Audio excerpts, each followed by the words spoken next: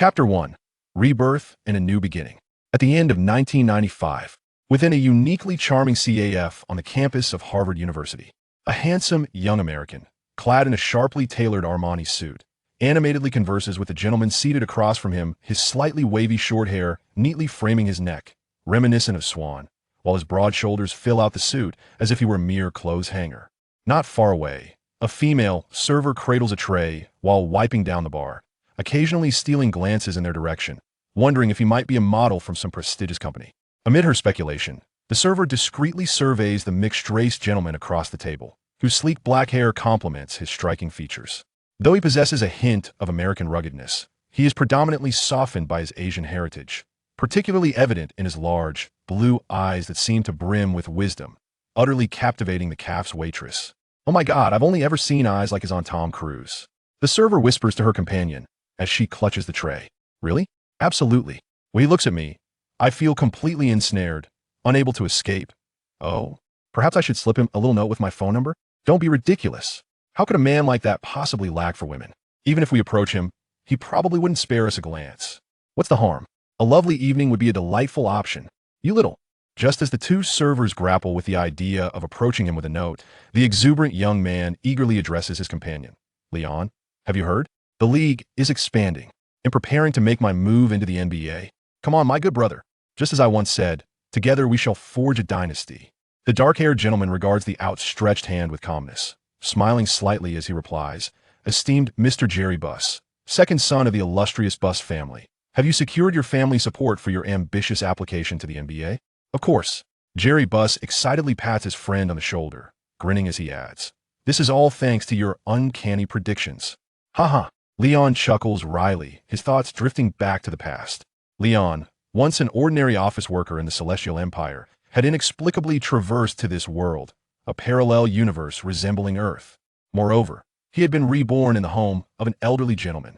Indeed, though that insufferable old man often claimed to be his father, it was shamelessly absurd for someone so aged, who could easily pass for his grandfather, to demand that he call him dad. In order to adapt and secure a better life, Leon begrudgingly complied, and thus, he has been calling him that for nearly 20 years.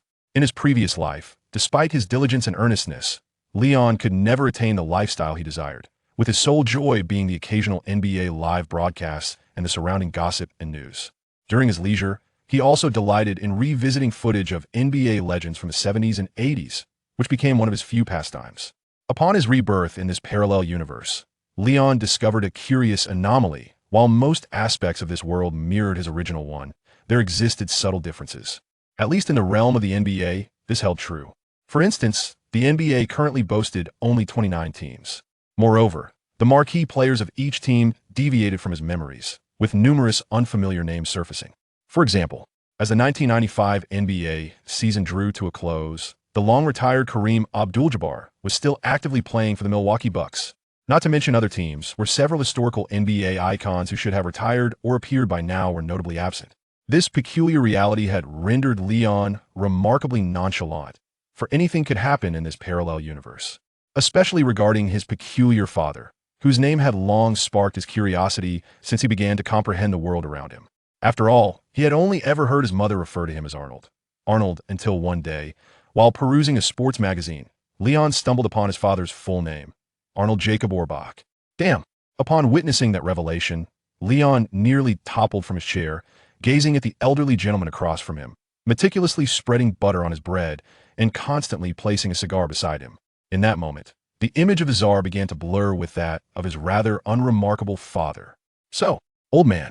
Leon hesitated, disbelief mingling with curiosity, yet he felt compelled to confirm. "What? And I've told you to call me Dad." The old man remained stern, not even glancing at his son, as he replied coolly. Leon disregarded his father's correction and pressed on with urgency. "Are you truly the head coach of the Celtics? The one who led them to 6 championships? What? You're only just realizing this now?" Orbach quipped, his gaze glimmering with mischief as he offered a rare smile. "You seem quite invested in the NBA. How could you not know what your father does?" "Fuck," Leon muttered under his breath, never having anticipated that he had transmigrated into the son of Orbach. Observing his father's aged yet robust demeanor, Leon was even convinced the old man could continue in the league for another 20 years without issue.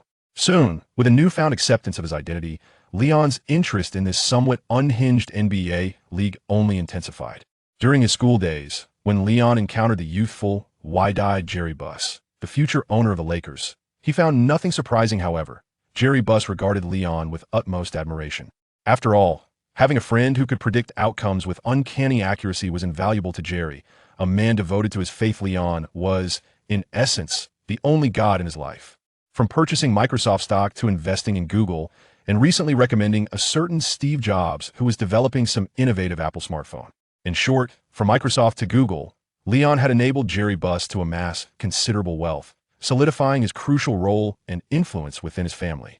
Of course, Jerry Buss was not insatiable whenever Leon suggested stocks or products. Buss would always ensure to make a purchase in Leon's name as well. Thus, while Leon's wealth may not rival that of the richest, he could certainly live a life of abundance on American soil as long as he avoided reckless indulgence. The bond between them, leading to their deep friendship, was primarily rooted in their shared passion for basketball, or rather, the NBA. Jerry Buss had expressed on numerous occasions his desire to acquire a team and build a dynasty alongside Leon. Yet, as the NBA league flourished, its popularity and viewership had eclipsed baseball and hockey in the United States, second only to the NFL. The owners of the 29 teams were firmly in control of their franchises, showing no intention of selling, which delayed Jerry Buss' aspirations. Leon often advised his friend to be patient, for he believed that the NBA league could not remain stagnant with only 29 teams. Indefinitely, the addition of a new team was inevitable. This notion left Jerry Buss skeptical, yet due to Leon's seemingly prophetic insights, he chose to bide his time, quietly awaiting the opportune moment. Finally, on Valentine's Day, February 14, 1995, the NBA Commissioner, Stern, convened a shareholders' meeting, proposing for the first time the idea of adding a new team in the West. On April 1, 1995, a follow-up meeting was held, where 50 shareholders agreed to the notion of expanding the league. On May 23, 1995, the inaugural public recruitment event commenced, with Jerry Buss participating as a representative of the Buss family, successfully submitting his candidacy. Meanwhile, in that CAF at Harvard University, it's so empty here. A dapper American gentleman in a brown-haired Armani suit stands before his seat, inquiring of the individual absorbed in a newspaper. "Have you been waiting long for me?" "Not long at all." The newspaper was folded and set aside, revealing a soft yet handsome visage, with long black hair parting to the sides, exposing striking blue eyes. "By the way, it's been years since we last met. What brings you here all of a sudden? Have you seen that Jobs fellow? Oh, you truly are miserly. You can't even spare a hug for an old friend after such a long time?" As he settled into his seat, he directed his attention to the newly arrived waiter, exuding charm. "A cup of coffee, no sugar, please." Then he turned his gaze back to his friend. "I have seen him, but I find that Jobs' ideas are a bit far-fetched. Are you certain his visions can come to fruition, Leon?" "Rest assured, he will change the world," Leon replied with unwavering conviction, adding, "just like Bill." All right, they'll take your word for it. They'll have the manager reach out to him when I return to see how much he needs." Jerry Buss shrugged nonchalantly. Leon shook his head in exasperation. "So, Jerry, let's not dwell on that. After years apart, you hurriedly called me yesterday, and now you've come Boston. What's the urgent matter?" Upon hearing his friend mention the crux of the issue, Jerry Buss wiped the smile from his face and straightened his expression. "Do you remember our pact from years ago?" Pact? You wretched man. I knew you had forgotten." All right. Let's set aside this trivial matter and get to the point." Leon waved his hand dismissively, as if it were a speck of dust easily brushed aside. "Have you forgotten what I said before you went to Harvard?" "Before I went to Harvard?"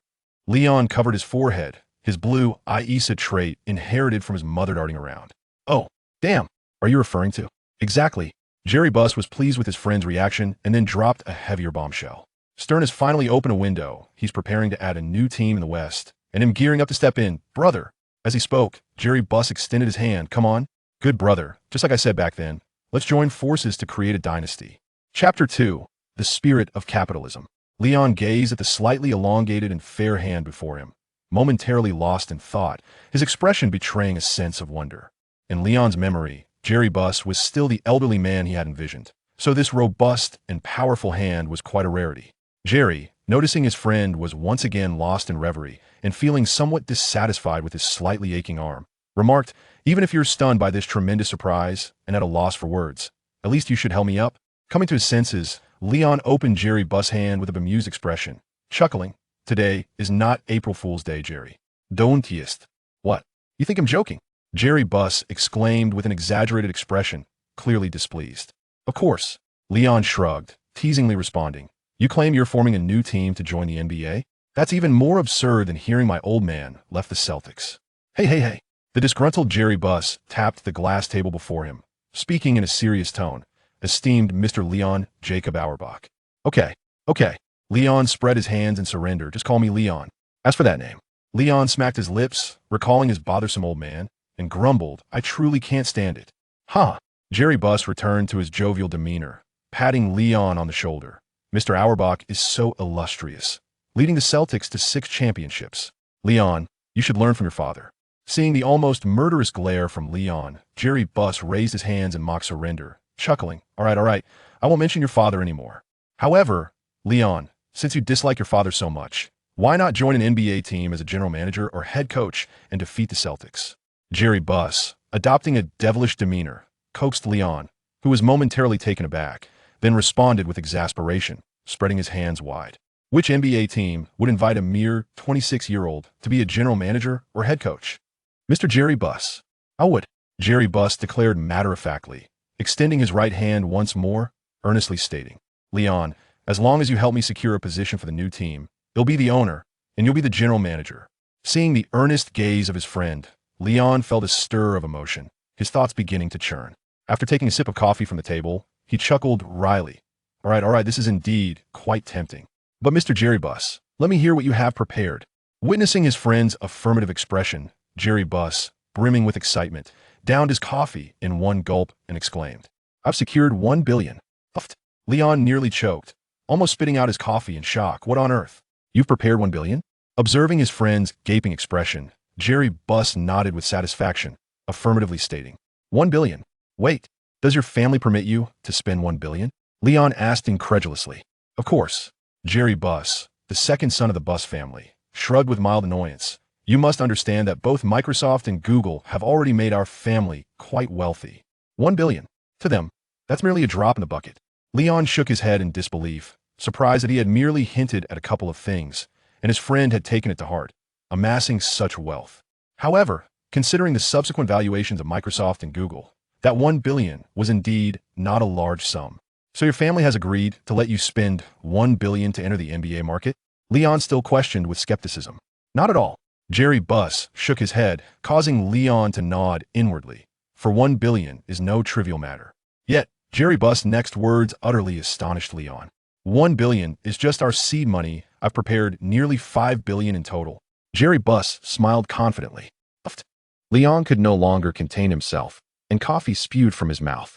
The waitress, who had been secretly observing from the side, hurried over with a napkin. Leon repeatedly apologized, yet the waitress's face blossomed with a radiant glow, almost leading her to whisk him away to the staff lounge. As he watched the waitress depart, her visage still aglow, Jerry Buss remarked with a frown, You still manage to annoy me, Leon. Huh, I was already quite dashing. But standing beside you steals my thunder. Damn that mixed blood. Leon was at a loss regarding his friend's thought process, yet his gaze inadvertently wandered to his lower region, where a certain someone claimed a dragon lay dormant. Nearly 26 years had not awakened the dragon, even in the liberally inclined America, leading Leon to mutter. What a waste of resources. What? Jerry Buss did not catch Liang's mumble and casually inquired. Nothing. So, do you really have $50 billion? Leon sought confirmation. Jerry Buss nodded, then added, Oh, by the way, there is also your $10 billion in here. When you return, you'll see how I'll make it suitable for you. Wait. Leon was utterly bewildered by his friend's convoluted logic and quickly pressed on. Why is there also my money in here? $10 billion. Are you joking? How could that be? Jerry Buss maintained a calm demeanor. Didn't you suggest I invest in Microsoft and Google stocks? When I bought them, I snagged a bit for you as well.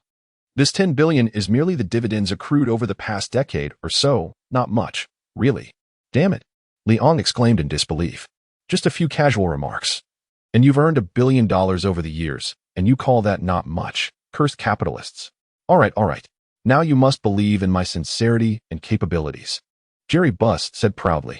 Well, Leon, having grasped the situation and gained a deeper understanding of his friend's prowess, smiled and inquired, So, what stage are we at now, esteemed team owner? Jerry Buss seemed to relish the title, nodding and responding with a smile, General Manager, Do remain patient. In a few days, Commissioner Stern will convene another shareholders meeting, including us bidders. By then, we should ascertain who the new team owner will be. Oh, who is our fiercest competitor? Leong pressed further. Paul Allen, the second in command at Microsoft, the one who co-founded it with Bill. Jerry Buss replied somewhat disgruntled. How dare he compete with Microsoft's largest shareholder for something? Leong gazed in silence at his loquacious friend and inquired, So, what are your thoughts? With an air of certainty, Jerry Buss replied, Of course, we should leverage our shareholder status to pressure him out of the bidding war. Is that effective? Leong questioned skeptically. Absolutely. Jerry Buss revealed a mischievous smile. I've already allied with Bill. He assured me he would firmly stand by our side. Moreover, Bill has pledged to persuade Paul, so we need not worry. In return, at the next board meeting, the Buss family will endorse Bill as Microsoft's chief executive officer. Leong, observing his self-assured friend, displayed a displeased expression. This is truly the essence of damned capitalism. Chapter 3. Candidates January 2nd, 1996. On the second business day of the new year, the NBA headquarters in New York hosted a gathering of team owners and several major shareholders from the league. Apart from the team owners, some had brought their general managers and coaches, fully aware that the matters to be discussed were closely related to their teams. As the owners mingled, exchanging pleasantries and engaging in discussions about topics of mutual interest, the atmosphere became lively. With a crisp sound from the microphone, the venerable Commissioner David Stern, accompanied by his aides Adam Silver and John, made his way to the podium. Stern rapped his knuckles on the microphone and, with his magnetic voice, intoned, Good day, esteemed owners and colleagues. Happy New Year. As the NBA's figurehead appeared, the team owners settled into their seats, some of whom held reservations about Stern, yet it was undeniable that under his stewardship, the NBA had flourished over the past decade. Regardless of whether they owned top-ranked teams or those languishing at the bottom, each owner had managed to reap some financial benefit, bolstering Stern's position as commissioner.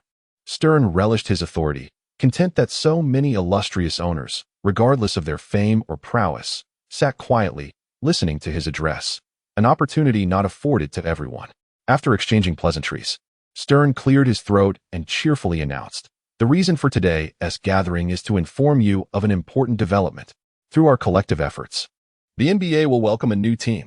A smattering of applause resonated through the hall, though Stern remained unfazed, continuing with a smile after a rigorous selection process.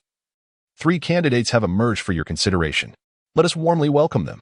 A more enthusiastic round of applause erupted as the audience turned towards the entrance, where the first candidate sauntered in with a casual swagger, dressed in hip-hop attire, complete with an ostentatious gold chain and flip-flops. His flamboyant yellow hair drawing the attention of many owners. The owner of the Warriors reacted most dramatically, nearly spitting out his water. Meanwhile, Stern, seated at the podium, flashed a benevolent smile. Let us welcome the league's first Mr. Percent, the legendary Wilt Chamberlain. The hall reverberated with scattered applause as the attendees paid their respects to this iconic figure from the league's history. However, this respect was only relative among a gathering of billionaires. Many regarded a former player, regardless of his stature, with a degree of disdain, particularly due to Chamberlain's unconventional attire, which seemed to mock the formality of the occasion. Donald Sterling, the owner of the Los Angeles Clippers, displayed overt disdain, muttering, Damn it, that black guy has soured the air here.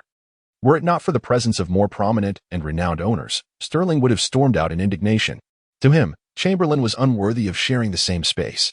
Additionally, Sterling had learned through his channels that the new team was likely to be based in Los Angeles, which further irked him.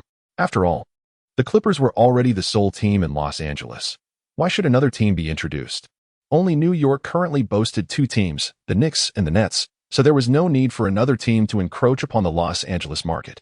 With its proximity to Hollywood, Los Angeles enjoyed a unique geographical advantage, attracting countless tourists and residents alike. The Clippers' home arena profited immensely from daily visitors, contributing to Sterling's wealth despite the team's underwhelming performance. Thus, it was inconceivable for Sterling to accept another team in Los Angeles.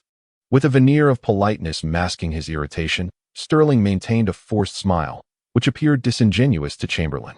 Yet, oblivious to the tension, Chamberlain settled into the candidate's seat, awaiting the proceedings. Let us now welcome our second candidate, President Paul Allen from Microsoft. Stern's resonant voice announced.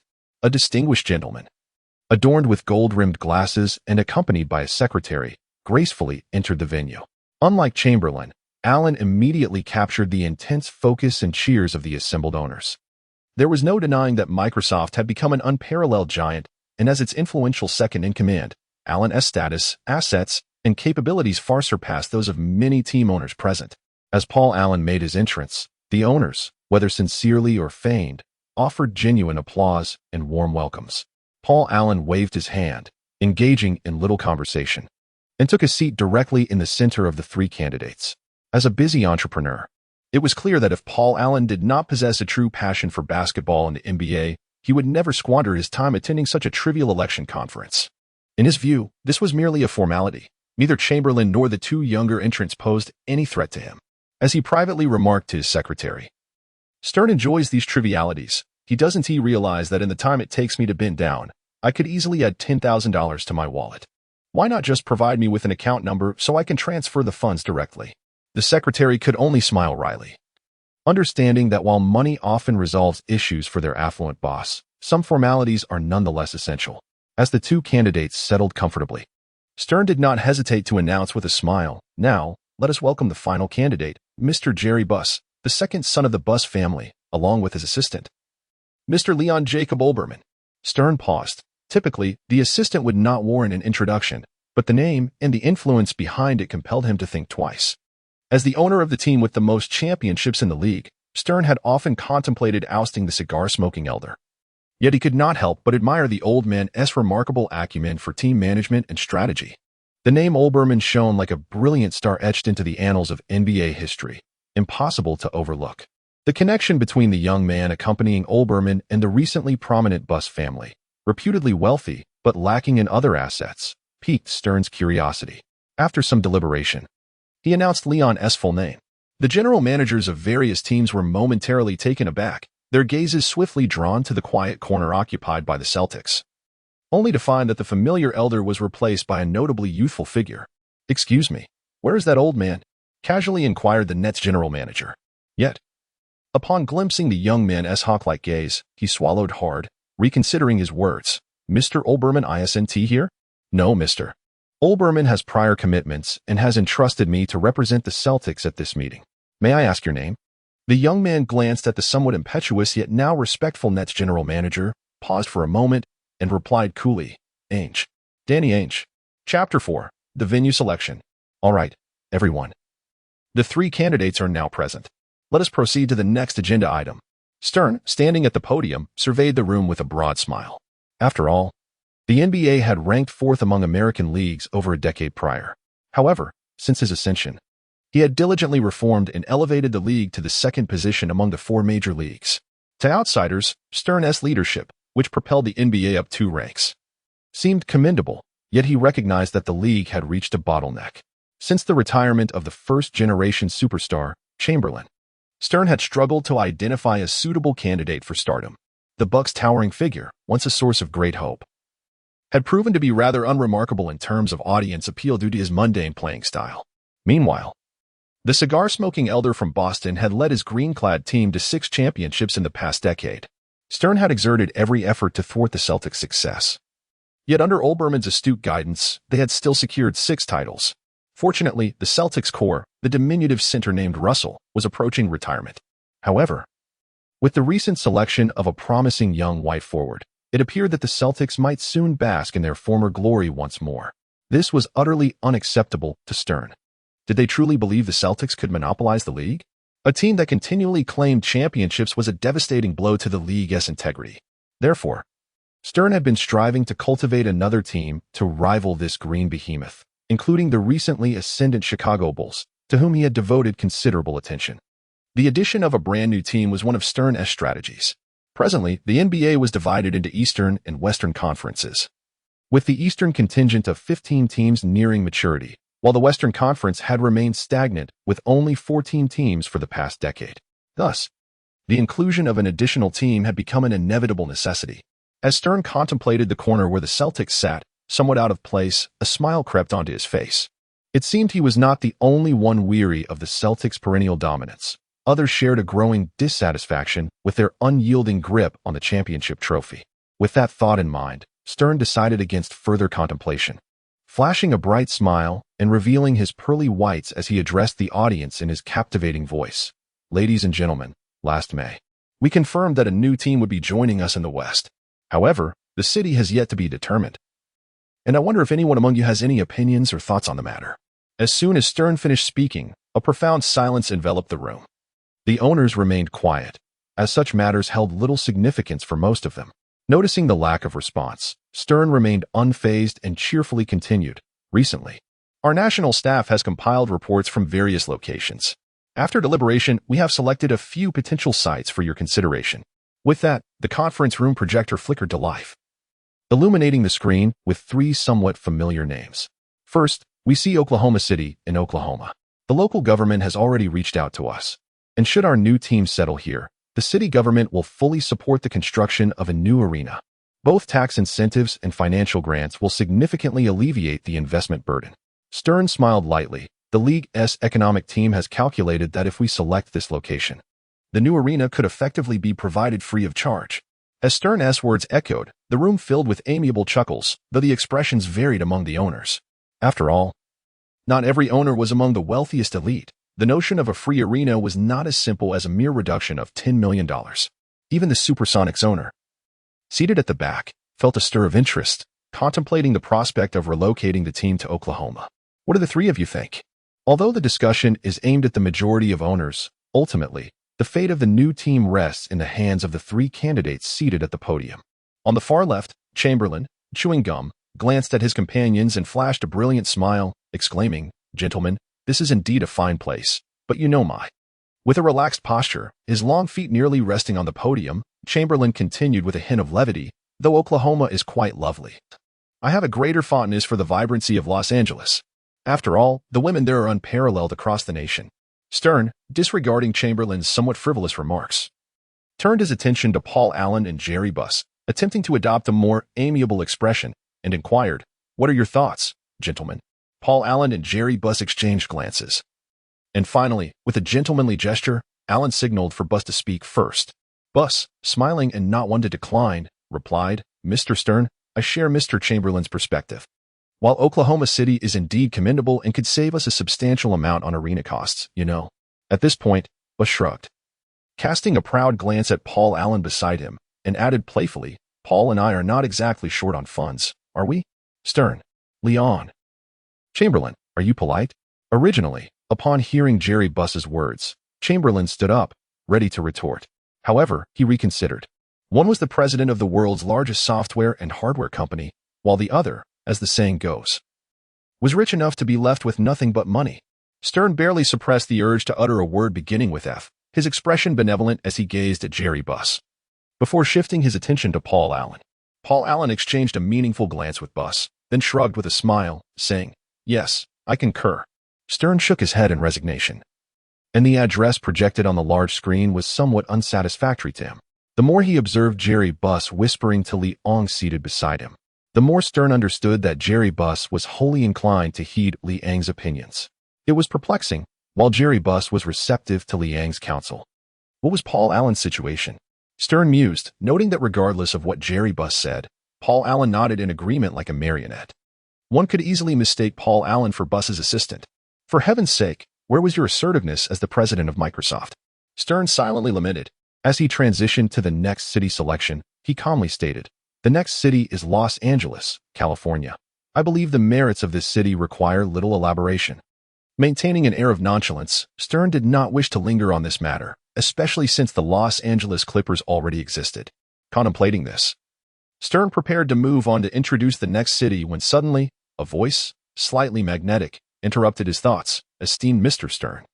Stern was taken aback and turned to see Liang, who had been silent throughout, slowly rising.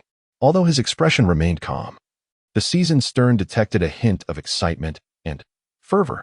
"Mr. Stern, after discussions with Jerry, we unanimously believe that Los Angeles is the most suitable city for establishing a new team." Paul Allen, "Indeed, I feel the same." Chamberlain, "Los Angeles is indeed quite good." Stern was momentarily stunned. After evaluating nearly 10 cities, the three candidates ultimately focused on this West Coast city. However, he did not dwell on it too much. If Los Angeles truly was a fitting choice, then why not? Just as he was about to finalize Los Angeles as a candidate, a voice rang out in the hall. I oppose. Chapter 5 Team Name I oppose. A somewhat exasperated voice echoed throughout the venue. Everyone turned to see the Clippers owner, Sterling.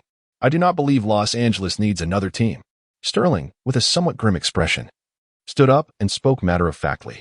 It appeared that Mr. Sterling was quite displeased with the prospect of a new team in Los Angeles. Leon wore a playful smile.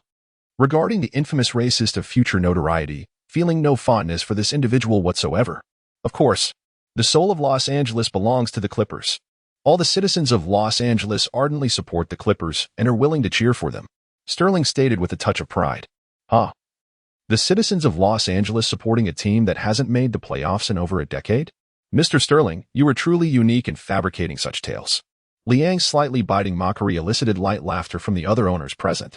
As someone without substantial personal power yet occupying one of America's prime cities, Sterling was, in the eyes of other team owners, somewhat inconsequential. Moreover, as one of Sterling's most important enterprises, the Clippers had failed to reach the playoffs during their years in Los Angeles, leading the other owners to regard him with a degree of disdain.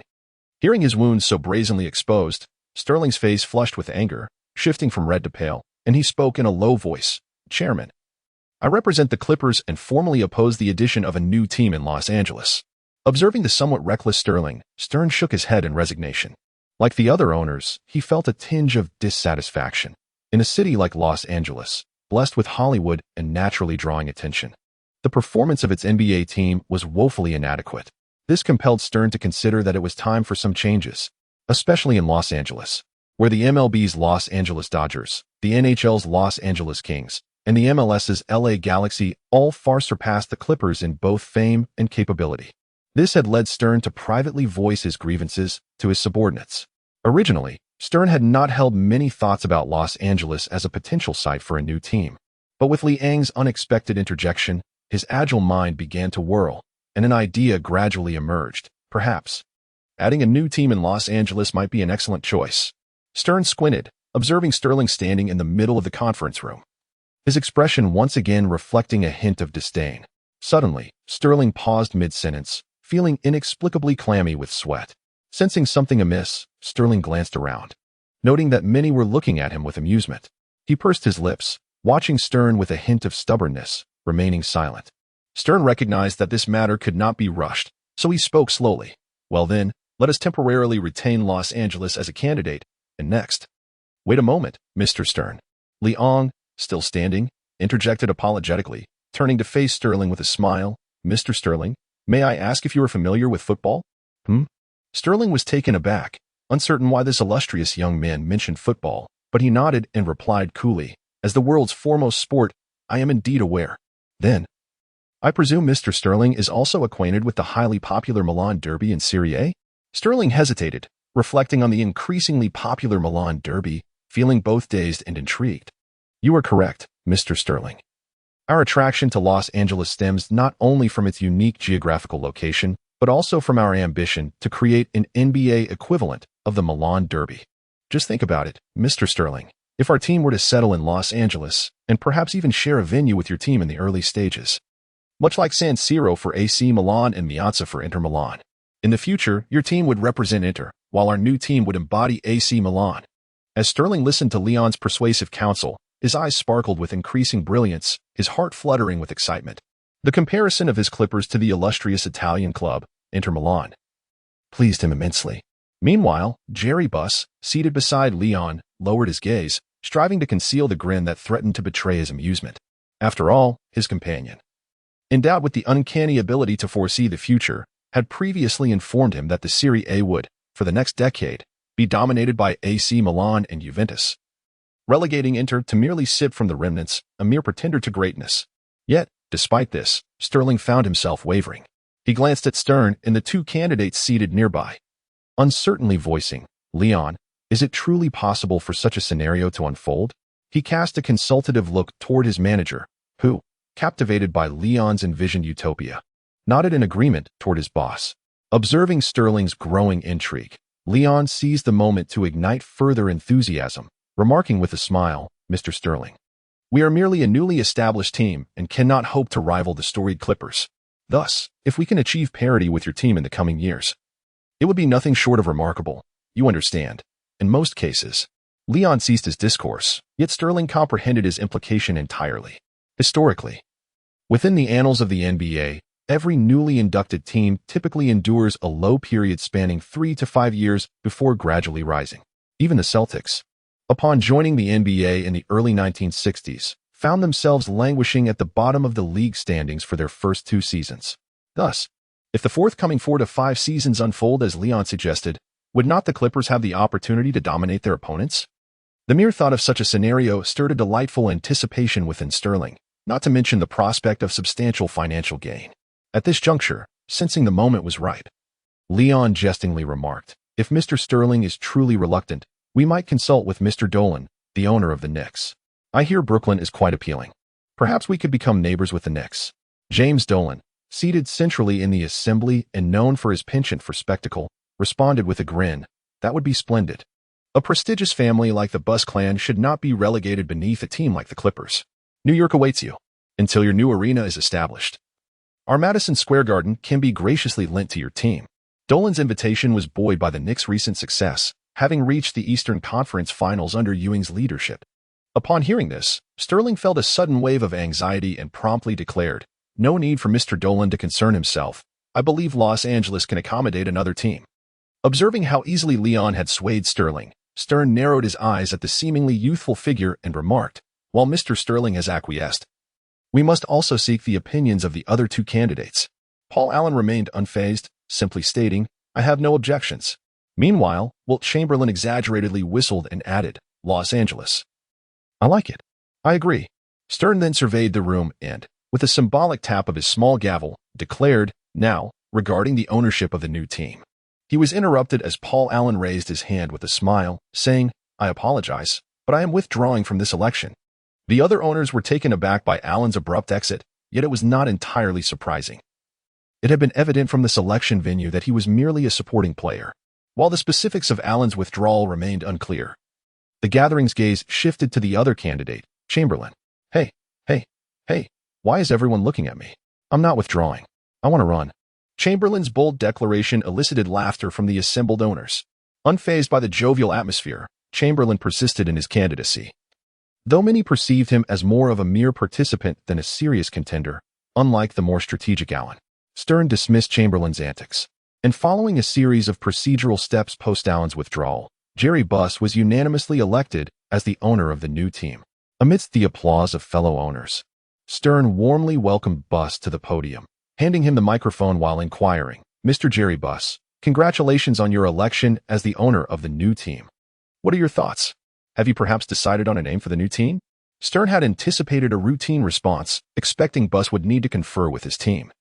But to his surprise, Buss nodded with a smile and replied, "In fact, before coming here, I had already discussed the name of the new team with Leon." "Oh?" Stern's interest piqued, and the other owners leaned in with curiosity. "What name have you chosen?" Buss turned to Leon, who nodded affirmatively, as if imparting an empowering force. Then, holding the microphone with a steady yet resonant voice, Buss declared, "We wish to name the new team the Lakers. Los Angeles Lakers." Chapter 6. 3 years. Time flew swiftly. Mere days after the conclusion of the NBA shareholders' meeting, Stern convened a press conference to officially announce the Los Angeles Lakers' induction into the league. As the captain of the Lakers, Jerry Buss naturally attracted a flurry of attention from the press. Meanwhile, Leon, who had been serving as Buss's assistant, garnered media interest due to his unique background. Particularly, some journalists from Boston, armed with their gathered insights, sought the opinion of Celtics owner, Mr. Auerbach. Auerbach remained remarkably composed, stating, I know that young man. He underestimates the complexities of the league. Even if I were to establish a new team now, it would be fraught with challenges. However, if he is willing to humble himself and apologize to this old man, I might lend him a hand." As Auerbach casually extinguished the tip of his cigar and savored a puff, he concluded, "Building a team and establishing it within this league is not as simple as child's play."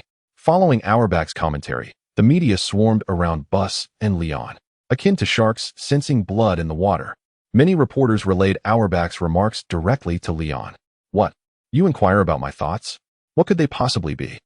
Leon maintained his composure before the throng of reporters, yet his determination was evident as he retorted, "To be frank, my father's approach is outdated. He is merely an old man who sits on the sidelines, brandishing his authority with a cigar. A collective gasp of excitement rippled through the reporters as they heard Leon's audacious dismissal of the Celtics' veteran leader. After all, one of the new team's leaders was challenging the established powerhouse's owner. The narrative potential was immense. However, a journalist, emboldened by the unfolding drama, pressed on, but Mr. Auerbach has led the Celtics to 6 championships. Oh, 6 championships over a lifetime, you say? Leon replied with a sidelong glance at the ESPN reporter, his tone laced with mockery. And you? The reporter retorted, as narrowing with ill intent. Leon paused momentarily and remarked with a hint of determination. I cannot ascertain how many championships I will secure during my tenure, but one thing is certain, 5 years. In 5 years, alongside my dear brother Bus, I shall lead the Lakers to overturn the Celtics' reign. Leon observed the astonished gazes of those present, nodding affirmatively as he declared, Indeed, it will only take 5 years. I assure you. The profound repercussions of this unconventional press conference were beyond his comprehension at that moment. He found himself seated in a spacious apartment along Sunset Boulevard in Los Angeles, diligently scrutinizing the reports from Hanzuka. Beside him was the ever-chattering and exuberantly animated Jerry Buss. Hey, Boar, what you said in front of the reporters was truly invigorating, Jerry exclaimed, pacing excitedly around the room, oblivious to his hands' restless clapping and the flurry of fan swords that betrayed his inner turmoil. Well, they are merely a bunch of opportunistic journalists, regardless of what I declared. Until we achieve results, we are but boastful jesters, Leon replied, shaking his head patiently. Not to worry. At least we've made a name for ourselves, haven't we? Jerry enthused, moving closer to Leon and downing a cola that rested on the table. He hesitated momentarily under his friend's mildly disapproving gaze before asking, Leon, tell me the truth. Were your words to the reporters mere bluster, or do you genuinely have intentions behind them? That statement, of course, the one about overturning the Celtics' dominance within 5 years. Jerry looked at his friend, seriousness etched on his face. Oh, you mean that one? Leon finally lifted his head, rubbing his brow lightly, and replied nonchalantly that was just a response to placate the reporters. So it was mere bravado. Jerry murmured, disappointment creeping into his tone. Hey, buddy, what are you thinking? Leon, with a mix of exasperation and amusement, regarded his disheartened friend and confidently asserted, in truth, I have devised a detailed plan. 5 years is an eternity. That was merely my way of handling those pesky journalists. Huh? Jerry's eyes brightened, lifting his head once more, a serious yet hesitant expression adorning his face. So, you mean, how many years? 3 years. Beat LA. Beat LA. Beat LA. A cacophony of noise drifted in from outside, prompting Jerry to furrow his brow. Approaching the window, he drew back the curtains to behold a sparse gathering of fans draped in Clippers gear, parading and protesting with banners. A sense of irritation washed over him. It's truly absurd that such a pathetic team as the Clippers could amass so many diehard supporters. Leon chuckled and shook his head, listening to his friend's grievances with an understanding demeanor.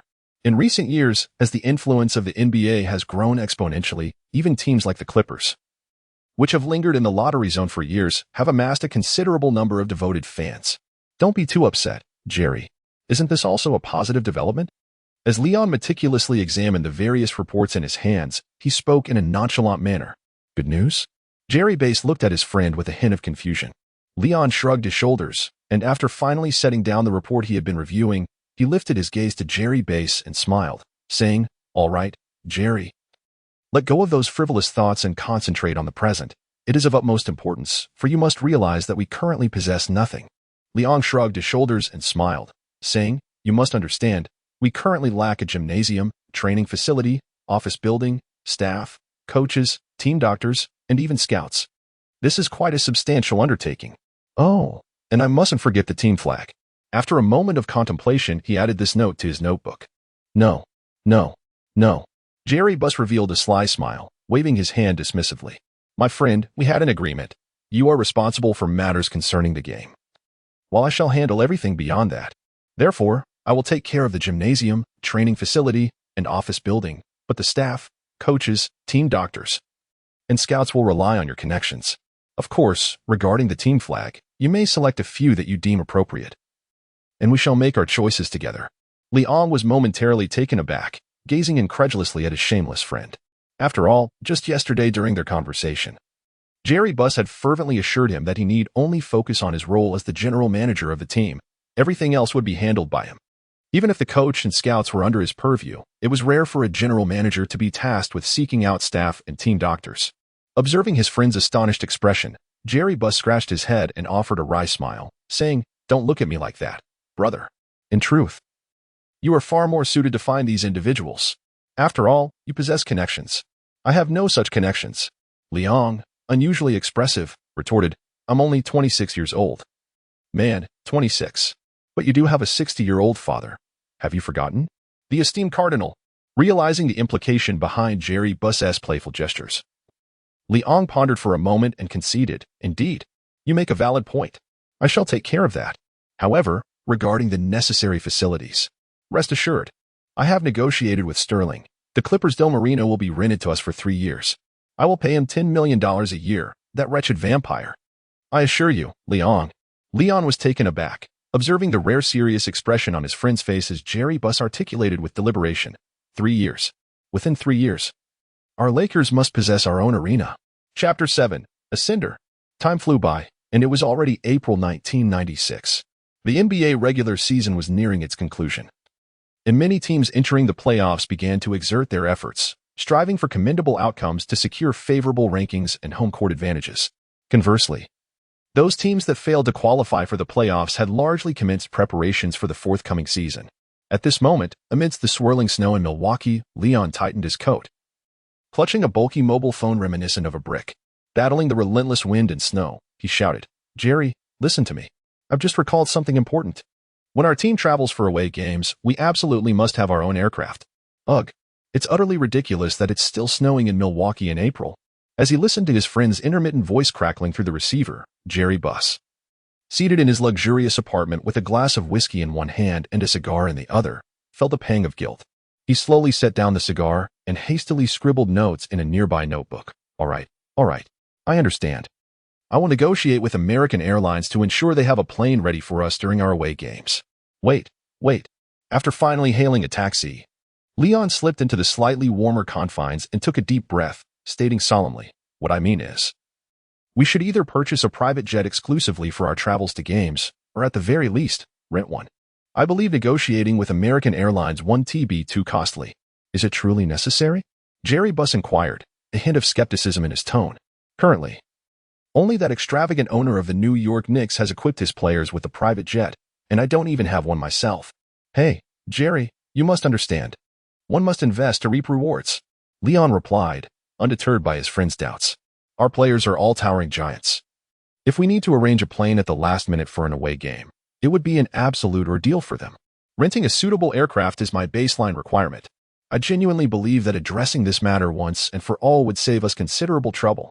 He handed the driver a note with the destination, continuing with the bulky phone. "Moreover, I assure you that purchasing a private jet will inevitably lead to profits." All right. I will contemplate this matter. But what brings you to Milwaukee at this time?" Jerry Buss asked, puzzled. As a new team manager should be preparing for the roster for the upcoming season. According to the current regulations, all 29 teams in the league would have 8 protected players, and beyond these 8, the new team could select 12 to 15 players from the remaining pool to form its roster.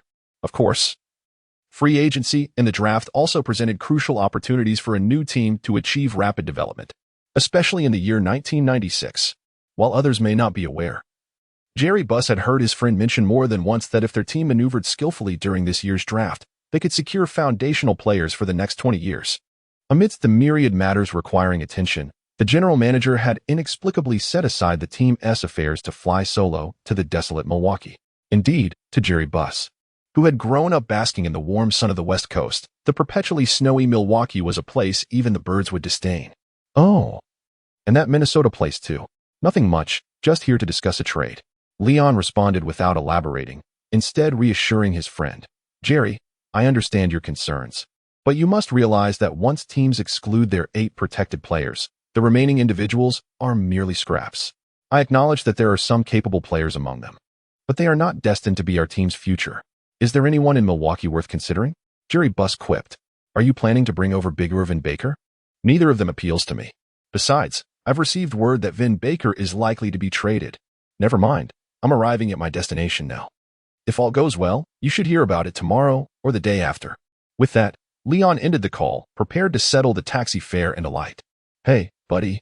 How do you know Vin Baker is being traded? Who are you? A scout? The taxi driver looked at Leon with eager curiosity, earnestly stating, if you share the insider details with me, I'll waive the fare. Oh, even if I told you, how would you know I was being truthful? Leon chuckled, extracting a $20 bill from his bag and handing it to the driver as he exited the vehicle. Before departing, Leon leaned against the car window, smiling as he said, it won't hurt to tell you, the Bucks are planning to trade Vin Baker for the Supersonics Kemp. Sean Kemp. What? Is that true? In the face of the driver's astonished expression, Leon smiled and waved goodbye. In Leon's recollection, both Vin Baker and Sean Kemp had achieved peak performance with their respective teams. However, after their departures, their rapid decline in form was nothing short of astonishing. Whether it was Vin Baker's struggles with alcoholism or Sean Kemp's association with substances, their conditions had deteriorated markedly. It could only be said that self-discipline is a rare quality among NBA players. Yet, as for the prospect of trading Vin Baker for a still ascending Rain Man, the Milwaukee taxi driver was undeniably excited. However, Leon knew that such exhilaration would not endure for long, likely within a season or two. The driver would lament the decline of the Rain Man. Nevertheless, such concerns were beyond Leon's purview. He briskly walked a few steps to a residence that, while not expansive, still exuded a sense of opulence and rang the doorbell. Ding dong, ding dong. Accompanied by the chime, a deep, mature voice resonated from within. Who is it? Good day, Mr. Ascender. I am Leon, the general manager of the Lakers. I had previously arranged to visit you. Leon spoke with a hint of respect.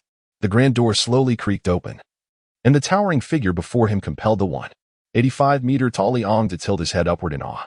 As the legendary figure materialized before him, a wave of excitement coursed through him, causing his voice to tremble involuntarily. Mr. Ascender, I hope my unexpected visit does not disturb you.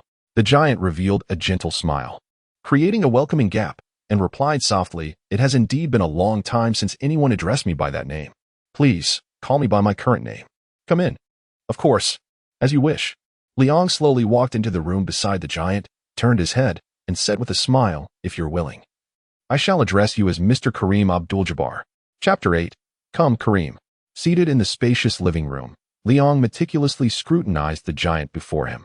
His thinning hair and somewhat rugged beard exuded a sense of carefree abandon, yet his profound gaze conveyed a sense of steadiness, complemented by the marks of time etched upon his face. Although his towering stature inadvertently instilled a slight sense of intimidation in others, the warm and gentle smile that frequently adorned his visage suggested that this giant was, in fact, a kind-hearted individual. A light cough disrupted the prevailing silence. Enduring the persistent scrutiny of another without uttering a word could evoke discomfort. I wonder what brings Mr. Leon all the way from the warm embrace of Los Angeles to Milwaukee. Coffee? Or perhaps juice? Just warm water, thank you. With a smile, Jabbar rose and handed a cup of warm water to Leon, while also feeling somewhat curious about the visitor's purpose, as he had always been a man of directness, unafraid to pose questions face to face. Leon, realizing his rudeness, rose from his seat and accepted the warm water, slightly bowing his head in an expression of apology. I sincerely apologize, Mr. Jabbar. The man across from him, however, appeared not to take it to heart, merely waving his hand to convey that it was of no consequence. As he continued to await further discourse, I have come here today solely to extend an invitation for you to join our team, Mr. Jabbar. Your team? Jabbar inquired, taken aback by the unexpected proposition. Yet, he had encountered similar overtures numerous times over the years. During his prime, many team managers and even staff members had, either deliberately or inadvertently, sought to gauge his interest in joining their ranks. Each year, no fewer than a dozen individuals would approach him, making countless promises, all in hopes of eliciting a simple nod of agreement from him. Upon hearing Jabbar's confusion, Leon promptly retrieved a business card from his satchel, standing to present it to Jabbar with both hands, introducing himself with a hint of reverence. I am Leon Jacob Olbach, the transfer manager of the Los Angeles Lakers. Meeting Jabbar's gaze, which was a blend of curiosity and understanding, Leon preemptively elaborated without waiting for a question. Indeed, Mr. Jabbar, you are correct. Arnold Olbach of the Celtics is my father. Oh, how intriguing, Jabbar remarked, his eyes lighting up slightly as he teased. So, the son of Mr. Olbach is also seeking a place in the league. Leon, with a faint smile tinged with resignation, shook his head and replied, thus, in the presence of others, I prefer to be known simply as Leon. I aspire to carve out my own path through merit, rather than relying on my father's reputation. Jabbar took a sip of his coffee, a gentle smile gracing his lips as he remarked, a young man with ambition, indeed. By the way, what was that you mentioned? The Los Angeles Lakers? I was under the impression that no such team existed in the league. Perhaps Mr. Jabbar has not been keeping up with the news lately. For Mr. Stern has already announced the addition of a new team to the West, and it has been confirmed that it is indeed our Los Angeles Lakers. Leong provided a brief introduction to the origins of the Los Angeles Lakers, prompting a rare whistle from Jabbar. Indeed. To have that miser Sterling share a venue with you all, it seems your capabilities are not to be underestimated. Mr. Sterling is rather generous. Leong, feeling somewhat bashful, scratched his head without offering much further explanation. I apologize. I have scarcely followed basketball news since the conclusion of this year's regular season. After nearly 2 decades immersed in basketball, it has become quite overwhelming. While my passion for the sport remains undiminished, I strive to distance myself from basketball interactions during the off-season, Jabbar explained casually, eliciting Liang's agreement. Indeed, Mr. Jabbar. And we have not extensively promoted the establishment of our new team. In this league, no amount of publicity can rival the tangible achievement of securing a championship, can it? As Liang spoke with a hint of ambition, Jabbar's gaze narrowed slightly before softening once more, and he remarked with a smile, I must say, the Los Angeles Lakers have an insightful and visionary general manager. You flatter me, Mr. Jabbar. Liang humbly shook his head and proceeded to provide Jabbar with a brief overview of the team's fundamental details. After the introduction, Jabbar continued to sip his coffee in silence for a considerable time, while Liang patiently sipped warm water. At last, Jabbar's somewhat weighty voice shattered the tranquility. I must apologize, Mr. Liang. Furrowing his brow, Jabbar contemplated for a moment before deciding to speak candidly. Please forgive my frankness. While the Los Angeles Lakers boast an exceptional young talent like yourself, this team has only just joined the league this year, has it not? As a seasoned player and established star, Jabbar felt compelled to consider his future, as the prospect of joining a new team left him with little sense of direction. Listening to Jabbar's words, Leon found no fault in his reasoning. After all, it is entirely justifiable for a player to prioritize his own interests. However, Leon's decision to venture into Milwaukee was twofold. First, it stemmed from the current chaotic temporal landscape, where Jabbar, who should have retired after the 1988 to 1989 season, remained active on the professional stage. Second, it was influenced by the narrative of Jabbar's past with the Lakers. Although Jabbar clinched championships with the Bucks, his rise to prominence and his status as one of the brightest stars in NBA history were forged in Los Angeles. Thus, Leon was willing to take a chance, aiming to provide this enduring giant, still struggling with the Bucks, a more glorious conclusion. After organizing his thoughts, Leon deemed it best to speak candidly. Kareem, is it acceptable for me to address you as such? Upon receiving an affirmative response, Leon continued, I believe it would be more beneficial for us to engage in an open conversation. Of course, Jabbar replied with a smile. Kareem, you're 36 years old this year, correct? After confirming, Leon pressed on, I wonder if you still have any aspirations regarding your basketball career? Jabbar paused, caught off guard. He had never given this matter much thought. Now confronted with it by Leon, he realized how much time had passed, especially when considering his contemporaries, many of whom had already retired or succumbed to injuries, like that undersized center from the Celtics, who was reportedly facing his final season at just 35. Leon gazed at Jabbar's contemplative expression and continued, Forgive my candor, but it is quite challenging for you to attain anything, whether in the club or the national team. Jabbar furrowed his brow, seemingly in disagreement with Liang's assertion, and retorted, I concede regarding the national team, although I have announced my retirement. You must understand that the Bucks are formidable contenders for the championship in the Eastern Conference. Leon's discourse was interrupted, yet he remained unfazed. For he understood that persuading Jabbar required him to articulate his views, gradually analyzing them for him, much like he was doing now. Kareem, I concede that the Bucks are quite competitive in the East. However, you are aware that apart from the recently ascendant Knicks led by Ewing, there are also the 76ers under the guidance of Moses Malone. Of course, looming above them are my father and his Celtics, and let's not forget those Pistons. To be frank, I fail to see how the Bucks could emerge from this pack of wolves in the East. Jabbar pressed his lips together, remaining silent. Leon continued, peeling away layers of doubt. As for the Bucks, I suspect, Kareem, that the past 2 seasons have not brought you much joy, have they? Jabbar contemplated replying, but ultimately chose to remain patient, awaiting Leon's next words. Well versed in history, Leon knew Jabbar had always yearned for the allure of a grand city.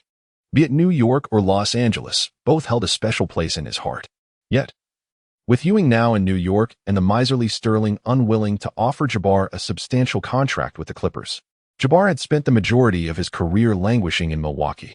Observing Jabbar's evident hesitation, Leon delivered his most devastating blow. Moreover, I have it on good authority that the Bucks do not intend to offer you a contract that matches your worth next season, and in fact, your current salary of $2.5 million may even decrease. After all, you are 36, are you not? Jabbar fell into contemplation, realizing that Leon's words rang true. If that were indeed the case, did it mean he was truly aging? Was he becoming too old to play? Yet, last season, he still averaged 19.2 points and 8.7 rebounds. How could everything have changed so drastically in just one season? If this were the reality, then perhaps joining the Lakers in Los Angeles would be a splendid choice, especially since he had always dreamed of living in a city with a better climate, alongside his family. After dedicating a lifetime to the Bucks, it was time to think of himself. Leon, well aware that while Jabbar was indeed 36, he had not yet reached his peak, recalled that in a previous life, Jabbar played until he was 42. In his final season, he still managed an impressive 24 points and 13 rebounds in the finals. Thus, Leon was resolute in his pursuit of this seemingly discarded veteran, who other teams deemed past his prime. Come now, Kareem. The Los Angeles Lakers need you. I assure you, your salary will not only double, but you will remain the starting center for the Lakers until your retirement. You must wield your talent vigorously against those who doubt you, and let them know you are forever the unparalleled skyhook of the league. Chapter 9. Negotiation. With Herbert, must be said that Leon's final words genuinely stirred something within Jabbar. Although he had previously thought that joining the Lakers was a wise decision, given the backing of such a grand city, Leon's assurances that he would not be treated like a mere afterthought by the parsimonious Clippers owner resonated deeply. At the very least, he wouldn't be earning less than he currently was, Jabbar mused, though he maintained a composed demeanor. It is worth noting that even a naive rookie, after navigating the league's complexities for nearly 2 decades, would become adept at handling its intricacies. Furthermore, he had already secured a championship with the Bucks, albeit only one. But in terms of accolades, his aspirations were not as fervent as before. After all, 80 of players in the league might never touch that trophy, let alone reach the finals. Especially in the past decade, with the Eastern Conference dominated by the Green Monster, fewer players had the opportunity to grasp the trophy. Hence, Jabbar's thirst for glory had diminished. If the opportunity arose, splendid. If not, he would not be disheartened. He should now focus on showcasing his dwindling basketball prowess while securing a lucrative and stable income.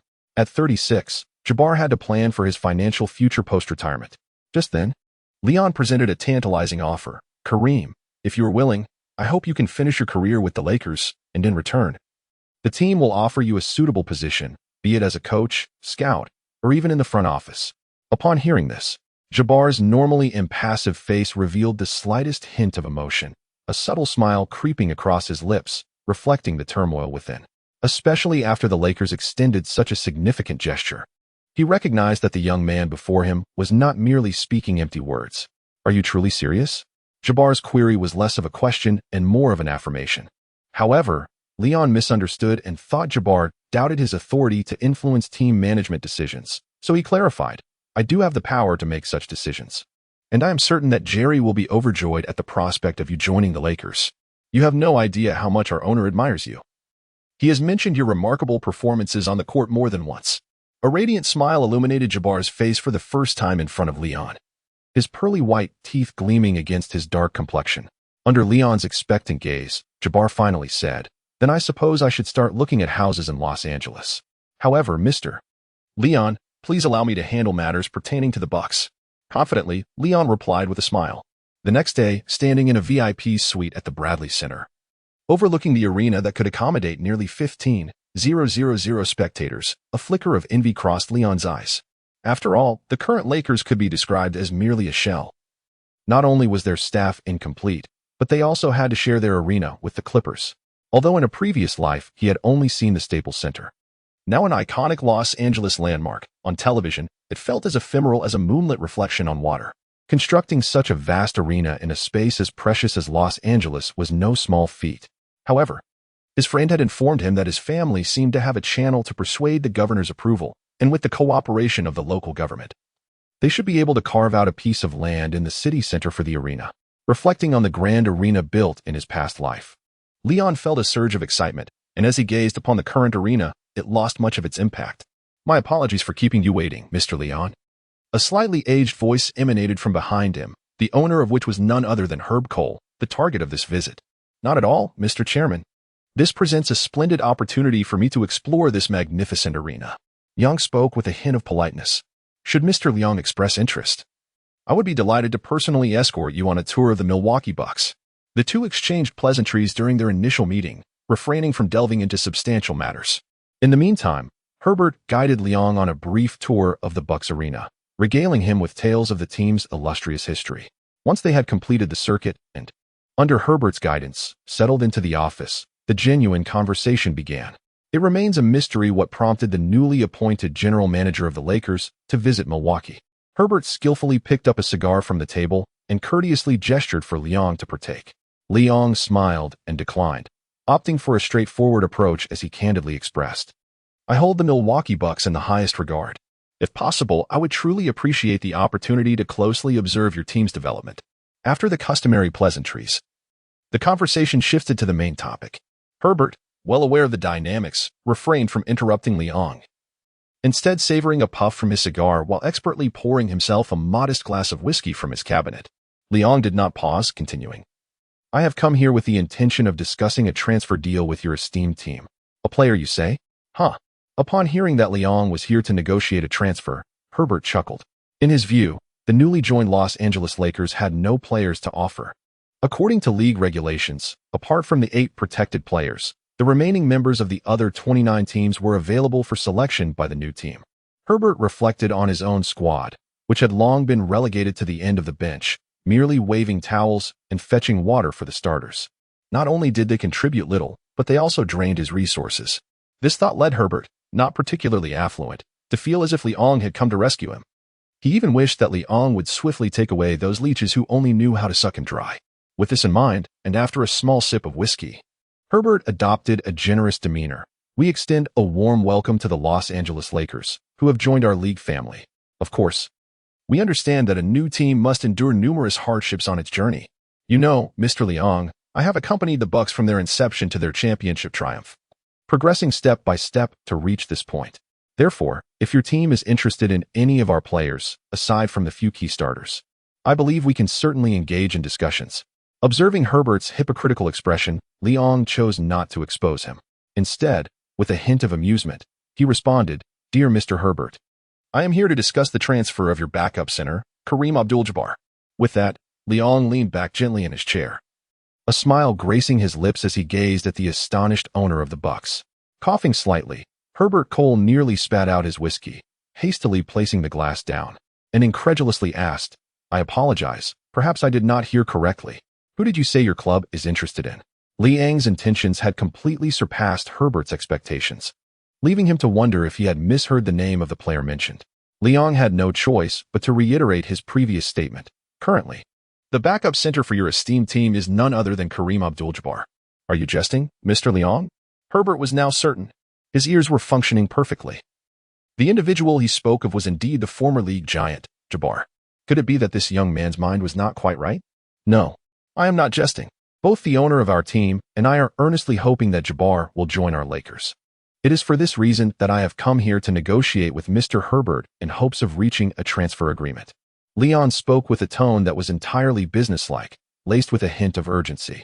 He aimed to convey to Herb that he was not jesting, while simultaneously demonstrating to the Bucks the Lakers' unwavering determination to acquire Kareem Abdul-Jabbar. "Impossible," Herb instinctively retorted. "Kareem is a vital component of the Bucks." However, Leon leisurely replied, "Mr. Herb, you must realize that Kareem is already 36 years old. Furthermore, next year, his contract will reach an astonishing $3.5 million. Upon gazing at Leon's devilish visage, Herb suddenly paused. As the team owner, he typically paid little attention to the team, yet he was aware that this season, due to various injuries, Kareem had scarcely played. Nevertheless, he was still obligated to pay nearly $3 million in salary.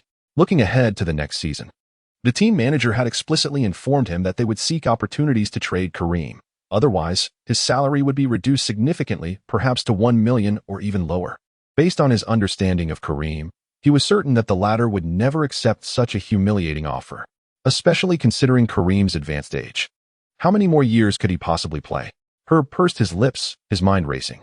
Observing Leon's determined demeanor, he suddenly pondered another question. The other party's audacity in discussing Kareem's transfer suggested they must have come prepared. Had they perhaps already reached an agreement with Kareem himself?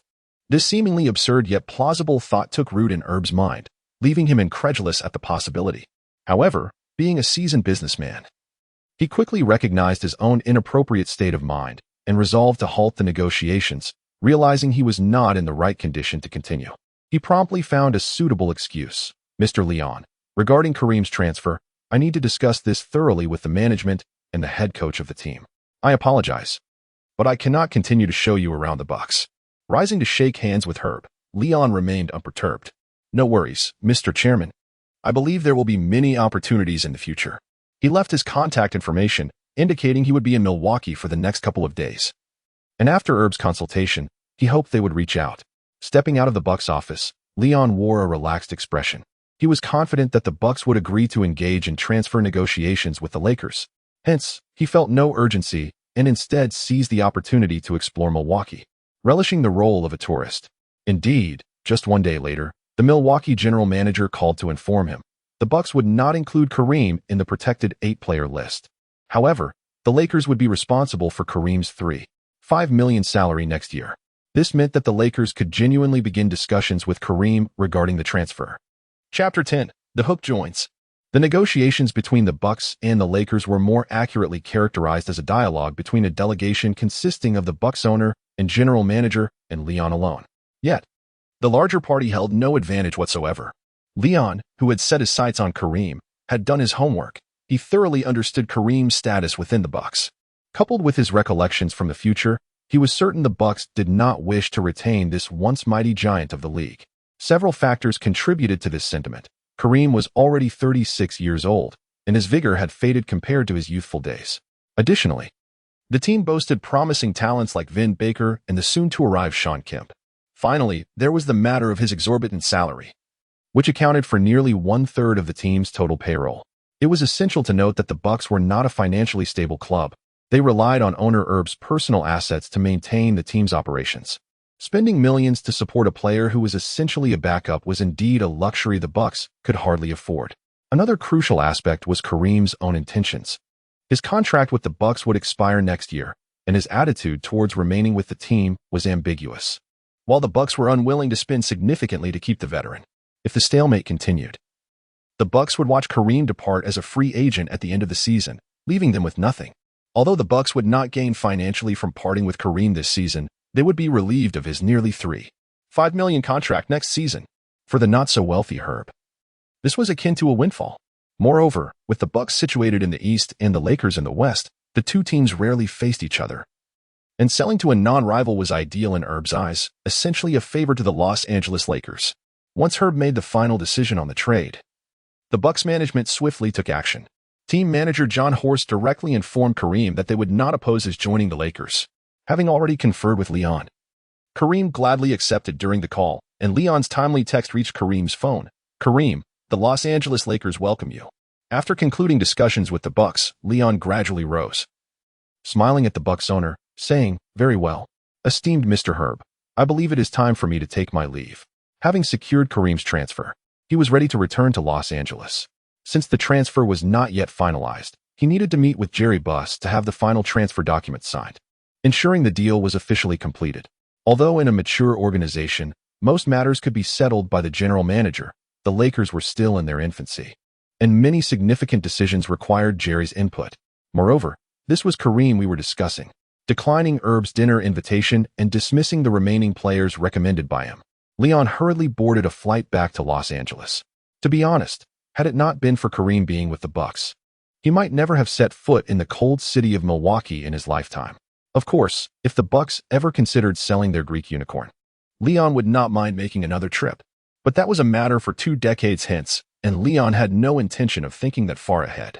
Upon returning to Los Angeles, he quickly grabbed a reasonably decent sandwich from a Subway in the airport, then rushed to Jerry Buss's rented office on Sunset Boulevard, where Jerry was awaiting his arrival. Seated before Buss, Leon gulped down an entire glass of water, finally allowing himself to express his joy, only to be momentarily deflated by Jerry Buss's teasing. "Poor fellow, did you run to the desert in Egypt? You look parched." Stimulated by the remark, Leon retorted with irritation. "All right, Jerry, I rushed back not to be the butt of your jokes. At this moment, I require your check, along with the signed documents." Upon hearing Leon's words, Jerry Buss immediately grasped that his friend had been busy reaching out to players over the past few days, leading him to abandon his jesting demeanor. "It seems you have successfully completed your first transaction. Do share the details. Who is it?" Meanwhile, he instructed his secretary over the phone to bring in 2 more cups of coffee. In recent days, with Jerry Buss actively recruiting, the Los Angeles Lakers staff had been steadily expanding, attracted by generous compensation and the enticing perks of closely watching NBA games. The organization had nearly filled all positions, and the club had begun to operate on a preliminary basis. Leon smiled triumphantly. "I believe you will be utterly astonished upon hearing this name. Now, enough with the suspense. Speak up. Have you convinced O'Neal or Olajuwon to join our team?" Leon shrugged his shoulders and remarked, "They mentioned they would consider our team in 2 years. This time, I managed to secure just one individual." He intentionally paused for effect before enunciating each syllable of the name, Kareem Abdul-Jabbar. Jerry Buss, initially prepared to retort to his friend's jest, nearly leaped from his executive chair onto the table upon hearing that name. "Who? Did you say who? Jabbar? The Jabbar from the Bucks? The master of the signature skyhook, Jabbar? If you sign this document and finalize his salary of $3.5 million for next year, he can join our team immediately." Leon shrugged, an unmistakable air of pride enveloping him. Upon hearing this, Jerry Buss finally confirmed that this Jabbar was indeed the familiar figure he had known all along. Moreover, he discerned from his friend's demeanor that this was no jest. Subsequently, his attention was drawn to the figure Leon had mentioned. "How much? Goodness. $3.5 million? Leon was somewhat astonished. Did Jerry Buss truly believe the price was exorbitant? He was not known to be such a miser. Moreover, this deal was practically a steal. There was no need to part with any draft picks or other assets. Merely assuming Kareem's salary was a considerable gain. If one were to engage in a legitimate trade process, would you be able to acquire Kareem without sacrificing 2 or 3 key players? Dream on." Yet, Jerry Buss's subsequent laughter enlightened him to the reality of the situation. It was, indeed, astonishingly inexpensive, only $3.5 million. Had that old miser Herb gone mad? He was letting Kareem slip away for a mere $3.5 million. The incredulity in his tone only deepened as he reiterated, "That is Kareem." Without waiting for Liang's response, Jerry Buss, barely glancing at the contents of the document, picked up the pen from the table and inscribed his signature at the end of the paper Liang had handed him. All Liang could do was feel utterly speechless. The newly formed Lakers exhibited remarkable efficiency, a feat attributable to the lack of pressing matters at hand. On the very day the Bucks reached a trade agreement with the Lakers, they received a fax of the signed trade agreement featuring Jerry Buss's signature. Soon after, both teams announced the trade on their respective official websites almost simultaneously. The Bucks' announcement was rather understated, merely mentioning the trade on their homepage. In stark contrast, the Lakers' website was exuberantly flamboyant, where any visitor would immediately be greeted by the enormous headline, "Skyhook Kareem joins."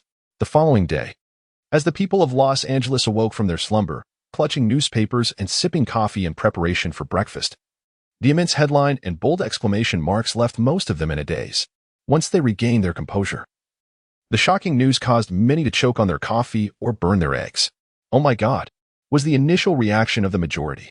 They had assumed Kareem would join the Clippers, but when they focused on the team name, they realized it was the Lakers and not the Clippers. The distinction between L and C was clear to the American public. As one of the core cities in America, Los Angeles was well aware of Kareem's stature and significance within the league. Years prior, Kareem had expressed, both publicly and privately, his desire to settle in a major city like Los Angeles or New York.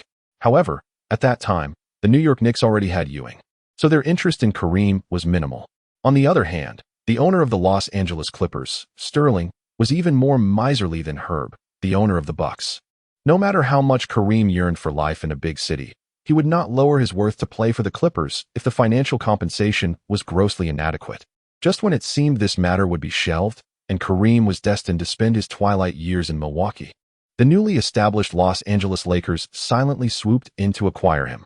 This news sent shockwaves throughout the league, leaving countless individuals astonished by Kareem's decision and the Lakers' maneuver. Questions arose, such as, has Kareem lost his mind? Among those reveling in the drama was the ever-vocal New York owner, Dwyane, who commented, "I never expected Kareem to make such a choice. It's truly surprising. I had planned to bring him to New York next year when his contract expired to form a twin tower with Patrick. Alas, how unfortunate. Nonetheless, I can understand his choice and wish him and the Lakers a prosperous future." In summary, mainstream media overwhelmingly expressed skepticism regarding Kareem's move to the Lakers, doubting his ability to lead the team to success and voicing concerns about the Lakers' future. Even a particularly arrogant ESPN commentator proclaimed, "I can comprehend Kareem's thoughts. After all, he is 36 years old.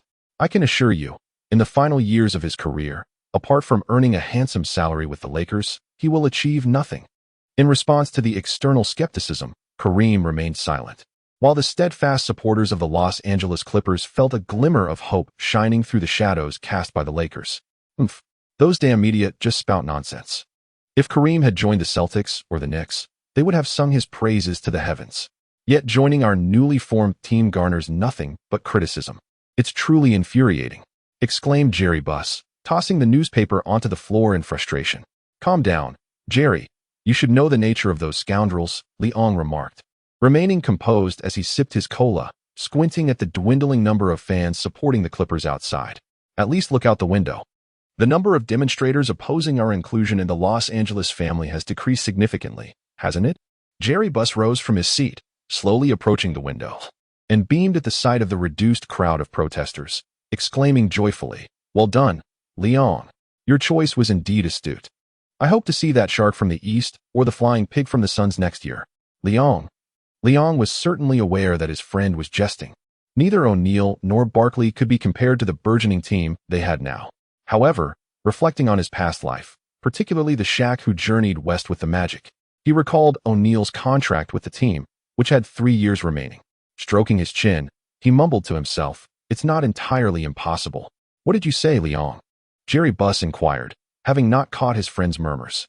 "Nothing," Leong replied, reluctant to commit to such ethereal thoughts, especially considering how different this world was from the one he once knew. It was populated not only by various Hall of Fame players from the original NBA, but also by his own father, who, despite being well past retirement age, was still at the helm of the Boston Celtics. Moreover, there were certain individuals who, in his previous life, should have thrived in the league but were conspicuously absent now, such as Dan, contemplating the man who had been dubbed GOAT across eras and was still missing from the league. Leong felt a flicker of hope. If Dan were to enter the draft in the future, he would go to great lengths to bring him to Los Angeles. Shaking his head to dispel these unrealistic notions, he tossed the report onto the table and casually inquired, "Has this year's draft list been released? What position do we hold?"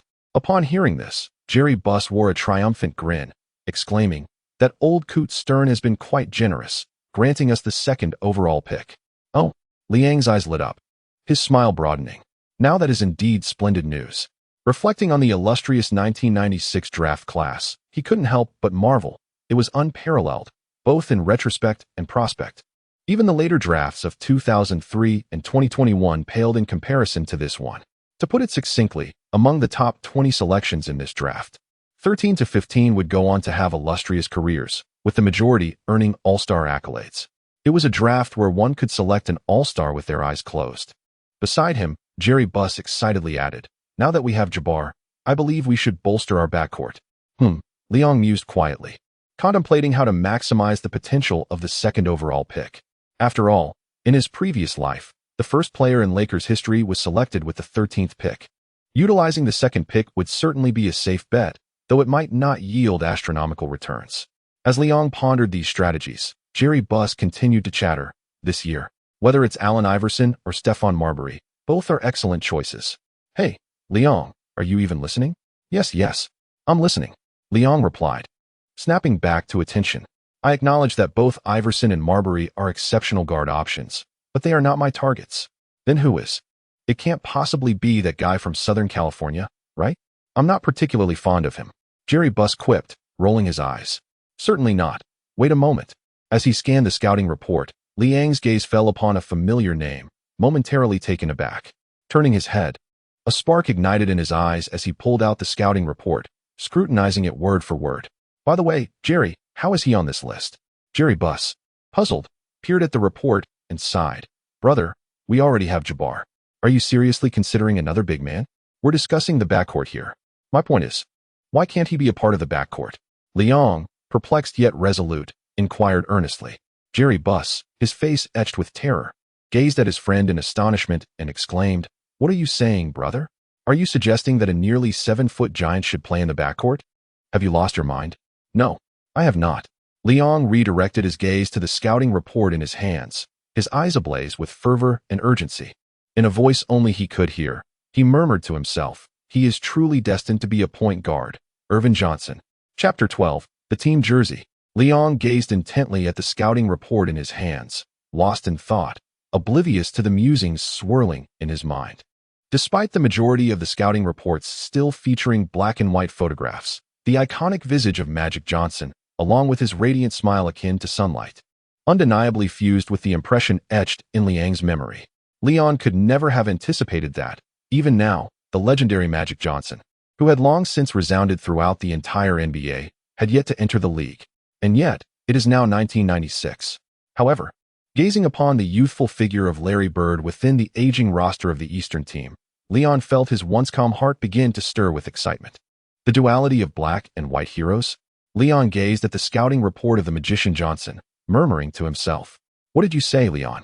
Jerry Buss inquired, perplexed as to why his friend constantly uttered incomprehensible words. Liang slowly shook his head, raising the scouting report in his hand, and inquired with a hint of perplexity.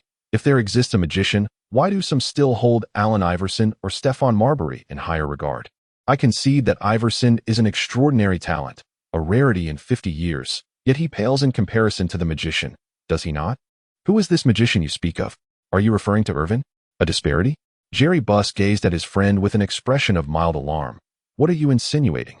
Liang finally realized that Johnson, still struggling in the paint, had yet to earn the title of Magic bestowed upon him by others. He quickly clarified, I am referring to Irvin. All right, I concede that Irvin possesses an exceptional height, but do you not think that at the point guard position, his stature is rather excessive? Jerry Buss inquired, perplexed. Well, Liang pondered for a moment before replying with a smile. If you are comparing him to Allen Iverson, who stands at 1.8 meters, then I concede. Nonsense. Jerry Buss, believing that his friend had misunderstood his point, exaggeratedly spread his arms and insisted, even when compared to a typical point guard, he is still too tall. Consequently, the risk of being intercepted significantly increases. Is there more? Liang, unhurried to counter his friend's claims, continued to inquire with a smile. Of course, his mid-range shooting is barely acceptable, and his three-point shooting is utterly dismal. This is evidently inadequate for a playmaker, especially considering that throughout an entire year in the NCAA, Irvin's three-point shooting percentage was a mere 12. Brother, that's 12. He only makes 1 out of 10 attempts. Furthermore, during his entire tenure at Michigan State, he played as a power forward. Are you out of your mind, or am I? Liang was momentarily taken aback by Jerry Buss's words. After a moment of contemplation, he realized the truth. He too had fallen into a cognitive trap. In this somewhat modified NBA league, had no one recognized Magic Johnson's extraordinary talent as a point guard, one could argue that, based solely on his height, he would indeed be a formidable player in the paint. Possessing a reliable mid-range shot, a robust physique, and a keen understanding of playmaking, along with exceptional athleticism, he would have been highly coveted in an era still dominated by interior play. Under such circumstances, as Liang perused the scout report in his hands, he speculated that Magic Johnson might be selected in the 6th or 7th overall position. It can only be said that Magic truly lives up to his name. Even in a world where he began as an interior player, he remains firmly within the high lottery ranks. Liang silently lamented. Indeed, it is truly absurd. Listening to his friend's quiet complaints, he nearly burst into laughter. Of course, Magic Johnson's three-point shooting percentage was undeniably dismal. Although Jerry Buss's critique of Elvin Johnson's unsuitability for the perimeter was unassailable, Liang understood that to unleash the full potential of Magic Johnson, he must be positioned correctly. Let me pose a question, Jerry. What? If I were to select Elvin Johnson with the second overall pick this year, would you oppose it? Jerry paused, momentarily taken aback. And just as he was about to respond, he noticed his friend gazing at him with utmost seriousness. He earnestly stated, "Think carefully before you speak. Are you truly inclined to select Stephon Marbury? Or Rafe?" Observing the intense gaze of his friend, Jerry Buss found himself unusually hesitant. He paced the room, contemplating his friend's uncanny predictive abilities, and ultimately threw up his hands with a wry smile, saying, "There's no way around it. You win, Leon. Since you are the team's general manager, the construction of the roster is in your hands." Bingo. Leon snapped his fingers, not intending to elaborate further. While he acknowledged in his heart that Allen Iverson's prowess was hardly inferior to Elvin Johnson's, and in some aspects, even superior. If given the choice between the two 1,000 times, he would invariably choose Magic. Yet, gazing at the projected draft order for Magic and then at his own second overall pick, Leon pondered. There seems to be much potential here. Of course, he was subtly influenced by memories of his past life, envisioning Magic clad in a Lakers uniform alongside Allen Iverson in the same attire. Undoubtedly, Magic in a Lakers jersey was far more pleasing to the eye. Lost in thought, Leon suddenly paused and turned to his friend, asking, "By the way, have we finalized our team uniform?" "It's largely settled." Jerry Buss handed him another blueprint, which in Liang's eyes bore a striking resemblance to those from his previous life. The words Lakers were emblazoned across the chest, with white trim at the collar and sleeves. Glancing at the black and white image, Leon casually inquired, "What about the colors?" "Well, I selected a few options, but none of them seemed quite right." "Take a look." Jerry Buss used his computer to fill in the uniform colors, ranging from red to blue, and even a shade of brownish yellow, much to Liang's disdain. However, he preferred to refer to it as fecal yellow. Hey, what kind of look is that?" Noticing his friend's disapproving gaze, Jerry Buss retorted, "These were all meticulously chosen. I think they look quite good." "Quite good." Leon, feeling overwhelmed, quietly remarked, "Jerry, once we finalize the team uniform colors, we won't be changing them anytime soon. Are you certain you want our players to don this?" He gestured towards the brownish-yellow uniform and scoffed. "This excrement-colored uniform? Holy moly!" Jerry Buss exclaimed, initially poised to retort, but the vivid imagery conjured by his friend's description lingered unshakably in his mind. All right. What colors do you propose? Please share your suggestions," Jerry Buss declared, adopting a resigned posture as he reclined on the sofa. Meanwhile, Leon disregarded his friend's antics and diligently began to explore color combinations. Before long, the two most iconic designs from his previous life emerged, a predominantly golden home uniform and a purple-dominated away uniform. "Take a look."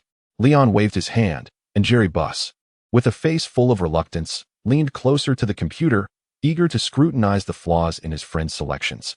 However, upon his first glance, an inexplicable voice within Jerry Buss proclaimed, "This is it.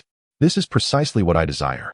Yet, stubborn as he was, Jerry Buss pouted and retorted, "It's quite ordinary, isn't it?" Sensing his friend's obstinacy, Leon chuckled and teased, "Shall I replace it with that fecal yellow as our home jersey?"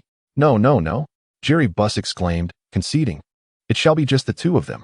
The away jersey is purple, and the home jersey is yellow, correct?" "Golden yellow," Leon corrected, an uncommon fervor illuminating his face as he smiled and added, "Jerry, if we are fortunate enough to lead the Lakers into a dynasty, I have even contemplated the name of that dynasty. What shall it be?" Leon paused momentarily and pronounced each word with clarity, "The Purple and Gold Dynasty."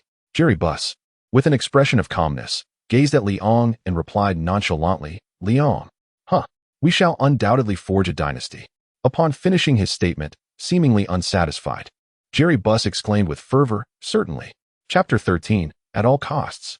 After finalizing the team uniforms, Leon did not linger in the office for long. After all, with a roster that currently counted only Kareem Abdul-Jabbar, the Los Angeles Lakers were far from fulfilling the league's minimum requirement of 12 players, with a maximum of 15 still a distant goal. Upon returning to the office, he summoned the scouts and staff involved in the recruitment process and initiated a brief meeting.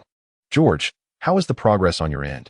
Leon wasted no time and directly inquired about his chief assistant, who was, of course, formerly one of his father's subordinates. When he had previously sought his father's advice, he had been met with a mocking expression. Nevertheless, his father generously lent him one of his most capable aides, George. Indeed, it was alone. Arnold, puffing on a cigar, chuckled and remarked, The field is akin to a battlefield. Do you truly believe managing a team is so effortless? However, it is beneficial. One must fall to truly understand pain. I shall lend you George for 3 years. If your team manages to endure without collapsing, or if George willingly chooses to remain and assist you, I shall have no objections. Observing his father's smug demeanor, Liang felt a surge of indignation and silently vowed, "Within 3 years, I shall trample your Celtics underfoot and rub it in." Yet, such thoughts remained internal. For Liang understood that boasting before achieving success would only cast him as immature. He nodded, maintaining a calm demeanor that surprisingly caught Arnold off guard. Though he thought little of it, Liang, of course, paid little heed to whether his father's subordinates would align with him. After all, time reveals true intentions. When the Lakers eventually emerge as a hallmark of the league, George would naturally make the right choice. George nodded, calmly opening the report in his hands and responding, "Boss, the protection lists from all teams have been released. I have compiled a list of players available from the 29 teams for your review." Observing the solemn expressions of the 4 or 5 staff members, including George, Liang slowly nodded.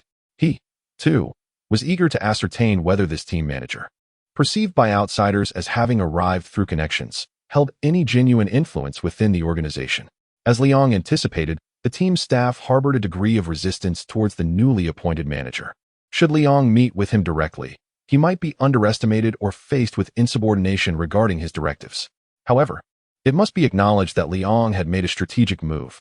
After receiving Jerry Buss's appointment, he did not linger within the team, waiting for operations to commence before executing his plans.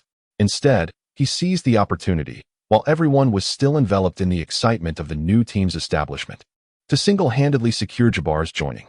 This transfer not only garnered immense admiration for the new owner, Jerry Buss, but also established Liang's authority in front of his subordinates.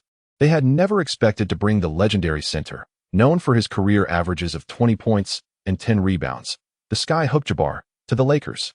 It was not that they were incapable. Given sufficient funds and time, they might have excelled even further. Yet, they had not contemplated such possibilities. To use a contemporary expression from years hence, Liang was operating on a 5th level of consideration, while the staff remained fixated on the 1st. Although Liang maintained a calm demeanor, he felt a sense of satisfaction within as he observed the serious expressions of the staff members. Liang did not expect these seasoned veterans to wholeheartedly submit to him. However, he believed that as long as he diligently executed the orders he issued, their perceptions of him would undoubtedly change in due course. Receiving the list from George, Liang swiftly glanced over it and inquired nonchalantly, "Do you have any recommendations?"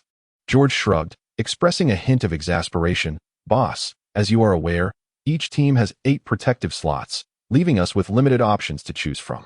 Nevertheless, players like Tyrese Knight from the Jazz, George Lynch from the Nuggets, and our neighbor Frank King are all decent choices we might consider." As Leon perused the documents in his hands, he remarked, "It is of no concern. The objective I assign to you is merely to select some substitutes and role players for the team. If you find someone suitable, do not hesitate to sign them. But do ensure that the salary remains manageable." "Certainly," George replied eagerly, nodding his head. After all, being entrusted with such a significant responsibility upon his arrival was invigorating. Although it merely involved signing a few players, George viewed this as a promising beginning. "Wait." Leon, still engrossed in the materials, paused momentarily and pointed to a name on the player profile from the Grizzlies, casually inquiring, "Is there any possibility with him?" George was taken aback, craning his neck to glance at the document in Leon's hand. He promptly responded, "Boss, this player, Byron Scott, is already 35 years old and has been nothing more than a benchwarmer for the Grizzlies, having only appeared in 35 games last year. I believe he holds little value that justifies us using a roster spot on him." "No, George," Leon countered, "I have examined your selections. Whether it be Knight, Frank King, or George Lynch, they all fall into the category of role players in their prime. Our new team still requires veteran presence. Byron Scott is precisely the seasoned player we need. He will stand alongside Kareem as a spiritual leader for our new team." "All right, you are the boss. Your decision is final." George shrugged in acquiescence. Leon secretly smiled, knowing that Byron Scott would later emerge as an accomplished NBA coach. For a nascent team, such latent leadership potential was invaluable. And this as well. Leon once again scanned the roster, and an exceptionally familiar name caught his eye. Even Leon did not anticipate finding this name on the unprotected list. However, The small parentheses inscribed with the word pending sparked his curiosity. What does this pending mean? Observing his boss's puzzled expression, George straightened his demeanor and quickly explained, "Boss, this player was a significant part of the rotation for the Suns last season. However, during a game against the Timberwolves, he had a dispute with the head coach, throwing a towel directly in the face of the current Suns coach, Douglas. Therefore, as he listened to his subordinate's explanation, Leong grasped the underlying reasoning and responded earnestly, "So, this pending indicates that the Suns are currently uncertain about retaining him? Indeed, boss. Such instability within a team could pose challenges for us as a new franchise," George began, but he was abruptly interrupted by Liang's somewhat brusque interjection. "I don't care about the rest. We want this player for the Lakers." Huh. George was taken aback and replied with a hint of urgency, "Boss, are you certain? You must understand that if someone like him stirs trouble within our new team, it could have catastrophic consequences. That won't happen. As long as he joins us, I can assure you that such incidents will be entirely avoided." Observing Liang's resolute demeanor, George felt a sense of trepidation, as the situation could become rather complicated. "So, boss, what is the bottom line we are offering for this player?" Leon rapped his fingers against the office desk, his gaze piercing as he earnestly addressed George. "I insist that the player Robert Horry be included in our Lakers roster of 12 for the upcoming season, at any cost." Chapter 14. Del Harris observing George's affirmative response, which indicated his understanding of Leon's intentions. Leon nodded in satisfaction. He then inquired, "How are the arrangements for the rookie tryouts progressing?" "They are nearly finalized. The rookies you specifically wanted to focus on have all agreed to return to the Staples Center for tryouts, including Elvin Johnson, Ray Allen, and others." "And what of Kobe? Has he agreed to attend the tryouts?" "Yes, he has expressed his willingness, but..." Noticing his subordinate's hesitation, Leon furrowed his brow and stated earnestly, "If there are any difficulties, do not hesitate to speak up. I am here to help you resolve them." "Boss, I have spoken to the young man Kobe Bryant, but he seems to prefer the Philadelphia 76ers, as it is his hometown. Even the neighboring Clippers appear to hold a higher allure for him than our team." Leon was momentarily taken aback, not expecting such a revelation. He had assumed that Kobe Bryant would undoubtedly be a prized asset for his beloved Lakers. Yet now he was being informed that Kobe himself was unwilling to join the team. Was this some sort of jest? However, a sudden realization struck Leon. This world differed significantly from his original timeline. In this reality, the illustrious Lakers, once a historic powerhouse, had transformed into a fledgling entity, devoid of heritage, credentials, and accolades. Naturally, such a Lakers team could not be regarded as the coveted basketball paradise by all NBA players. Thus, it was entirely understandable that Kobe Bryant, the revered figure in the Lakers' history, the very embodiment of the team's spirit, would look down upon the current iteration of the franchise. The perils of empirical reasoning. Leon murmured to himself, "The road ahead is long and arduous." His utterance in Chinese left George, who was opposite him, somewhat perplexed. "What? Boss? Never mind. I will handle the situation with Kobe. Is there anything else that requires reporting?" Leon shook his head, opting to set aside the Kobe matter for the time being. After all, there were still 2 weeks until the tryouts, and he could discuss it with Kobe then. George hesitated briefly but quickly continued, "Boss, the coaching staff has largely been assembled, including trainers for the players, shooting coaches, tactical coaches, and so forth. They are all in place." "Isn't that splendid?" Leon inquired, glancing at his assistant with a look of confusion. "Is there an issue?" "Well, the head coach may require your endorsement," George replied with a wry smile. "I dare not make that decision. Perhaps you could consult with the big boss." "Damn, I had entirely forgotten about that." Leon tapped his head, overwhelmed by the multitude of recent events, and realized he had completely forgotten the essence of a team, the head coach. With this thought in mind, he confirmed with his subordinates that there were no pressing matters, and hurriedly rose to instruct them to complete the tasks he had assigned. He rushed to Jerry Buss's office, his urgency eliciting a puzzled expression from Buss, especially since his friend had just departed not long ago. "Hey, brother, what's the matter? Did you have a falling out with your subordinates? Tell me, and I shall avenge you." Observing his friend's disheveled demeanor, Leon could only roll his eyes in exasperation. Yet he swiftly replied, "There's no time. Get in the car." "Jerry Buss?" "Ahem." Leon awkwardly tapped his lips and quickly inquired, "Have you decided who will take on the role of head coach for the team?" To which Jerry Buss was genuinely astonished, replying, "Isn't the management already in the process of assembling the coaching staff? Those are merely assistant coaches, including shooting coaches, offensive coaches, defensive coaches, and so forth. I am speaking of the head coach, the cornerstone of the team, the soul that determines the course of the game.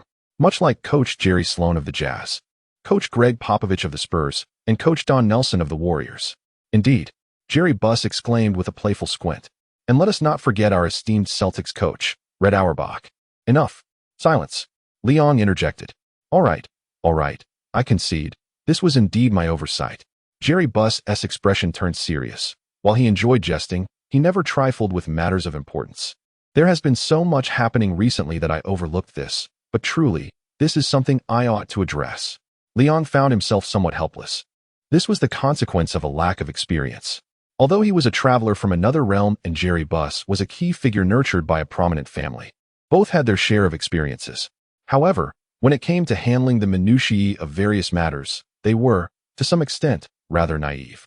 Take the issue of the head coach, for instance. The approach that Leong and Jerry Buss took was entirely contradictory. In a seasoned team, the selection of a head coach would be prioritized, followed by discussions between Leong or Jerry Buss and the coach regarding the construction of the team, including the type of players the coach required and the coach's own staff. Yet, Leong had nearly finalized the player selections and assembled a coaching staff, only to realize at the last moment that their grand vessel was missing a captain. Wasn't that rather amusing? Nevertheless, it was not a significant problem. It should be easily resolved. Although Jerry Buss felt a twinge of frustration, he remained composed, settling back into his executive chair, sipping his coffee with a smile, and casually remarked, "How could it be no problem?" Just as Leong was about to emphasize the importance of a head coach, he suddenly paused. Wait, what about coaches who take over teams mid-season? By that time, the team would have already been constructed, and the coaching staff would have nearly gelled. It is well known that numerous NBA teams change coaches during the season. The newly appointed coach can only make minor adjustments. A prime example is Tyronn Lue, who took over the Cavaliers mid-season in 2015-16, not only fulfilling LeBron's dream of winning a championship in his hometown, but also sending the soon-to-be legendary Warriors into the depths of despair. Provide me with a list of potential head coaches. I need someone who is currently available and possesses the capability to lead our team effectively. Ideally, they should have proven themselves in the NBA. The urgency was palpable. While Leong was still lost in thought, Jerry Buss had already instructed his secretary to handle the matter. Before long, a list of head coaches appeared on Jerry Buss's desk. Leong approached Jerry Buss, joining him in reviewing the list of coaches. As he gazed upon the array of familiar yet unfamiliar names, Leong felt an urge to offer his insights. But observing Jerry Buss's intense focus, he merely pursed his lips in silence. "Do you have any recommendations, brother?" Jerry Buss inquired, lifting his gaze towards Leong, who stood nearby. "No, you decide," Leong shrugged, reluctant to intrude upon what was fundamentally Jerry Buss's responsibility. "Then it shall be him." Jerry Buss, not one to hesitate, swiftly circled the name of the first coach recommended by the team management, Del Harris. Chapter 15. Are you willing to serve the Los Angeles Lakers? In early May of 1996, the annual NBA Draft Combine commenced at Madison Square Garden in New York.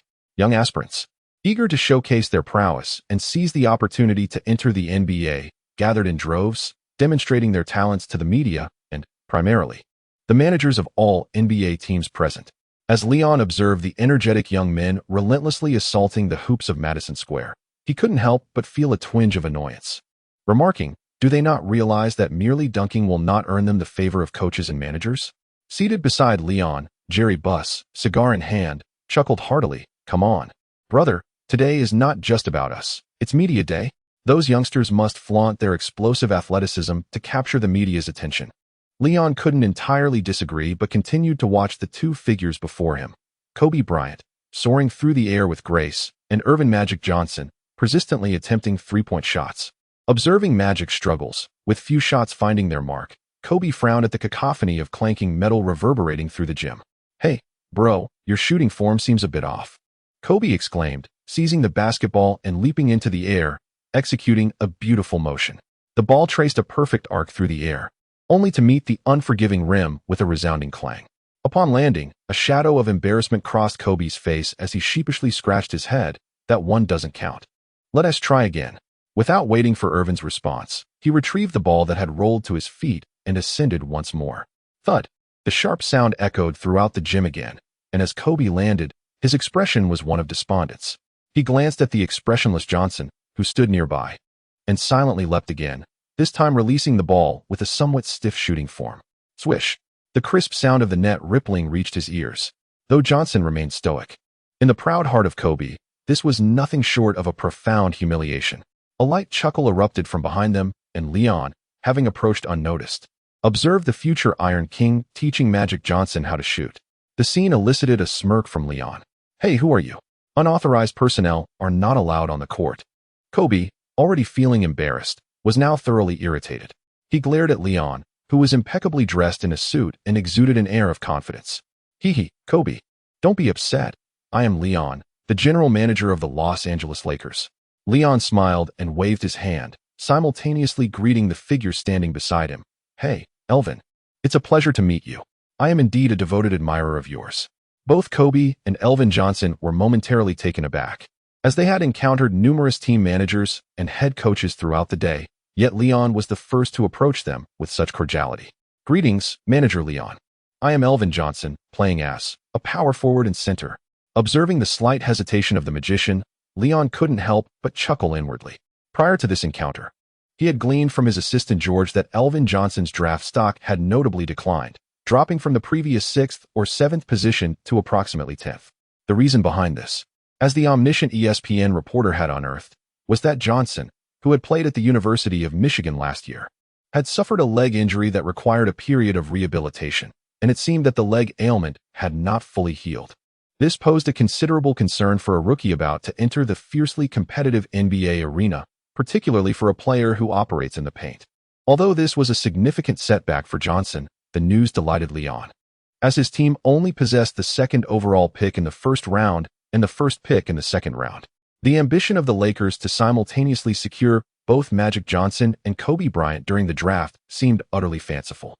Nevertheless, Leon was not inclined to relinquish hope. Although he had formulated a plan in his mind, he had come today primarily to observe the players he cherished. More importantly, he wished to converse with Kobe, for no one desires to sign a player who is unwilling to commit to their team. "Elvin, you must be aware that our Lakers possess this year's 2nd overall pick, correct?"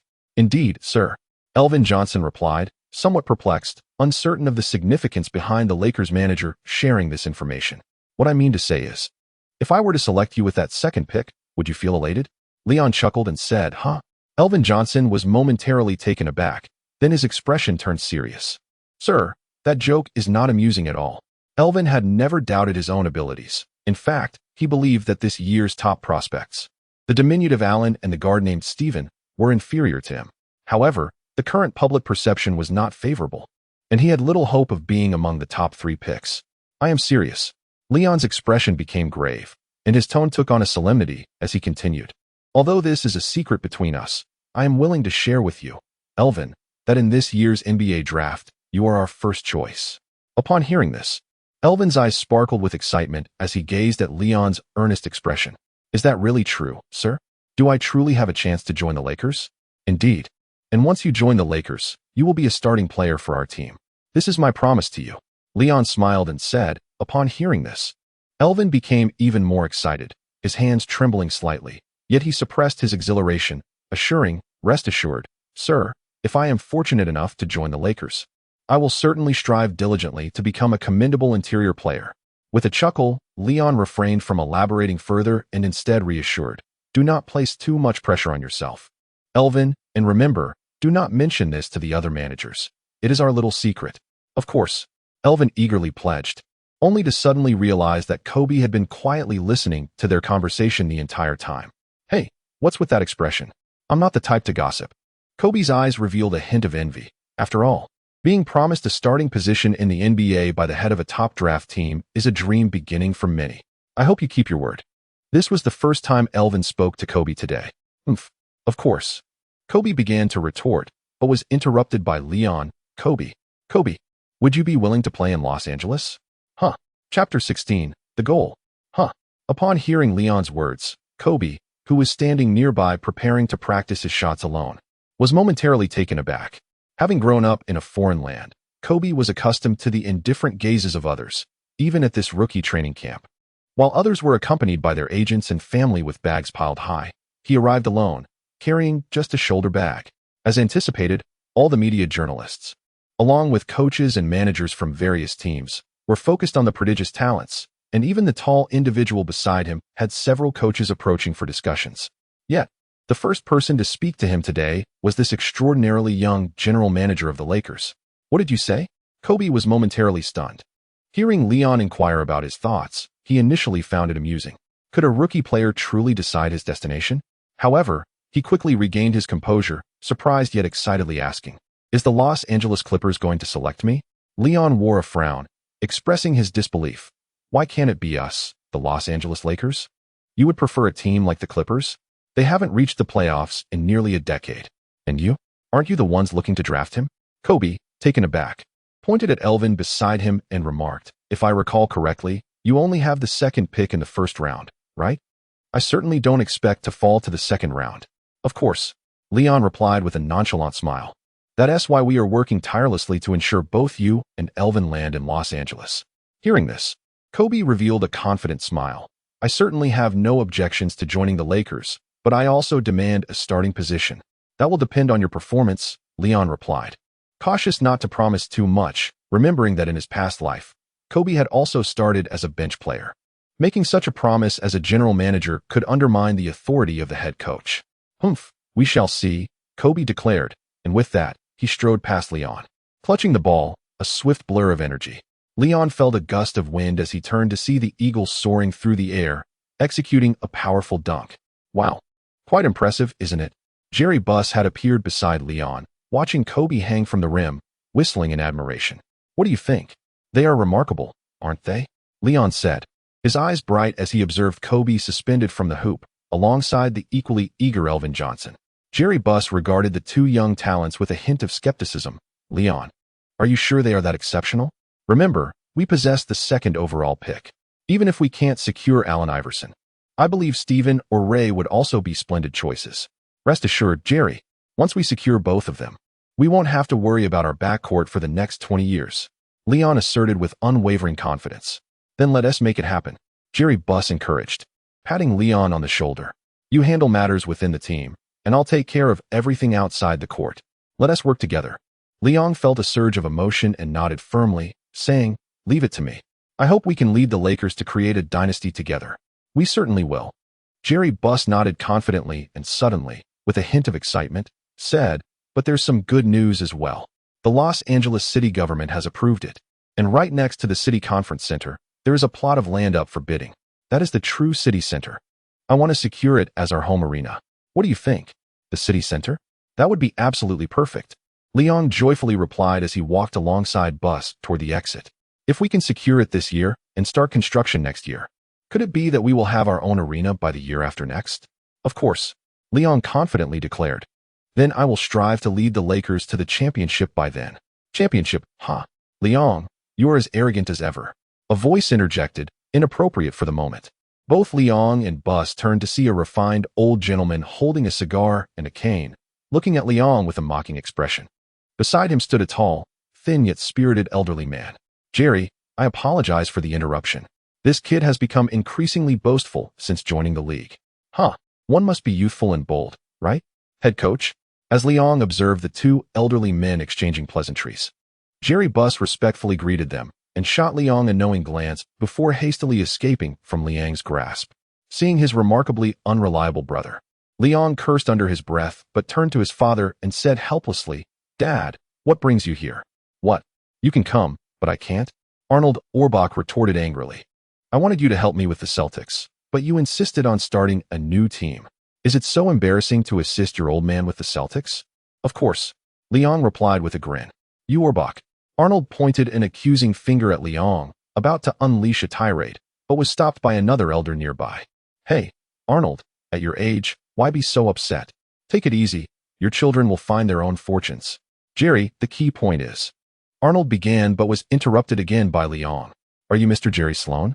Leon had long suspected that his father and Sloan would meet and had hoped to avoid the encounter to spare both parties any discomfort. But his father ultimately recognized him. "Oh, you know me?" Jerry Sloan asked, a smile on his face as he looked at Leon. "Of course. The Jewish duo has been quite the sensation this year. Coach Sloan's ability to lead is undeniable. I wonder if you would be interested in coaching our Los Angeles Lakers?" Haha, what a witty young lad, Arnold. Jerry Sloan teased, watching as Liang attempted to poach his own coach. Humph, just a bit of cleverness, Arnold replied, regaining his composure with a chuckle. Liang rolled his eyes at his somewhat unreliable father and turned to Jerry Sloan, asking, Mr. Sloan, has the Jazz been eyeing any particular rookies this year? Young one. Inquiring about others' preferences before the draft can be frowned upon. Jerry Sloan chuckled. However, our draft position is relatively low this year, so the players we have our eyes on may not be available. What about your Lakers? Well, the Lakers' ambitions should not be too obvious, Arnold interjected with a scoff. Throughout this entire process, did you see him speaking to any player? It was only those two. As Liang's heart sank, Arnold slowly revealed the names of the two players, Magic Johnson and Kobe Bryant. Chapter 17, Draft Trade. Hey, Dad. Don't be too precise. Upon hearing his father's accurate assessment of his thoughts, Liang knew he was in trouble. In retrospect, he realized he had indeed been too naive. Throughout the entire event, he had only approached Kobe and Johnson, which would undoubtedly appear conspicuous to the discerning eye. Seeing the slightly embarrassed expression on his son's face, Arnold and Sloan exchanged amused glances and burst into laughter. Frustrated by the two elderly men, Liang felt a surge of irritation, but in the end, it was Sloan who couldn't bear it any longer and chuckled, Don't worry, Liang. You're still here, right? Just follow the head coach around for a while, and everyone will be uncertain about your true intentions. Liang's eyes sparkled with anticipation as he gazed eagerly at his father. Auerbach cast a bemused glance at Jerry Sloan and remarked, Jerry, all you ever do is suggest outlandish ideas. Humph. With that, he turned away, his cane in hand, and strode off into the distance. Grateful, Liang directed a thankful look toward Sloan, who gestured for him to follow, prompting Liang to hastily jog after his father. Father, who is the target for your Celtics this year? Oh, young master? And now you acknowledge me as your father? Auerbach replied with a teasing tone, eliciting an eye roll from Liang, who found it perplexing that his father, in his 60s, seemed to grow increasingly cantankerous with age. Yet, in light of his current request, Liang chose to adopt a more humble demeanor, saying, You will always be my father. That is beyond question. Auerbach shot him a sidelong glance, shaking his head in silence. Father, the Celtics hold the 6th pick this year, correct? Who do you intend to select? Liang attempted to make conversation in a bid for his father's favor. Who to select? Auerbach replied, casting a knowing glance at Liang, a hint of amusement in his voice. Perhaps Irvin Johnson or Kobe Bryant. Liang found himself at a loss for words, yet a sense of trepidation crept over him. After all, the draft position of the Celtics was indeed a rather awkward one for the Lakers. If they were to snatch away his coveted target, it would be unbearable for Liang. However, contemplating the prospect of Magic Johnson and Larry Bird on the same team was undeniably exhilarating. Observing the hint of dejection on Liang's face, Auerbach could not bear to tease his son further and chuckled, Do not worry. The Celtics have never set their sights on those two. We have Kevin and Robert in the paint and Larry on the perimeter. The players you mentioned simply have no place on my roster. Do you also believe Johnson is a proficient interior player? Liang inquired, his eyes sparkling with anticipation. Why else would I think so? Auerbach responded, somewhat perplexed by Liang's enthusiasm. Oh, it's nothing. Liang exhaled with relief, realizing that his identity from another time had some merit. When Johnson eventually shines in the point guard position, he couldn't wait to see how he would prove Auerbach wrong. And what are the Celtics' actual targets? Auerbach did not shy away from Liang's question, responding nonchalantly, Stephon Marbury. Our strength at point guard is still somewhat lacking. Marbury is projected to go high in the draft. The Celtics may not be able to select him, Liang remarked with a hint of curiosity. We shall see. There is no rush. Auerbach replied without a hint of urgency. He continued to chat with Liang while also mingling with a host of high-profile rookies, including Iverson, Marbury, Ray Allen, and Marcus Camby. The young prospects held Auerbach in the utmost respect, and even the notoriously headstrong Iverson behaved like a model student in his presence. Bending slightly so that the already diminutive Auerbach could more easily place his hand on Iverson's shoulder, Liang could not help but feel a twinge of envy upon witnessing this. If he could one day attain the same stature as his father, it would surely signify success. Thus, as Liang and Auerbach engaged in conversation, he pondered and ultimately resolved to lend his father a hand. Father, allow me to recommend a point guard. He is undoubtedly a remarkable player, though it ultimately depends on your utilization of him. You? Auerbach replied incredulously, yet still inquired. Pray tell. A Canadian player, a point guard by the name of Steve Nash, a graduate of Santa Clara University. After exiting Madison Square Garden, Liang stepped into Jerry Buss's vehicle without a glance back. They needed to make their way back to Los Angeles overnight, as the draft was imminent, and both team president Jerry Buss and manager Liang had much to attend to. While aboard the flight to Los Angeles, Liang reflected on his recommendation of Nash to his father, speculating whether his father would consider selecting this currently obscure point guard with the 6th pick. From a divine perspective, choosing a future two-time MVP with the 6th pick would undoubtedly be a wise decision.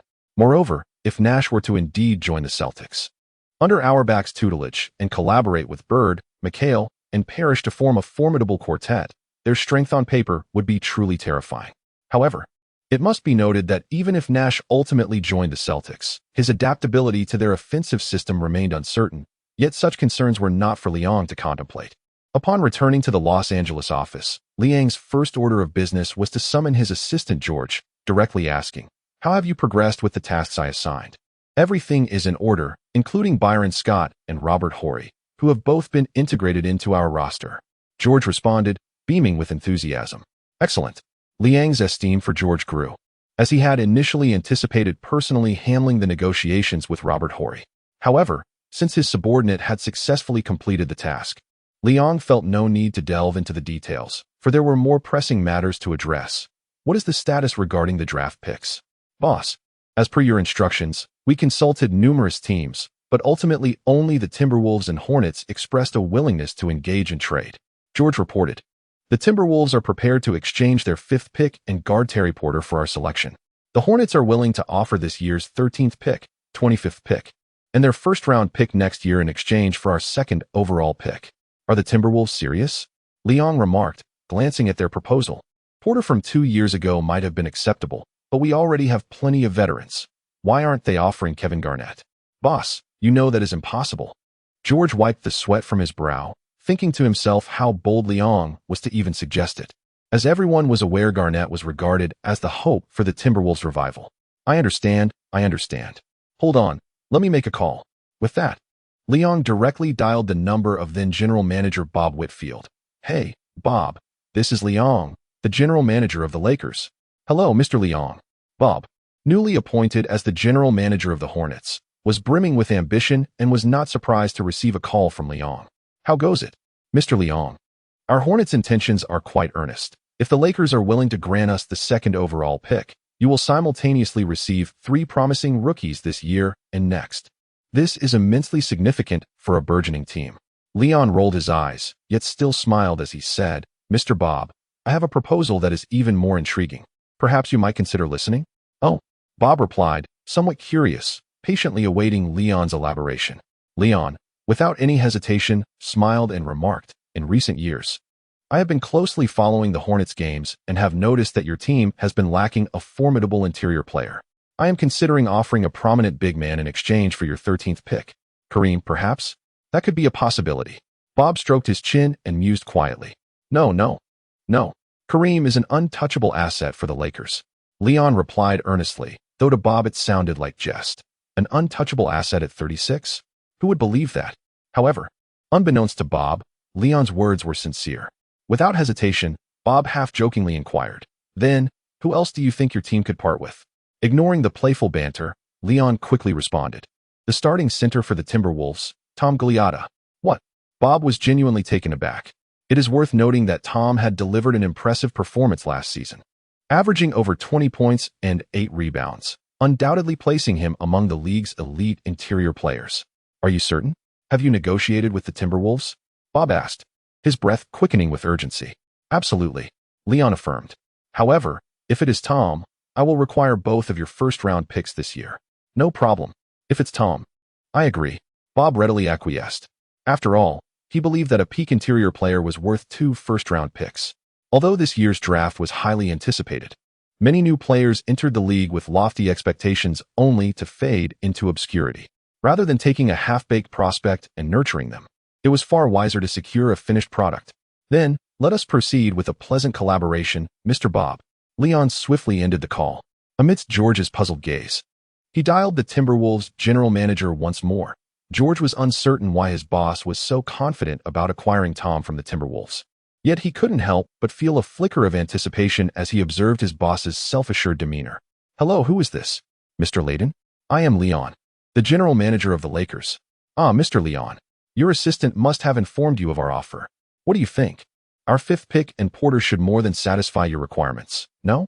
If there are no further questions, let us proceed with the process. I have a considerable amount of work to attend to." The Timberwolves general manager, Layden, reclined in his chair with an air of arrogance, viewing Leon as an inexperienced negotiator. However, Leon had already discerned Layden's mindset and chose not to engage with his remarks, instead stating, "Your team had the Twin Towers last year yet failed to achieve notable success. The crux of the issue lies in the absence of a strong backcourt player, does it not? There are many excellent backcourt players available this year. Allen, Steph, Ray. Which player is your target?" Upon hearing this, the previously relaxed Layden straightened in his seat, gripping the microphone tightly, silently listening to Leon's words, which resonated with an almost devilish tone. "Let me take a guess. Allen Iverson is a hot favorite for the top pick. Unlikely. Ray Allen is a shooting guard, and you already have Sam Cassell, so that's improbable as well. I surmise. It cannot be Stephon Marbury, can it? Mr. Layden." Chapter 18, Draft Trade 2.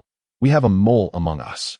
When Layden realized that Leon had accurately identified his target, his heart raced with alarm, prompting him to suspect that his team's draft intentions had been leaked. After all, prior to the draft, Layden had used his network to gather information on several teams ahead of his, except for the newly added Los Angeles Lakers. The strategy to select Stephon Marbury with the fifth pick had been meticulously planned by the Timberwolves' entire team. As for who had leaked the information, Layden could not afford to ponder that now. He steadied his somewhat flustered emotions and calmly replied, "Oh, Mr. Leon, I believe you may have guessed incorrectly. Our target has always been Ray Allen. My apologies." "Oh, is that so?" Leon reclined casually in his executive chair, effortlessly twirling a pen in his fingers. Although Layden's words sounded plausible, Leon had already detected a slight tremor in his voice. "In that case, I apologize for the interruption, Mr. Layden. We shall simply use our second overall pick to select Stephon, and I am confident he will have a brighter future in Los Angeles." With that, he abruptly ended the call, leaving George standing beside him utterly bewildered. "Boss, you hung up? What about the Hornets?" "Do not fret."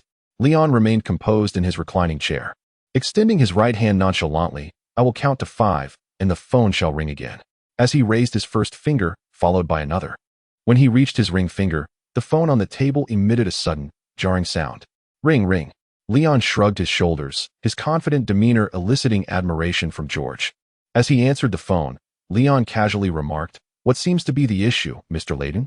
"I still have a multitude of tasks to attend to." The very same words, when uttered by Leon, struck Layden as exceedingly jarring. "Mr. Leon, I believe it is imperative for us to discuss the matter concerning your team's second overall pick. If you feel that Porter is dissatisfied, you are free to select any player from the Timberwolves. What do you think? Let us go with Kevin." Leon replied without hesitation. "Wait a moment, I must have misheard. Who are you referring to? Kevin? Kevin Garnett." The incredulity in Layden's voice was palpable as he swiftly retorted, "Mr. Leon, I ask that you show some respect for the Timberwolves as well as for me. Do you truly believe that your second overall pick can be exchanged for our fifth pick plus the future league's top power forward? Is that reasonable?" Leon silently scoffed at the notion that the future league's top power forward would only be entering the league next year. Yet he quickly responded, "I was merely jesting, Mr. Layden. To speak earnestly, I wish to trade this year's second overall pick for your fifth pick and Tom Galeota." Wait. The shock I am experiencing today far surpasses anything I have felt over the past year. Are you referring to Tom? The Tom who averaged over 20 points and 8 rebounds last season? That is impossible, Mr. Leon. There is nothing impossible. Leon interjected somewhat brusquely, then continued in a more composed tone, "Mr. Layden, you must recognize that your team's core issue lies in the absence of a reliable point guard. You already have Kevin in the paint. Why retain Tom, who would merely infringe upon Kevin's opportunities? What Tom can accomplish, Kevin can as well. And Kevin can do what Tom cannot. If my team had a talent like Kevin, I would grant him unrestricted freedom on the court." Hearing this, Layden fell momentarily silent, finding himself in agreement with Leon, unable to formulate a rebuttal. However, he continued, "But if your team secured the second overall pick, you would undoubtedly land either Allen Iverson or Stephon Marbury. With Cassell and Marbury on the perimeter and Kevin in the post, Mr. Layden, I can hardly fathom how formidable the Timberwolves would become next season. Leon's animated gestures almost provoked laughter from George, who stood nearby, unaware that Leon was not an advisor for the Timberwolves. Layden, too, was stirred by the vision Leon painted, swallowing hard as he struggled to articulate, This is simply marvelous, is it not, Mr. Layden? Leon again interrupted, smiling, I am confident, Mr. Layden, that you are not entirely devoid of compassion. Since you declined my first offer, it would be unreasonable to refuse my second, would it not? Moreover, compared to Kevin, Tom plus the 5th pick represents our final offer. Upon hearing Leon's words, Layden fell into a prolonged silence. Leon remained unperturbed, placing the phone on the table and switching to speaker mode, awaiting Layden's ultimate decision. Before long, Layden's voice, tinged with bitterness yet laced with resignation, emerged from the phone. Very well, Mr. Leon, I accept your offer. Tom is yours, along with the 5th pick.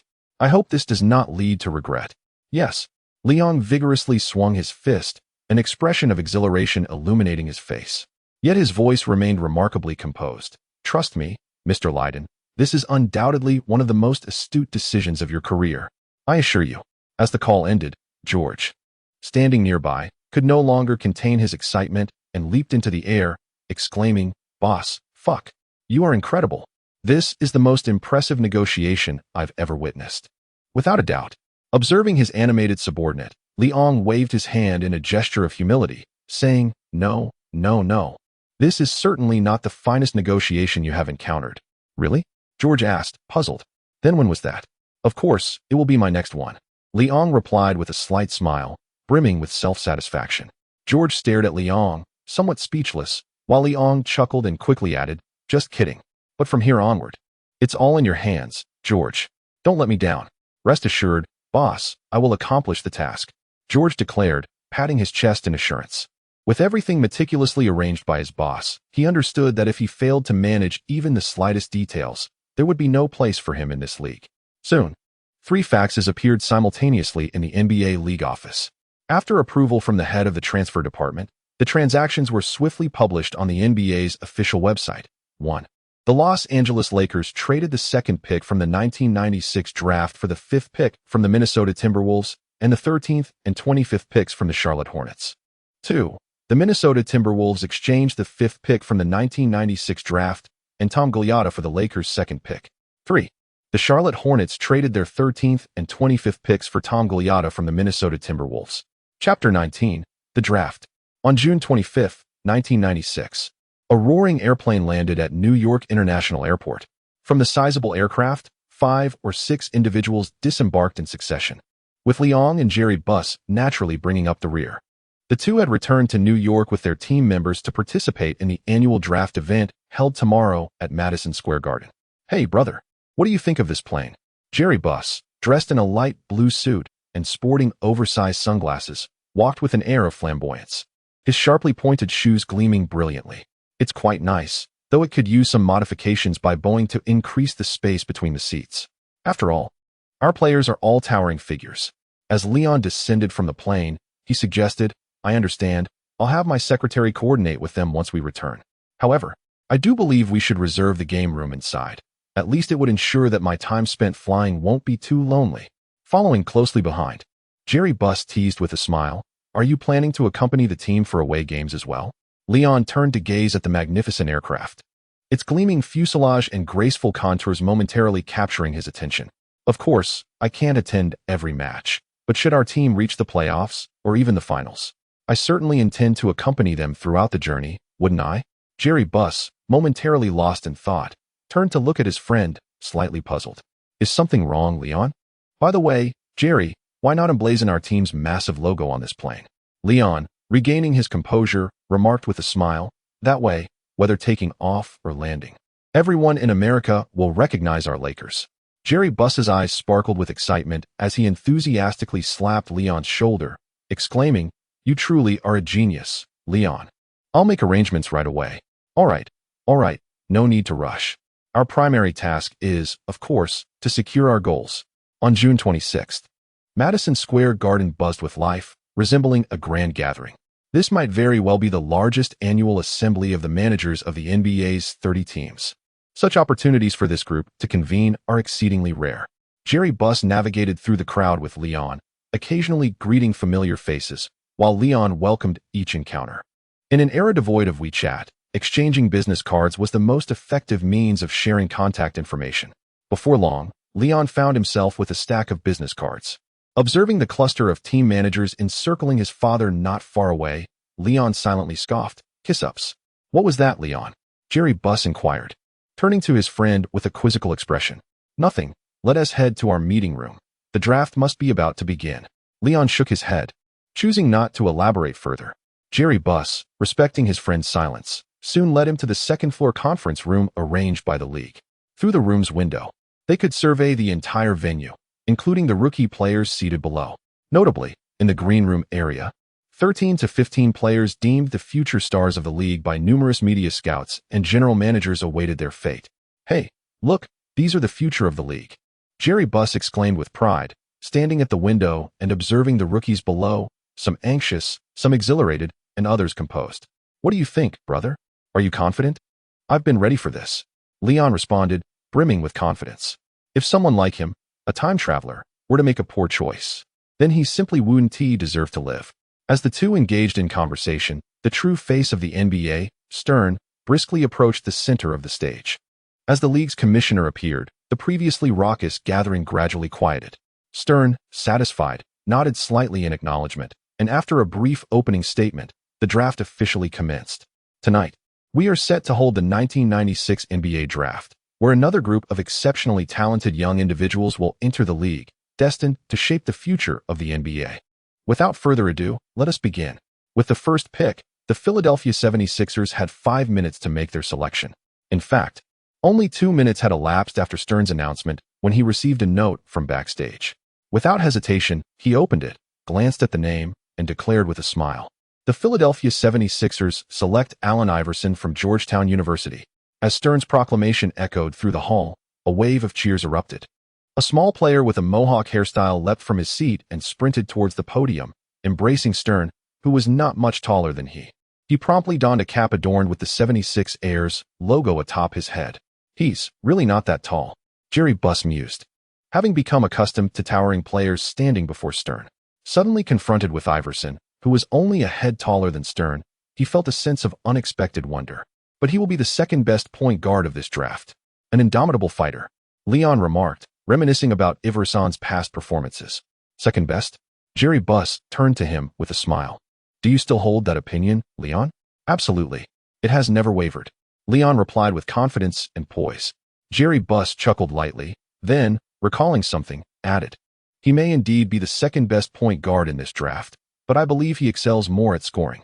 If he were to play shooting guard, he would surely be the best.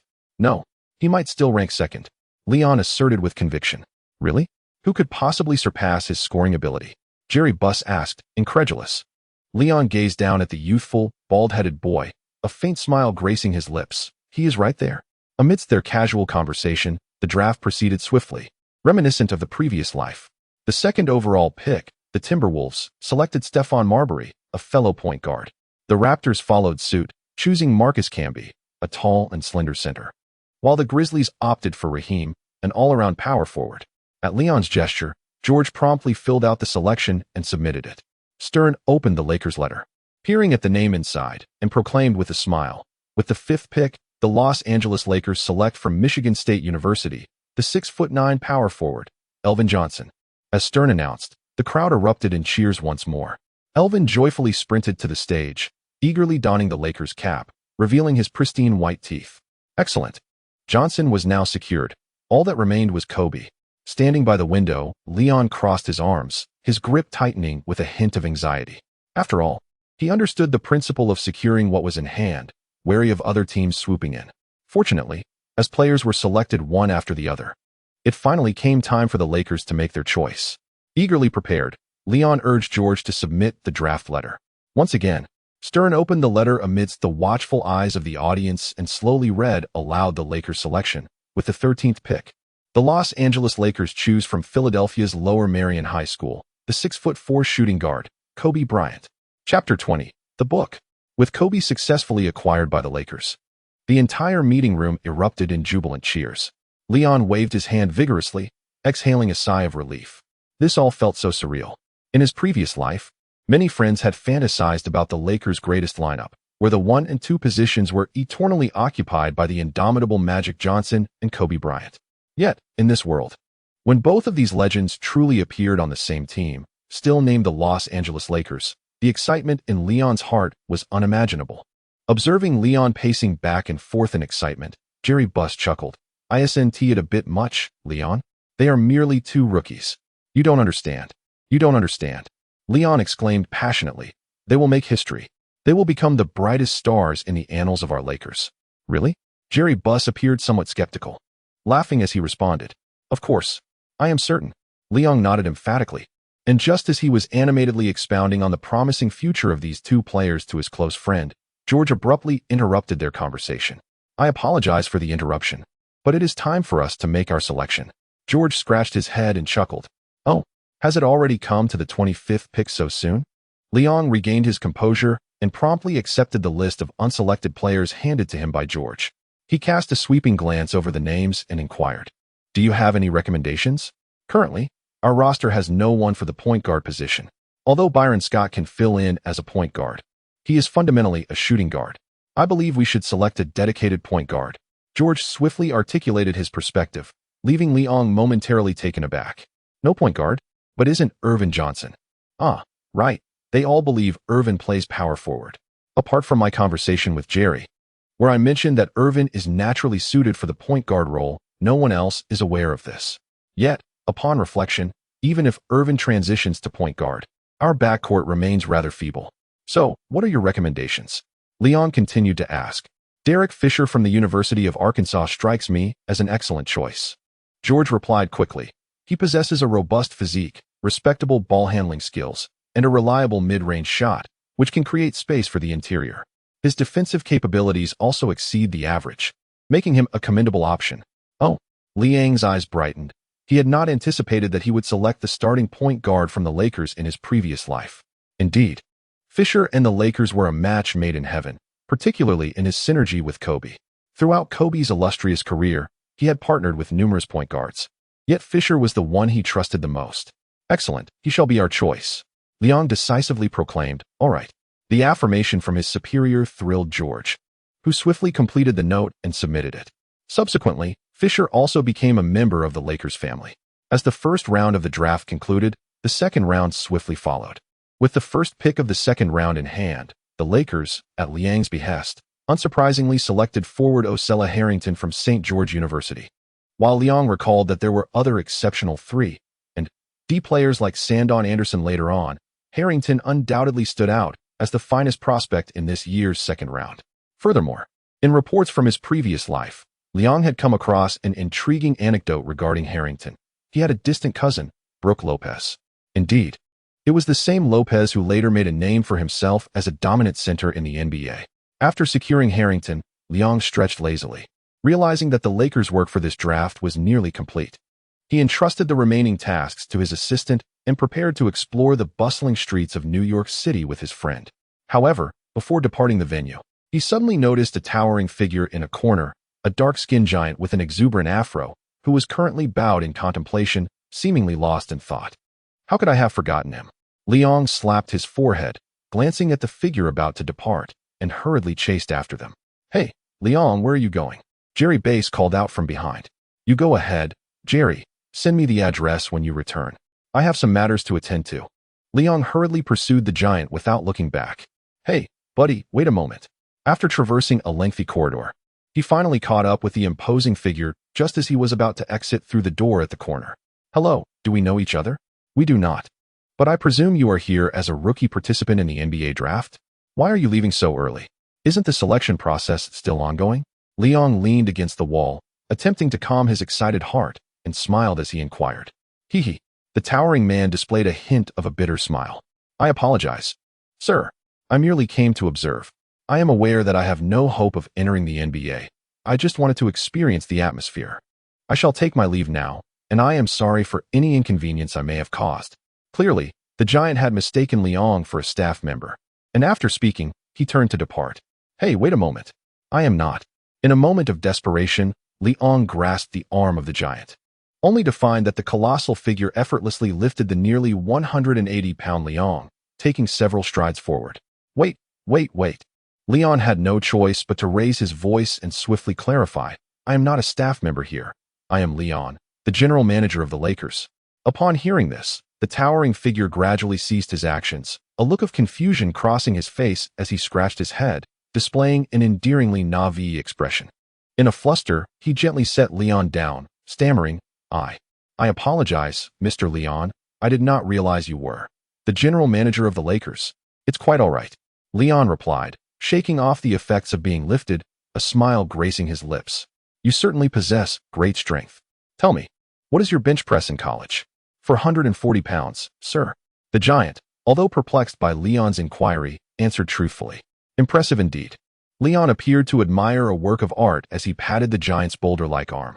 What do you think? Are you interested in joining our team? The Los Angeles Lakers. Leon boldly extended his invitation. What? Join the Lakers? Is there really a chance for me? The surprise arrived so unexpectedly. The giant had believed he was destined never to enter the NBA, yet as he was about to leave, he found himself invited to join by the general manager of a team. No. This is merely an opportunity. You will need to start in the summer league. And if you perform well, there will be a spot for you on the Lakers. Leon spoke each word with intention. Rest assured, sir, I shall endeavor diligently. The towering figure replied, his dark complexion flushed with excitement. Do not be overly enthusiastic. We have conversed for so long, yet I still do not know your name. Although Leon was already aware of the man's appearance, he sought confirmation. My apologies, sir, I am Ben Wallace. Chapter 21, Simple. Leon, get lively. In a bustling bar filled with song and dance, Jerry Buss, clad in an ostentatious blue suit, held a bottle of indeterminate vintage liquor, his face betraying a tipsy demeanor as he swayed to the pulsating rhythm of the music in the center of the dance floor. Now I understand why you donned such a flamboyant blue suit for your arrival in New York. It is for this very moment, isn't it? Leon quietly sat at the bar, observing his friend's frenzied antics with a shake of his head, resignedly raising his glass in distant camaraderie to cheer him on.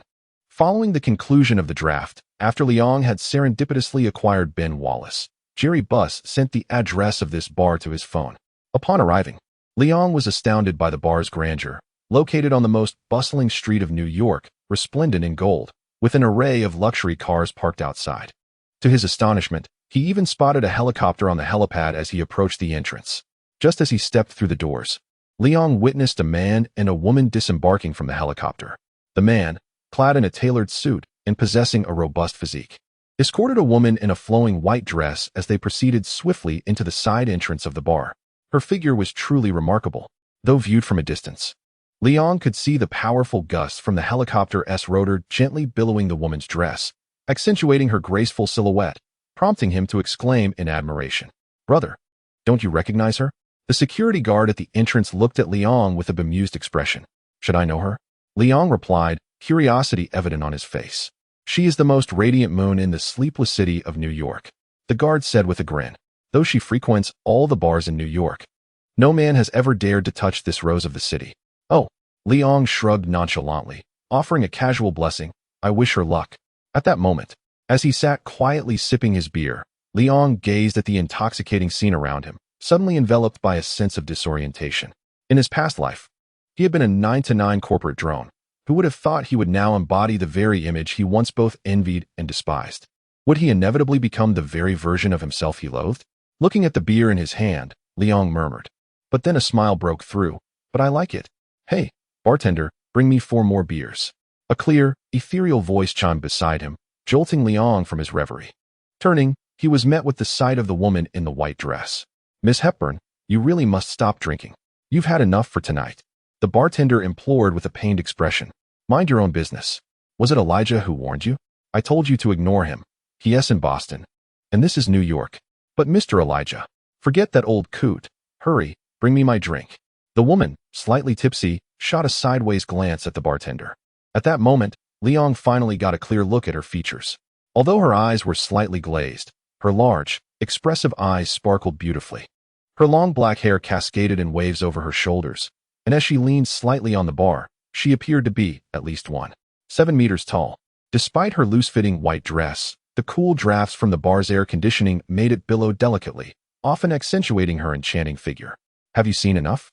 Liang's unreserved gaze drew the attention of the woman beside him, who cast a disdainful glare in his direction. However, her intoxicated eyes lacked any real menace. Instead, to Liang, they appeared all the more enchanting. Liang silently shook his head. Wasn't coming to such a place meant to vent one's inner turmoil and, in the process, showcase one's strengths to others? Turning to take another sip of his drink, he was startled by the discontented voice of a woman beside him. Shouldn't you at least apologize?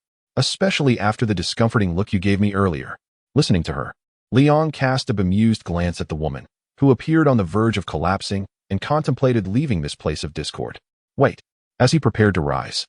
The woman, in her haste, grasped his arm from her slightly elevated stool, only to stumble and lurch towards him.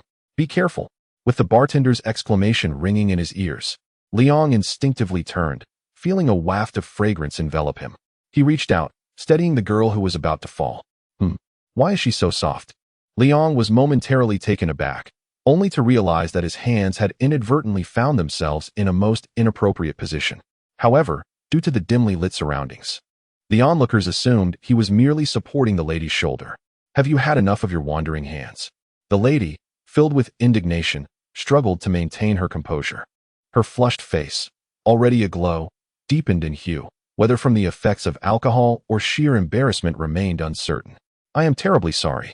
Liang quickly attempted to rectify the situation, yet his misguided touch elicited a soft murmur from the woman nestled against him.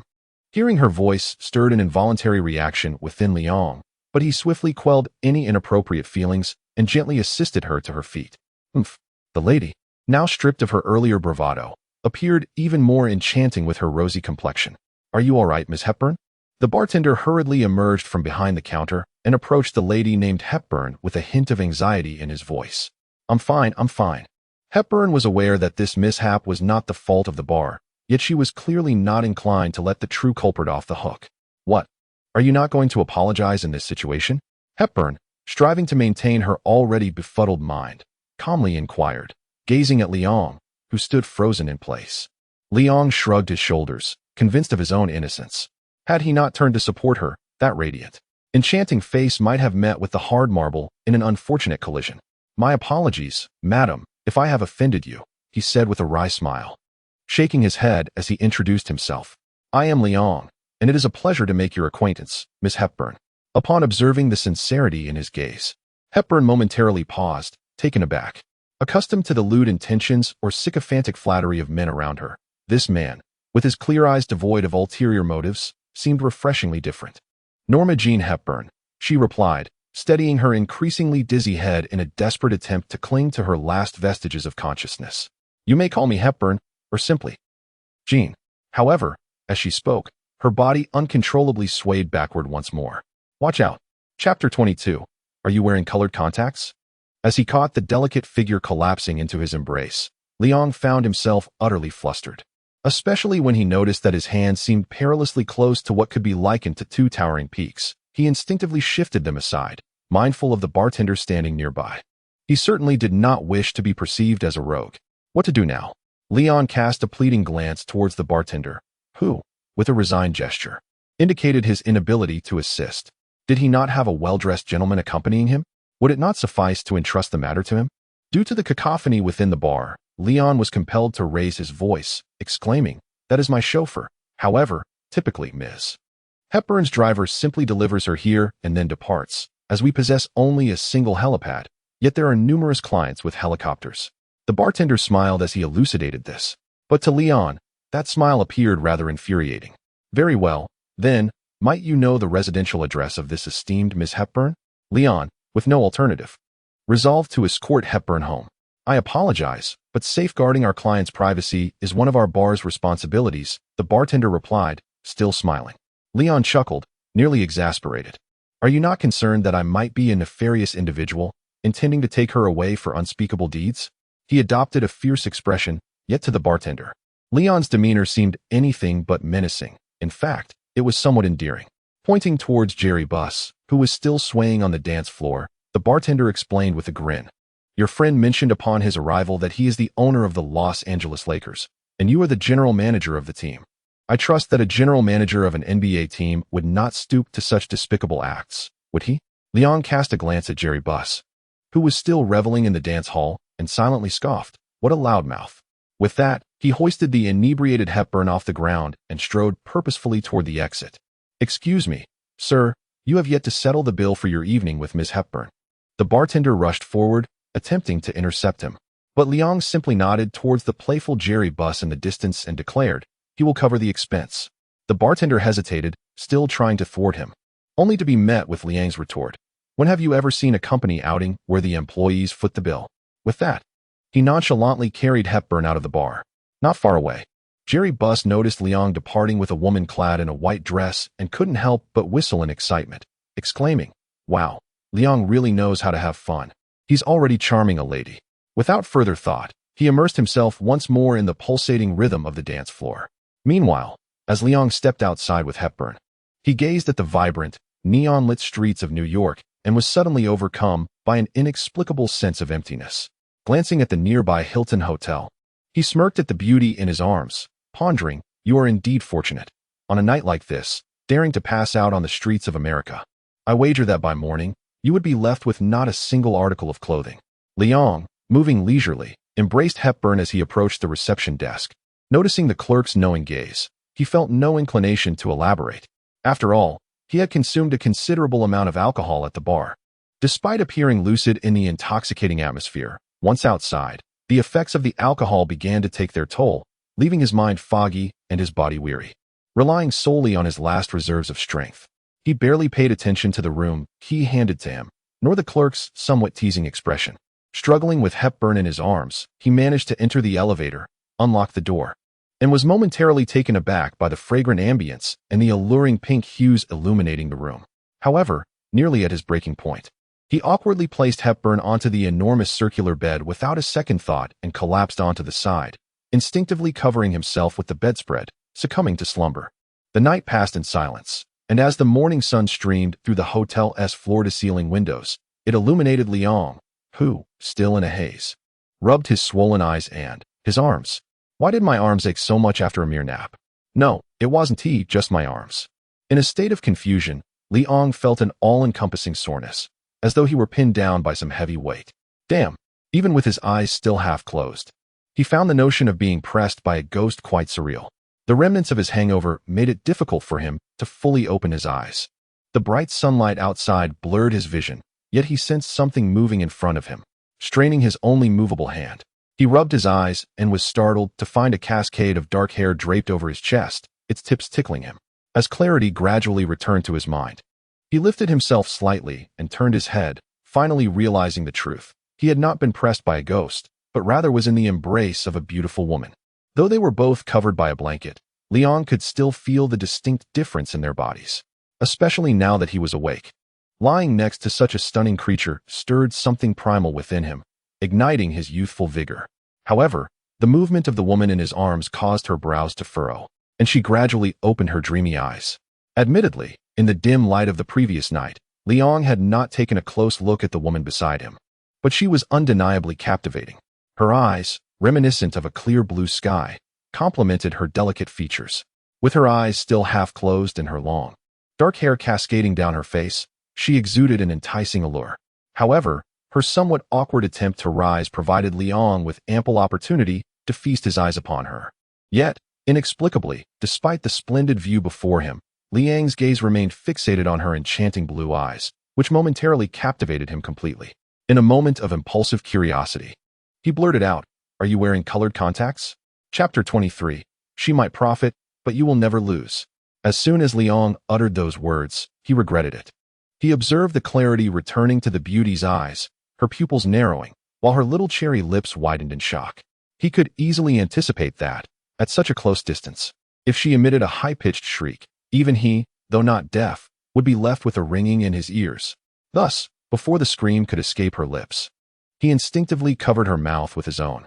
He was unsure why he acted so, but the familiar taste on his lips reminded him that he had indulged in this tempting fruit the previous night. Yet, why could he remember nothing at all? As Leon pondered while blocking, it did not prevent him from savoring the moment anew. For nearly 2 minutes, the girl's astonishing lung capacity left Leon somewhat breathless. The gentle thumping against him, which might appear to an outsider as playful banter, was a stark contrast to the girl gradually regaining her composure. Slowly, Leon withdrew his lips. After a prolonged moment, both of them, panting heavily, gradually calmed down. Gazing at the enchanting figure in his arms, Leon's heart raced uncontrollably, causing the lovely girl to frown in mild annoyance. "Are you not finished yet?" Hepburn furrowed her brow, casting a glance at the junction below, her expression tinged with distaste.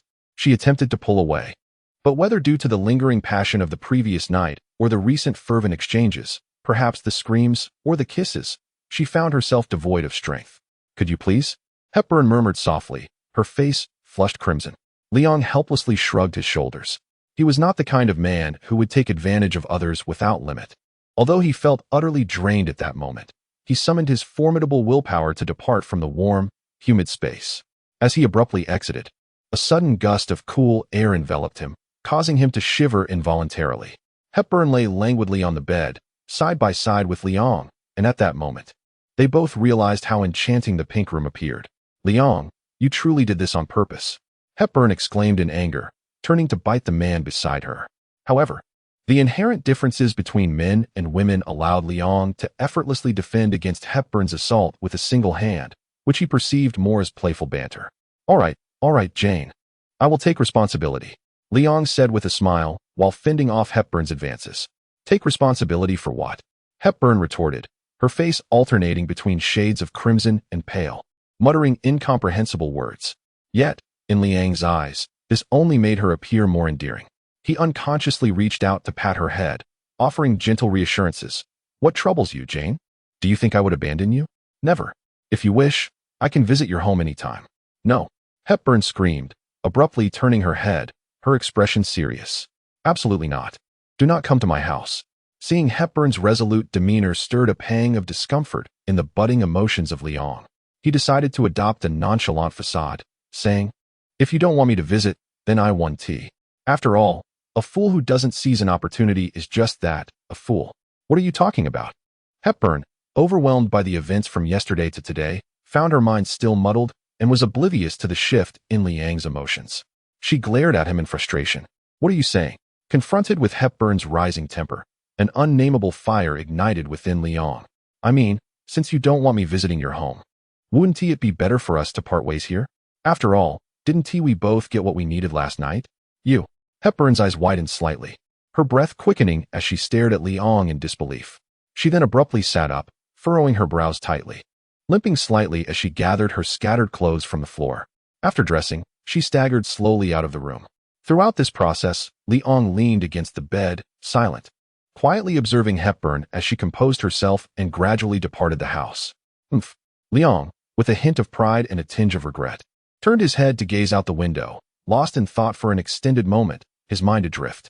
Feeling a slight thirst, he resolved to rise from his bed for a drink of water. As he lifted the covers, he was abruptly struck by the sight of a vivid crimson stain upon the sheets. Leon felt a sense of bewilderment. Although he had lived 2 lives, until yesterday, he was still a novice. However, as an aficionado of cinematic experiences, he certainly understood the implications of his situation. Initially, he believed this was merely a transaction of mutual desire between man and woman, a commonplace exchange of needs. Yet, he now realized, albeit belatedly, that it was not quite as he had envisioned. How utterly vexing. Leon, somewhat vexed, ran his fingers through his hair, feeling rather disoriented. He approached the window, where he caught a glimpse of a slightly disheveled white dress, reminiscent of Hepburn, as she hailed a taxi and departed. Has he truly transformed into a scoundrel? Leon felt a surge of anxiety, as though he had committed an act of wanton disregard, something profoundly unethical. Just as he was engulfed in a haze of confusion, the shrill ring of a telephone pierced the silence, reverberating insistently. Leon retrieved his mobile phone from his pocket and, upon unlocking it, discovered that the caller was none other than his friend, Jerry Buss. As he answered the call, Jerry's somewhat flamboyant voice resonated from the other end. "Leon, you set a record last night. Did you know that?" "Huh? What record?" Listening to his friend's excited tone, Leon felt somewhat perplexed. "You captivated the one and only rose of New York City last night. Do you not realize this?" Jerry Bass exclaimed with even greater enthusiasm. "This is the most sensational entertainment news in New York City and indeed the entire United States in nearly a decade. The media frenzy is unprecedented." They were frantically searching for you both last night, even tracing your steps to Boston. As his friend babbled on, Leon's head felt heavy with confusion. So where exactly were you? He asked. Right next to that bar at the Hilton Hotel. Leon replied quietly. Wow, what a masterful play of hiding in plain sight. Jerry Bass exclaimed. The entire media of New York scoured the city, thinking you would be far away, only to discover you were right under their noses. Impressive, my friend. Wait for me. I'll be there immediately. Under normal circumstances, Leon would have bantered with his friend, but at that moment, he lacked the spirit, simply responding, all right. Shortly after, as Jerry Bass entered the room, looking disheveled yet exuberant, Leon sat silently, sipping water, his gaze vacant and lost in thought. Observing the somewhat flamboyant pink lighting of the room, Jerry Bass whistled and teased, not bad. Brother, you certainly know how to have fun. Leon replied dully. And Jerry quickly sensed something was off, asking, what's wrong, brother? Leon hesitated, struggling to find the words, but eventually recounted the entire sequence of events. So, you slept with her and then sent her away? Jerry exclaimed, dramatically pointing at the bloodstains on the bed, astonished. I said I wanted to take responsibility. But her words infuriated me. Otherwise, Leon's voice trailed off, growing softer. You truly are a cad. And why wasn't he at the bar drinking last night? Damn it, Jerry lamented. Leon. All right, take it easy. If fate is on your side, you will surely encounter her again in the future. At that time, you can explain everything to her properly. And how did you phrase your previous thoughts regarding your actions this time? Jerry Buss, observing his friend's despondent demeanor, pointed at the bloodstains while comforting him. She may be profiting from blood, but you will never be at a loss. Leon. Chapter 24. He certainly plays as a center. Time swiftly passes. In the days following the conclusion of the draft, Leon immersed himself entirely in his work, seeking to numb his own emotions. Even Jerry Buss noticed. For several consecutive nights, Leon remained in the team's office, diligently attending to affairs, without returning home at all. Finally, on one particular morning, while Leon was discussing a sponsorship deal with George, Jerry Buss abruptly entered the room. Leon, upon seeing his close friend, wasted no time and promptly instructed George, when you meet with the Chinese company known as Li Ning, do not set a fixed amount for the negotiations. Instead, consider linking it to our achievements. For instance, what rewards will we receive if we reach the playoffs? Additionally, what incentives will be offered if any of our players are honored as Rookie of the Year, including distinctions such as first, second, or third team selections? Leon swiftly elucidated his points to George, who diligently noted down the salient aspects in his notebook. Ultimately, although I have designated Li Ning as your collaborative counterpart, there exists a plethora of promising venues in China that are worthy of your exploration. In regard to the Chinese market, it is imperative that we seize the opportunity ahead of other teams. Leon decisively entrusted the completion of this task to George, allowing him to pursue his own assignments. As George departed, Jerry Buss, seated on the sofa, inquired with a hint of perplexity, Leon, aren't our sponsors Nike? How did we end up discussing China? Jerry, trust me. China is destined to become a veritable hotbed for basketball, particularly for NBA teams. We must establish our foothold there before our competitors. Leon replied with fervor. If possible, I would even consider bringing a Chinese player to our team. As Leon patiently elucidated while sipping on a cola from the table, Jerry Buss, perplexed, inquired whether Chinese players were indeed proficient. Could they adapt to the high-intensity competition of the NBA? Observing his friend's haughty expression, Leon yearned to assert that in a few years, the so-called Dream Team of America would find themselves overwhelmed on the court by numerous international teams. However, a sudden realization struck him. This was not entirely accurate. The reason the American team had been outmatched in the past was twofold. Firstly, their long-standing arrogance led them to believe that victories could be easily attained on the international stage. Secondly, a significant factor was that many prominent stars had opted out of representing the United States for various reasons. Yet, the current landscape was decidedly different. While pride and arrogance might linger, many players who had long since retired in the past had mysteriously resurfaced in today's NBA. The likes of Magic Johnson and Kobe Bryant had joined forces. Legends such as Larry Bird, Kevin McHale, and Robert Parrish were still present. And even Kareem Abdul-Jabbar remained active in the league. Thus, even if the United States were to adopt an air of superiority, assembling an all-star lineup might render defeat an exceedingly challenging prospect. Rest assured, while the majority of exceptional players are indeed in America, Europe and Asia also boast a plethora of remarkably talented athletes. Liang chuckled and remarked, "Who knows? In the future, international players might even win the NBA regular season MVP or even the finals MVP. Are you joking?" Jerry Buss replied, his face reflecting disbelief. However, Liang merely shrugged, offering no further explanation. Instead, he inquired, "What brings you to my office today? Are you here to inspect my work?" Enough with the jokes. Jerry Buss suddenly remembered the purpose of his visit. He pulled Liang, who was still seated, up from his chair and, with a hint of complaint, said, "Brother, this is not the Liang I know. You seem tormented by some emotional turmoil." Jerry Buss patted his friend's shoulder and added, "You really need to get out for a bit, my friend. I heard from George that you've been holed up in the office for 3 days. You're practically growing mold." "I am not." Leon's tone lacked conviction. It was evident that he was acutely aware that his recent fervent work was merely a means to numb his inner turmoil. "You must confront the depths of your own heart." Jerry Buss turned his gaze, pointing deliberately at the spot over Leon's heart, and earnestly inquired, "What is it that you truly desire? If you genuinely feel remorse toward Norma, then boldly reclaim her." A man bowing before the woman he adores is hardly an insurmountable feat. Listening to his dear friend's earnest exhortation, Leon felt a swell of emotion. But just as he was about to respond, Jerry Buss revealed his true nature with his next words, "Just as I do when I encounter a girl I cherish. Whether in bed or out of it, I grant her the freedom to roam upon me." Leon cast a sidelong glance at his friend's frivolity and found himself unwittingly following him into the training facility. Upon entering the somewhat dilapidated yet impeccably tidy arena, Leon paused momentarily, turning to his companion. Jerry Buss shrugged his shoulders and, with a hint of resignation, remarked, "There's no choice, my friend. We currently lack our own gym. That old man Sterling has only consented to let us use the dome for our matches, but for regular practice, we must find a place ourselves. Fortunately, there is a basketball venue nearby sponsored by Toyota. I checked it out. It's quite impressive, and the facilities are well equipped. So I went ahead and rented it." "The Toyota Center?" Leon was taken aback. "Isn't that the primary training ground for the Lakers in my previous life?" "Indeed, that is its name. However, it matters little. The folks at Toyota are quite pleased to hear that our Lakers wish to rent their facility for training, as it helps enhance their visibility, and they've even offered us a discount on the rental price." "Is that so?" Leon nodded silently and followed his friend into the training facility. Inside, 10 players were divided into 2 teams, engaged in a simple scrimmage. The head coach, Del Harris, noticing the arrival of the team's owner, quickly delegated the training session to an assistant coach and approached them. "Welcome, Mr. Buss," he exclaimed. Aside from their initial meeting during the contract signing, Harris had little contact with Jerry Buss and was unsure of the purpose behind this young and somewhat unconventional owner's visit. "Hello, Coach." Jerry Buss extended his hand with a smile. "Today, I brought our team's manager to pay a visit. I hope we haven't interrupted your training, Coach Harris." "No, not at all.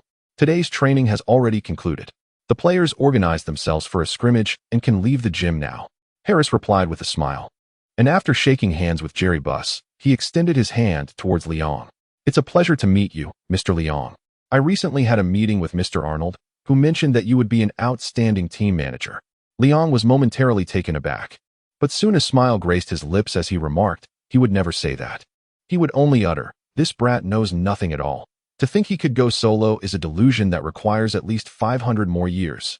Listening to Liang's self-deprecation, Harris and Jerry Buss exchanged amused glances.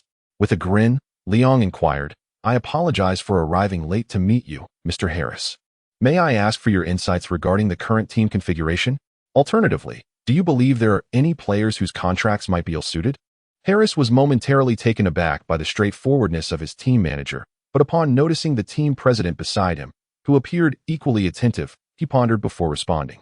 "I am quite pleased with the team's construction, particularly with the blend of seasoned veterans and promising newcomers.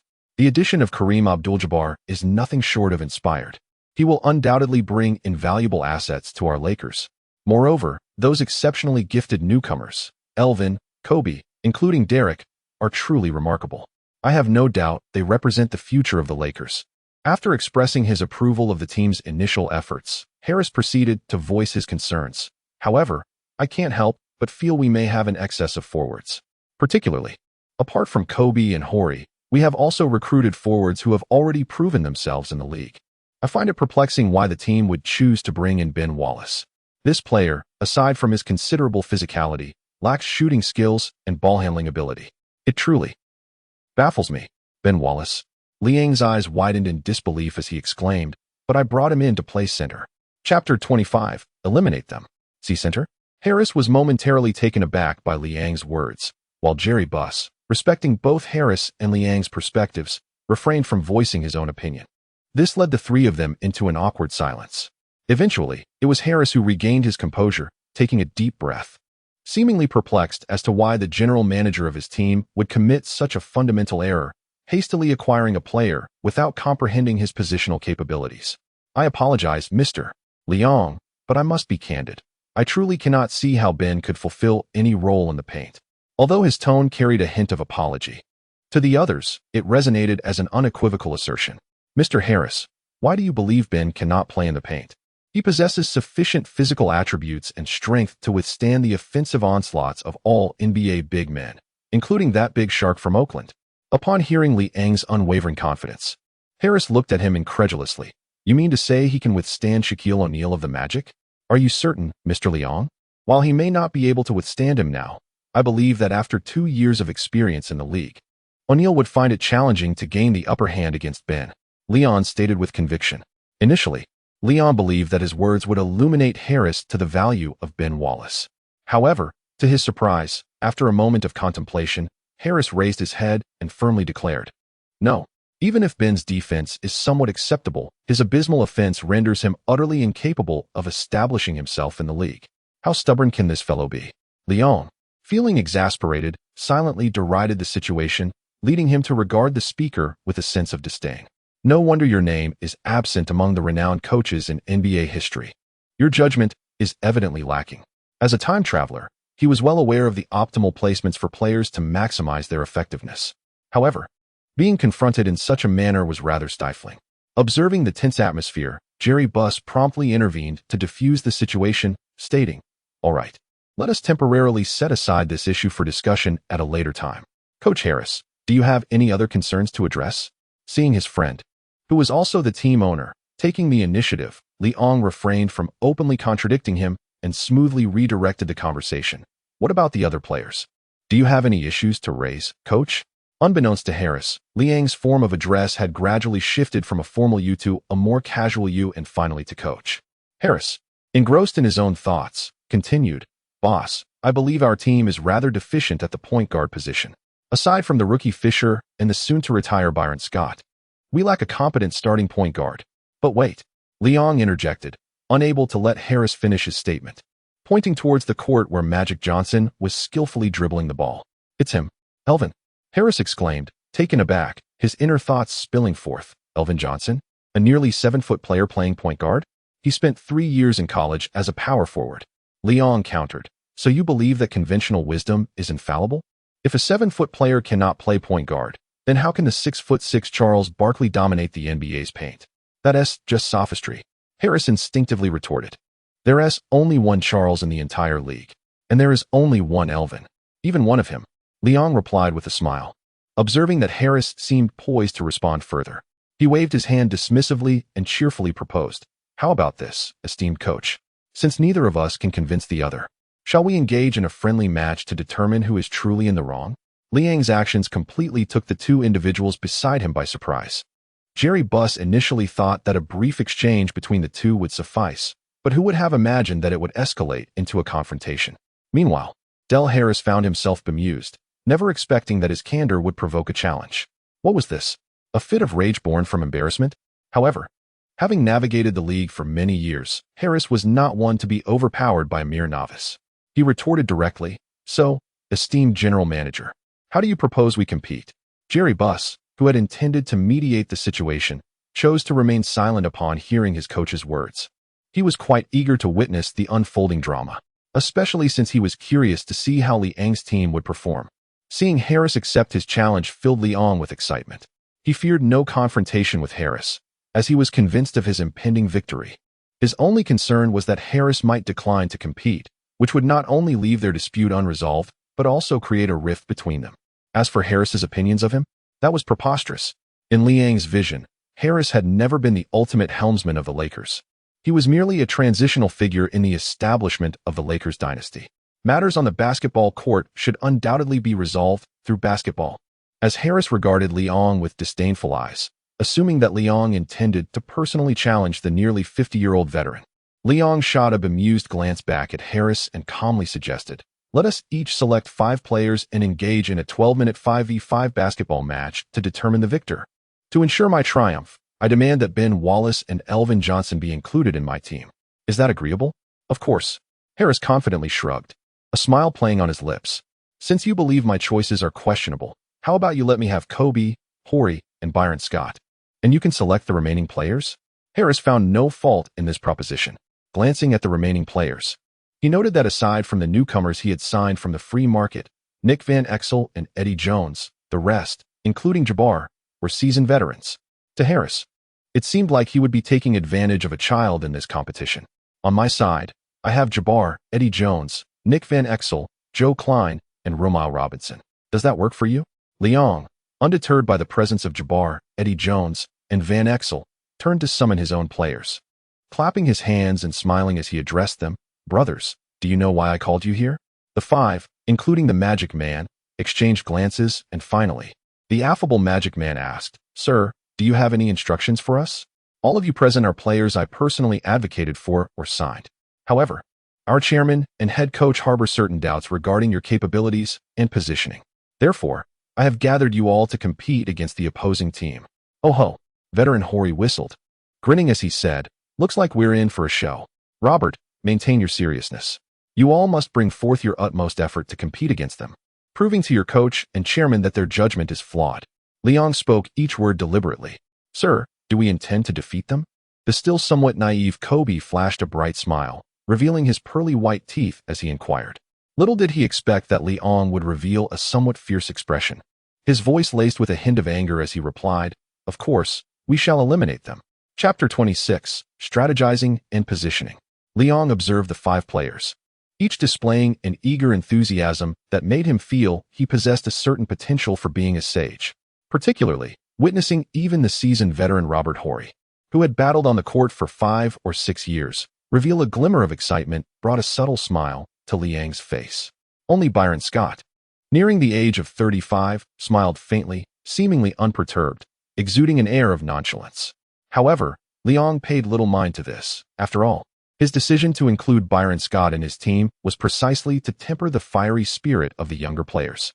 The youthful members of his squad thrived on their vigor, capable of extensive movement across the court and exhibiting an assertive defensive stance. While they might encounter various challenges, Liang remained unconcerned. For the primary aim of this match was merely to showcase their strengths. He believed that Coach Harris, observing from the opposing side, would surely recognize the merits of these young talents, should he choose to overlook their performance out of spite towards Liang. It would not bode well for his longevity in this profession. "All right, gentlemen, I think it is time we assign our formations." Liang clapped his hands, drawing the attention of the crowd, and said with a smile, "Gentlemen, there is nothing to allocate. Let us proceed with our original positions, shall we?" Kobe scratched his head, a hint of confusion in his voice as he inquired, "Byron at point guard, me at shooting guard, Robert at small forward, Ben at power forward, and Elvin at center?" Upon hearing Kobe's arrangement, both Elvin and Ben's faces fell, for their heights were not particularly imposing. Facing the towering figure of Jabbar and the similarly sized Joe Klein, they sensed that the forthcoming match might prove rather unfavorable for them. No. Liang waved his finger and chuckled, saying, "This is not the lineup I initially envisioned. If we arrange ourselves this way, we shall stand no chance of victory." "Then, sir, what is your opinion?" Johnson inquired eagerly, his eyes glinting with interest. "Elvin, I believe both the current media and your college coach have misallocated your position. You may shine as an all-star in the power forward role, yet you are destined to fall short of becoming a legendary superstar." Liang smiled and remarked, "So, sir, what do you mean?" Johnson, increasingly curious, was bewildered by the intentions of the team manager before him. "I have always believed that the position where you can fully unleash your talent is right here." He had somehow acquired a small tactical board and placed Johnson's position as the starting point guard. "Point guard?" Kobe, standing nearby, emitted a surprised exclamation, pointing at Johnson and saying, "Sir, are you mistaken? With his height, playing point guard? That's utterly ridiculous." "What is so ridiculous about it? Tell me, Kobe. What qualities should a competent point guard possess?" Kobe swiftly enumerated the traits of a qualified starting point guard: proficient ball handling, exceptional assist ability, athleticism, a remarkable court vision, and offensive prowess. You should be aware of Elvin's ball handling skills from the training these past few days.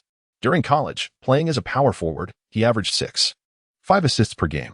As for athleticism and offensive capability, Kobe, I assume you've had your fair share of one-on-one games with Elvin. Haven to you? Have you won more than you've lost? Hearing Liang's teasing, Kobe's expression darkened. Indeed, he had recently sought Elvin out for private matches. Not for any other reason than to prove his superiority over Elvin, justifying his selection as the 5th pick. Meanwhile, Johnson, listening intently, began to ponder. Could it be that I am truly suited to play point guard? Why did I spend 3 years in college as a power forward? Who is the right person after all? Listen closely, Elvin.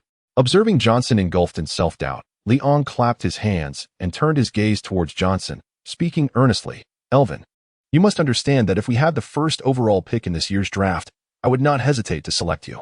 You will be the most outstanding point guard among this year's rookies, without question. Better than that little player from Philadelphia, I have no doubt about it. Today marks the beginning of your legendary journey as a point guard. The first game. As Liang's words resonated, Elvin's eyes sparkled with renewed determination, and he clenched his fists, nodding affirmatively. Witnessing the return of confidence in the young player, Liang continued, shooting guard Byron. Use your sharp three-point shooting to stretch the opponent's defense, allowing our finest penetrator, Kobe, to wreak havoc in the paint. Byron Scott nodded calmly, fully aware of why he had been chosen to join the Lakers, to mentor this talented group of young players. Nevertheless, Scott did not harbor any objections. As he was nearing the end of his career, in the coming year or two, he would likely bid farewell to the court he had battled on for nearly 2 decades. If he devoted himself to nurturing the younger talent, perhaps he could secure a position within the organization after retirement, a prospect that greatly appealed to Byron Scott. As a veteran, he had to be realistic and contemplate his future. And then, there was the small forward, Kobe Bryant. If Elvin was the finest point guard among this rookie class, then you, Kobe Bryant, believe me, you are the most exceptional scorer of this draft class, without exception. There is no need for me to elaborate further, Kobe. Just unleash your talent. Liang spoke with a smile. Of course, sir, I shall transform the opposing hoop into a magnificent display of fireworks. At that moment, the young Kobe had yet to mature into his future seasoned self, embodying more of the vigor and exuberance of youth, yet Liang found this quality endearing. Power forward Robert, he exclaimed, observing Robert's woeful expression. Liang waved his hand reassuringly, saying, Do not fret, Robert, I am not suggesting you engage in a brawl. Your height, your playmaking, and your shooting are your most advantageous weapons against the opposition. Upon hearing that he was not being asked to tussle with the rival center, Robert Horry felt relieved and flashed a bright smile, declaring, Rest assured, sir, I will have their Joe utterly bewildered. Finally, addressing the center, Ben Wallace, Liang looked earnestly at the somewhat timid figure standing off to the side. He slapped Ben's broad shoulder and exclaimed, Lift your head, Ben. Startled, Ben raised his head abruptly, looking at Liang with a touch of dismay. Ben, I must tell you, if I catch you on the court with your head down again, you will be out of the Lakers. Playing in the NBA is both the most joyous and the most ruthless endeavor, and the foremost requirement is confidence. Yes, sir, Ben Wallace assured emphatically. Rest assured, defending against the sky hook is indeed a tall order for you at this moment.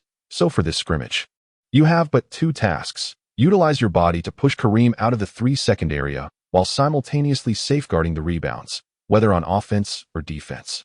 Can you accomplish this? Liang inquired sharply. Are you certain you will complete the task? Ben Wallace, resembling a soldier, responded loudly, Absolutely. Excellent, Ben. Trust me. You are the most outstanding undrafted player in this session, bar none. Johnson, Kobe. Why does this sound so familiar? Chapter 27, Air Connection. Hey, buddy. Are you trying to send me to the hospital? This is merely a training match. At the edge of the court, Kareem Abdul-Jabbar stood with his hands on his hips, panting heavily, gazing at the imposing figure before him, who was significantly shorter than he. As Ben Wallace observed the league's living legend, he felt a shiver when Jabbar voiced his complaints. Jabbar had long been a dominant force in the league, while Ben was merely an undrafted player. Should he inadvertently endanger Jabbar's health, the entirety of the Lakers, from the coaching staff to the fans, would surely turn against him. This thought made Ben instinctively lower his head, but suddenly recalling Liang's teachings, he raised his chin defiantly, mustering a fierce expression as he glared at the towering Jabbar. Jabbar was taken aback, surprised that a mere undrafted rookie would boldly meet his gaze after receiving admonishment. However, having long surpassed the age of competitive rivalry, Jabbar merely smiled and remarked, "Interesting little fellow." Seeing that Jabbar refrained from further reprimanding him and noticing Liang giving him a thumbs up from the sidelines, Ben's confidence surged even more. Liang, observing the thrilling contest, couldn't help but whistle, grinning at Jerry Buss and Harris. "Respected coach, what do you think? Ben Wallace is indeed suited for the center position, isn't he?" Harris, arms crossed and silent at the sidelines, understood that despite it being just a simple training match, his years of experience in the league had equipped him with a discerning eye. Without delving into specifics, it was evident that placing Ervin Johnson at the point guard position was nothing short of genius. Consider this: Johnson stands at 2.06 meters, while his counterpart, Van Exel, is a mere 1.86 meters tall, creating a staggering height difference of nearly 20 centimeters, even more exaggerated than that between Jabbar and Ben Wallace. Though Johnson was tall, his ball handling skills were remarkably solid. Aside from an initial steal by Van Exel, who capitalized on speed to swipe the ball from Johnson, every subsequent offensive play saw Johnson exercising caution. He utilized his robust physique to shield the ball from his opponent while maintaining a comprehensive view of the entire offensive half. Owing to his height, after 5 minutes of play, it was clear that nearly 80% of Liang's team's offense was initiated by Johnson. Whether in fast breaks, set plays, or simple running tactics, Johnson consistently delivered the basketball to the right hands with precision. His teammates felt at ease, as the delightful sensation of receiving the ball right after creating space was something beyond words. Even Ben Wallace, whose offensive prowess was nearly non-existent, found himself in a position to dunk powerfully, thanks to a gap created by Jabbar's help defense. "This feels like bullying," Harris mused, considering that most starting point guards in the league were below 2 meters, while Johnson stood tall at 2.06 meters. As the training continued, Harris also noticed the incredible strength Ben Wallace displayed, managing to keep the seasoned Jabbar at bay, unable to penetrate the 3-second zone. "This is simply outrageous." While this was merely an ordinary training session, both Harris and Jabbar understood that each side had showcased around 60 to 70% of their capabilities. To restrain a player of Jabbar's caliber at that level, few in the entire league could accomplish such a feat. Throughout the session, Ben Wallace focused on 2 main tasks: positioning and blocking defensively, while offensively he set screens and grabbed rebounds. Remarkably, despite the simplicity of his contributions, Ben executed them exceptionally well. The consequence of this was that when Jabbar, acting as the offensive core, struggled immensely, the perimeter defenders had to navigate around the wall-like presence of Ben to mount their defenses. "Push through? Don't be absurd. Did you not witness Eddie Jones' futile attempt to squeeze past Ben Wallace?" Even resorting to some sneaky tactics during official games, he found himself met with an endearing smile. Standing at the sidelines, Harris also discerned that Liang's adjustments to their lineup possessed a unique ingenuity. Initially, he had assumed that their team could leverage Jabbar and Joe's height for a decisive advantage, only to discover that during offense, Ervin Johnson played point guard, while defensively he transitioned into a power forward role. Thus, Liang's team boasted 3 towering players: Ben Wallace, Robert Horry, and Ervin Johnson, all over 2 meters, alongside the nearly 2-meter-tall, agile Kobe Bryant. In terms of average height, they even surpassed their own team. This realization left Harris bemused, prompting him to jest with Jerry Buss. "Perhaps we ought to let the general manager take on the role of our assistant coach. I've noticed he possesses a distinctive insight in certain respects. I'm not sure where he learned this, but he always seems to conjure up something novel." Jerry Buss chuckled in agreement, yet inwardly critiqued, "Coach, given my friend's disposition, if he weren't in the head coach position, he would likely disregard anything else." However, as Jerry Buss watched Liang, who stood off to the side, gesticulating animatedly while reprimanding Ben Wallace for a positional error, he felt a strange sensation. Could his friend truly become a head coach? Dismissing this absurd notion, he focused on the court, noting the final moments of the game, with Liang's team trailing by 2 points. Without calling a timeout, Liang merely stood on the sidelines, silently observing his players' performance, refraining from excessive guidance, for after all, it was merely a training match, and he believed his objective had already been achieved. Yet, Johnson gathered the team together, swiftly articulating his thoughts, which everyone nodded in agreement to. Horry inbound the ball, and Johnson swiftly advanced it.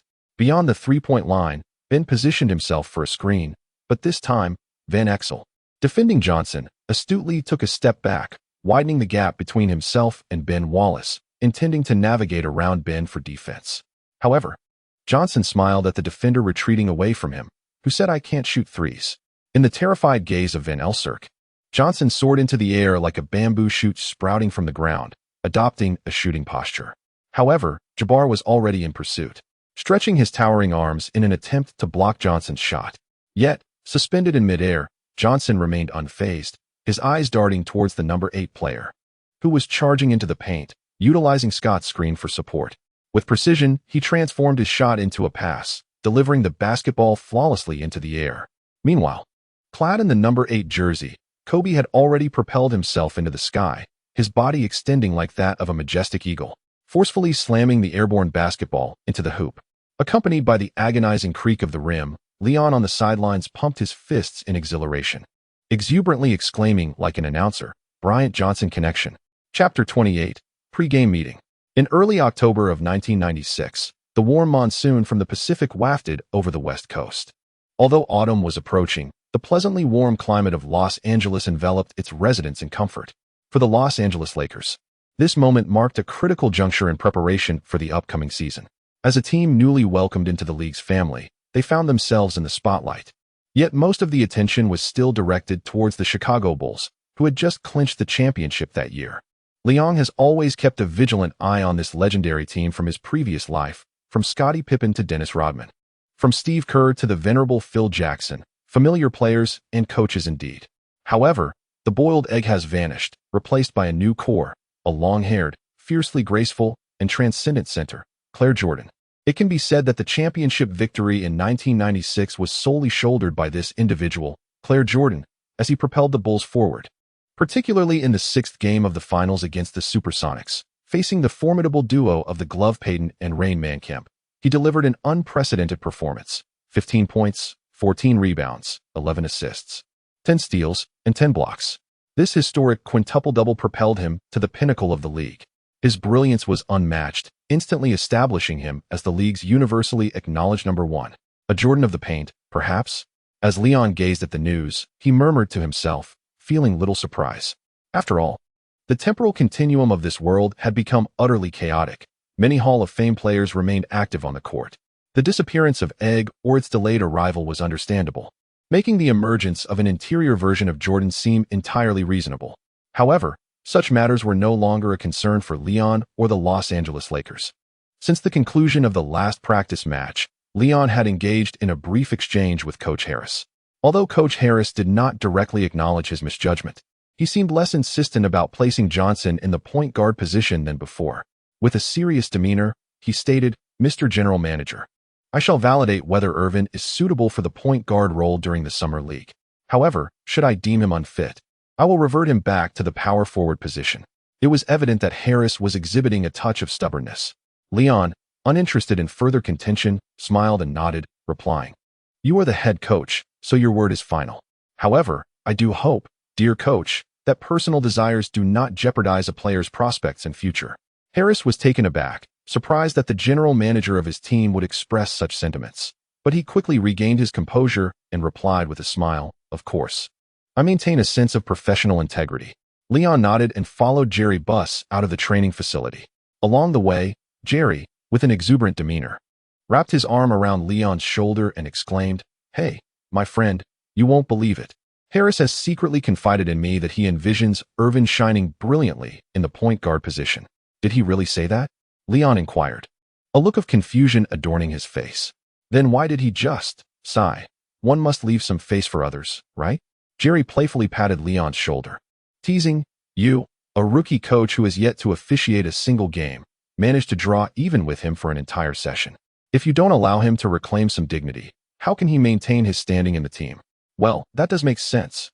Leon nodded in agreement, showing his understanding. "But what about you? When did you learn to act like a head coach? Is there anything you cannot do?" Jerry Buss inquired with an exaggerated grin, as Leon reminisced about his previous life, wherein he fervently engaged in discussions on various NBA live streams, be it on forums such as Tiaba, Pupu, or Tianya. passionately debating team formations, the strengths and weaknesses of players, as well as the coach's tactical missteps and highlights. A smile involuntarily graced his lips. He shrugged and responded with a playful remark. Reading a book 100 times reveals its meaning. Jerry Buss, puzzled by his friend's cryptic words, promptly inquired further. Oh, it's nothing. Just consider me a genius. Leon replied, his tone dripping with bravado. Huh, you rascal, not this again. After departing from the training facility, Leon scarcely crossed paths with Harris. He was well aware that their perspectives often diverged, and in the past, he would have inevitably pointed out discrepancies, which could lead to further conflicts. Adopting an out-of-sight, out-of-mind mentality, Leon immersed himself in the demanding task of team building. Meanwhile, the NBA Summer League was in full swing, with the Lakers having played 8 games, achieving a balanced record of 4 wins and 4 losses, perfectly hitting a 50% win rate.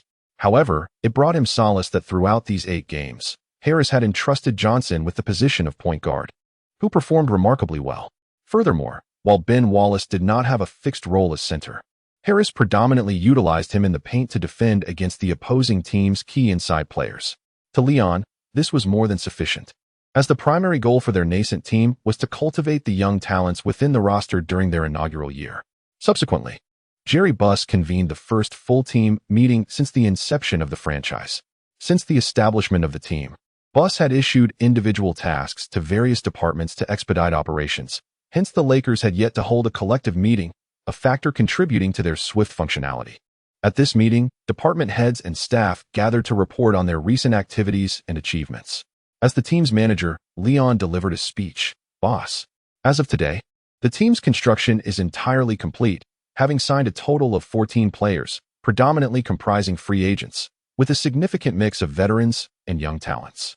He continued, this year's salary cap stands at $25.46 million, with the majority occupied by free agent Kareem Abdul-Jabbar at $3.5 million. At this announcement, the room erupted in thunderous applause and cheers, for attracting the legendary Jabbar to the team at its inception was a testament to Leon's formidable capabilities. Their appreciation was abundant and sincere.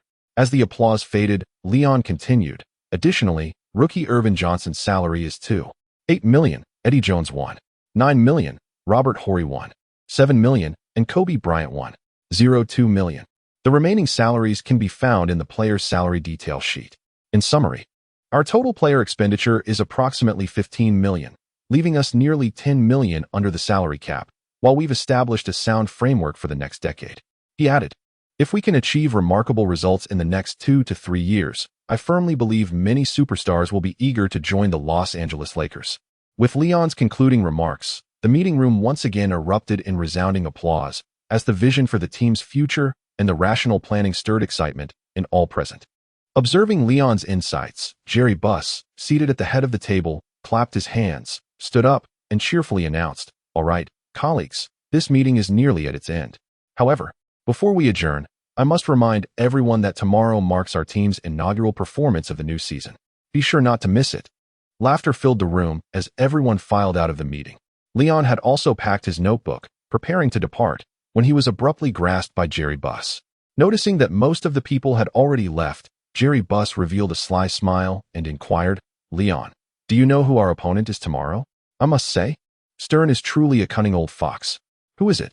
Leon found it rather peculiar, uncertain as to why Jerry Buss had suddenly posed such a question. Jerry Buss pressed his lips together and uttered a name that took Leon by surprise, the Los Angeles Clippers. Additionally, here is the roster of the Lakers for the 1996-97 season. Center, Kareem Abdul-Jabbar, Ben Wallace, Tyrese Knight power forward, Joe Klein, George Lynch small forward, Robert Horry, Osei Harrington, Frank King shooting guard, Eddie Jones, Kobe Bryant, Byron Scott point guard, Magic Johnson, Nick Van Exel, Derek Fisher Chapter 29.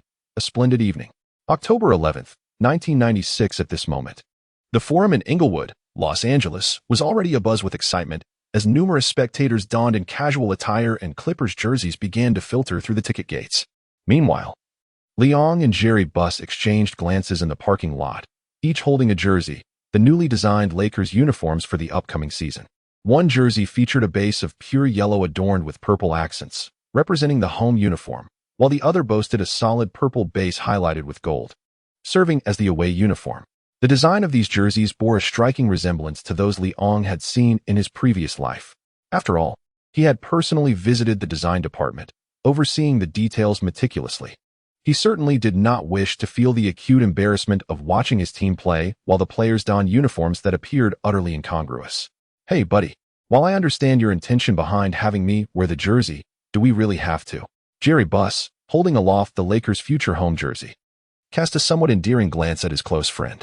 This matter is not open for discussion. Liang shook his head and swiftly donned his team's away purple jersey. Although beneath it he wore a blue shirt and tailored trousers, the addition of the purple jersey lent him an unexpected allure. Come on, Jerry. This is our team's inaugural match since its establishment, and our opponents are none other than the arch-rival Clippers, playing in their own arena. As the owner of the team and the general manager, we must set an example. How else can we instill confidence in our players? How can we inspire faith in the fans watching us? All right. Jerry Buss quickly slipped on the home team's jersey, smoothing out its wrinkles as he smiled and replied. You are absolutely right, Liang. Unfortunately, time is rather tight. Our jerseys have only recently been released, so I doubt many fans will purchase them this time. As the two of them finished putting on their jerseys, they made their way through the VIP entrance into the arena. Liang chuckled. Even if they had been released earlier, the sales wouldn't be substantial, considering we are merely a new team, aren't we? Damn it. At that moment, Jerry Buss entered the arena. Although today was supposed to be the Los Angeles Lakers home game, seeing the multitude of fans clad in Clippers jerseys unsettled him. Keep a cool head. This is a necessary phase we must endure. Liang shrugged nonchalantly as he entered the venue, glancing towards the approaching figures in the distance. He whispered, Sterling is here, mind your expressions. Not far off, the rotund Sterling swaggered towards them, accompanied by an alluring secretary with an enticing silhouette. Even before reaching them, his boisterous and audacious voice echoed, Hey, Jerry, Liang, greetings to you both. Sterling opened his arms wide and feigned warmth as he embraced them enthusiastically, then inquired, Why aren't you in the VIP box upstairs enjoying the game? Is my hospitality lacking? Jerry curled his lip, unwilling to engage with the crass businessman. While Liang shook his head in resignation and replied with a smile, Apologies, Mr. Donald, but as this marks the inaugural game of our Lakers since their establishment, Jerry and I have chosen to celebrate alongside our fans and players. Oh, how could I forget? Today is indeed the Lakers' home game. Sterling chuckled, patting his belly. Seeing so many fans adorned in Clippers jerseys, I mistakenly thought it was their home game. Indeed. That is why the Clippers jerseys worn by the fans appear so exceedingly precious. Leon chuckled merrily. Oh? What do you mean? Sterling was momentarily taken aback, unsure of the implications behind Leon's words. For after the conclusion of today's game, the Lakers jersey would undoubtedly ascend to become one of the most sought-after jerseys in all of Los Angeles and indeed, across the United States. Henceforth, fans attending the games would find themselves compelled to purchase new jerseys, rendering their current Clippers jerseys as mere collector's items. Listening to Leon's half-jesting, half-sarcastic tone, the corners of Sterling's mouth twitched slightly, ultimately forming an ambiguous smile. Mr. Leon certainly has a knack for humor. Leon smiled faintly, choosing not to respond further. After all, his team was currently under the same roof, and maintaining a semblance of dignity was essential. In 3 years, when his team had its own arena, if Sterling dared to be so arrogant, Leon vowed he would confront him decisively. He wished both of them a splendid evening, particularly if the Lakers could secure a victory.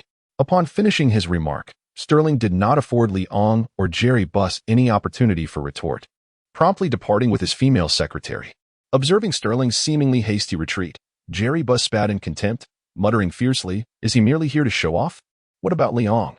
Will he manage to defeat the Clippers tonight and vent his frustrations? Leon contemplated the roster of the Clippers he had examined prior to the match, noting that aside from Danny Manning, there was scarcely a standout player among them. With a smile, he remarked, As long as our team does not perform too poorly, victory is virtually assured. Excellent. Jerry Buss nodded in satisfaction. Meanwhile, Sterling arrived at the VIP viewing lounge with his voluptuous secretary, fuming as he inquired, Have you consulted Castle? Will we achieve victory today? The secretary recalled Coach Castle's words over the phone. The Lakers boast formidable talents like Jabbar and Eddie Jones. Yet our Clippers will also strive to secure a win. Thus, with a cheerful demeanor, she replied, Boss. Coach Castle indicated that the probability of a Clippers victory today stands at 99. Splendid. Sterling smacked his secretary's ample backside and growled, Tell Castle that if we lose today, he should resign and get lost. Hey, Liang, what is going on here?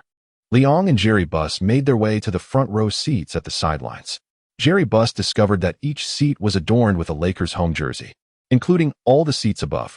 Essentially, every fan who purchased a ticket was bestowed with a jersey, prompting him to inquire in astonishment. Liang shrugged with satisfaction and remarked, I instructed our promotional department to ensure that our jerseys adorned the entire dome of the arena before the game commenced. What do you think, Jerry?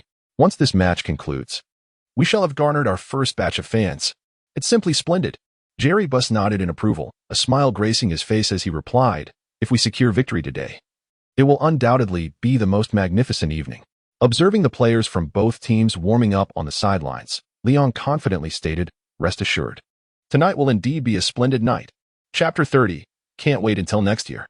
Ladies and gentlemen, today, we bring you a live broadcast of the first game of the NBA 1996-97 season, featuring the Los Angeles Clippers facing off against the newly inducted Los Angeles Lakers. I am your host, Kenny. On the evening of October 11th, 1996, many residents returned home, following their usual habit of tuning into ESPN, where they were greeted by the NBA's broadcast.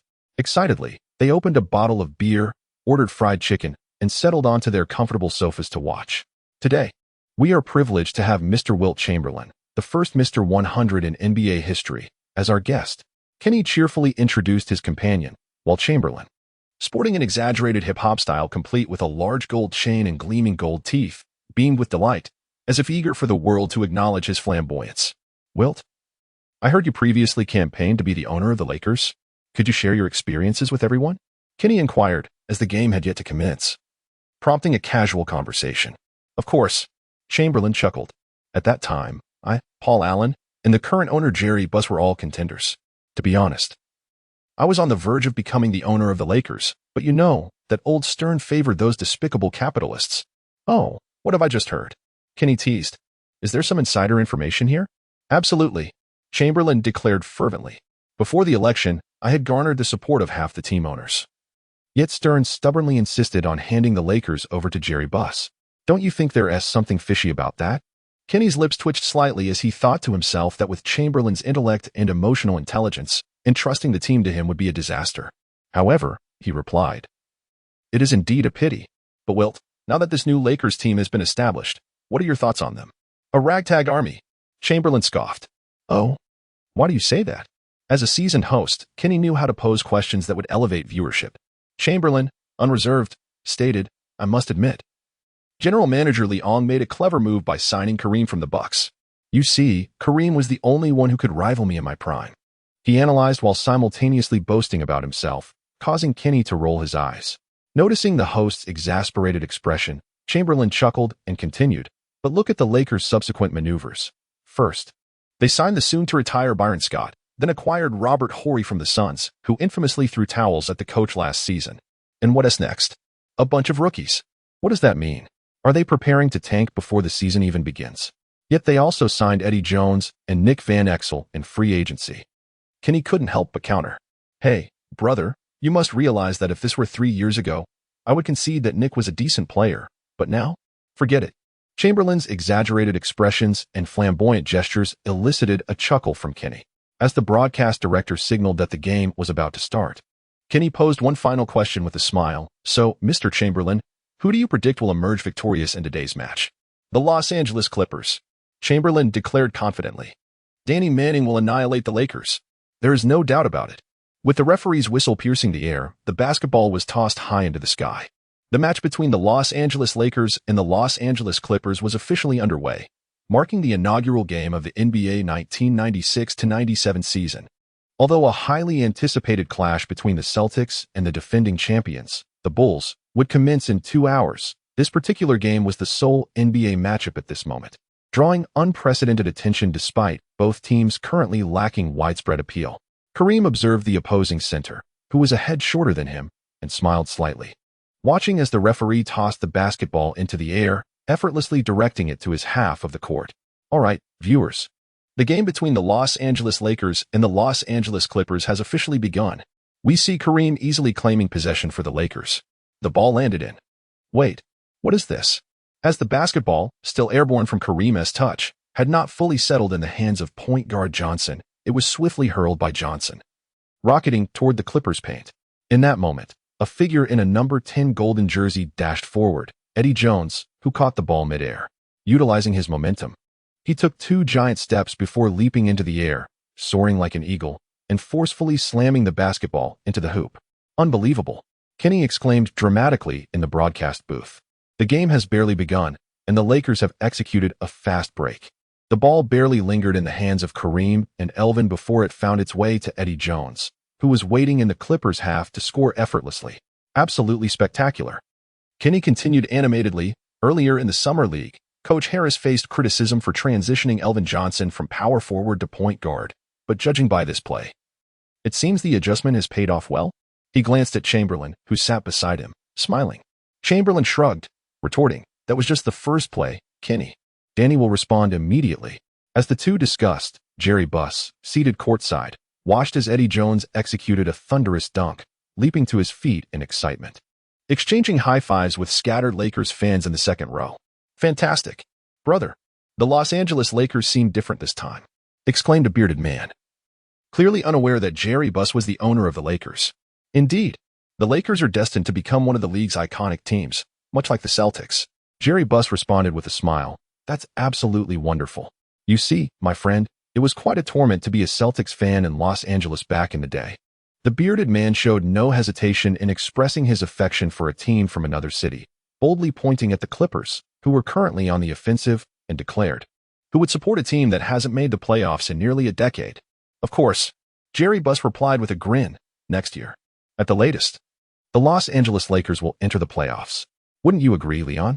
Seemingly lacking confidence in his own words, Jerry Buss pulled Leon, who was still seated firmly in his chair, alongside him. "Absolutely."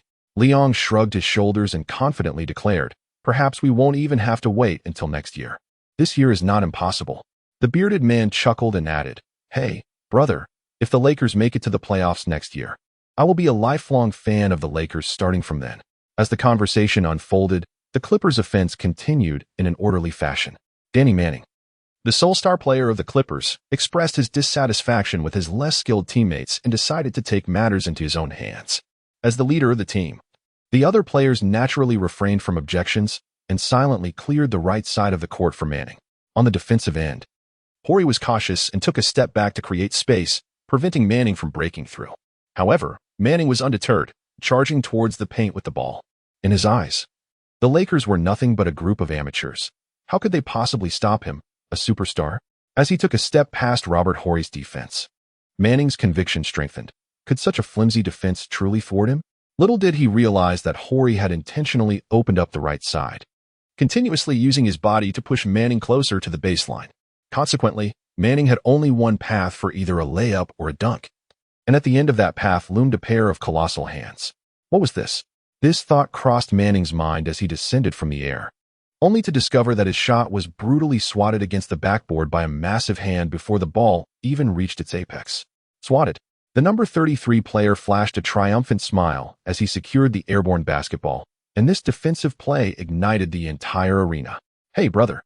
The bearded man on the sidelines excitedly waved his hands, calling out to Jerry Buss, who sat in front of him, "I can't wait for next year. It's right now, at this very moment. I'm a diehard fan of the Los Angeles Lakers. No one else."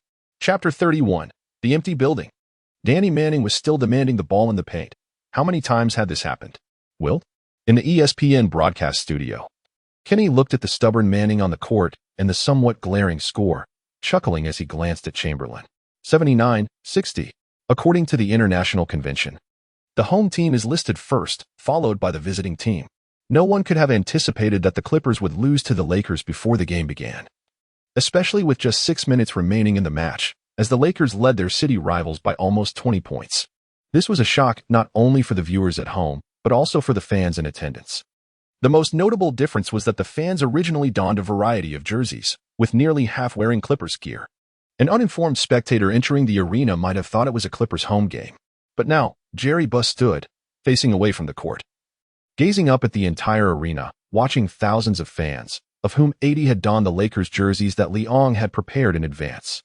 He couldn't help but feel a surge of excitement. "Hey, Liang, I must say, you were truly a genius. It was incredibly wise to place our jerseys in the seats ahead of time. Haha. Leon smiled faintly without responding, instead focusing intently on the unfolding action on the court.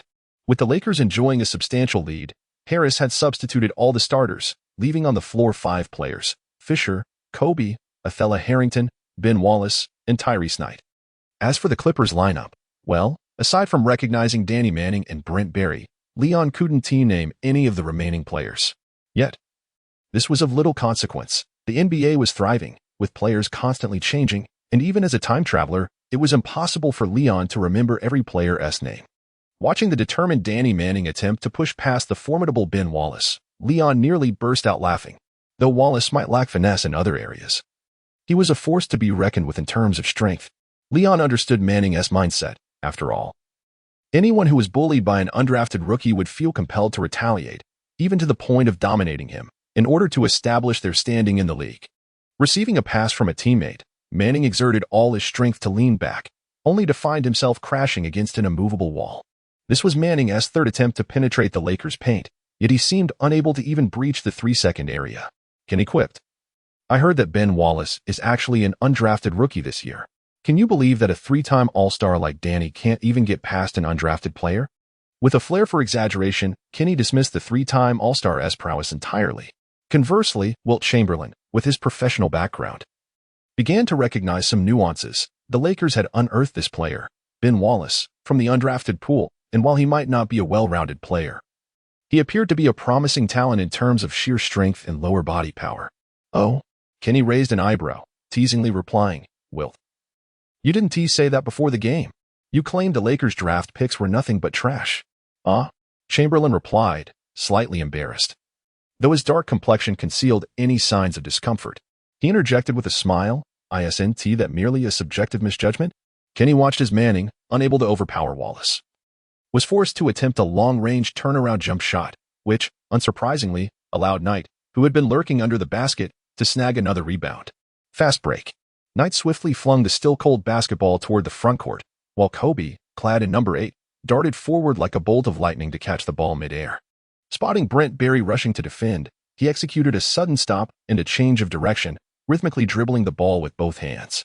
The basketball danced like a spirited sprite beneath Kobe's legs, producing a symphony of consonants that resonated with the essence of the game. Kobe Bryant dribbled swiftly. The commentators were swept up in the Lakers' relentless offensive tide, their energy surging as they exclaimed passionately, with rapid dribbling, Kobe prepares to break left. No. His body shifts left, but the ball veers right. Kobe has evaded Brent's defense and made it through. Barry was taken in by the deception. Oh no. He was about to be left behind. Barry had assumed that, after a year of NBA experience, handling this rookie who had just entered the league, a high school player, no less, would be a walk in the park. As a former member of the All-American collegiate team, bullying a high schooler seemed effortless. However, witnessing this young player, who dribbled with more speed than he could fathom, made Barry feel like an old man at the age of 22, having already spent 2 years in the league. Especially when his body lost control due to the opponent's swift maneuvers, and he stumbled backward, Barry's heart sank. Oh no. I've become a mere backdrop for this kid. However, Kobe, having already broken past him, paid no mind to the fallen Barry, striding confidently toward the free throw line. Leaping fiercely toward the distant basket. Was it too far? Not only the commentators but nearly 10,000 spectators rose to their feet, some with arms outstretched, others with mouths agape, all displaying a myriad of expressions filled with anticipation for the spectacle. It was a bit far, but it was enough. In midair, Kobe realized he might not reach the hoop, so in a moment of quick thinking, he switched from a dunk to a powerful slam. From mere inches away, he forcefully smashed the basketball toward the front. The ball plummeted from the vaulted arena like a meteor, crashing into the hoop with a thunderous impact. The arena fell silent, and that basketball, akin to a meteor, struck the still surface of the sea, creating a tumultuous wave. Oh my God! What was that? Meteor jam! The commentator, 1 foot on the commentary table, microphone in hand, roared. For Kobe. From Kobe Bryant. The cheers of nearly 10,000 fans melded into a singular voice, resonating throughout the arena. At that moment, Leon, seated in the front row, seemed to feel the atmosphere shift as he turned to gaze at the now darkened VIP box belonging to Sterling, which had been vacated. Chapter 32. The League's Bottom Dwellers. 102. 80. The new Los Angeles Lakers clinch their first victory in team history. The Los Angeles Clippers suffer their first defeat of the season. Where do they go from here? The Los Angeles Lakers? The Los Angeles Clippers? Who truly reigns supreme in Los Angeles? As the sun bathed Los Angeles in light the following day, many residents opened their newspapers or switched on their televisions, greeted first by these captivating headlines. For them, the Clippers' loss was a routine occurrence, but losing to a newly joined rival, especially a local adversary, piqued the interest of many in the Los Angeles Lakers. Meanwhile, Leon sat in Jerry Buss's office, holding the data reports from another game played yesterday, his brow slightly furrowed, since it was the NBA's opening day. Only 2 games were scheduled, both broadcast nationwide, one featuring the Lakers against the Clippers in the battle for L.A., and the other pitting the Celtics against the Bulls in a Mars versus Earth showdown. However, compared to the Lakers' effortless victory over the Clippers, the other match had come down to the final second. After all, last season, the Bulls had eliminated the Celtics in the Eastern Conference Finals with a 4-3 victory, claiming their 4th championship trophy. Now, in the Celtics' home arena, as Stern presented championship rings to the Bulls players, the Celtics were ignited with fierce determination. The Chicago Bulls, in their quest to defend the glory of their championship title, have assembled their most elite lineup. Thus, a confrontation ensued between the Celtics, led by Larry Bird, and the Bulls, spearheaded by Claire Jordan. For the first time, Leon experienced firsthand the sheer ferocity of Jordan, a name synonymous with divinity in this realm. Battling against the formidable refrigerator McHale and Chief Parrish, he unleashed turmoil within the Celtics' interior defense, particularly in the 4th quarter, where he single-handedly forced both McHale and Parrish to exit the game. Indeed, both of the Celtics' towering giants fouled out, inciting a furious reaction from Auerbach, who indignantly hurled his cigar to the ground, earning himself a technical foul warning from the referees. Yet, in the end, the Celtics' emblematic figure, the 36-year-old Bill Russell, standing at a mere 2.08 meters, emerged from the bench. With 3 successful defensive plays, he thwarted Clyde Jordan's advances while assisting Bird in executing a mid-range shot, followed by a 3-pointer. Subsequently, he created a shooting opportunity for the Celtics' point guard with his sturdy physique, allowing the long-haired rookie in the number 15 jersey to deliver a lethal 3-pointer, sending the Bulls home. The North Shore Garden erupted in a frenzy as the announcer's hoarse roar resonated through the arena, prompting all Celtics fans to raise their arms in unison, chanting the rookie's name, Steve Nash. Leon, momentarily taken aback, felt as though the world had gone mad. Realizing that his father had indeed heeded his whispers, bringing the future 2-time MVP, Steve Nash, into their fold. Nash, Bird, McHale, Parrish, and Bill Russell, what an extraordinary lineup. Wait a minute. How can they even be compared to the so-called warriors of the universe? This is truly beyond comprehension. Leon murmured, "Oh dear, this is utterly insane." In the office, Jerry Buss waved a newspaper fervently, echoing the same sentiment. The paper featured a striking image from ESPN's basketball column, showcasing an aerial view of the Staples Center, capturing Kobe's breathtaking meteor dunk during the 4th quarter of last night's game. Furthermore, the photograph, taken from above, encompassed a majority of the audience, with fans donned in Lakers jerseys creating a golden sea that engulfed the entire arena. It can be said that in just one game, the Los Angeles Lakers captured the hearts of a substantial portion of the fan base. After all, who wouldn't be enamored by a team that boasts both formidable strength and captivating play? In last night's match, Magic Johnson recorded 15 points, 12 assists, and 4 rebounds. Kobe amassed 18 points, 3 assists, and 3 rebounds, while Kareem Abdul-Jabbar contributed 29 points, 14 rebounds, and 2 assists. Even undrafted rookie Ben Wallace managed to score 4 points along with 9 rebounds. Though the statistics may not appear dazzling, it is noteworthy that out of those 9 rebounds, 5 were offensive boards. Only the audience present and the coaches of both teams understood that while Ben Wallace's performance may not have shone brightly, it was indeed exceptional for an undrafted player. Stay calm, my friend, for this is merely the first game, and you must prepare yourself mentally. Leon sat in his chair, contemplating the seemingly invincible Celtics while sipping on a cola. He calmly remarked, "What psychological preparation?" Jerry Buss, somewhat perplexed, inquired. "Of course. It's the readiness for consecutive defeats." Leon chuckled softly, setting aside the report on the Celtics. He picked up the schedule resting on the table and remarked with a smile, "I glanced at our upcoming fixtures. We will host the Suns next, followed by an away game against the Jazz. Then we face the Trail Blazers and the Rockets, and subsequently, the 76ers and the Golden State Warriors. Apart from the Golden State Warriors, we have a chance to secure victories against the other teams. Liang shrugged his shoulders, and although he uttered no words, the implication was unmistakable. Hey, my friend, I refuse to believe we will face a continuous string of defeats. Jerry Buss, evidently exhilarated by the resounding victory in the first match, exuberantly proclaimed, I believe we can secure at least half of our victories. Half? Leon gazed at his friend with an expression of incredulity. While he was quite pleased with the Lakers roster he had assembled, Magic Johnson, Kobe Bryant, Robert Horry, Ben Wallace, and Kareem Abdul-Jabbar, he knew that if all five were at their peak, he might have the audacity to challenge his father's Celtics. However, reason ultimately triumphed over emotion. Among the 5 players on his team, only Abdul-Jabbar was a seasoned veteran. The remaining 4, including Horry, had merely entered the league 4 years prior. The 3 rookie players were even less experienced. Thus, in this slightly altered NBA landscape, where many teams boasted historical legends among their ranks, Leon refrained from making any bold proclamations of victory. Even the so-called underperforming Los Angeles Clippers boasted a player of historical significance, Danny Manning. Yet, observing his enthusiastic friend, Leon merely pressed his parched lips together and refrained from further comment. As his life mentor Camille once said, lies do not wound. It is the truth that strikes like a knife. In late October 1996, after securing their first victory, the Los Angeles Lakers suffered a disheartening 3-game losing streak, plummeting to the bottom of the league standings. On October 14, 1996, the Lakers fell to the Phoenix Suns at home, 99-105, as Charles Barkley, nicknamed the Round Mound of Rebound, wreaked havoc in the paint, scoring 41 points and grabbing 8 rebounds. 3 days later, on October 17, the Lakers faced the Utah Jazz, suffering a 25-point loss, with Stockton and Malone combining for 70 points, humiliating the newly minted team. The following day, in a back-to-back game against the Portland Trail Blazers, the Lakers seemed poised to halt their losing streak.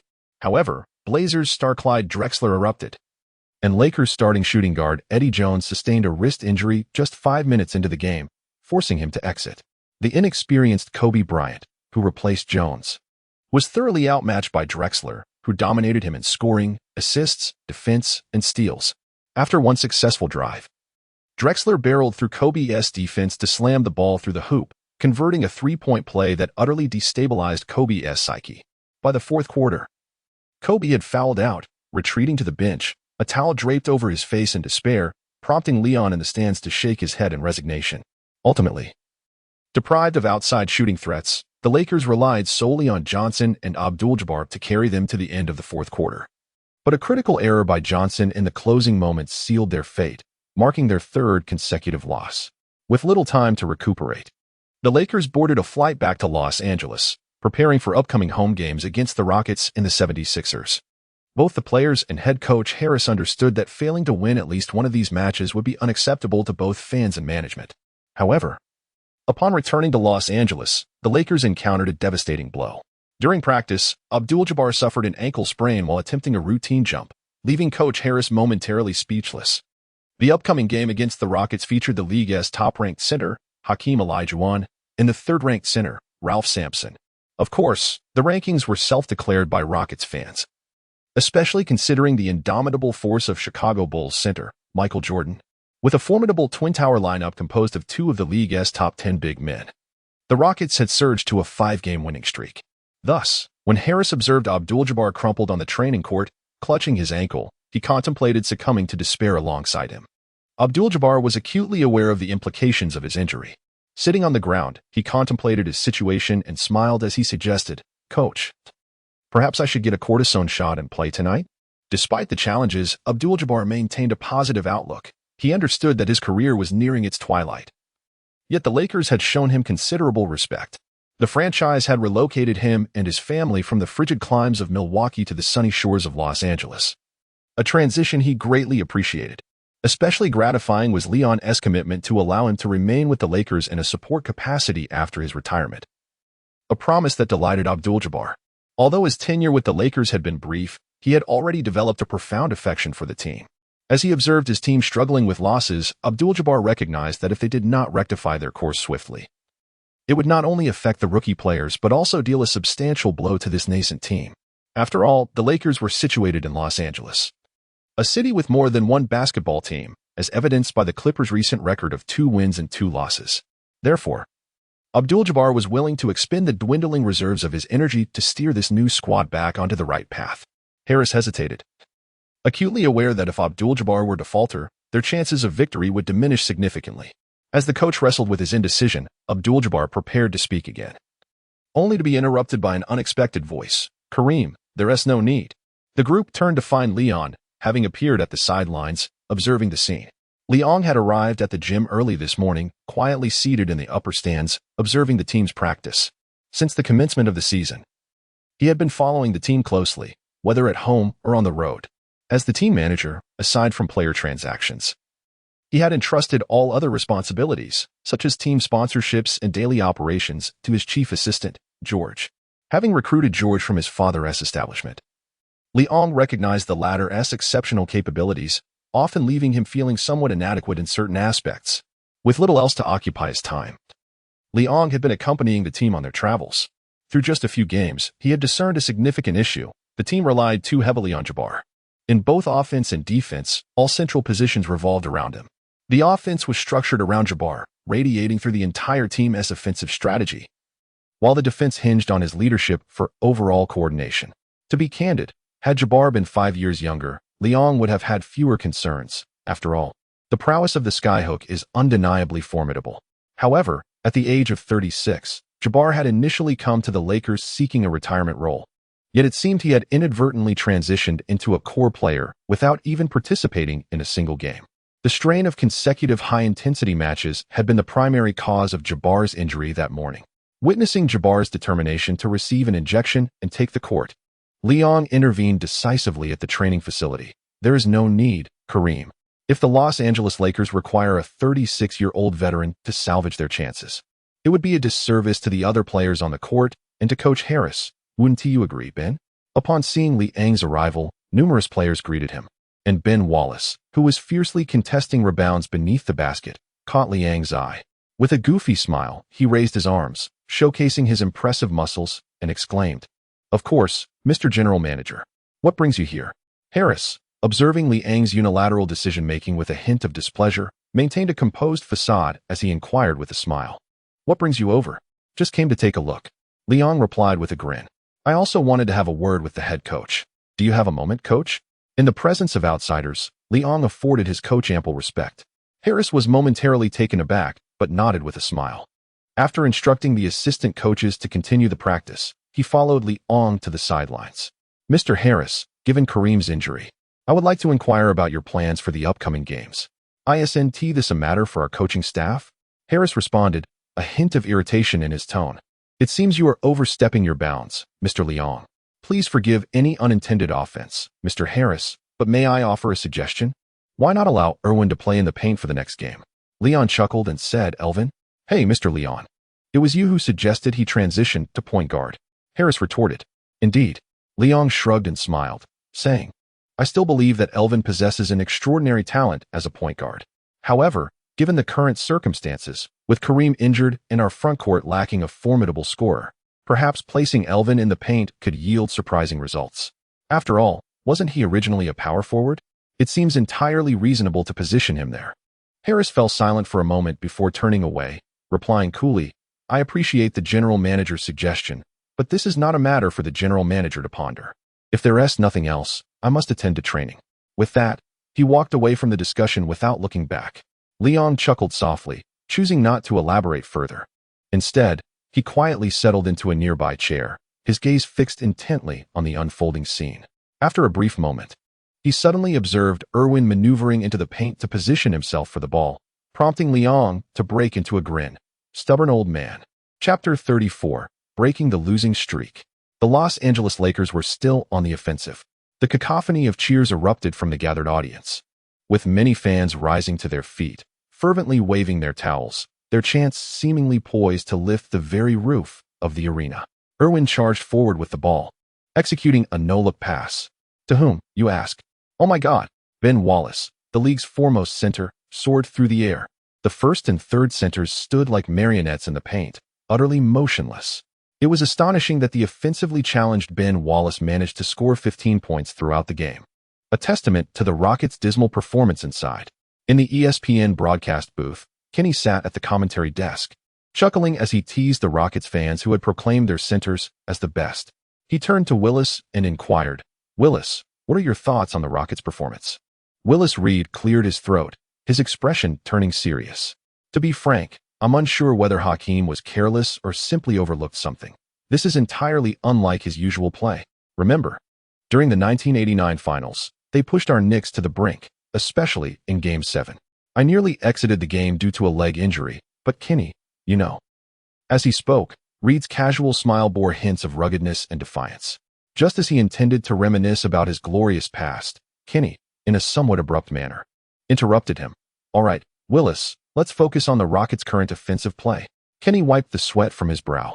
ESPN had invited Knicks legend Willis Reed to commentate on the game between the Rockets and the Lakers, primarily due to the historical rivalry from the 1989 finals, where Reed faced off against Olajuwon. However, every time Kenny sought Reed's insights on the game's dynamics, he found himself diverted back to Reed's own heroic past. Initially, when Reed first brought up this topic, Kenny listened with intrigue, occasionally chiming in. Yet, as the game progressed into the fourth quarter, Reed's incessant reminiscing became irksome. Finally, during the midpoint of the fourth quarter, as Reed prepared to recount his glory days yet again, Kenny could no longer endure the nostalgia. He swiftly redirected the conversation back to the present game. The Rockets must implement changes. With 5 minutes left, a 13-point deficit is surmountable, but they first need to address Sampson's offensive issues. Indeed, Reed seemed to recognize his own digression, offering an awkward smile in agreement. The Rockets certainly need to resolve their offensive challenges. They cannot rely solely on Olajuwon to clinch this victory. At that moment, within the Grand Arena, Leong sat in the VIP box, observing the exuberant Jerry bust beside him, and with a hint of exasperation remarked, "Brother, you have been animated all night. Do try to remain composed. Hey, my friend, this is the Houston Rockets. The Rockets with Olajuwon and Sampson. Our Lakers are currently ahead by 13 points. How could one not be excited?" Leong smiled as he reflected on the match. To be honest, he had not anticipated his team would perform so exceptionally well. Conversely, the Houston Rockets were playing rather dismally. As the game commenced, with Kareem Abdul-Jabbar and Eddie Jones succumbing to injuries, Harris promptly deployed a towering lineup featuring Irvin Johnson, Kobe Bryant, Robert Horry, Ben Wallace, and Knight. The advantages and disadvantages of this formation were strikingly evident. The drawback lay in the fact that, aside from Knight and Horry, the majority were inexperienced rookies, lacking in seasoned expertise. However, the strength of this lineup resided in their remarkable athleticism. Apart from Wallace, every player possessed offensive capabilities, with an average height of around 2 meters. Even the shortest, Kobe, stood at 1.98 meters, creating a congested atmosphere within the 3-second zone for the Rockets. Whenever the Rockets launched an attack, as soon as the Twin Towers gained possession, the Lakers would invariably vacate the perimeter, resolutely double-teaming the towering duo. While Olajuwon managed to navigate this pressure with his deft footwork and keen court vision, frequently creating shooting opportunities for his teammates, Sampson found himself in a challenging position. After enduring a game against the Bulls, where he had been closely monitored by Jordan, he hastily traveled to Los Angeles, now confronted by Ben Wallace, who, despite being shorter, possessed overwhelming strength. Sampson felt a sense of frustration. Initially, he could leverage his stamina to penetrate the Lakers' interior defense and score with ease. However, as the game progressed, he realized that the formidable defender assigned to him had shifted from a direct confrontation to a more evasive style, determined to deny him the ball. This would have been manageable, as Olajuwon, the anchor of their team, could facilitate openings, ensuring a potential victory. Yet, Olajuwon too was experiencing his own frustrations. Knight, defending him, was a seasoned veteran, having navigated the league for nearly a decade. In the face of a top-tier interior player like Olajuwon, Knight's rookie status did not intimidate him. Despite his agility and leaping ability, Olajuwon could outmaneuver him with his wealth of experience and offensive strategies. Rather, it was this seasoned veteran that truly irked Olajuwon. Indeed, it was quite exasperating. No matter how he faked or maneuvered, Knight remained unfazed, only springing into action when Olajuwon left the ground to shoot or lay up, at which point he would pounce like a tiger, striving to disrupt Olajuwon's efforts. Although Olajuwon continued to score, it was evident that he found the game exceedingly challenging, especially when he received the ball, regardless of whether it was the point guard, who was nearly his height, or the energetic shooting guard, Whoever approached him would relentlessly double-team him. While he could create opportunities for his perimeter teammates, their shooting accuracy was disappointingly low that evening. This was a significant reason why. Entering the fourth quarter, his team had yet to take the lead even once. Liang observed the Rockets' offense falter once more, particularly amused by Elvin's descent into the paint to assist Nate in defending Dwyane. It seems Coach Harris possesses some skill after all. Should we lose again tonight? I am prepared to consider a new coach. Jerry Buss finally returned to his seat, savoring a sip of the red wine on the table, and spoke earnestly. There's no need for that, Jerry. After all, we are a fledgling team, and if you wish to avoid becoming a fool like Sterling, it would be wise to grant Coach Harris a bit more time. Upon hearing this, Jerry Buss chuckled, for he too had received news that the neighboring Clippers Sterling had dismissed head coach Castle, citing poor team performance. Yet, with a record of 3 wins and 3 losses, the Clippers' performance, while not dazzling, was certainly adequate. Thus, the reason behind Castle's dismissal remained a mystery, though Liang had an inkling that it was likely due to suffering a loss against their own team in the season opener. You cannot dismiss a head coach simply for a poor start. Changing coaches invariably leads the team into a tumultuous phase, impacting not only the fans but also the players' psyche. I understand. Jerry Buss rolled his eyes, smiling wryly. I am merely venting to you. As the two continued their light-hearted banter, the game drew to a close. Although a 13-point deficit with 5 minutes remaining was not insurmountable, it was evident that the back-to-back games had drained the Rockets' players. Dwyane and Sampson, lacking the spirit to continue their offense, began to meander on the court. Recognizing the inevitable defeat, Rockets head coach Rudy Tomjanovich waved his hand decisively, substituting all starters, effectively signaling the end of the contest. Let us congratulate the Los Angeles Lakers on their stunning home victory over the Houston Rockets, 110-104. They have halted their 3-game losing streak while handing the Rockets their second consecutive defeat. Congratulations to them. Chapter 35, Coaching Change? Time flies, and a month has passed in the blink of an eye. During this month, the Los Angeles Lakers played nearly 20 games. Aside from their initial surprising victory over the Houston Rockets, their subsequent matches were predominantly losses. Against weaker teams, the Lakers could still put up a fight, but when facing playoff-caliber squads, they merely went through the motions. As the team owner, Jerry Buss, due to his busy schedule, only attended home games sporadically, with Liang accompanying the team for the remainder. While Liang had numerous responsibilities of his own, he delegated most tasks to his assistant, George.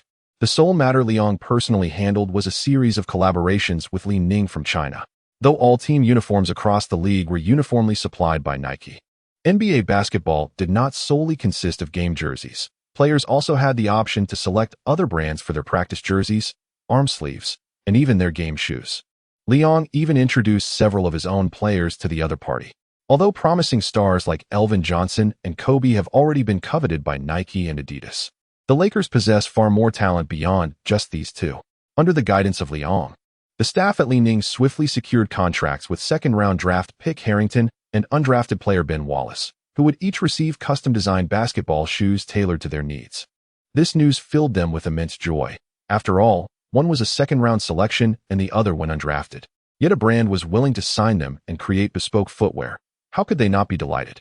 However, from Liang's perspective, this represented a mutually beneficial arrangement. Setting aside Harrington, the future accomplishments of Ben Wallace alone, particularly given that Li Ning signed him during a low point in his career, promised a lucrative return in the years to come. Yet, the subsequent matters were no longer Liang's concern. Following the completion of the sponsorship deal with Li Ning, he tirelessly followed the team on their journeys, watching from the sidelines as his players poured their sweat onto the court. The fierce contest between the two teams and the strategic duels between their coaches captivated him. Perhaps I should not confine myself to that wretched office.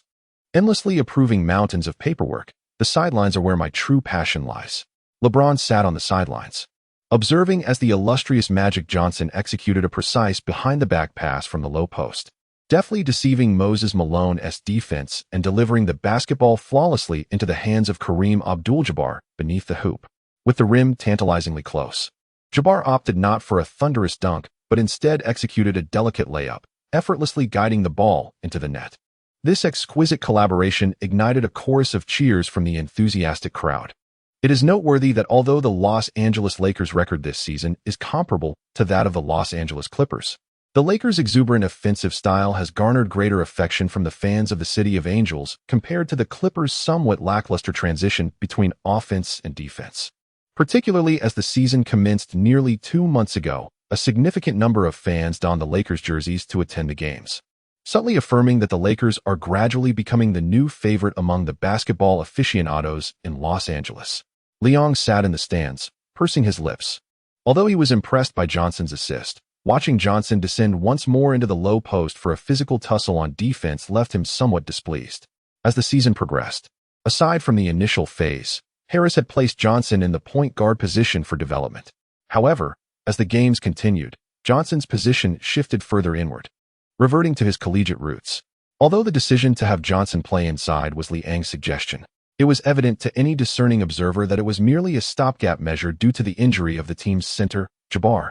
Johnson's most suitable role was undoubtedly that of a point guard. Yet, seeing Harris's stubbornness only intensified Liang's frustration. Harris, however, had his own rationale. At the beginning of the season, he had heeded the general manager's advice, positioning Johnson as the starting point guard. While Johnson excelled in court vision and passing, his turnover rate was alarmingly high, nearly 20 mistakes over 3 games, which was clearly unacceptable for a starting NBA point guard. Conversely, when playing in the post, Johnson thrived, showcasing his passing prowess and mid-range shooting skills. Given that there was a more fitting position for Johnson, Harris struggled to comprehend Liang's insistence on keeping Johnson at point guard. Thus, for the sake of the team's performance and Johnson's development, Harris gradually transitioned Johnson back to his most familiar position in subsequent games, further aggravating Liang. However, had Liang known Harris's true thoughts, he might have found it amusing. In a past life, Liang had read a report from a specialized agency that had statistically analyzed the players with the fewest turnovers in the history of point guards. And the surprising result was none other than the very Elvin Johnson, who was currently battling fiercely in the paint. Throughout his entire career, there had only been one season in which his average turnovers exceeded 4, a staggering feat for an athlete with over a decade in the NBA. Clearly, Liang was unaware of Harris's mindset, nor was Harris privy to Liang's thoughts. As he watched Moses Malone push Johnson beneath the basket, executing a thunderous dunk that pinned Elvin firmly down, Liang could only shake his head in resignation. Harris, furrowing his brow, waved his hands to substitute Elvin, sending Knight in to form a twin tower with Jabbar. Witnessing this change, Liang was left speechless, rising from his seat and leaving the arena without a backward glance. Perhaps you are right, Jerry. Upon entering the VIP box and seeing the equally furrowed brow of Jerry Buss, Liang forced a wry smile. It seems Coach Harris cannot steer our team toward success. Haha, Liang. Weren't you the one who said we should show a bit more patience with our head coach? Jerry Buss teased as he welcomed his friend. Of course. But that is predicated on his ability to place our young players in positions where they can gain adequate experience. Liang retorted mercilessly. What do you mean? Jerry Buss, with a sense of intuition, raised his gaze towards his dear friend. Liang surveyed the entire private room, noting that only he and Jerry Buss were present, and began to speak candidly without reservation. To be honest, I do not have high expectations for our team's performance this season. However, my singular request is to nurture our new players, particularly Irwin and Kobe. But look at the situation now. As he spoke, Liang gestured in frustration, his hands open wide. Irwin has been shifted back from point guard to the inside. And what about Kobe? His average playing time is now less than 10 minutes per game. What kind of joke is this? Frankly, if I were the head coach, his playing time would not be so limited. In stark contrast to Liang's evident agitation, the previously irritable Jerry Buss appeared unperturbed, wearing a light-hearted smile as he regarded his friend. Hey, what is that expression on your face? Liang gazed at Jerry, who appeared to be brimming with confidence, feeling increasingly dissatisfied. Do you seem to have a plan? Of course, Jerry Buss replied with a playful grin as he stood up, placing his hands on Liang's shoulders and coaxing him to sit down. He then offered a glass of red wine, continuing with a smile. I have already discreetly informed Coach Harris through the staff. If we lose 2 out of the next 3 matches, we can submit a resignation. My apologies, Liang. But I actually arranged for the staff to begin searching for a new head coach as early as mid-October. What? Liang was taken aback for a moment, pondering over the matter, and cast a perplexed glance at his friend. Jerry Buss shrugged nonchalantly. It was merely a precaution, you know, preparing in advance for any eventuality. He then inquired, so, are there any suitable candidates? Certainly. Jerry Buss promptly listed a series of names: Phil Jackson, Jerry Sloan, Don Nelson, Rick Adelman, Greg Popovich, Pat Riley, and many more. Observing the growing excitement in his friend's eyes, Jerry Buss grinned broadly. They mentioned they would consider our team in 2 seasons. Oh, come on. Leon chuckled at his friend's playful jest. That's the spirit. Jerry Buss raised his glass and remarked with a smile, "Relax, brother. A poor record is just a poor record. After all, even if the performance falters, we can still vie for the top draft pick next year, can't we? Hey. I made a promise in front of the media to reach the playoffs within 3 years and secure a championship within 5, not to contend for the top pick." Leon exclaimed in dissatisfaction. "Thus, I offer you a piece of advice." Jerry Buss leaned in, speaking with an air of mystery. "Why not inquire with Mr. Arnold about how to handle this situation?" "Huh," asked my old man. "Why would I do that? I've been trailing the team lately and have no time to return." Leon replied incredulously. Jerry Buss looked at his friend with curiosity. "You do realize Christmas is approaching, right? Stern has scheduled 2 nationally televised games for the Christmas showdown. One is the Chicago Bulls against the New York Knicks, and the other." Leon appeared to have an epiphany, though disbelief clouded his expression. "Surely not." "Indeed," Jerry Buss smirked, "it's us facing the Celtics."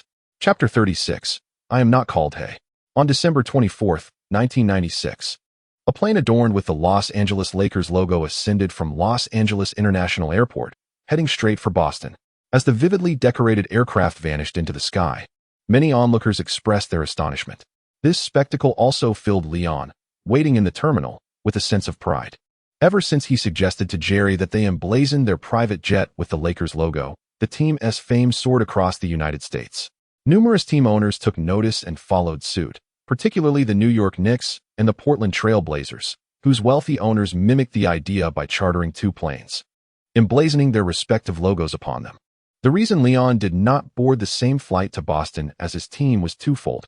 He still had unfinished business to attend to within the organization, and his father had specifically called to inform him that his niece was hosting a concert in Los Angeles, requesting him to return home for a Christmas reunion dinner. Niece. Leon lowered his head, fiddling with his phone, lost in thought. How is it that after all these years since my arrival in this world, I have never heard of my father's niece? I have a cousin, yet no one has informed me. How am I supposed to find her? Leon gazed at the approaching boarding time, his mind settling as he slung his backpack over his shoulder and prepared to join the queue for ticket inspection. "Hey, excuse me. Sorry, could you please make way? My flight is about to take off. May I pass through first?" At that moment, a melodious voice, reminiscent of a yellow oriole, rang out from behind him. Leon turned slightly, and a figure, somewhat familiar, glided past him, leaving a trail of fragrant air that danced at the tip of his nose. "No, Norma." Leon was taken aback, gazing at the retreating figure, momentarily pausing before dashing into the passage without a backward glance. As he beheld the silhouette fade from view, he hesitated, yearning to pursue yet paralyzed by an overwhelming sense of embarrassment and shame. Could it truly be Norma? Perhaps it was merely a voice that bore a striking resemblance. Leon could only comfort himself in this manner.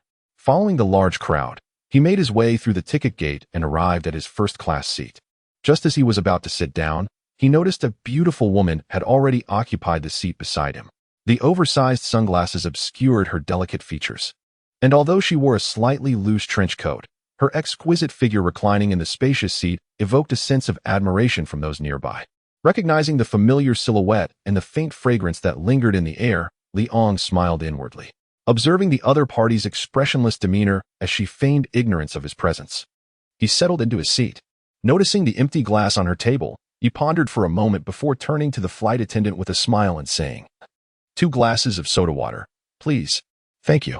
Leon summoned a flight attendant and requested 2 cups of soda, placing one quietly on the table of the attendant while setting the other on his own. He then retrieved the rookie report from his backpack to study it. Initially, Leon had no intention of delving into the 1997 rookie report.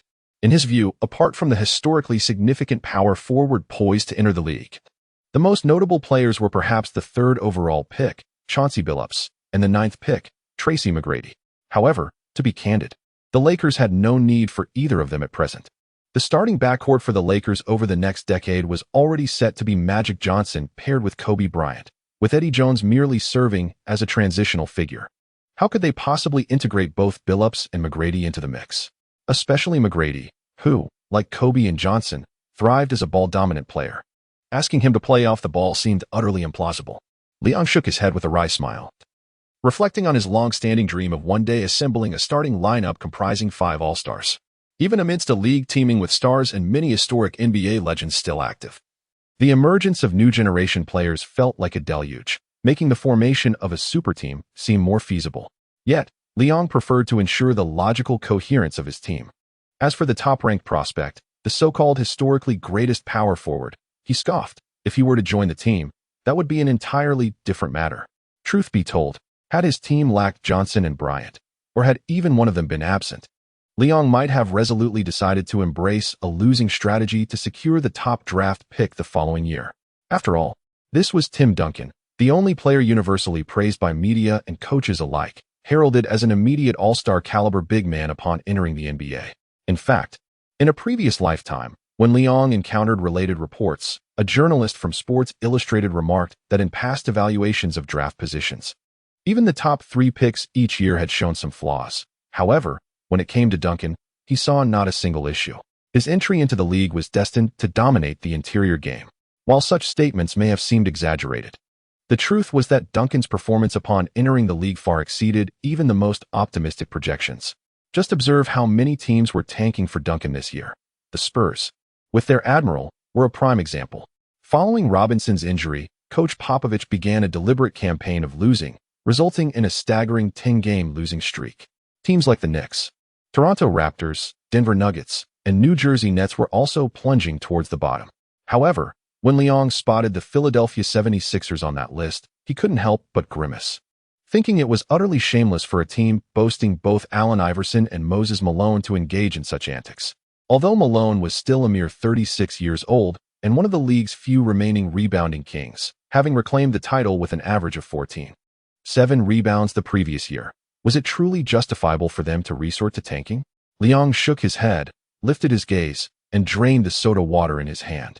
His peripheral vision caught sight of the empty soda can before Norma, who sat beside him, still feigning sleep behind her oversized sunglasses. Amused, Liang called over the flight attendant to refill their drinks. He then returned to his work with diligence. After a short while, he glanced again at Norma's table, only to find it once more adorned with empty glasses. With a smile, he once again filled her glass. This exchange continued until, on his 4th attempt to refill Norma's drink, a cool voice interrupted from beside him. "Excuse me, could you please make way?" "Thank you." "Oh." Liang observed the glass of soda water in the flight attendant's hand, which had diminished significantly, and a faint smile crept onto his lips as he whimsically pondered. Having consumed so much water, surely a trip to the restroom is imminent, Miss Norma? This was precisely the moment he awaited. Since the other party was indifferent to him, the most effective course of action was to create an opportunity that would encourage her to engage him in conversation. Watching the fish already hooked, Liang understood the importance of patience. He remained engrossed in meticulously studying the rookie report. Noticing the silence from her side, he recognized this as the final struggle of the fish before being reeled in. Indeed, after a brief wait, a cool voice, tinged with urgency, broke the stillness. "Excuse me, could you please make way?" Hearing this, Liang lifted his head from his diligent work, revealing a bemused smile as he calmly met her gaze and replied, "I am not He, I am Chu Yuxian, Norma." Chapter 37, The Red Carp and the Green Carp and the Donkey. "I am not He, I am Chu Yuxian. Aren't you Liang?" As soon as Liang blurted out that outdated line from his past life, a pang of regret washed over him. At that moment, Hepburn felt an even deeper sense of embarrassment and regret, akin to the kind of awkwardness that could metaphorically dig a hole into the ground. Liang gazed at the other person's delicate features and quietly rose from his seat, making way as he smiled and said, "Aren't you heading to the restroom? We can discuss things upon your return." In truth, Liang had been continuously refilling Hepburn's glass, harboring no intentions of putting her in an uncomfortable position. He merely sought an opportunity for dialogue. Even if she were to stubbornly ignore him in the end, he would still stand aside to allow her passage to the lavatory. There exists a limit to jesting. However, witnessing her take the initiative to engage with him, Liang felt a surge of joy within. As long as she was willing to converse, any misunderstandings or conflicts could undoubtedly be resolved. Meanwhile, as Liang stood up, Hepburn was momentarily taken aback. The embarrassment and regret she felt had briefly subdued her physical discomfort. but now her mind was racing with urgent commands. Without a second thought, Hepburn grasped the hem of her emerald green dress and, like a sprite, hurried past Liang. Liang gazed at the retreating figure, chuckling softly as he shook his head. He then settled down to delve once more into the rookie report. Although the report was nearly complete, a document previously submitted by his chief assistant, George, suddenly captured Liang's attention, standing at 2.01 meters tall and weighing 210 pounds. This graduate of the University of Massachusetts had originally intended to enter the NBA draft next year, yet for reasons unknown, he had chosen to enter this year instead. Without the presence of Tim Duncan, he would undoubtedly be a formidable contender for the top pick, Julius Erving. Liang could not help but exclaim in astonishment, for he had unexpectedly encountered the future legendary Dr. Gene. The rookie report, Tim Duncan, Dr. J. Billups, McGrady. With these four individuals, how could one possibly assert that this year is a meager draft class? Liang suddenly recalled the draft lottery of 1997 from his previous life. The Spurs' first overall pick is undoubtedly well known, but at that time, the second pick belonged to the Philadelphia 76ers, correct? If the general manager of the 76ers had any discernment, there is no doubt that Julius Erving would have been selected. Imagine Allen Iverson, Julius Erving, and Moses Malone together. What an extraordinary lineup. Unbelievable. Liang, filled with indignation, uttered an angry exclamation. At that moment, he felt an overwhelming urge to return home and advise his close friend Jerry Buss against dismissing head coach Harris. Perhaps it wouldn't be such a bad idea to let the team pursue the coveted top draft pick instead. Liang lowered his head, shaking it with a wry smile, when he suddenly heard a light and ethereal voice from the corridor. Are you the basketball team coach? Liang glanced over and discovered that it was none other than Norma Jean Hepburn returning from the restroom. He promptly rose to his feet and smiled, saying, "No, I am the team manager, not the coach." Hepburn nodded briefly and took her seat, plunging the two once more into a somewhat awkward silence. Liang understood that he could no longer continue down this path. If he did, his first love would surely come to a languid end. Thus, he took the initiative and said, "Norma, I sincerely apologize for what transpired that day. My words must have wounded you, and I hope you do not hold them against me. It's all right. It's all in the past," Hepburn replied, gently shaking her head, her voice cold, yet the oversized sunglasses obscured her expression, leaving Liang unable to discern her feelings. Nevertheless, he was acutely aware that this matter would not be so easily resolved, particularly for a young lady. With patience, Liang recounted the entire sequence of events, including the tumultuous journey of his emotions, to Hepburn. He even divulged the somewhat embarrassing fact that he had a dormant dragon, which had slumbered for over 20 years beneath him. Although Liang himself was puzzled as to why he would share such a humiliating detail with a woman he had only just met in an intimate encounter, an instinct within him urged him to clarify matters, lest he risk losing something profoundly significant to him. From the moment Liang began his explanation, Hepburn remained silent, listening intently until he finished, still without uttering a word. Observing her continued silence, Liang focused intently on her. Yet all he could see was his own reflection in the lenses of her sunglasses. Liang now gazed at his reflection in the mirrored sunglasses, and no matter how he looked at it, he resembled nothing more than a wretched cur. What a disgrace to the transmigrators. Liang silently scoffed, preparing to recline back into his seat. He had already exerted every effort he could muster, if the other party remained unappreciative. There was no need for him to pursue further, was there? Having traversed through time, was he truly destined to become a sycophant? In his past life, he had never stooped to such a level. Although that had resulted in his perpetual singlehood, being a solitary dog was still preferable to being a sycophant, wasn't he it? Just as Liang was about to resign himself and lean back into his chair, a melodious laugh interrupted his reverie. Norma he beheld Hepburn, who, for the first time, removed her oversized sunglasses, revealing her exquisite visage and identical pair of sky-blue eyes, playfully inquiring, "Mr. Liang, have you truly maintained your chastity for over 20 years? Hey. Observing Liang's flustered indignation, Hepburn couldn't help but break into a bright smile, covering her mouth as she giggled. "I apologize. I genuinely did not anticipate that in such an open country as America, there would still be men who could remain so steadfast for such a long time." Liang felt a pang of foolishness as the thought of divulging such a significant secret to a stranger crossed his mind. However, observing her demeanor, he secretly exhaled in relief. Perhaps she had calmed down. Yet, this only served to enhance the sincerity of the moment, did it not? "Hepburn, who had previously been all smiles, suddenly adopted a serene expression, her face reflecting genuine sincerity, tinged with a hint of mischief. After all, we could be considered kindred spirits, could we not? Liang listened to the playful banter of the other party, his expression darkening. However, he was soon astonished by the remarkably standard Chinese pronunciation of his companion. You can speak Chinese? What's so surprising about that? Hepburn replied with a hint of pride, tossing her lustrous black hair. My grandmother is of Huaxia descent. I possess 1/8 Chinese blood in my lineage. Is that so outrageous? Liang murmured. Can you speak it too? Hepburn cast a disdainful glance at Liang, retorting, but I'm certain you don't speak it as well as I do. Liang, sister, do you possess such a fierce competitive spirit?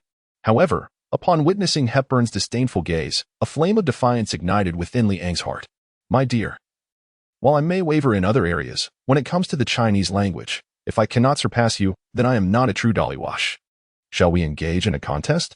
Liang inquired with a smile. If I lose, I shall acquiesce to any condition you propose. But if you lose, let us go? I refuse to accept defeat. Hepburn, equally eager for the challenge, confidently declared while waving her small fists. How shall we compete? Perhaps I recite a segment of Chinese, and you mimic my words, ensuring that you echo my every utterance precisely. If you succeed, I shall concede. What do you say? Listening to Liang's persuasive invitation, Hepburn sensed an underlying discrepancy yet remained oblivious. Mimicking the speech of another? Very well, for 3 months into my Chinese studies, I was already capable of reciting ancient Chinese poetry alongside my instructor. Perhaps you have engaged a counterfeit Chinese teacher. Enough of the idle chatter, let us proceed. Liang blinked innocently and remarked, I truly have come. Let us begin. Observing the infuriating expression on Liang's face, Hepburn already envisioned how she would flaunt her victory before him after defeating him. However, soon a series of words emerged from Liang's lips, words that Hepburn could comprehend yet felt as though they were an incomprehensible riddle. Today, I shall recite a remarkably simple tongue twister from China, one that even kindergarten children can articulate, titled Red Carp and Green Carp and Donkey. Chapter 38, My Father. Red donkey and green donkey, donkey and fish. Red carp and green fish. Red. What on earth is this nonsense?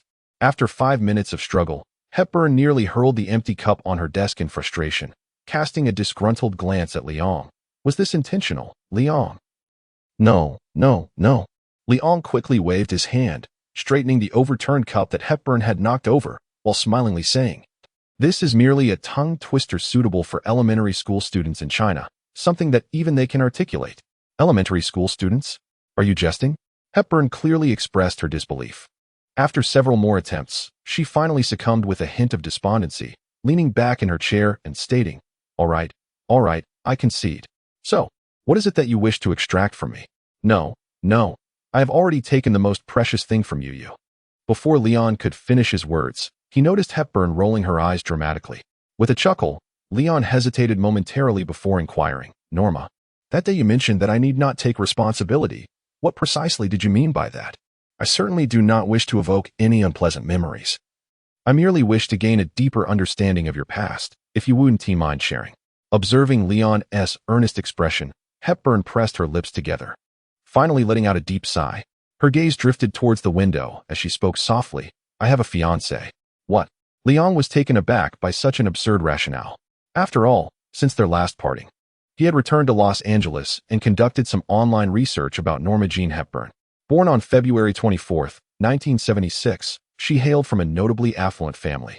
Her father had once served as the president of Harvard University and later became an executive director of a multinational corporation, amassing a fortune exceeding nearly $2 billion.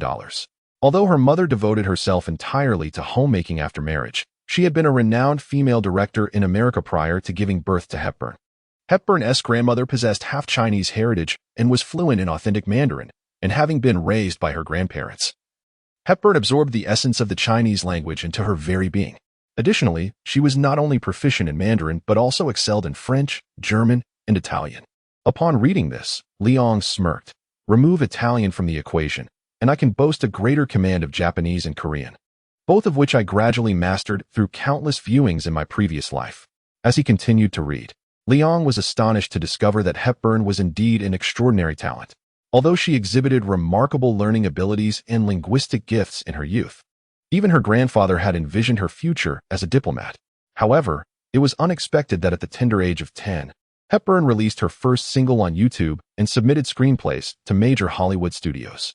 Simultaneously, she appeared in various films and television series, even playing Phoebe in the immensely popular American show Friends, where she exchanged lines with Jennifer Aniston, becoming inseparable confidants.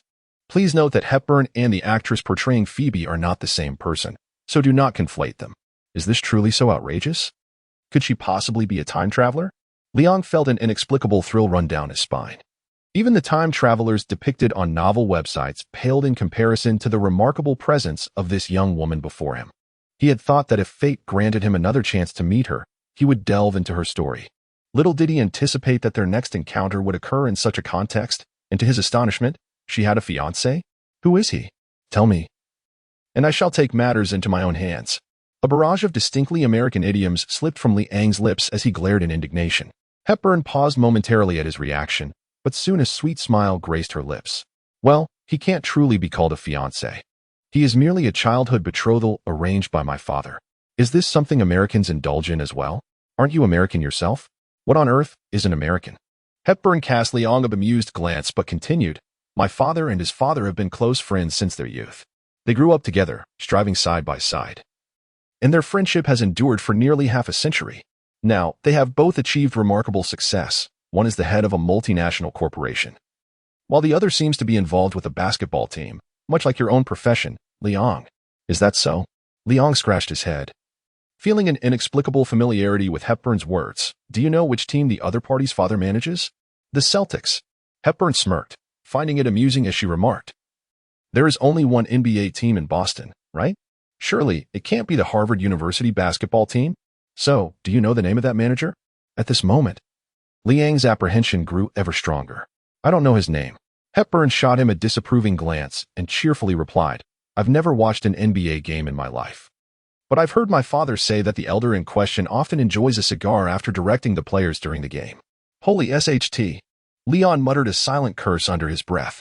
What is the matter, Leon? Hepburn inquired curiously, noticing Leon's downcast gaze and his evident confusion. Leon smacked his lips, contemplated for a moment, and ultimately resolved to speak the truth. Hepburn, you may find it hard to believe, but that old man, often seen with a cigar, is actually named Arnold Jacob Albuck. Indeed. Hepburn pouted adorably, lost in her own thoughts, and remarked, I've heard my father say that Mr. Albuck is the greatest coach in the history of NBA basketball, bar none. He chuckled, although your father's words may carry a hint of flattery. He was indeed correct before the rise of the KFC Colonel. Leon quietly remarked, the KFC old man? Who is that? The current head coach of the Bulls. Phil Jackson, but that is of little consequence. Leong waved his hand dismissively and straightened his posture, calmly gazing at Hepburn as he articulated, Norma. Having known you for so long, I have yet to properly introduce myself. Indeed. Hepburn rested her delicately crafted chin in her hand, eagerly observing Liang's chiseled profile. Her cheeks slightly flushed as she teasingly replied, All I know is that your name is Liang and you work for a basketball team. But I am entirely unaware of your full name or which team that may be. However, absorbed in his own thoughts, Liang failed to notice Hepburn's subtle shift in demeanor. After a brief pause, he slowly continued, I apologize, Norma, it was not my intention to conceal it. My full name is Liang Jacob Albarack. I am the general manager of the Los Angeles Lakers. Ah?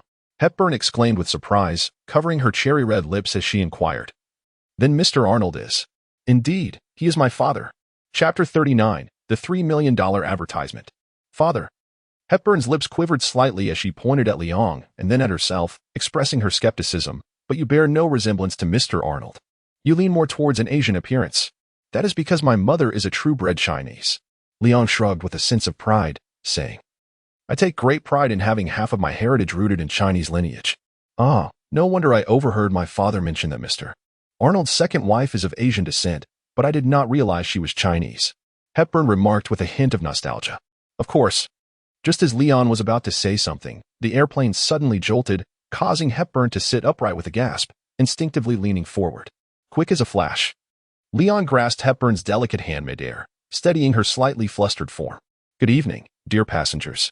We are about to arrive at our destination, Boston. Please return your seatbacks to an upright position and fasten your seatbelts as we prepare for landing. As the flight attendant's melodious voice filled the cabin, Leon turned to the window and noticed that the sun was nearing the horizon. The entire city of Boston was bathed in a resplendent golden light, a sight of exquisite beauty. At this moment, Leon was momentarily entranced, quietly gazing out at the breathtaking scenery, until he was roused by a voice as faint as a whisper. Leon. Leon regained his composure and turned to gaze at the delicate hand he held, hastily releasing it and expressing his apologies. I am truly sorry, Norma. I was just about to explain. However, Hepburn gently interrupted him. It is nothing. You were only concerned for my safety, were you not? Of course.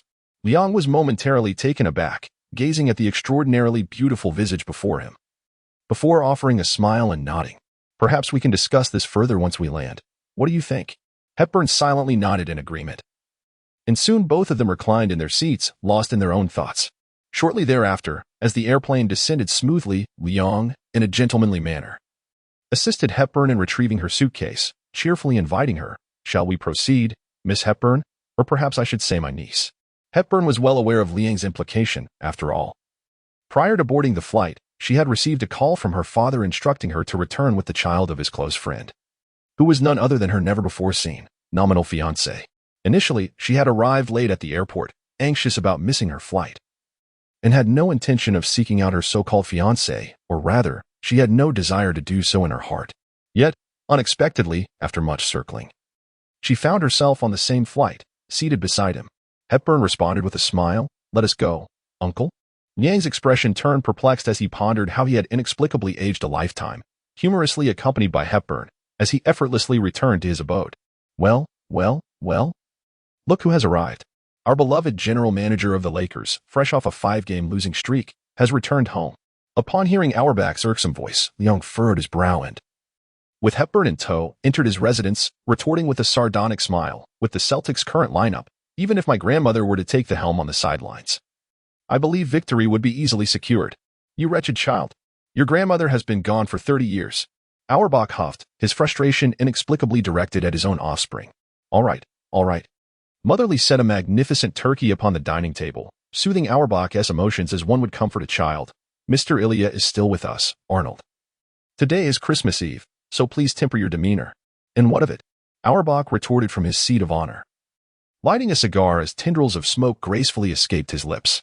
With a smile, he continued, Ilya and I have grown up together. My son is as much as son. What is there that cannot be said? Well then, suddenly there is an extra father in the mix. Where does one go to seek reason in this? Leon guided Hepburn to his seat, offering a wry smile as he lamented to her. Hepburn chuckled softly, replying by saying that, don't I also have 2 fathers? Leon. Ilya. Ahem. All right, no more jokes, Arnold. By the way, Leon, did you meet Norma at the airport? Leon. No. We met on the airplane. Uncle Ilya. We happen to be seamates. Leon replied with a smile. Ilya, I heard you are now the head coach of an NBA team? Leon. I'm not the head coach. I am the team manager. Leon humbly stated. Ilya, that's quite impressive. Building a new team from scratch must not be an easy feat. Uncle Ilya marveled. Auerbach. Humph. It's merely child's play. Sitting in the main seat, Auerbach disdainfully remarked. Ilya. Hey. I remember when you first took over the Celtics. They seemed to have finished last for 3 consecutive seasons. Didn't they? Leon was not at all indulgent towards his father, openly mocking him. So what? In our 4th season, we reached the divisional finals. And by the 5th season, we claimed the championship title. Do you really think leading a team to success is so effortless? Auerbach said with a hint of arrogance. Hey, Dad, how about we make a bet? Leon could no longer endure his father's biting sarcasm and boldly confronted him. Oh, what do you mean? Auerbach inquired. His interest piqued. If I lead the Lakers to the playoffs within 3 years and secure a championship within 5. Impossible.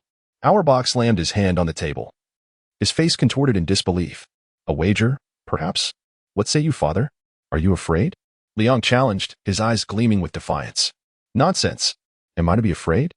Auerbach reflected on the Lakers' recent dismal performance, and in his eyes, Coach Harris was the very definition of mediocrity. Setting aside whether reaching the playoffs in 3 years was feasible, the prospect of winning a championship in 5 years was laughable. With this thought, Auerbach resolutely declared, no problem. Have you considered what the stakes will be? Stakes? What do you desire, father? Leon had never entertained the thought of defeat and retorted immediately. All right, if you fail to secure the championship within 5 years. Let me ponder. Auerbach tapped the table and, after a moment of contemplation, muttered to himself, "Our shooting guard position with the Celtics remains rather lacking. I require your Kobe Bryant. What do you say?" "Nonsense." Leon nearly overturned the table in frustration, exclaiming, "Nash, Kobe, Bird, McHale, and Parrish? Are we truly engaging in such grandiosity?" "Very well, then." Leon calmly stated, "If I win, I want Larry Bird." All right. You don't want to play, do you? Then let us not play at all." Auerbach was taken aback, not expecting that his own child would be so ruthless, immediately aiming to snatch away the cornerstone of the Celtics team. However, now that he was metaphorically placed on the hot seat, Auerbach showed no fear. He extinguished his cigar and replied with a cold smirk, "No problem. That would be splendid." Leon exclaimed with excitement, "Just imagine, one day in the future, when Larry Bird and Magic Johnson don the same uniform on the court, what a breathtaking sight that would be. And considering the impact of Kobe wearing the Celtics jersey is equally striking." All right. Since today is Christmas Eve, let us refrain from discussing work matters." Lee's mother interrupted the conversation between the two, beckoning everyone to the dining table. After offering a prayer before the meal, they began to indulge in the sumptuous feast before them. During the meal, Elijah sipped his red wine and inquired with a smile, "Norma, how is the film you are producing coming along? Has the shooting been smooth?" "Not particularly well," Hepburn replied, taking a bite of the turkey on her plate. "I wanted to discuss that with you, Dad. I still need nearly $30 million in investment." "That much?" Elijah raised an eyebrow. Although $30 million might seem substantial to the average person, to the CEO of a multinational corporation worth $2 billion, it was merely a drop in the ocean. He chuckled and continued, "Well, once dinner is over, I'll instruct my secretary to transfer the funds to your account. But James truly is quite the creator." "Indeed. I've already spoken with him. If he can't secure that $30 million, he can find his way out." Hepburn laughed. "Perhaps I could lend a hand as well." Leon contemplated the fortune of over $1 billion resting in his account, without any intention of overshadowing the accomplishments of others. With a smile, he remarked, "I can contribute $3 million. Hepburn paused, reflecting for a moment before responding with a smile. "That sounds agreeable. James has been adamantly assuring me that this film is bound to be a success. Perhaps we could include an advertisement for your team? It might elevate your team's profile." Leon was momentarily taken aback, but dismissed it without concern, nodding appreciatively as he replied, "I am truly grateful for your generosity. By the way, Norma, what genre of film are you producing that requires such a substantial budget?" Hepburn rested her chin on her hand, contemplating before stating, "I would categorize it as a disaster romance, akin to a grand ship sinking." What is it titled?" Leon appeared somewhat dazed, his knife and fork trembling unconsciously in his hands.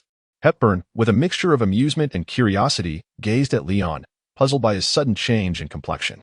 Nevertheless, she smiled and remarked, "The title of the film has yet to be finalized, but I would like to name it after this grand vessel, the Titanic."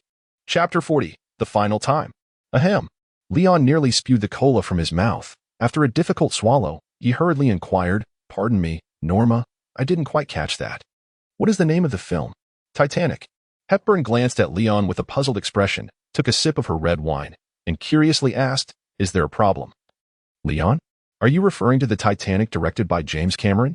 Leon, feeling uneasy, pressed for further clarification. "Naturally, there aren't many directors named James in Hollywood, are there?" Hepburn responded affirmatively. "I must insist on an additional investment of $10 million, exclaimed Leon, his excitement palpable upon receiving a positive reply. The others present exchanged glances. And Auerbach, seated at the head of the table, derisively remarked, "Don't speak recklessly, Leon. Where would you acquire $10 million? Father, did I not mention that I have a friend, Jerry Buss?" Leon replied, "You mean that young scion of the Buss family?" Auerbach responded with a hint of disdain. "Indeed. Last year, he invested in Google and reaped nearly $2 billion. A $2 billion playboy, you say?" Observing the amused expression on Liang's face, Auerbach suddenly felt he might have misunderstood Jerry Buss, yet he stubbornly inquired, "And what does that have to do with you?" "It's not of great significance. Only that when he invested, he also kindly facilitated a couple of investments on my behalf. Your son now has a bit of money as well." Leon shrugged, a look of indescribable pride gracing his face. "Leon, how much have you earned?" his mother inquired gently. After glancing at her and the somewhat stubborn old man, Liang pressed his lips together and replied with a smile, "Not much, perhaps around 20 to 30 million. That is quite a sum." "Remarkable, Leon." His mother exclaimed joyfully, her face alight with happiness. Liang, do you have high hopes for Titanic? Hepburn seemed less concerned about Liang's earnings and more focused on another pressing issue. You see, the film had previously been halted due to a funding gap. And this is the second time. I'm nearly losing faith. Fox is considering bringing Paramount on board, but they too are on the brink of collapse. Persevere, Norma. This film will make history, Liang asserted confidently. And tell Fox that if they wish to avoid sharing the spoils of this film's success with Paramount, they would be wise not to pursue that course. I can assist with whatever financial shortfall they may have. Do you truly possess such confidence? Hepburn asked, her uncertainty palpable. I simply believe in you. Liang's gaze was intense, his conviction unwavering. Hepburn paused, then broke into a sweet smile. Then I shall strive not to disappoint you. Very well, but I have a modest request. Liang said with a grin. I will invest $10 million. Demanding that Fox must not remove any segments promoting our Los Angeles Lakers from any version, including future DVD releases and theatrical showings across continents. Well, that is quite a generous offer. I suppose I must carefully incorporate the scenes you desire into the script to ensure your $10 million does not go to waste. Hepburn responded with a laugh, all the while contemplating how to fulfill Liang's expectations. Humph. Such underhanded tactics. The only way to bring honor and fame to a team is through the championship. There is no other path. Auerbach remarked coldly, listening to their conversation. Indeed. I desire the championship, and I crave the accolades. Liang chuckled and remarked, Old man, your theories have become obsolete. Humph. Perhaps you should focus on tomorrow's match instead of shedding tears in the Garden Arena. Liang. The following day, at the North Shore Garden in Boston, the arena was resplendent in vibrant greenery. Nearly 20,000 fans erupted in thunderous cheers as the game reached the fourth quarter. Larry Bird advanced with the ball, while Irvin defended against him. With a playful smile, Bird pointed to his feet and, glancing at the dark-skinned youth before him, confidently proclaimed, Irvin, do you believe I will sink a three-pointer from this spot? Humph. Anyone can boast. Irvin clearly did not believe him, yet he underestimated Bird's effortless prowess. Having entered the league 2 years prior, he passed the basketball to point guard Nash, who signaled for McHale to set a screen at the three-point line. Bird executed a backdoor cut, easily shaking off the trailing Johnson. Observing this, Kobe swiftly switched his defense, positioning himself before Bird. However, Nash had already anticipated the play, delivering the ball into Bird's hands. Johnson, noticing Bird's earlier finger-pointing position mirrored his current stance, urgently shouted, Kobe, watch out for his three-pointer. Hearing this, Kobe, witnessing Bird assume his shooting posture, leaped without hesitation to block the shot. Oh, how youthful he is. Mid-air, Kobe was horrified to realize that Bird had not jumped. Instead, he took a sidestep, creating a bit of shooting space, while positioning his body towards Kobe and executing a deft one-handed three-point shot. The simultaneous sounds of the whistle and the net swishing echoed. 3-1. Oh my God. At the ESPN commentary booth, Kenny, cradling his head in disbelief, exclaimed. Bird has the Lakers dancing to his tune, and seated courtside was the legendary Red Auerbach. It seemed he had issued some dire command, for it was already the fourth quarter, and the Celtics had established a lead of nearly 30 points. Yet, the Celtics starters appeared to still be on the court, listening to the commentators' lively discourse.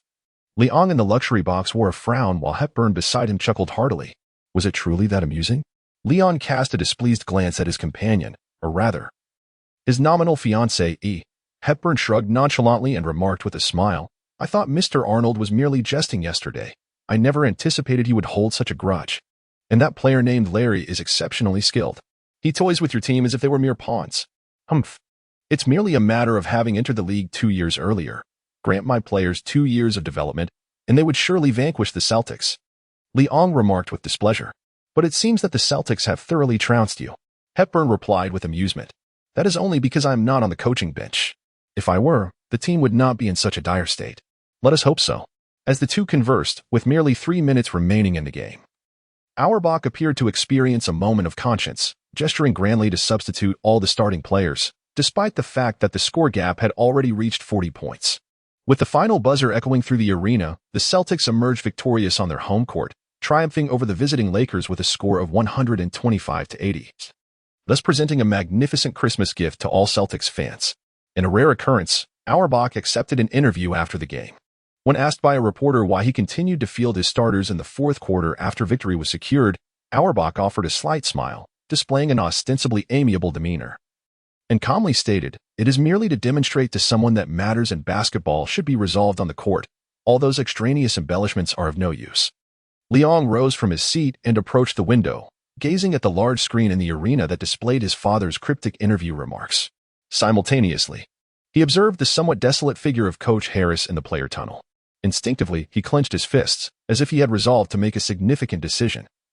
Muttering to himself, "Norma, I assure you, this shall be the Los Angeles Lakers' final humiliation.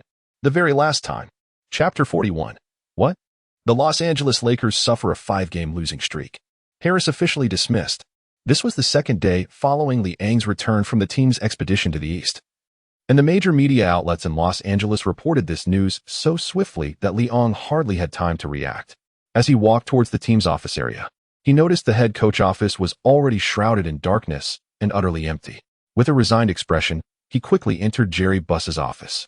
"Damn it, brother. Why did you take so long to arrive?" Jerry Buss exclaimed upon seeing Liang, hastily rising to pull him down onto the sofa. "What's the rush all about?" Liang found himself puzzled, unable to comprehend the reason behind Jerry Buss's anxious demeanor. Curiously, he inquired about the matter. It was, of course, concerning the head coach, Damn Harris. Jerry Buss, filled with ire, waved the newspaper in his hand. "Look at how the Los Angeles media is portraying us. They claim we are nothing more than a bunch of buffoons. They assert that Jerry Buss and Liang are merely inexperienced novices. And if the Los Angeles Lakers do not change their leadership, there will be no hope for the next decade. Even that old curmudgeon Sterling has emerged from the shadows, boasting about the Clippers' recent 3-game winning streak, proclaiming that the true masters of Los Angeles can only be the Los Angeles Clippers. Damn it." As Jerry Buss paced furiously around the office, Liang remained remarkably composed, reclining on the sofa with his legs crossed, observing his friend with a casual demeanor. "Hey, what is this attitude of yours?" Jerry Buss, dissatisfied with Liang's tranquility, suddenly paused, a smile spreading across his face. "Brother, have you found a suitable candidate?" "Of course not. Isn't the decision regarding the head coach the responsibility of the team's owner? However, there is currently no suitable candidate," Jerry Buss replied, a hint of urgency in his voice.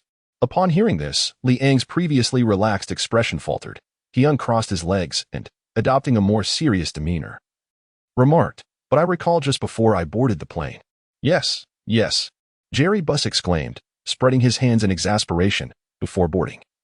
I mentioned to you that we were just a signature away from securing D'Antoni, but, for some unknown reason, the Suns signed him first." So, Liang was somewhat incredulous, yet upon observing the slightly bitter smile of his friend, he pressed on with his inquiry. "We have a match the day after tomorrow. And you're telling me that our team is without a head coach?" "Indeed." Jerry Buss shrugged his shoulders, seemingly resigned as he remarked, "In fact, our staff has presented me with a multitude of head coach candidates, all of whom I have dismissed one by one. Do you have any idea how busy our staff is?" Jerry Buss appeared to recall something amusing, and with a touch of humor amidst his struggles, he continued. "During this period of my continual rejections, our staff has been privately lamenting that I must be seeking the head coach of the national team, rather than someone from a team entrenched in difficulties, languishing at the bottom of the league standings."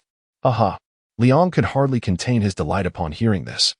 "Your ability to adjust your mindset is quite impressive. This is precisely the attitude one would expect from a team owner." "Of course," Jerry Buss replied as he sauntered over to his desk, reclining in his executive chair with a grin. "Now that you are back, I can certainly afford to relax." Hey. This time, it was Liang who felt disgruntled. "I am solely responsible for the team. The rest falls under your purview, Jerry." Of course. Jerry Buss countered with a chuckle. "Isn't the head coach also part of the team? Am I mistaken? But you're only now informing me. Where am I supposed to find a head coach for you?" Liang replied. "How about we let Donovan take over temporarily?" Jerry Buss suggested. "After all, he is the associate head coach, and leading the team for a few games should pose no significant challenge. Moreover, if he performs well, we may save ourselves the trouble of searching for a new head coach." Liang pondered for a moment before shaking his head. "Donovan excels at managing relationships among team players. Although he possesses a certain proficiency in offensive and defensive tactics, his adaptability is significantly lacking. The position of head coach necessitates an individual capable of swift responses. Rather than having Donovan temporarily fill the role, it would be far more prudent to appoint someone more suitable from the outset." "What about tanking?" Jerry Buss inquired with a hint of amusement. "Tanking, one might consider." Liang mused, suddenly reminded of Duncan and Julius Erving, who were set to enter the league next year. If only they could secure a top 2 draft pick. Given the current performance of the Lakers, it doesn't seem entirely impossible. Upon reflection, he found the notion somewhat acceptable. Yet, a moment later, he swiftly dismissed the idea. The root of his hesitation stemmed from the influence of his past life. In his previous existence, both the Raptors, who joined the NBA in 1995, and the Bobcats, who entered the league in 2004, languished at the bottom for an extended period due to their status as expansion teams. Even though the league made efforts, both overt and covert, to support these newcomers, the Raptors and Bobcats endured several seasons of deliberate underperformance to secure high draft picks. However, even when they later sought to change their image and standing in the eyes of fans, it proved exceedingly challenging. The label of doormat teams had firmly established itself in the minds of the fan base. Even in 2019, when the Raptors, under Leonard's leadership, luckily clinched the championship, thanks to injuries to Durant and Thompson, they were still perceived as merely an average team, far removed from the elite. This was the unfortunate consequence of years of underachievement. This was precisely what Dwyane could not accept. He did not wish for his Los Angeles Lakers to be viewed through the lens of a weak team by the fans. Furthermore, as a time traveler, the idea of relying on tanking to secure high draft positions for the team's benefit felt like an affront to his identity as a traveler. With this thought in mind, Dwyane resolutely shook his head and declared, "No tanking. At least in the initial seasons of team building, we absolutely cannot afford to tank. If our leaders entertain thoughts of underperformance, the entire team will inevitably become complacent, leading fans to subconsciously regard us as a doormat team. This is entirely unacceptable." Jerry Buss, listening to Dwyane's determined words, nodded in agreement but then, somewhat exasperated, responded, "If that's the case, then what do you propose? You might as well take the role of head coach. I remember how well you directed during the training scrimmages." The words of his close friend sparked a flurry of thoughts in Dwyane's mind, and the desires lurking deep within him surged forth uncontrollably. Who better than he to understand the potential of the current Lakers? Who could utilize their talents more effectively? Who could mold the team according to his vision? Who? After repeating the question 3 times in his mind, Dwyane involuntarily clenched his fists and arrived at a resolute answer. "Only I can do it. It must be me." Dwyane nodded vigorously, casting a determined glance at his dear friend, and resolutely declared, "You are indeed correct, Jerry. I shall take on the role of head coach for the Lakers." Jerry Buss, taken aback, stared at his friend in disbelief, overwhelmed with words yet unable to articulate them. His astonishment distilled into a single exclamation. "Huh?" Chapter 42. The new head coach.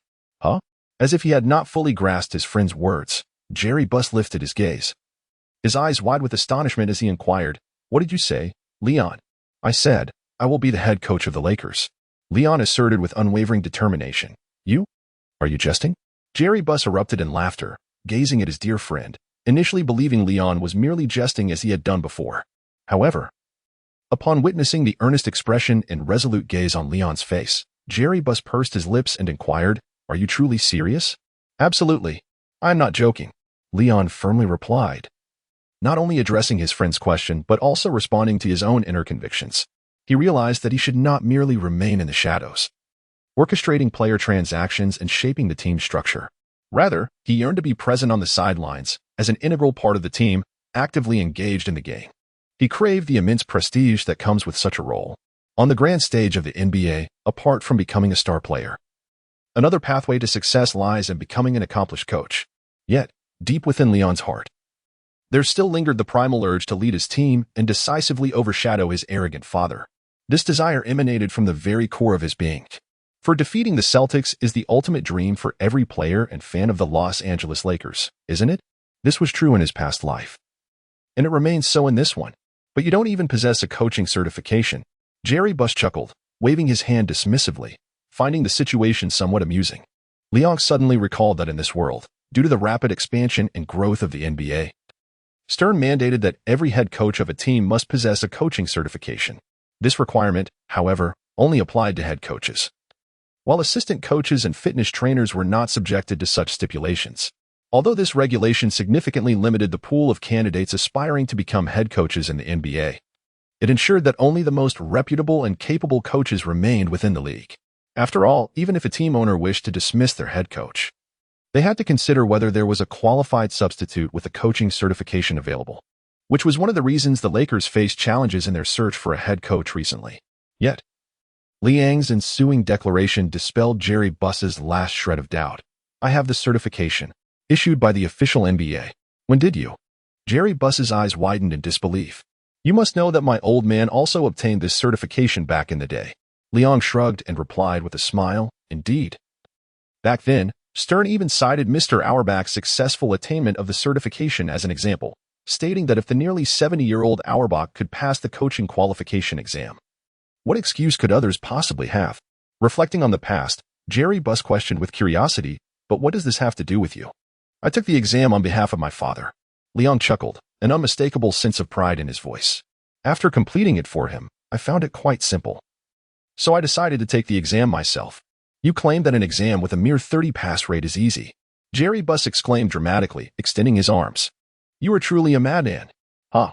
Why don't you mention that the NBA only has 30 basketball teams? Just imagine if there were 300, then you might reconsider. A low pass rate is entirely normal. Liang smiled and remarked, all right, after all, this world is filled with either geniuses or madmen. Now that the issue is resolved, when do you plan to take office? Jerry Buss set down his coffee, turned to the bar cabinet, and poured 2 glasses of whiskey, grinning as he replied, the sooner, the better. Liang accepted the whiskey from Jerry Buss, took a sip, and grimaced slightly at its taste. He then downed the remainder in one gulp and said rapidly, I plan to head to the training facility this afternoon, and this whiskey is truly unpleasant. I prefer Corona. Hey, that's my limited edition whiskey. It's not something the average person can even get, and your way of drinking it is sheer wastage. Jerry Buss shot an annoyed glance at his friend, but soon chuckled. What about the other tasks, such as player transfers or team promotions? I will oversee everything, rest assured. Liang confidently pointed to his head and stated, with George's assistance, you need not worry. Moreover, I have recently identified an outstanding team manager. If the opportunity arises, bringing him into the team would be immensely beneficial. I already have a well-structured plan for team building in my mind. Our current roster is very reasonable, and there won't be any major changes, at least not this season. As for promotions, I haven't had the chance to mention this to you, but I've personally invested $10 million to purchase a 10-second promotional spot in a movie. What the hell? Which movie costs that much? 10 seconds for $10 million? Are they out of their minds? Jerry Buss, upon hearing his friend's revelation, became inexplicably agitated. Do these damned capitalists have no limits? Hey, could you at least consider your own position when saying that? Liang jested, but rest assured, I believe this $10 million is absolutely worth it. Once the film is released, it will undoubtedly become a global sensation. I assure you, by then, the entire world will know that there is a team in the NBA called the Los Angeles Lakers, and you will surely think our investment was too modest. Really? Then I shall look forward to it. Observing his friend's evident skepticism, Liang chose not to argue. When the Titanic is finally released, his friend would undoubtedly regret only investing $10 million. After bidding farewell to his friend, Liang drove directly to the Toyota Training Center, where the head assistant coach, Donovan, was already waiting at the entrance, having received a call from Jerry Buss. However, Donovan was somewhat puzzled, as the phone conversation implied that the new head coach would be arriving, yet Liang appeared alone, sparking his curiosity. Ah, Mr. Liang, welcome. Despite Liang being by himself, Donovan quickly approached and greeted him with a smile. Hello, Donovan. How are the players adjusting? Their mindset is even more crucial than their training at this time, especially since the team is currently on a losing streak. Donovan was taken aback by Liang's immediate inquiry about the team, as this was typically the head coach's responsibility. However, considering that Liang was also one of the decision-makers, Donovan swiftly replied, everyone's mindset is quite good, although a few of the younger players are feeling down. They are gradually adjusting under the guidance of Kareem and Byron. That's good to hear. Young strode briskly into the training facility, arriving at the sidelines to observe his team members engaged in basic warm-up exercises. Noticing Liang's unwavering focus on the training session, Donovan could no longer contain his curiosity. Excuse me, Mr. Liang, he ventured. The boss called to inform me that the new head coach of the team is supposed to arrive today, but it appears that you are the only one here. May I inquire as to the whereabouts of the new head coach? Liang smiled and turned his head to utter a statement that nearly left Donovan speechless. The new head coach is standing right before you, Mr. Donovan.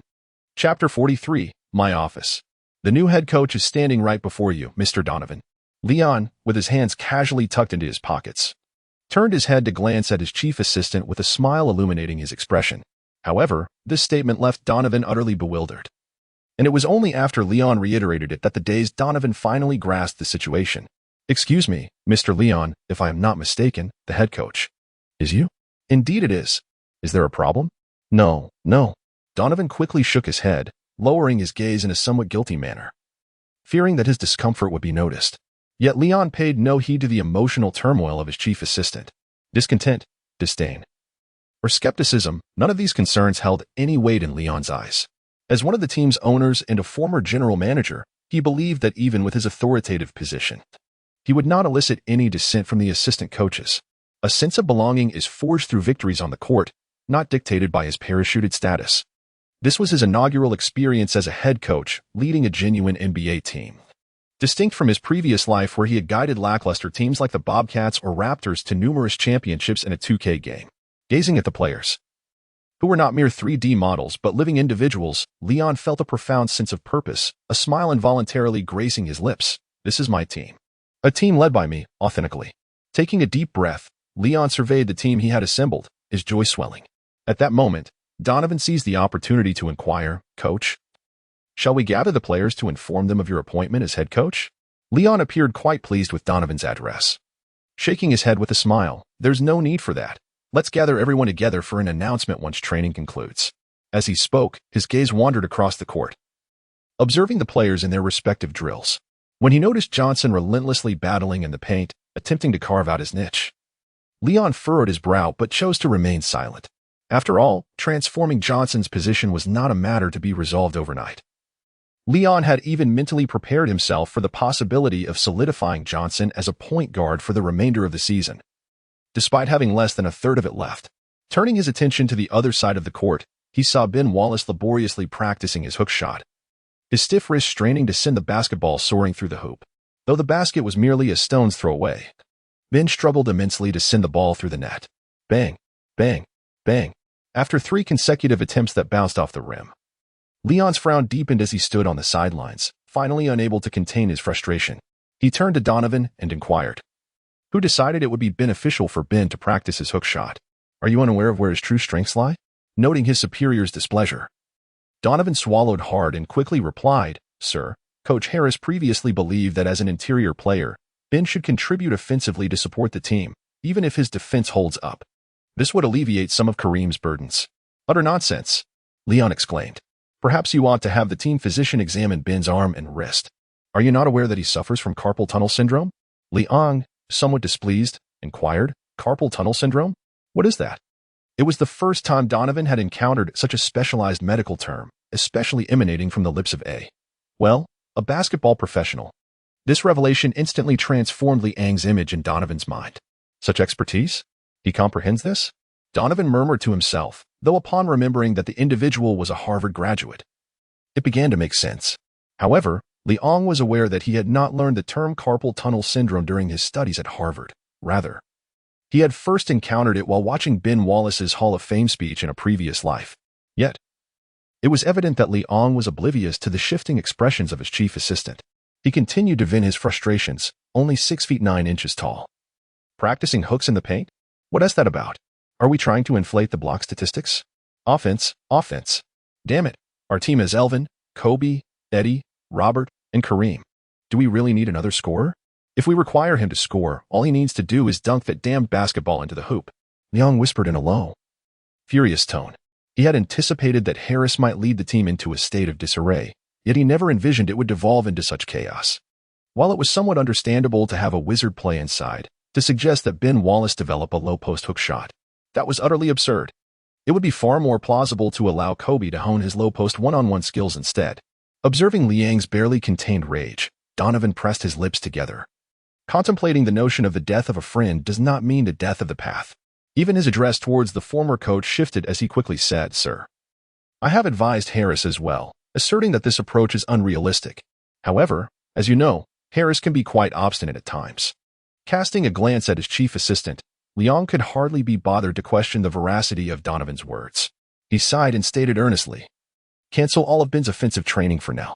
Instead, focus on enhancing his vertical leap and lateral quickness, ensuring that he does not easily lose his position on defense.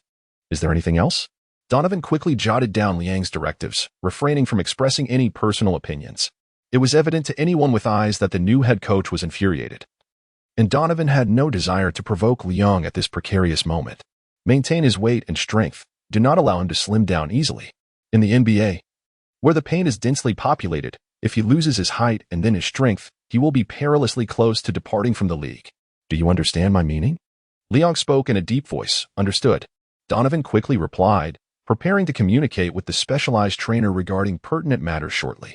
As Liang and Donovan exchanged words, the training session gradually approached its conclusion.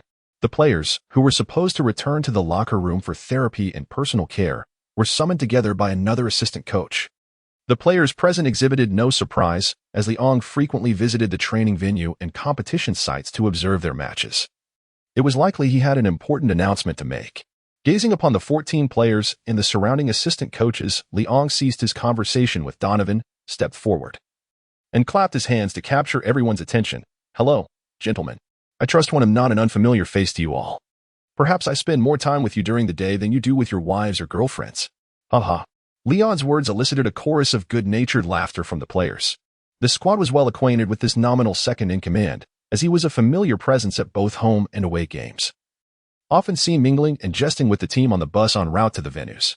Notably, players such as Johnson, Kobe, Ben Wallace, and Horry were all aware that it was Leon who had handpicked them to join the Los Angeles Lakers.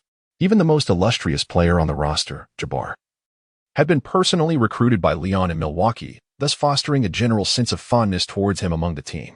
However, today I have a significant announcement to make. Leon's words quickly silenced the players, who understood that the main event was about to unfold. According to the team's latest decision, I will officially assume the role of head coach of the Los Angeles Lakers for the upcoming half-season. Leon's words left everyone momentarily speechless and bewildered, pondering how the prominent figure who had previously served as the team's manager had suddenly assumed the role of head coach. Yet, without allowing the crowd to dwell on their astonishment, Leon clapped his hands and cheerfully declared, "All right, that's enough. Dismissed. Go home, rest well, and be prepared for the match against the Los Angeles Clippers the day after tomorrow." At this point, a rare smile graced Leon's face as he added, "Haha. They are truly unfortunate to face us again." Ignoring the astonished expressions of those around him, Leon continued, "All coaches, gather for a meeting in 20 minutes. You know where to find me." Of course. Donovan eagerly interjected with a smile, "I will assemble all the coaching staff and bring them to your office." "Bingo," Leon responded, giving Donovan a thumbs up. "That's right, to my office." With that, he turned and made his way to the office he had always entered as either the team manager or a guest. This time, however, he stepped into that familiar space as the master of the domain. Chapter 44. Changes in the starting lineup. Seated in the spacious and well-lit office, Leon reclined in his exclusive executive chair, taking a moment to survey the office's minimalist decor. A wall-mounted bookshelf brimmed with an array of basketball literature, while a massive tactical whiteboard occupied the center of the room, complemented by a generous sofa capable of seating nearly 10 people, making it more than sufficient for holding a small strategic meeting. Leaning back in his chair, the expansive floor-to-ceiling windows afforded him a panoramic view of the training grounds, and the quintessential coach's office enveloped Leon in a sense of enchantment. However, this captivating atmosphere did not linger for long, as a knock soon echoed from the door. Knock. Knock, knock. Come in. Leon sat upright, embodying a formal posture that was essential in the presence of his subordinates. He had no desire for them to perceive him as an undisciplined individual. "Head coach, everyone is gathered." Donovan, the first to enter, poked his head through the office door and inquired of Leon with a tone of curiosity. "Come in. Make yourselves comfortable, everyone." Leon rose to his feet and nodded, inviting everyone in. "There are beverages in the refrigerator and a coffee machine over there. Feel free to help yourselves. Let us all relax a little in this space." It was evident that Leon noticed the varied expressions on the faces of his assistant coaches, and he understood that during their journey to his office, they must have discussed extensively about his new role as head coach. However, Leon had no intention of providing excessive explanations. After all, no amount of clarification could rival the effectiveness of victories and dispelling doubts. If he were to fail in achieving commendable results during his tenure, he would accept those whispers as a form of retribution. Observing the assistant coaches, some standing and others seated on the sofa, most wore expressions of mild apprehension. Leon chose not to elaborate further and approached the tactical board, stating, "I believe you are all quite familiar with me. However, you might harbor some uncertainties, or even skepticism, regarding my appointment as the head coach of the Lakers. Perhaps you question whether I am merely here for a fleeting experience or to understand what it feels like to be a head coach. Listening to Liang's opening remarks, the attendees were momentarily taken aback, surprised that he had openly addressed the confusion lingering in their minds. Yet, he continued, I regret to inform you that you are mistaken. Liang decisively interrupted their ramblings, taking a deep breath before earnestly proclaiming, I can unequivocally assure you that I have taken on the role of head coach for the Lakers with unwavering determination. I will not falter midway. Unless the team continues to flounder under my guidance, I will voluntarily resign. Therefore, before I consider stepping down, I implore you to exhibit the same fervor and commitment, assisting me in steering the Lakers back on course, ultimately towards the championship. I am confident that the rewards from the owner will be bountiful for your efforts. Listening to Liang's words, the expressions of those present turned grave. Although he only mentioned rewards and not penalties, they were acutely aware that a lack of commitment would surely incur the wrath of this excessively young coach. Observing the shift in their demeanor from casual to serious, Liang nodded in satisfaction and continued, I trust you are all aware that we are now past the halfway mark of the season, having played nearly 45 games. With a dismal record of 15 wins and 30 losses, placing us third from the bottom in the league and last in the Western Conference, I cannot fathom a more disheartening outcome. Even our neighbors, the Clippers, have secured 5 more victories than we have, which I find utterly humiliating. Since I was not the head coach previously, I do not wish to dwell on who bears responsibility for the past, but now, I trust you have gathered information on the Clippers, as I require all pertinent data. This includes any recent trades, changes within their roster, and alterations in their strategies. Additionally, please provide details regarding any injuries or suspensions affecting their players. Before long, one of the assistant coaches, tasked with compiling relevant information, presented Liang with the prepared dossier. After reviewing it meticulously, Liang noted that the Clippers roster had remained largely unchanged since the beginning of the season, with the sole distinction being the replacement of their former coach, Castle, with the current coach, Doc Rivers. Liang was perplexed by how Rivers, who should still be playing in this era of his past life, had transformed into a coach in this world. However, recalling that the seemingly retired Jabbar was still actively involved in his team, he decided not to dwell on it too much. When the soldiers come, we shall meet them. When the water flows, we shall dam it, he thought, accepting the situation. Observing Rivers as the head coach, Liang felt a sense of relief, unlike his previous coach, Castle, whom he hardly knew and felt uncertain about. He was very familiar with Rivers. In his past life, Rivers was renowned as a motivational coach, often employing exaggerated and animated body language along with passionate rhetoric to uplift his players. Tactical expertise, however, was not his forte, as he relied heavily on his assistant coaches for that aspect. With this in mind, Liang refrained from further discussion and inquired about the status of his team. The team doctor reported that during a recent game against the Hawks, starting shooting guard Eddie Jones had sustained a wrist injury and would require a week of recovery, which was a significant factor in the team's recent losses. In addition to Jones, Jabbar was also feeling fatigued, though the other players were in good condition and ready for the match. After gaining a comprehensive understanding of the team's status, Liang dismissed the meeting with a wave of his hand, stating that all matters could be addressed after the upcoming game. As the team members filed out, Donovan lingered, contemplating whether to ask a question. Finally, he approached Liang and inquired, Sir, will there be any adjustments to the lineup for the game the day after tomorrow? Should we submit the lineup beforehand, or will we proceed with the previous arrangement? Liang immediately dismissed Donovan's proposal without a moment's hesitation, for it was his disdain for Harris's strategic deployment that compelled him to assume the role of head coach. If the approach remained unchanged, what significance would his position hold? He sank into the plush embrace of the executive chair, massaging his throbbing temples, and after a moment of contemplation, he stated in a deep voice, Center Tyrese Knight, power forward Ben Wallace, small forward Robert Horry, shooting guard Kobe Bryant, point guard Irvin Johnson. Upon hearing this lineup, Donovan's gaze narrowed in astonishment. While he was not surprised by Irvin Johnson's return to the point guard position, Liang had repeatedly expressed his intention to place Johnson there. He was taken aback by Liang's decisive removal of Kareem Abdul-Jabbar. It was vital to note that Jabbar had been the undeniable linchpin of the Lakers during the first half of the season, excelling in both offense and defense. Without Jabbar, the Lakers would likely have suffered even more defeats, especially after losing their perimeter cornerstone, Eddie Jones. It was unexpected for the newly appointed head coach to eliminate such a pivotal player on his very first day. Chapter 45, Understood, sir. Time flew by, and in the blink of an eye, the Los Angeles Lakers were set to face off against the Los Angeles Clippers for the second time this season. As both teams belong to the Pacific Division, they were scheduled to clash 4 times each season. However, the mood of Clippers owner Sterling had been quite buoyant lately. Although he had suffered a significant embarrassment by losing to the Lakers in the season opener, the subsequent games saw the Lakers stumbling, winning only once in their last 10 matches, while his own Clippers had enjoyed a triumphant 3-game winning streak.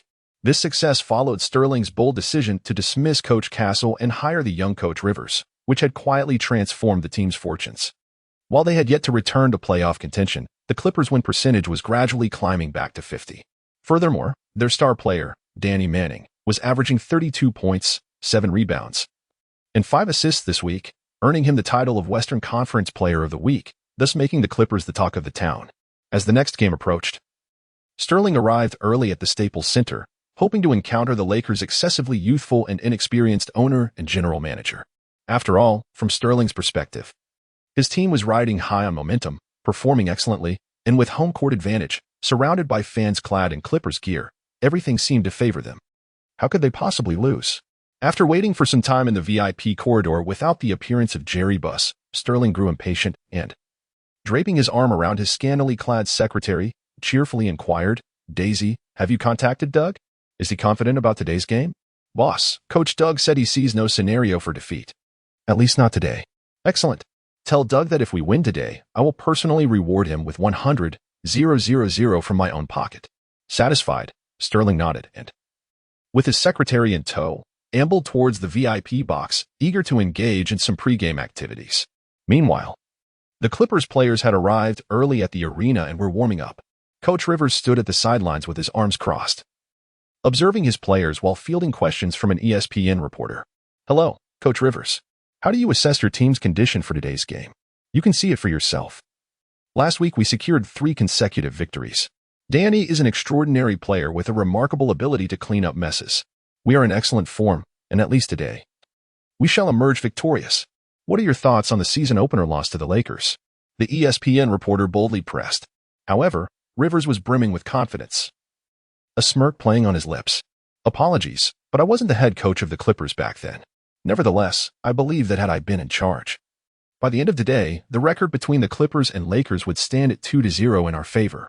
Lastly, the reporter asked, "Do you have any message for your opponents, the Los Angeles Lakers?" Rivers pondered briefly before breaking into a cryptic smile. "I've heard the Lakers recently underwent a coaching change, courtesy of their exceedingly youthful general manager.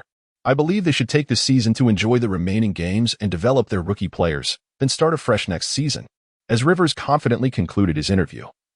Asserting that the Clippers would easily secure victory, Leon was in the visitors' locker room announcing the starting lineup.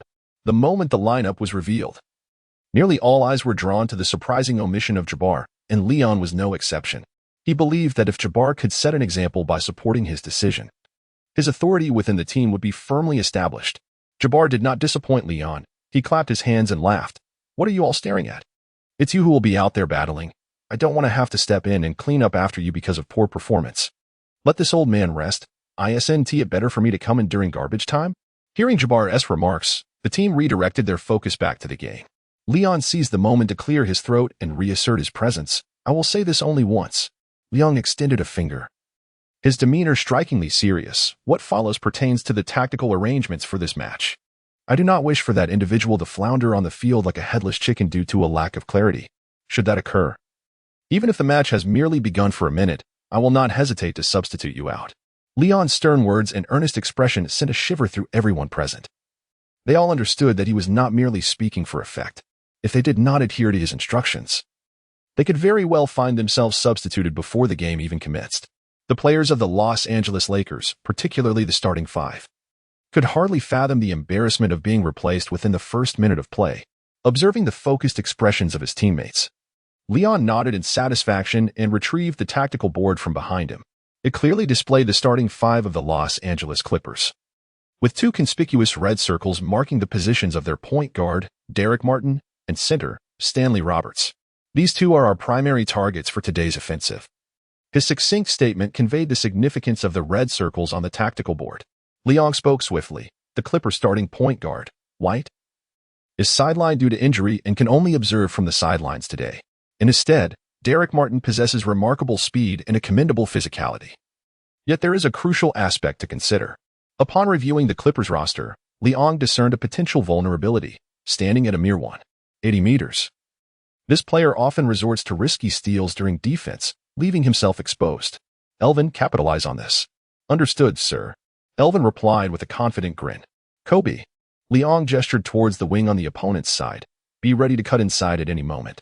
Brent Barry is their second offensive threat. And I expect you to relentlessly assault his defenses throughout the game. His stamina is not particularly robust. And I do not wish for him to have the energy to shoot three-pointers in the second half. Rest assured, coach, I will make him regret it. Initially anticipating a continued role as a substitute, Kobe was elated to hear the coach assign him a starting position and waved his hand excitedly. Next, Robert. Unleash your signature skills. The opposing forwards are either shorter or slower than you.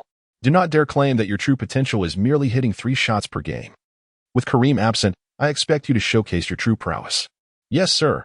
Robert Horry saluted with a smile, eagerly making his promise.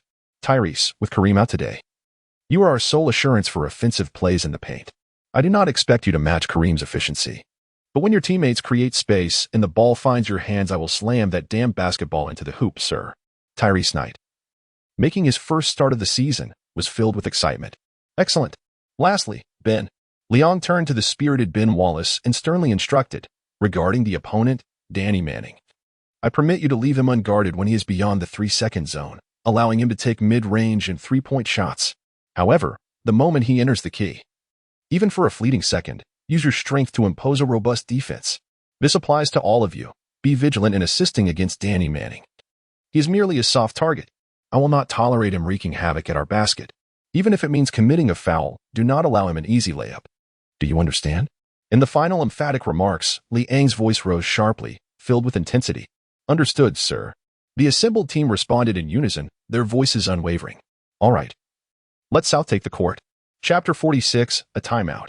Seated beside the visiting coach's bench in the familiar confines of the Dome Arena, Liang, despite having frequently occupied the front row of the home team's bench this season due to both teams sharing the venue, found himself in the closest position to the court as the head coach for the very first time in either life.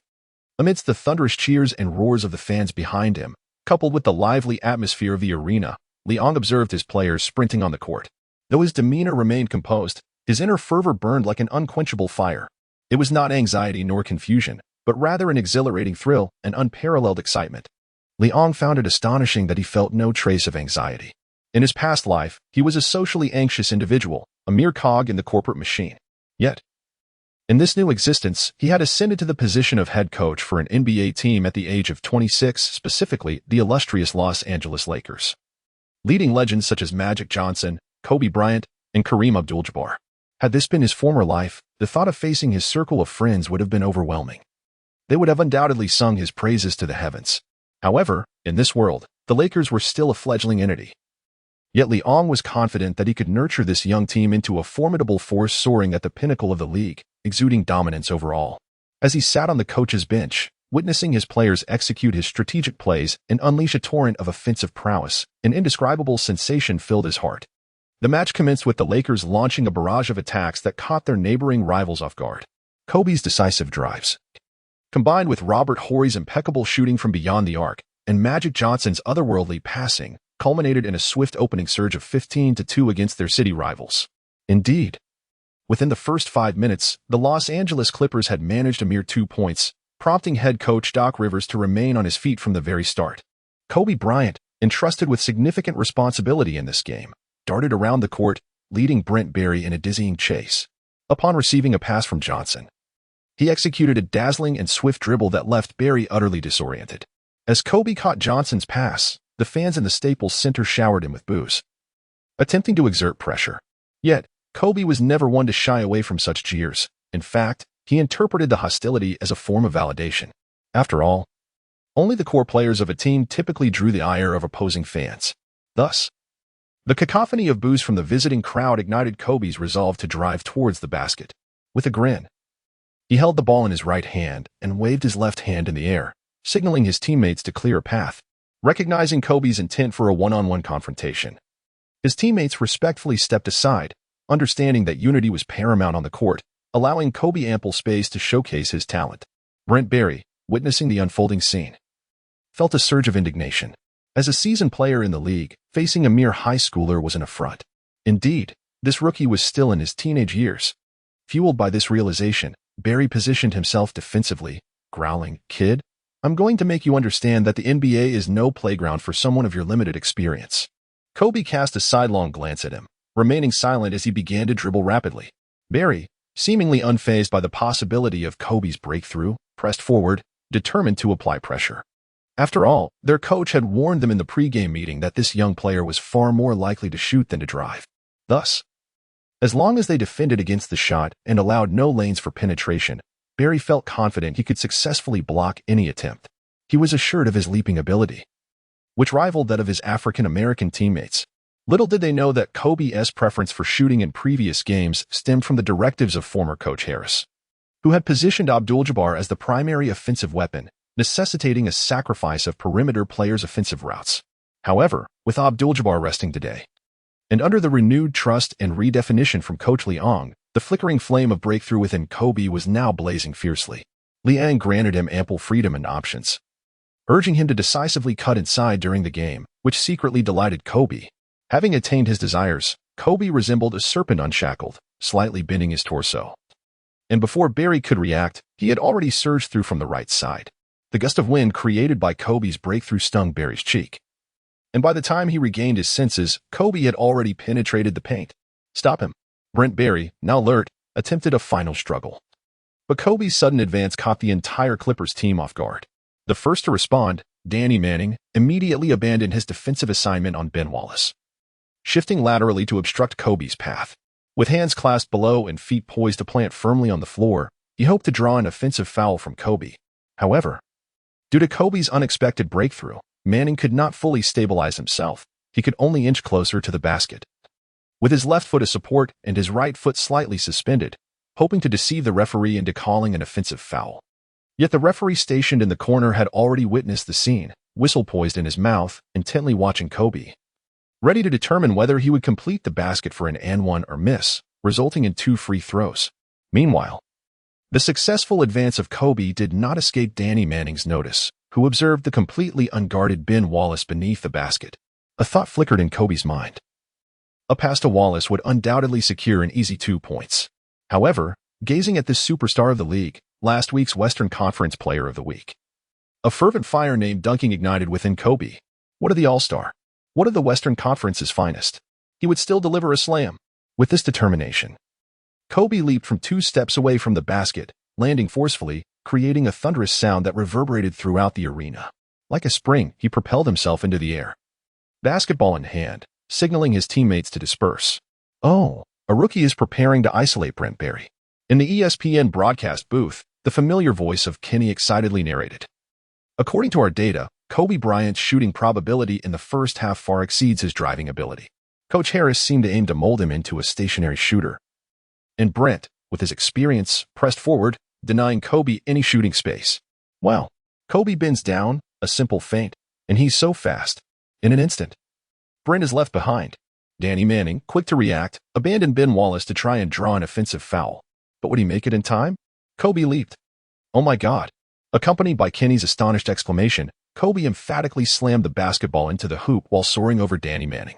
Slam dunk. Kenny leaped from his chair in the studio, microphone in hand, exuberantly shouting, "Kobe has soared like a bird, powerfully dunking over Danny Manning." Wait. The referee has blown the whistle. Is it an offensive foul? No. The referee awarded a 2-1. Unbelievable. If Kobe makes this free throw, the Los Angeles Lakers will have opened the game with an 18-2 lead over their neighbors. With Kobe sinking the free throw, Rivers' face turned ashen as he immediately called for a timeout. Kenny, thrilled by the display of brutality, quickly remarked, "The newly restructured Los Angeles Lakers appear to have been reborn from the ashes, launching a merciless offensive that has halted the Los Angeles Clippers."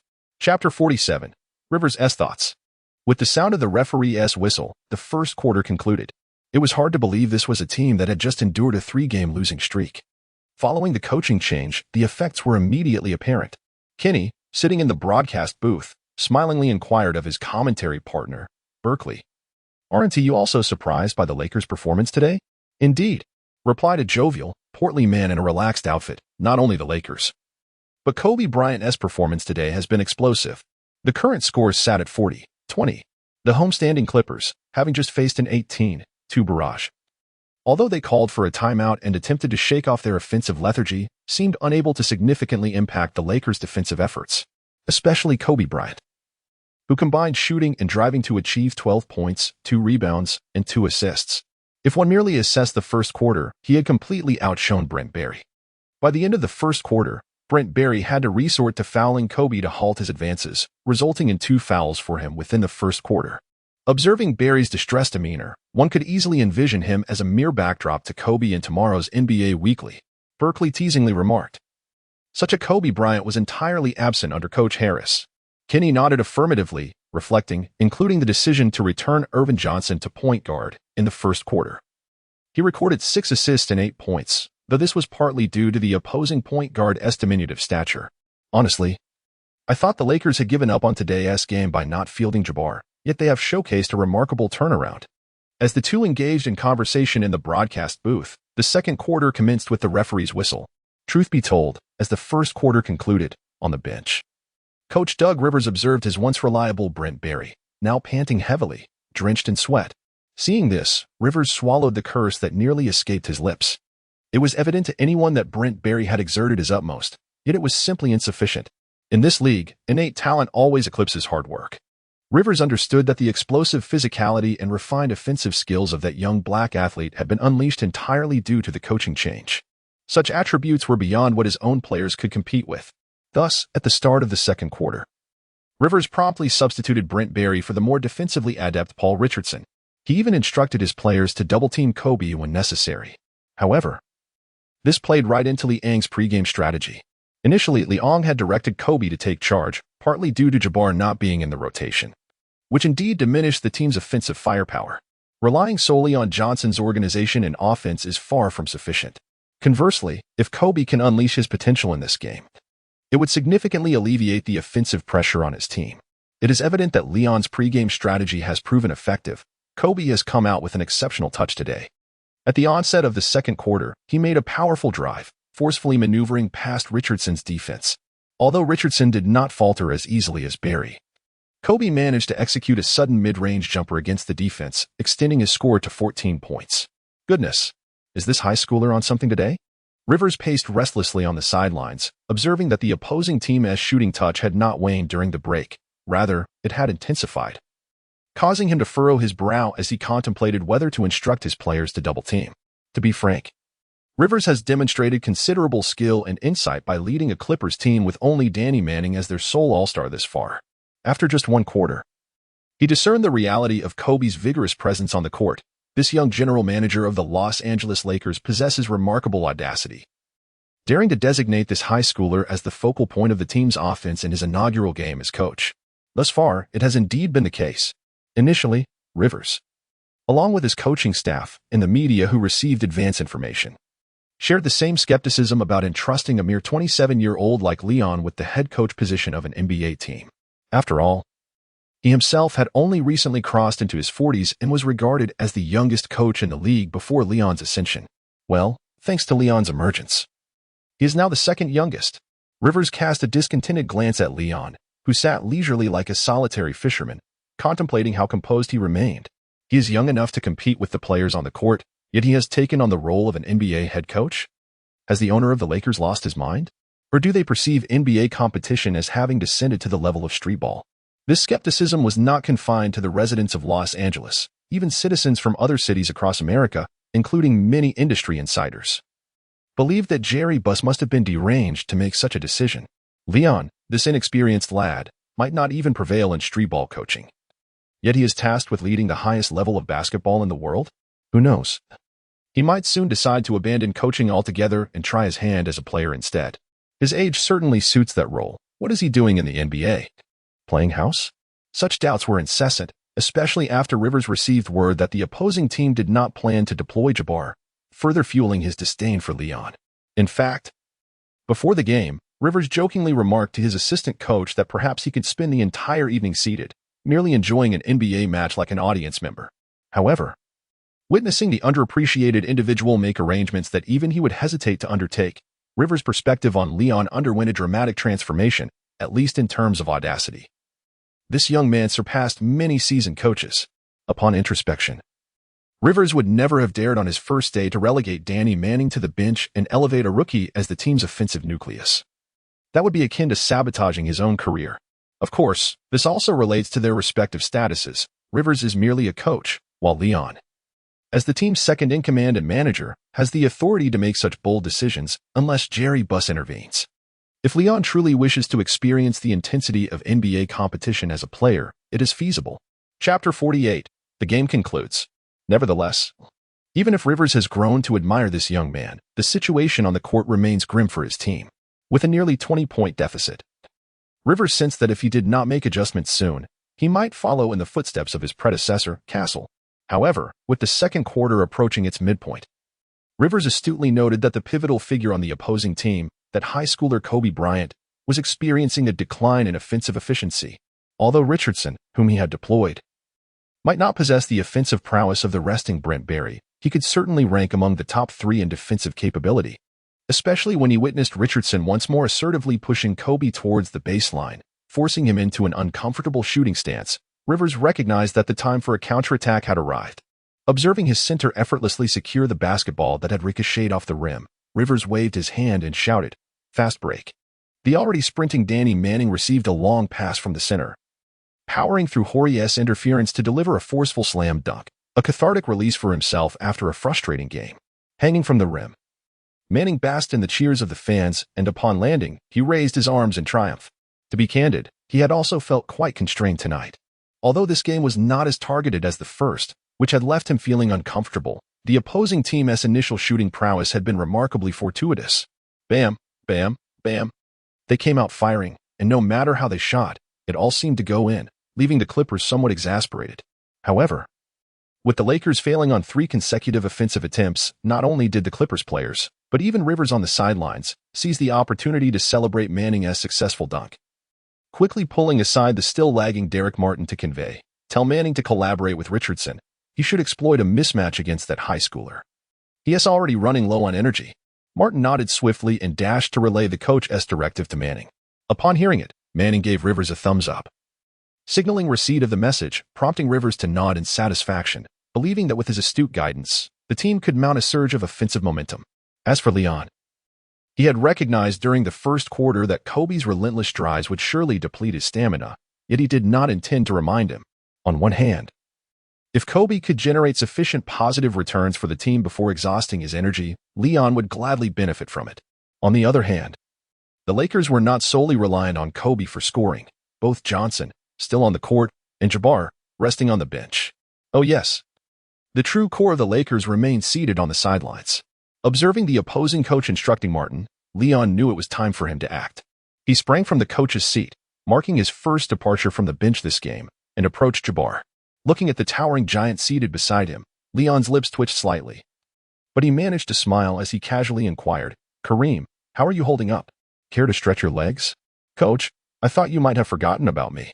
Kareem quipped lightly, "If I don't get on the court soon, these old limbs of mine will start to rust." "Haha, no more jokes." Leon simultaneously called over Byron Scott, amidst the cacophony of fervent fans behind him. He summoned the two to his front and quickly instructed Kareem, "Once you step onto the court, prioritize defense. Inform Ben that as soon as Manning crosses the three-point line, he must apply physical pressure. I want Manning to struggle with every reception, even more than before. However, if Manning manages to shake off Ben, then Kareem." Leon did not finish his words, but the astute Jabbar confidently interjected, "Rest assured, Coach, I shall treat him to a feast of rejections, just as I did in the first game." "Excellent. Byron, go tell Johnson that although Kobe is the offensive spearhead in this match, he is the true orchestrator of this team. I do not wish to witness merely his feeble passes. I demand his aggression, his assertiveness. As for you, Byron, simply convert every open three-pointer, and that will suffice." Heeding Liang's directives, the nearing retirement Byron Scott nodded earnestly. At nearly 40 years of age, he had long abandoned any competitive fervor, focusing instead on fulfilling his coach's instructions, securing a handsome salary, and contemplating a suitable career post-retirement. "All right, it's time to take the court." Leon playfully patted both men on the back. With a defensive foul committed by Kobe, Leon executed a substitution, bringing Jabbar and Byron Scott onto the floor, replacing Kobe and Knight. In the broadcasting booth, Kenny quickly noted this development. The Los Angeles Lakers have finally made a substitution with 5 minutes left in the second quarter, as Jabbar and Byron Scott take the court. Honestly, if it weren't for Jabbar's appearance, I might have overlooked the fact that the Lakers' former offensive core was still sitting on the bench. Indeed, however, the Clippers just unleashed a 7-0 run in the last 3 minutes. Let us see if Coach Liang's adjustments can stem the Clippers' momentum. Berkeley swiftly analyzed. On the opposite side, Rivers made his own adjustments, reintroducing Brent Barry, who had rested for 5 minutes, in an effort to maintain his team's offensive rhythm.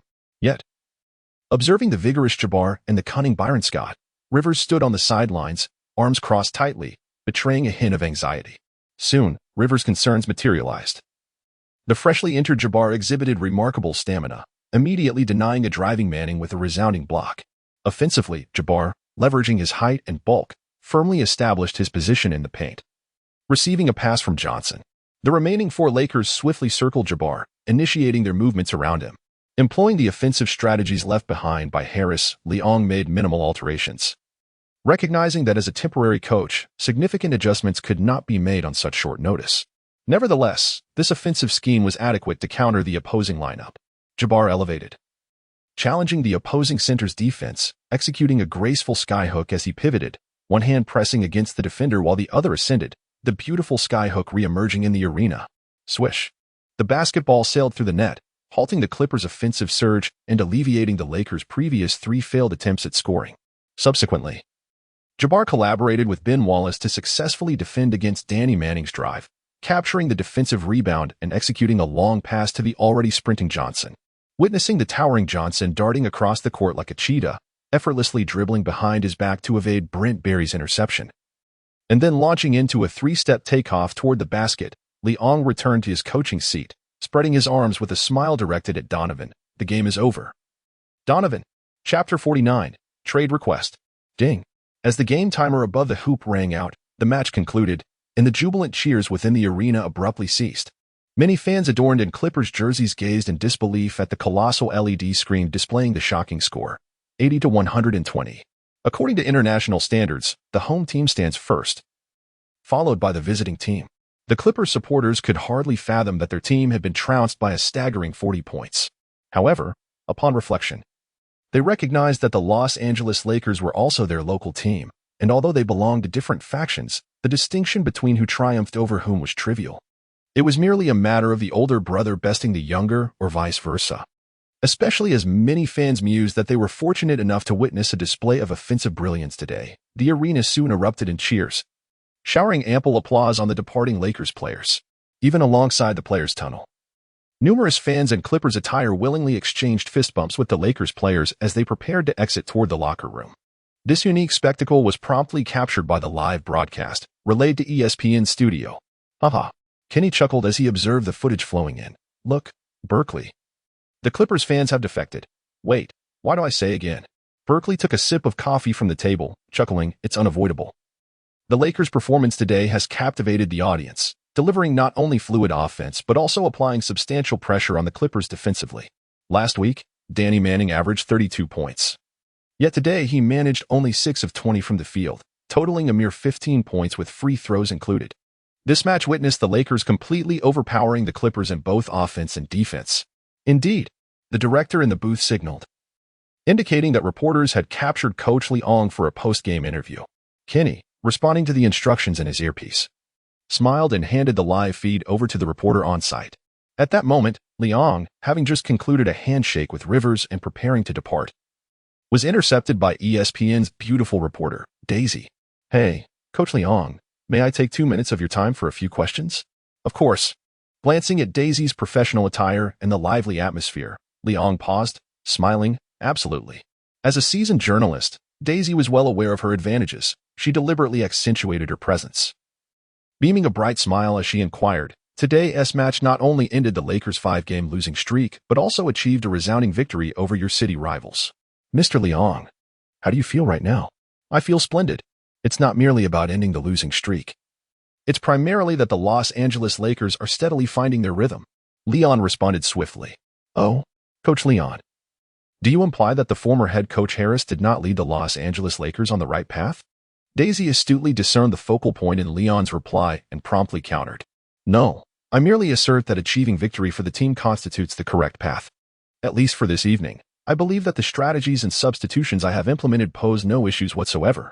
Liang did not provide a direct answer, but the implications of his response were already clear. Daisy smiled and nodded, then inquired, regarding the pre-game comments made by Clippers head coach Rivers about you and your team, suggesting that you could take the remaining regular season games to practice diligently, enjoy the experience, and simultaneously prepare for the next season. What are your thoughts on this? Liang was somewhat taken aback. He had not anticipated such explosive remarks from Rivers prior to the match. Just moments ago, during the post-game handshake, he had perceived his counterpart as rather affable. Yet, judging by the reporter's expressions, it seemed unlikely that he was deceiving himself, as such matters are easily verifiable. Given that Rivers had launched an attack, Liang felt no obligation to coddle him in return, and with a smile, he jested, "I find Coach Rivers' comments quite astute." "Really?" Daisy exclaimed, momentarily stunned by Liang's candid admission. She quickly pressed on, "But your team just achieved a resounding victory over theirs today. Don't you have anything to counter his claims?" "Not at all," Liang replied. "Coach Rivers is quite right. We are a new team, and in our inaugural season, we approach the NBA with a mindset focused on learning. However, if a team like ours can secure a decisive win against Coach Rivers' Clippers, I would personally suggest that the Los Angeles Clippers might consider participating in the NBDL next season." Daisy was taken aback, realizing he had been waiting for her response. She cast a flirtatious glance at Liang, convinced that such a young man, now a head coach, must possess a fair share of temperament. Liang gazed at the reporter before him, who cast a flirtatious glance in his direction, leaving him somewhat speechless. Why is it that they can criticize us, yet we are not permitted to retaliate? It was evident that their thoughts were worlds apart. As for the final inquiry, Coach Liang, do you have any aspirations for the remaining regular season games with the Lakers? He pondered. As for our goals, let us aim to advance to the playoffs. Liang pondered for a moment before confidently asserting, the playoffs. Daisy, once again taken aback by the man's words, replied with a slight tremor in her voice.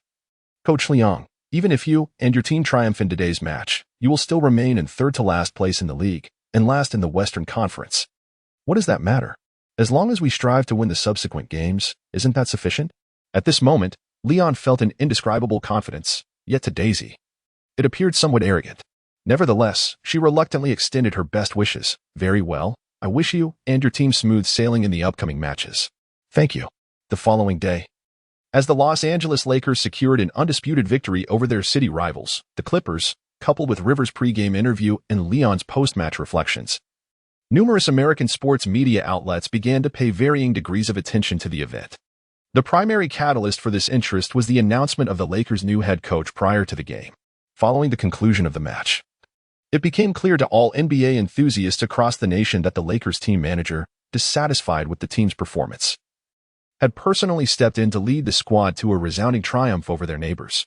Particularly, fans who witnessed the match and those involved in the basketball profession noted that Liang's adjustments throughout the game were consistently pivotal. Each time Rivers made a change, Liang was adept at promptly identifying the situation and responding accordingly. If one were to assess the game purely from the surface, Liang appeared more like a seasoned strategist, while the nearly 50-year-old Rivers resembled a novice coach stepping into the arena for the first time. In a country like the United States, which holds a profound admiration for heroism, this narrative could not be more exhilarating. Thus, on the day following the match, many Lakers fans took to the team's official website to express their exuberance, marveling at Liang's heroic emergence. Even some NBA media outlets praised Liang's on-the-spot command, likening it to that of his father, which prompted Liang, currently in Jerry Buss's office, to angrily toss aside the newspaper in his hand. "Nonsense. You know, Jerry, I have never learned tactics from that old man for a single day. Not a single day." All right, Jerry chuckled, soothing the somewhat exasperated Liang, as he lifted a glass of red wine and offered it to him. "But congratulations are in order for achieving your first victory as a head coach. Also, congratulations to our team for getting back on track." Liang took the red wine with a smile and downed it in one gulp, grimacing at the bitter taste. "Next time, please just give me cola. I simply cannot tolerate the flavor of red wine," he said, while Jerry Buss looked at his friend in utter disbelief. "All right. But what was the reason for dragging me out of my warm bed at such an early hour?" Liang waved his hand and smiled, saying, "It is as follows. Just now, your father sent over a faxed quotation, expressing a desire to engage in a transaction with us." Jerry Buss chuckled. "My father? The Celtics?" Liang was taken aback. He had contemplated the possibility of other teams approaching his own for a trade. But he never expected the first call would come from the Celtics. What did they say? What kind of assets are they willing to offer? Liang reclined on the sofa, his legs casually resting upon the coffee table before him. Awakened a tad too early. He still bore the remnants of slumber in his eyes as he inquired nonchalantly. They are willing to offer next year's first-round draft pick, along with their backup point guard. Steve Nash. Jerry Buss replied with a smile. Oh, splendid assets indeed. What, then, must we part with in return? Upon hearing the name, Leon's spirits were instantly lifted. The late-blooming point guard, Steve Nash, piqued his interest, and if the cost were reasonable, Leon would gladly welcome him into his fold. However, he soon heard an even more unexpected name from his friend. They sought to acquire the dazzling rookie from last night, the team's backup shooting guard, Kobe Bryant. Chapter 50, I Never Boast. How could they possibly be interested in Kobe? Initially reclining on the sofa, Leon nearly tumbled off upon learning that the target was none other than Kobe Bryant. After all, it was akin to hearing that the renowned red-clad coach, Auerbach, was pursuing Kobe, and even more astonishingly, it was his own father. Although Leon typically addressed him in a casual manner, referring to him as old man. When confronted with matters of his father's concern, especially those that involved himself, Leon could not shake the feeling of disbelief. This was a coach who had accompanied the entire NBA from mediocrity to greatness, a figure of legendary status. His thoughts likely surpassed the countless sodas Leon had consumed over the past 20 years, compelling him to muster his focus. Yet, on second thought, he was the general manager and head coach of the Celtics, just as Leon held the same dual role for the Lakers. In terms of position, they stood as equals. Why should he feel intimidated? With this realization, Leon adjusted his posture comfortably and casually inquired, I'm not sure. However, I read in the reports that last week's Eastern Conference Rookie of the Month was indeed Steve Nash. Isn't it quite a bargain for us to exchange a backup shooting guard for a Rookie of the Month? Jerry Buss remarked with a smile while sipping his red wine. That is not quite the case. Leon shook his head, then stood up and approached Jerry Buss's desk. He picked up the phone and swiftly dialed a short number. George. It's me, Leon. Please compile the Celtics roster, along with their recent player statistics and injury reports, and send it over. Thank you. Before long, George delivered the organized materials to Jerry Buss's office. Leon received the report and, after a cursory glance, quickly discerned the underlying issue. Although the Celtics boasted a luxurious frontcourt this season, their backcourt configuration could only be described as abysmal. Ever since the retirement of starting point guard Danny Ainge, who transitioned into the management team last year, the Celtics have struggled to find suitable candidates for both the point guard and shooting guard positions. Presently, the Celtics' backcourt consists of point guard David Wesley, 5 feet 11 inches, and shooting guard Dana Barros, 5 feet 11 inches. It is astonishing that two players of such modest height comprise the Celtics' backcourt. Had they not acquired Steve Nash this year, their average height would have been even lower. However, this acquisition does little to remedy the glaring weaknesses in the Celtics' backcourt defense. While the current Celtics frontcourt features the formidable the Chief Parrish and the refrigerator McHale, alongside the venerable Bill Russell coming off the bench, it must be noted that the team's linchpin, Larry Bird, is not particularly renowned for his defensive prowess. Coupled with the glaring vulnerabilities of the backcourt, even Nash's defense, which is merely adequate, fails to make a significant difference. The three stalwarts in the frontcourt have been left to compensate for the team's defensive shortcomings. Frankly, it is a testament to the historical caliber of these three players that the Celtics currently find themselves in third place in the Eastern Conference. Consequently, Auerbach has been persistently seeking suitable candidates to bolster the backcourt. However, the Celtics lack substantial bargaining chips, with only the recently performing Steve Nash as a viable option. Is Steve Nash a good player? Indeed, he is. Auerbach recognizes Nash's potential. Yet the current backcourt of the Celtics does not require a guard who is offensively gifted but lacks defensive capabilities. Therefore, Auerbach's attention has shifted towards the rookie Kobe Bryant, who has been molded into a formidable player by Harris. Upon realizing this, Leon scoffed, tossing the report onto the sofa. Contemplating, to acquire a cornerstone of my team for just one Steve Nash seems rather advantageous. Yet, if I were to acquiesce, the thought of Kobe Bryant, the first in Lakers history, donning the green jersey of the Celtics and triumphing over the Los Angeles Lakers in the finals is indeed exhilarating. It is akin to Messi transferring from Barcelona to Real Madrid or Raul making the reverse move. What are you laughing at? Jerry Buss inquired, puzzled by his friend's mirth. I merely find it amusing how my father thinks he can secure a first-round pick and Steve Nash in exchange for Kobe. What a fantasy. Huh? I thought you might be interested. Jerry Buss replied with a chuckle. If you were to swap Nash for Larry Bird, I might consider it. Liang sprang from the sofa, gesturing towards George, who remained in the room, saying, George promptly declined the Celtics' offer. Wait. Liang chuckled darkly and said, Don't outright refuse. Tell Arnold that if Larry Bird is included in this trade, I might consider it. You rascal. Jerry Buss pointed at Liang, both amused and exasperated, yet unconcerned that such a reply might sour relations with the Celtics. After all, as fellow fathers, Mr. Auerbach had likely grown accustomed to Liang's absurd retorts. However, Liang seized Jerry Buss's outstretched hand and pulled him closer, fiercely declaring, as punishment for dragging me out of my warm bed so early this morning. Treat me to breakfast. All right. Jerry Buss shook his head in resignation. I haven't eaten either, so let's go together. Are there any Michelin breakfast spots nearby? The nearest one is 10 kilometers away. Liang lamented. Damn, you've really got me there. Ultimately, the two ended up at the Lakers staff cafeteria, ordered 2 delicious breakfasts, and after relishing their meal, Jerry Buss wiped crumbs from his mouth and chuckled. You wouldn't believe it. But I ran into Sterling again in the VIP box during yesterday's game. He was so arrogant and pompous before the game. Yet, when I deliberately sought him out in the fourth quarter, I found his VIP box completely dark. Haha. Listening to Jerry Buss's mockery, Liang felt elated and responded with a grin. Sterling is truly our good partner. After all, he always brings us warmth during our most challenging times. As he swiftly devoured his steak, he continued with a laugh. Haha, you're quite the scoundrel. But seeing you excel in your role as head coach means we don't need to worry about that position at least, and I hope our team's good form continues. Not likely. Liang shook his head after swallowing a piece of steak and taking a sip of cola. What's wrong? Is there a problem within the team? Jerry Buss inquired, puzzled, as he had thought his friend was not troubled by anything. Without allowing Jerry to ponder too long, Liang quickly explained. Our victory yesterday was largely due to luck. On one hand, our sudden coaching change led both us and the struggling Lakers to underestimate the Clippers, who had won 3 straight games. Moreover, Kobe Bryant's explosive performance and the team's overall rhythm were crucial to our victory. However, I have only taken over the team for less than a week now, and I have yet to refine our offensive strategies or defensive adjustments. Nor have I thoroughly understood the individual tactical characteristics of each player. Therefore, in the upcoming matches, our team's performance may fluctuate, so be prepared mentally.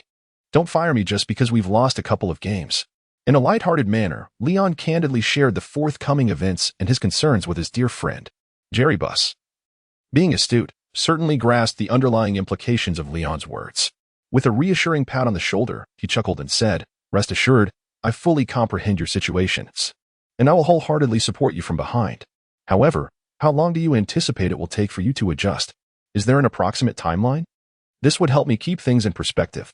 Liang pondered for a moment before murmuring, I shall not make significant alterations to the team roster. Rather, I will simply recalibrate our offensive and defensive focal points. Previously, both our offensive and defensive strategies relied heavily on Jabbar, which placed an undue burden upon him. However, our players, particularly the rookies, possess extraordinary talent. Fortunately, this team has yet to be indelibly marked by Harris's influence, so making adjustments should not prove overly challenging. Otherwise, why do you think I stated during the interview that our immediate goal is to reach the playoffs? Observing Liang's expression of self-evidence, Jerry Buss gaped, astonished, and exclaimed, I thought you were just boasting. Liang drained his cup of cola and earnestly declared, I assure you, I never boast. Chapter 51. The Support of the Veteran. As breakfast concluded, Liang glanced at the time and deemed it impractical to return to slumber.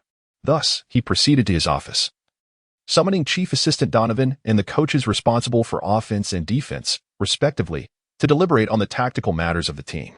Each of the 3 assistants meticulously analyzed the current strategies, emphasizing both offensive and defensive priorities, while also scrutinizing the existing training regimen, providing Liang with a clear presentation of the team's training outcomes at this stage. As Liang listened intently, he swiftly jotted down notes, his mind fervently simulating various training regimens in pursuit of devising tactics more tailored to his team members. After an extensive discussion with the 3 assistant coaches that extended into the afternoon, Liang ultimately resolved to maintain the core of the existing training plan, opting only for minor adjustments. This decision was easily comprehensible. Although the plan fell short of his ideal vision, it was nevertheless the most suitable for the current Lakers. Any substantial alterations at this juncture would disrupt the players' training rhythm and potentially impact their competitive form.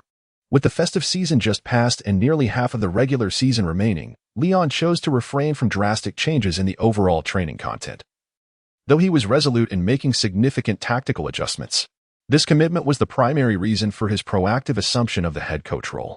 After dismissing the 3 assistant coaches, Leon stood before the expansive floor-to-ceiling windows, observing the players congregating in small groups on the training court.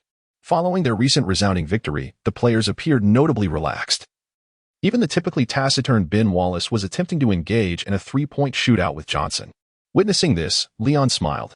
He generally refrained from participating in the players' jovial antics post-training, believing it essential for a head coach to maintain a certain distance from the team. While camaraderie with players is important, excessive familiarity could undermine the coach's authority, particularly given Leon's age, which was comparable to that of many players, some of whom were even older. Reflecting on this dynamic, Leon's gaze drifted towards Kareem Abdul-Jabbar and Byron Scott, both of whom were old enough to be his elders. The team was a blend of youth and experience, placing Leon in a somewhat awkward position regarding age. Observing Jabbar and Scott sharing light-hearted banter while practicing mid-range shots, Leon pondered for a moment before heading to his desk. Picking up the phone to say, "Donovan, please have Kareem finish his training and come to my office. I have matters to discuss with him." "Understood." Donovan, stationed at the edge of the training court, quickly made his way to the center, speaking rapidly to Jabbar while gesturing towards Leon's office above. At that moment, Leon waved cheerfully at Jabbar, who nodded in acknowledgement, passing the basketball to a nearby trainer before making his way to Leon's office. Before long, a knock sounded at the door. This time, Leon did not remain seated. Instead, he stood and approached the entrance, opening the door to his office. "Coach," Jabbar greeted, slightly bowing his head with a smile. "Come in, Kareem," Leon replied, noticing how Jabbar had to lower his head to enter. He quipped, "It seems I should have my staff raise the height of my doorframe a bit. That might require raising it by 30 centimeters. Jabbar responded, chuckling. Leon chuckled softly, guiding Jabbar to the sofa, and inquired with a smile, "Coffee or a beverage?" "Just warm water will suffice," Jabbar slowly shook his head. "I only indulge in coffee or drinks during the off-season." Such remarkable self-discipline. Leon gave Jabbar a thumbs up and poured him a glass of warm water, sincerely stating, "At least 2/3 of the players in the league lack your level of discipline, Kareem. This is one of the crucial reasons you continue to thrive on the court. Coach, please spare me the compliments." Jabbar, rarely displaying shyness, then asked with a serious tone, "Coach, is there something you wish to discuss with me today?" Leon sincerely expressed, "There is nothing of great significance. Firstly, during the tactical meeting against the Los Angeles Clippers, despite my failure to inform you in advance and my decision to remove you from the starting lineup, you not only exhibited no discontent but wholeheartedly supported my efforts, helping to stabilize the atmosphere in the locker room. For this, I wish to convey my gratitude." Kareem Abdul-Jabbar, upon hearing this, revealed a faint smile, however. He regarded the matter as inconsequential.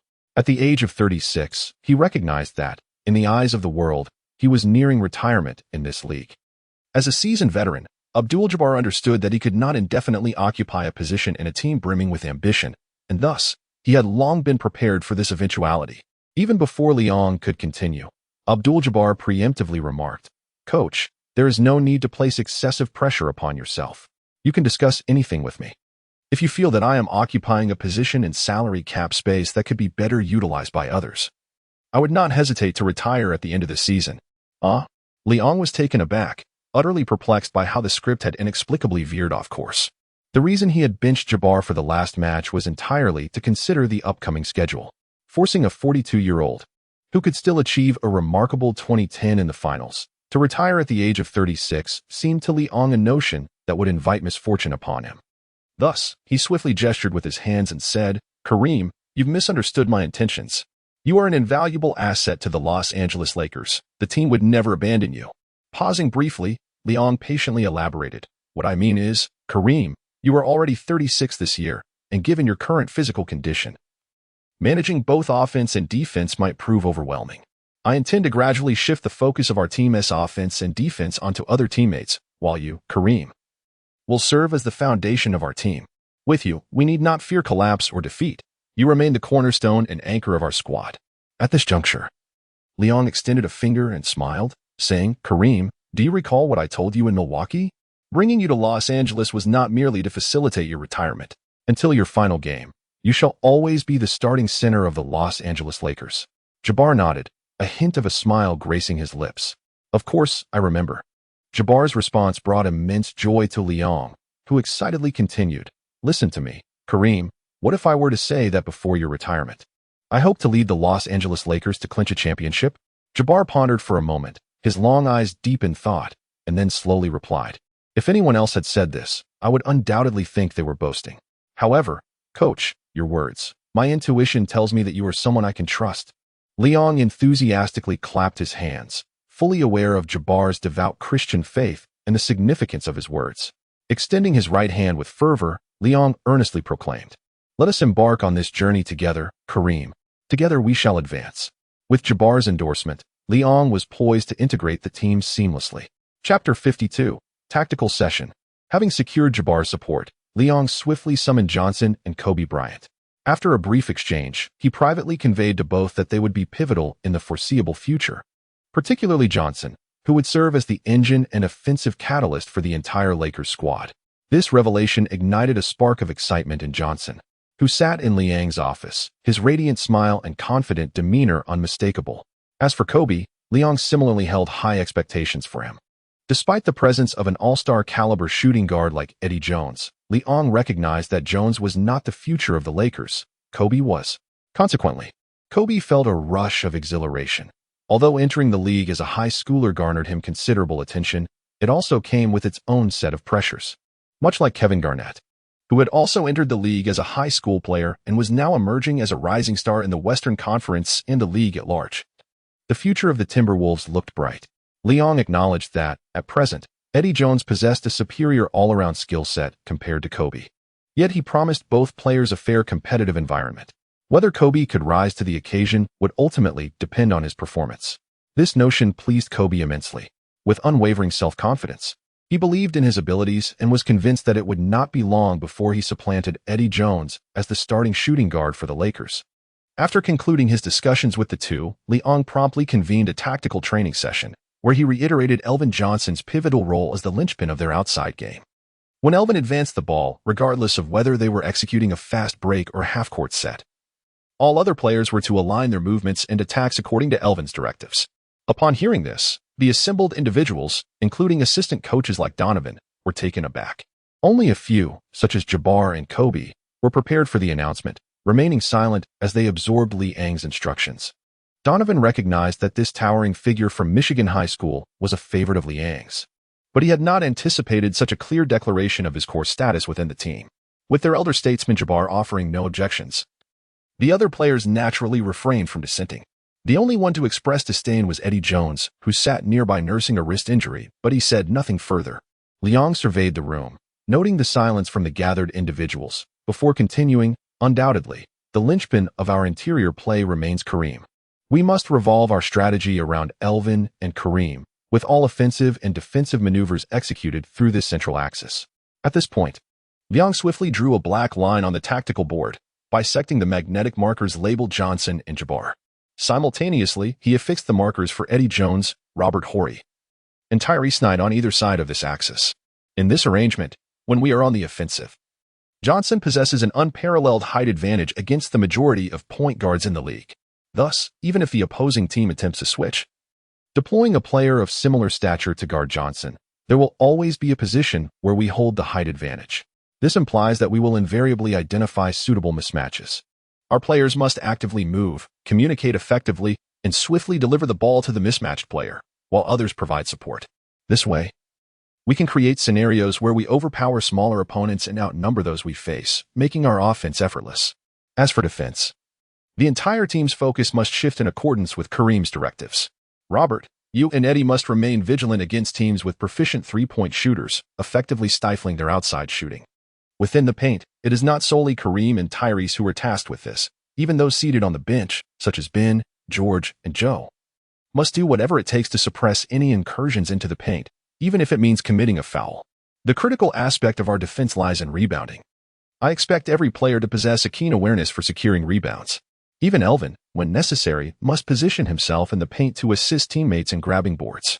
I refuse to accept that our team, ranked among the top 3 in average height across the league, will be outmatched by others in securing offensive rebounds. Do you understand? At this juncture, Liang deliberately raised his voice, gazing intently at the crowd as he asserted, "I have always believed that offense wins games, but defense secures championships. Therefore, bring forth the defensive tenacity that is expected of you. I will be observing your every move from the coaching bench. Should there be even a hint of complacency, I will not hesitate to add another player to the bench, one who will be ready to towel off and fetch water." Liang's authoritative gaze swept across the crowd.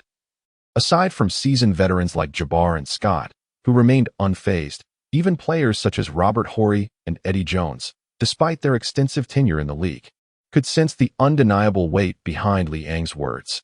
Eddie Jones could even perceive that the implications were not merely rhetorical. Should he defy Liang, he might well find himself languishing on the bench indefinitely.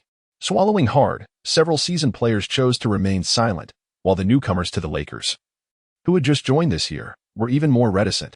It can be said that with just a few succinct remarks, Liang had firmly established his authority before the players, a feat undoubtedly bolstered by his astute tactical arrangements and the support of key players. Subsequently, Liang led the group to the training facility, where they engaged in drills focusing on offensive and defensive strategies. The defense commenced with the point guard, while the offense initiated with the center. This was the core principle Liang presented in this training session. When the opposing team secured a defensive rebound, the slightly shorter but more agile point guard, along with the shooting guard or small forward, must immediately disrupt the opposing center's passing or the point guard's swift transition, thereby allowing their own front court sufficient time to return to their half of the court. By employing this high-pressure strategy, they aimed to force the opponents into hasty decisions, leading to instinctive passes or movements that would confine the ball to less manageable corners of the court. Thus, apart from the player directly engaged in frontline defense, the nearest defender must promptly execute a double team to induce errors. Conversely, during offensive plays, if the center who secured the defensive rebound spotted a teammate on a fast break, he need not feel compelled to pass to Johnson or another point guard. Rather, he could swiftly send the ball forward. It is essential to recognize that executing a fast break, aside from free throws, is one of the easiest scoring methods. With the best passing center in the league at their disposal, they must capitalize on this advantage. Liang guided the players' movements while offering tactical advice from the sidelines. Although he did not elaborate extensively during this initial tactical training session, the overwhelming sense of pressure among the Los Angeles Lakers players was palpable. Achieving the optimal offensive and defensive synergy that Liang envisioned required not only exceptional players, but also an indispensable rapport among them. However, Liang viewed these challenges as surmountable. His team boasted a plethora of talented athletes who had been refining their chemistry for nearly half a season, fostering an intimate understanding amongst themselves. The solitary hurdle was time. Thus, Liang aimed to leverage the current phase of tactical adjustment to minimize the impact on the team's performance. In this context, the Lakers were soon to face their next opponent, the Minnesota Timberwolves. Chapter 53, Growing Pains. Oh my God. Steven wreaked havoc in the Lakers' paint, leaving the team seemingly powerless against him. The point differential swelled to 12, with less than a minute remaining in the game. Coach Liang conceded defeat by substituting all the starters, signaling the Lakers' loss in this contest. The final whistle blew, marking a 110-103 victory for the Minnesota Timberwolves over the visiting Los Angeles Lakers. The audience expressed their gratitude towards the Lakers for their spirited performance, as they now enjoyed complimentary hamburgers courtesy of the home team's victory, a customary gesture in the NBA. Amidst the somewhat mocking tone of the Timberwolves' home announcer, laughter erupted from the crowd. Yet, Liang paid no heed to the taunts, hastily escorting his players to their next destination, Toronto. To be frank, Liang had initially mapped out his strategy well. He estimated a mere 50% chance of victory against the Timberwolves, but he felt entirely confident facing the Toronto Raptors next. After all, the Raptors' cornerstone was the 178-meter-tall point guard, affectionately dubbed Little Flying Mouse, Damon Stoudemire, alongside this year's newly recruited rookie, Marcus Camby. In Liang's eyes, these two players seemed perfectly countered by his own roster, particularly with Elvin Johnson's height allowing him to dominate the diminutive Stoudemire, while Camby posed no threat against Jabbar. However, as the old adage goes, misfortune seldom comes singly. On the night of their arrival at Toronto's airport, the Lakers found themselves ensnared by a snowstorm. January marked the peak of winter's chill in Toronto, with nearly half the month characterized by snowfall. Initially, Leon felt fortunate to have landed safely before the storm. But upon witnessing the apocalyptic scene outside, his optimism waned, especially after receiving word from airport personnel that they would likely be stranded there for the night. Leon found himself in a dire predicament.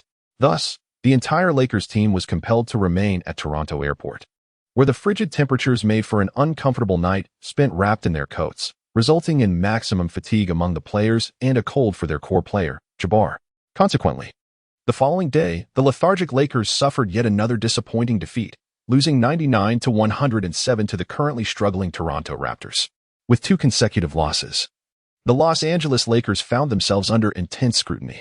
Numerous so-called legends and experts emerged, utilizing every available medium, from newspapers to television, to voice their opinions.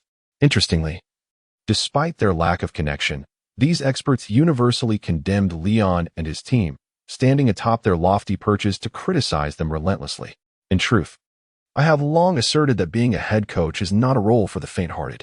Many fans or laypeople only witness the coach's glamorous presence in front of the crowd, oblivious to the extensive effort and, most importantly, the experience required behind the scenes. Regardless of training or game experience, the 27-year-old Leon was evidently lacking. Did he believe that the role of a head coach merely entailed standing on the sidelines, cheering and motivating? Rivers, did I just get offended? Just look at their last 2 games, which were nothing short of catastrophic. Against the Timberwolves, rookie Stephen Marbury scored nearly 30 points, and against the Raptors, they allowed another rookie, Marcus Camby, to register 8 blocks. Even the league's bottom-ranked Raptors seemed to handle the Lakers with ease. I believe that any rookie with aspirations this year could showcase their talents against the Los Angeles Lakers, perhaps even enhancing their market value for future contracts. The root cause of all this turmoil is the young, misguided general manager of the Lakers. I would suggest he immediately resign from his position and return to his father, the legendary coach Auerbach, to learn the nuances of becoming a competent head coach. That way, when he takes up the reins again in 3 to 5 years, perhaps I might acknowledge him. Nonsense. Why would I need his approval? Who does he think he is? Leon sat in his office, casting aside the newspaper in his hand, and vented his frustration to his chief assistant, Donovan. Donovan chuckled softly, fully aware that the media often swayed with the winds of public opinion.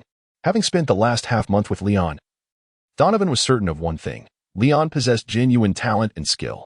However, fortune had not favored him, facing the Raptors amidst a fierce snowstorm. With the team's leading center sidelined by illness, and the entire squad forced to spend the night at the airport in extreme fatigue, these underlying factors were entirely overlooked by the unscrupulous reporters. Nevertheless, this time, Coach Olbermann has indeed spoken in your favor. Donovan retrieved a copy of the Boston Chronicle from under his arm and handed it to the somewhat despondent Leon. Leon was momentarily taken aback, equally curious about what his father would articulate. As he perused the newspaper, he chanced upon the journalist's commentary regarding his 2 consecutive defeats and Auerbach's perspective. This is an inevitable phase for any young coach, failure followed by introspection, only to face failure again and reflect anew. It is worth noting that when I first assumed the role of head coach for the Celtics, I endured a disheartening 5-game losing streak. Therefore, I believe it is essential for you all to exhibit a bit more understanding towards Leon.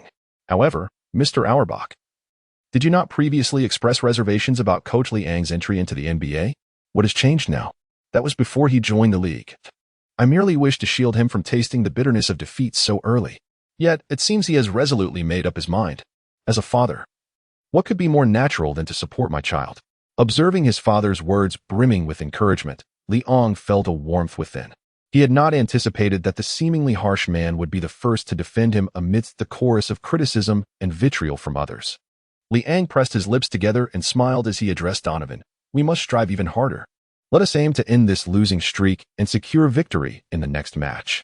By the way, who is our next opponent? I believe it's in 3 days, right? Having been preoccupied with adjusting the team's training and tactical arrangements, Leon had not taken note of the upcoming adversary.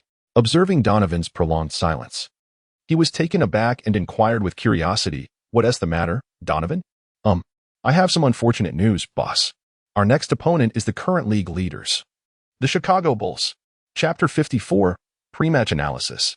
On January 12, 1997, within the home team's locker room at the Dome Arena, all the Los Angeles players silently donned their jerseys. The atmosphere decidedly somber.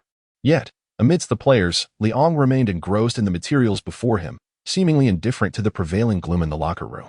The Chicago Bulls currently lead the entire league with a record of 41 wins and 4 losses. This season, the increasingly refined roster of the Bulls has exhibited a level of dominance that is historically unprecedented, especially under the leadership of Claire Jordan in the paint. The entire Bulls team has erupted with immense fighting spirit. Not only do the perimeter players Hubble, Kukoc, and Pippen collectively contribute over 60 points per game, but all three are also defensive virtuosos, capable of suffocating any opposing team's outside shooters. In the paint, Rodman and Jordan excel in their respective offensive and defensive roles, with Claire Jordan averaging 33 points, 12 rebounds, and 9 assists per game. He is on a direct path toward becoming the league's scoring champion and achieving a triple-double average. Moreover, just a month prior, the Bulls had completed an impressive 10-game winning streak, riding high on momentum. In this context, the Los Angeles Lakers were set to face the challenge posed by the Bulls. Although the game was hosted on their home turf, the Lakers, still in a phase of adjustment, were seen by many fans and media as unlikely to withstand the assault from the Chicago Bulls. After all, the Lakers had endured 2 consecutive defeats, and their head coach was a young strategist awaiting ridicule from all quarters. In short, no one believed that the Los Angeles Lakers could gain the slightest advantage over the Bulls. Even 2 days before the match, bookmakers had already established odds of 1 to 300 between the two teams, implying that if the Lakers managed to secure a victory, a bet of $1 would yield a reward of $300. Aside from this single wager on a Lakers victory, all other betting options predicted the extent of the Lakers' defeat against the Bulls. It can be said that, for this match, no one held any optimism for the Los Angeles Lakers achieving victory. Even among the Lakers players, some believed that today's game was merely a formality. For instance, Eddie Jones, seated in the locker room, was quietly conversing with Ben Wallace, both wearing expressions that lacked the gravity expected before an impending showdown. In fact, Ben Wallace even chuckled at something he overheard, the sound piercing through the silence of the locker room and disrupting Leon, who was deep in strategic contemplation. Leon cast a glance at the slightly anxious Ben Wallace, his keen, knife-like gaze flickering before it was withdrawn. Clearing his throat softly, he spoke with an air of calm authority. "I am aware that there exists a sense of pessimism among certain players, both from the external world and within the locker room, regarding today's match. Some may even believe we are merely here to go through the motions. However, I must emphasize one thing. We owe it to the fans who have saved diligently to purchase tickets to witness your performance. Fans can accept a team that expends every ounce of effort and faces defeat with regret, but they cannot condone players who approach the game with a mindset of resignation before it has even begun. If anyone harbors such sentiments, I urge you to voice them now. I can facilitate a trade to a place where you feel more comfortable and can take a step back, perhaps even retire. But as long as I remain the head coach of the Lakers, such an attitude will never be tolerated." As he spoke, Leon's penetrating gaze swept across the room, deliberately pausing for 2 seconds when it fell on Eddie Jones and Ben Wallace, before continuing. In stark contrast to the composed Eddie Jones, Ben Wallace had now lowered his head in shame. Yet Leon paid him no mind. Instead, he pulled out a tactical whiteboard and tapped it to capture everyone's attention, swiftly proclaiming, "First and foremost, our focus in this match must be on defense. I hope you can recall the key points we have practiced recently." Undoubtedly, the cornerstone of the Bulls has been their current leading figure, Claire Jordan. Not only does he possess solid skills in the paint, but he excels in facilitating his teammates, averaging nearly 10 assists per game, an impressive feat for a center. The Bulls boast formidable offensive prowess, but it is all constructed upon the foundation laid by Claire Jordan. No matter how the other players may adapt their offensive strategies, they cannot circumvent his influence. At this moment, Leon repeatedly pointed at the black magnet on the whiteboard that represented Jordan, underscoring the significance he placed on this center. However, we must acknowledge a critical point. Jordan is now 33 years old.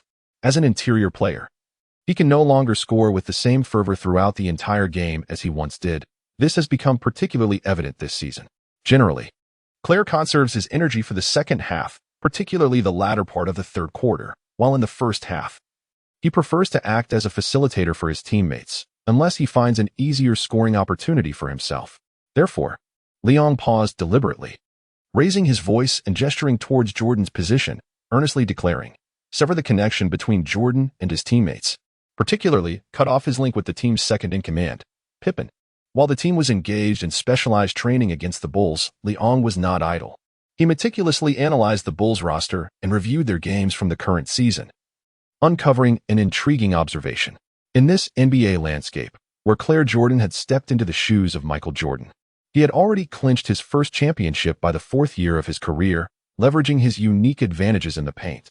However, unlike the legendary Michael Jordan of the past, who soared to greatness following his initial title, Clair Jordan only managed to capture a championship every few years, leading the Bulls to victory intermittently. Although he did not establish a dynasty, he proudly wore 4 championship rings.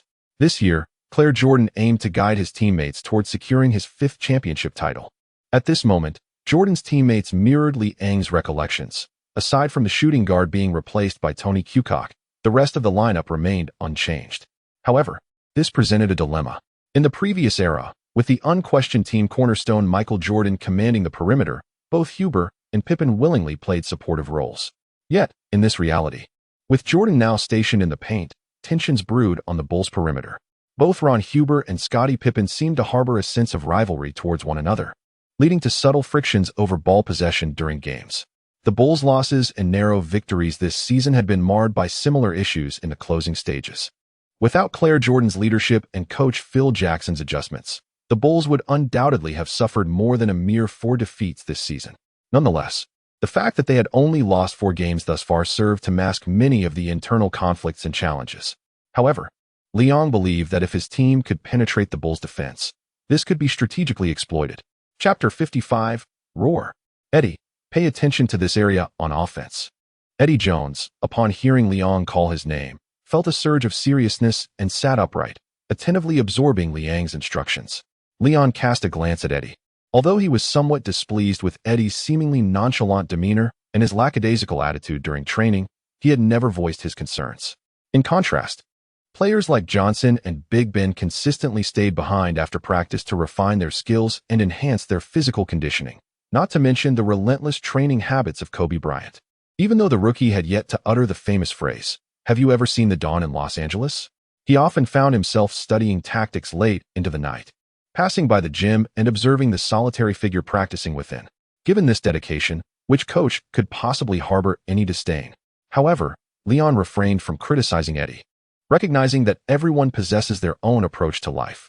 After all, being a player is merely a profession, and there is no fault in choosing to clock out on time.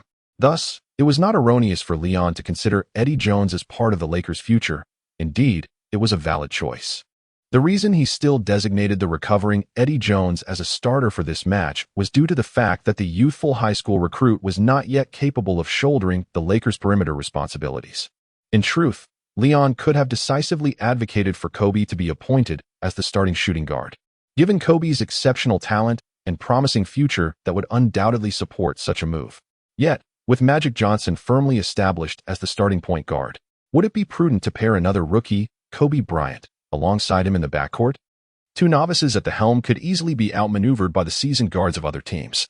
It is essential to understand that in the NBA, experience often eclipses talent and skill. However, acquiring experience necessitates time on the court, which was a significant factor in Liang's decision not to start Kobe. Nevertheless, Liang was confident that this situation would not endure for long. Once Kobe and Johnson amassed sufficient game experience, Liang would naturally be able to address Eddie Jones's role. For now, however, Eddie remained a vital asset, prompting Liang to take a deep breath and earnestly state, "Eddie, I need you to pay attention to the connection between Pippen and Huber." At this point, Liang deliberately circled the 2 opposing perimeter players on the whiteboard and swiftly explained, "When the Bulls are on defense, if Pippen and Huber need to switch due to offensive screens or delays, they tend to be a second or 2 slower than they would be when switching with other teammates. This brief window is our opportunity to exploit. As soon as you see the chance, do not hesitate. Drive in with conviction, whether it's for a slam dunk or a pass. Create chaos in the Bulls' interior." "Absolutely, coach," Eddie Jones replied with a confident grin. "I will seize their openings and wreak havoc in their paint. I believe in your ability to execute." After offering a slight encouragement to Eddie, Liang turned his attention to the other players and earnestly said, "The Bulls possess an impressively tall roster, with even their starting point guard, Ron Huber, standing at 198 meters, only slightly shorter than Elvin. Therefore, Elvin, do not attempt to play small against big. Instead, leverage the rhythm of the game." All 5 of the Bulls players exhibit solid defensive capabilities, but because they are so confident in their individual skills, They prefer to defend one-on-one rather than assisting each other. This is our point of leverage. With emphasis, Leon continued, utilize this to our advantage. If an opportunity arises, be decisive, shoot if you must, but if you see a defensive rotation, pass the ball to an open teammate immediately. Do not fear making mistakes. As long as the ball reaches the hands of a free teammate, make sure that wretched basketball finds its way to the net. Understood? Yes. The resounding chorus of affirmation pleased Leon, who nodded in satisfaction. After outlining the strategy, he pushed the whiteboard aside, clapped his hands to silence the room, and declared, our opponents today have achieved 10 consecutive victories, while we are coming off 2 losses. Nearly everyone outside is skeptical of us. I even heard our owner mention that the betting odds favor our defeat by as much as 10, 20, or even 50 points. They see us as mere stepping stones on the Bulls' path to victory, believing we won't pose any challenge whatsoever. Observing the players' reactions, who were now silently attentive, Leon continued, however, I do not share that belief. Our 2 losses are not indicative of our capabilities, but rather of our own shortcomings. I have always maintained that our potential remains underutilized. Kareem, unleash your prowess in this league. I do not wish to witness Jordan exerting his influence over our veteran. Kareem nodded gravely, adjusting his knee pads, ready to apply pressure on the league's best. Tyrese, if the opposing team deploys that Australian player, Longley, use your agility to exploit him. If they bring in Dennis Rodman, he lacks offensive skills. Draw him out of the paint, allowing Kareem to dominate. On defense, provide ample support to Kareem. Got it, coach. Robert, Pippen's mid-range shooting is inconsistent. Apply pressure at the onset. If he misses his first 2 attempts, he will hesitate thereafter. Yes. Robert Horry responded firmly. Eddie, I have conveyed all necessary instructions. And Elvin, set the pace. Although the opposing 5 are the tallest team in the league, they are also the oldest. They just played a double overtime game against the Jazz and are on a back-to-back schedule. Their stamina will not hold up. Use your mobility to tire them out. Exhaust their energy. We will decide our fate in the second half. Yes, sir. All right, gentlemen. Leon clapped his hands and pointed toward the locker room door. Let us go out there and demonstrate to those Chicago fellows that this is not the United Center. This is our home court, and its rightful owners are the Los Angeles Lakers. Our aim has always been the championship, not to be labeled as pushovers by the casual observers. Now, tell me, can we achieve this? The final question resonated, and Leon quickly received the answer he sought. Yes.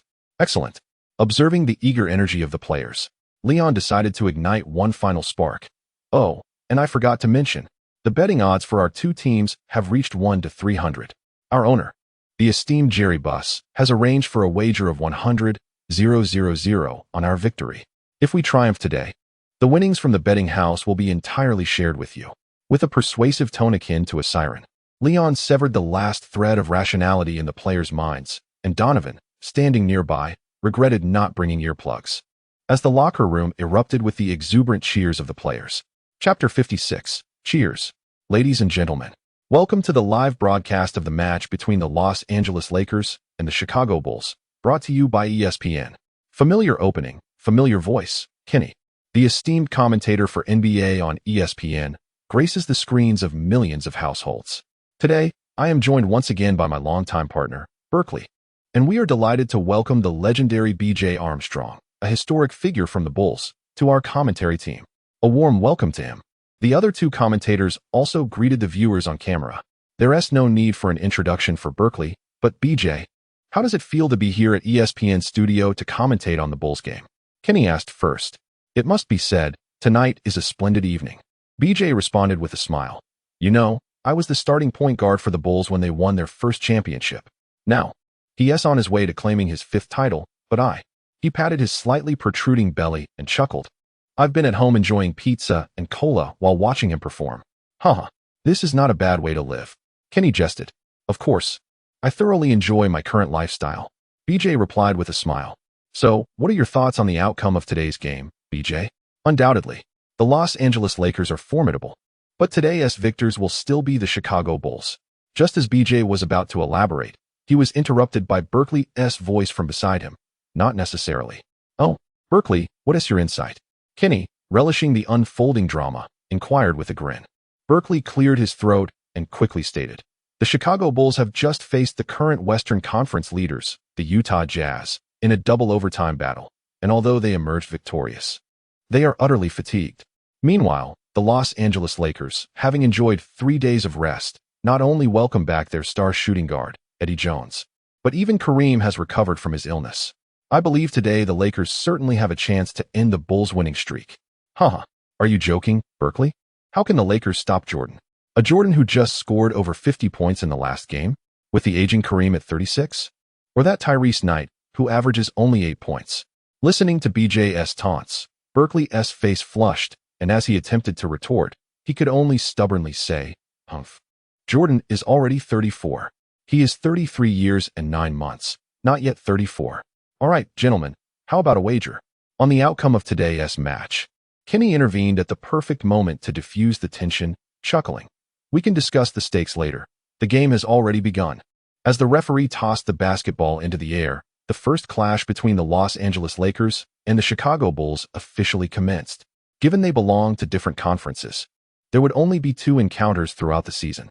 Before entering the arena, Leon had also taken a moment to review the upcoming schedule and realized that following today's match against the Bulls, the next game would be the final one of the regular season. However, Leon was not preoccupied with the next matchup against the Bulls. Instead, he focused on how to secure victory in this game. The game commenced. Chicago Bulls Jordan was the first to seize possession for his team. As the neutral commentator began to narrate, the match officially got underway. The Bulls spread out to one side, with Ron Harper controlling the ball, approaching the three-point line, and directly tossing the basketball to Jordan, who had already established a position in the paint. This marked the first face-off of the season between 2 legends, Jordan and Kareem. At this moment, fans in the arena stood in anticipation. Although most held little hope for a Lakers victory, they wished to witness an improvement from their team. These fans were the purest of souls, harboring the simplest desire to see their beloved team thrive. And Leon, for the first time since taking on the coaching role, did not remain seated after the tip-off, especially when he saw the long-haired Jordan backing down against Kareem. An inexplicable sense of dissonance surged within him. What an extraordinary unfolding. As Leon silently contemplated, he observed Jordan maneuvering step by step against Jabbar, striving to position himself optimally. Standing at the sidelines, Leon's hands were firmly clenched in his pockets, forming tight fists. If a discerning camera or an attentive audience member were present, they would notice that both of Leon's pockets bulged significantly. At this moment, Leon felt a mix of tension and exhilaration. He sought to gauge Jordan's shooting touch through his initial offensive attempt. Prior to the game, Leon had specifically pulled Jabbar aside, imparting his strategy. Kareem, the Bulls' first offensive play will likely be initiated by Jordan. Use all your strength to defend against him. If he fails to score on his first attempt, it will indicate that his shooting touch is far from optimal today. Though Leon's words may have seemed fantastical to Jabbar, he resolutely adhered to Leon's instructions on the court. Jabbar, facing his familiar opponent, used his broad shoulders to create space, refusing to yield an inch to Jordan, which left Jordan slightly perplexed. Protecting the basketball, Jordan turned his head slightly and smiled at his longtime rival and friend, saying, "Kareem, what's going on? You're putting in so much effort right off the bat. Be careful not to tire yourself out by the second half." Jabbar, unamused by Jordan's banter, retorted sharply. Jordan shrugged with a smile, having maneuvered into a suitable position, leaned against Jabbar, and began to sway. However, the seasoned Jabbar was unfazed by Jordan's feints. Noticing this, Jordan decided to act decisively. He leaned back forcefully, leveraging Jabbar's strength to execute a smooth fadeaway jump shot, the ball soaring gracefully from his fingertips. Yet, with heightened concentration, Jabbar was already prepared to leap the instant Jordan pivoted, stretching his arm to reach for the ascending basketball. Although he could not block the shot, his fingertips grazed it, which was sufficient. Rebound. The moment the ball touched the ground, Jabbar swiftly turned, effectively obstructing Jordan's attempt to advance, while Knight, aided by Robert, easily retrieved the ball that had ricocheted off the rim. In an instant, a shadow darted away like an arrow. Jordan's initial offensive attempt was thwarted as Jabbar steadfastly denied him any space to operate. Following a cautious retreat, Jordan attempted a fading jump shot. Jabbar leaped. Could he block it? The ball sailed past. Would it score? Alas, it ricocheted off the rim. Who would claim the rebound? The Lakers' other center, Tyrese Knight, secured it. But wait, it was swift. At the moment Knight leaped, the Lakers' backcourt duo, Magic Johnson and Eddie Jones, were already on the move. Tyrese launched the ball. The ball arrived as he did. Johnson caught it midair. Would he go for a layup? But Pippen was closing in. Johnson was about to be blocked. Oh my God. Johnson executed a remarkably imaginative pass. Aware of Pippen's pursuit, he leapt alongside him but opted not to dunk. Instead, he directed the basketball against the backboard. Following closely behind, Eddie Jones took flight. No one could stop him now. Johnson's creatively devised pass off the backboard assisted his teammate in making the first score. Boom. The resounding sound of the dunk echoed throughout the arena, and as Eddie Jones landed, the momentary silence of the venue erupted into thunderous applause. It resonated through the rafters. Chapter 57. This is my promise to you. Kobe Bryant drove in. A layup. Oh, again, he was unguarded. What has happened to the Bulls today? Since coming off the bench, Kobe has displayed an extraordinary level of activity, accumulating 6 points, 2 rebounds, and 1 assist in less than 10 minutes of play. At this juncture, the game had progressed to the mid-second quarter, and the deafening cheers led uninformed spectators to believe they were witnessing the NBA Finals. Frankly, it is unimaginable that, in terms of both score and momentum, the Los Angeles Lakers currently held the advantage. In the ESPN broadcast booth, Kenny expressed disbelief as he narrated the game, while Berkeley, seated beside him, exuberantly gestured toward the scoreboard displaying a score of 45-38, gloatingly glancing at B.J. Armstrong and saying, "What do you think, B.J.? I told you the Lakers had a chance today." "Humph.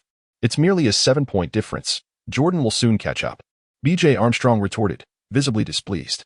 "The second half isn't over, and Jordan has already scored nearly 20 points. Humph. This could very well turn into a 50-point game for Jordan." As B.J. Armstrong predicted, the Bulls quickly regained possession and advanced rapidly into the Lakers' half. Hubble controlled the ball on the strong side, passing it once again to their core player. However, as Jordan faced not Jabbar but the seasoned Tyrese Knight, a sense of frustration welled within him. Truth be told, Jordan preferred to match up against Jabbar, even if it meant facing him on both ends of the court, rather than contend with Knight on the offensive front. It wasn't that Knight's defense surpassed Jabbar's. It was that Knight's crafty, veteran tactics were numerous. Jabbar might adhere to the clean defensive maneuvers expected of a league superstar, yet Knight employed a plethora of subtle, concealed actions that went unnoticed by the referees. One must concede that any player capable of thriving in the league possesses undeniable skills. From the outset, after engaging with Jabbar on 2 or 3 occasions, Jordan noticed the young, overly enthusiastic head coach gesturing oddly, indicating that the Lakers had switched their defensive assignments.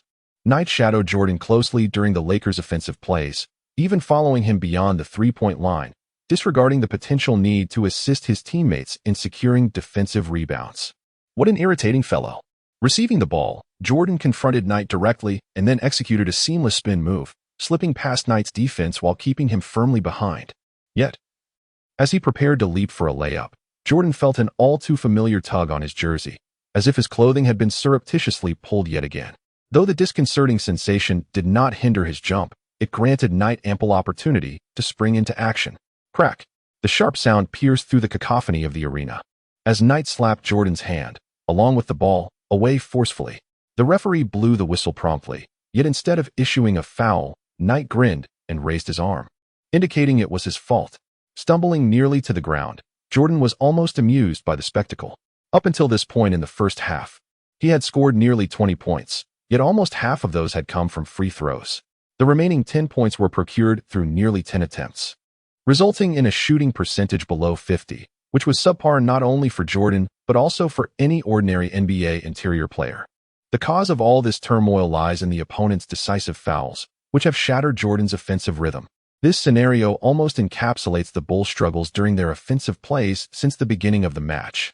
That young head coach certainly possesses a remarkable acumen.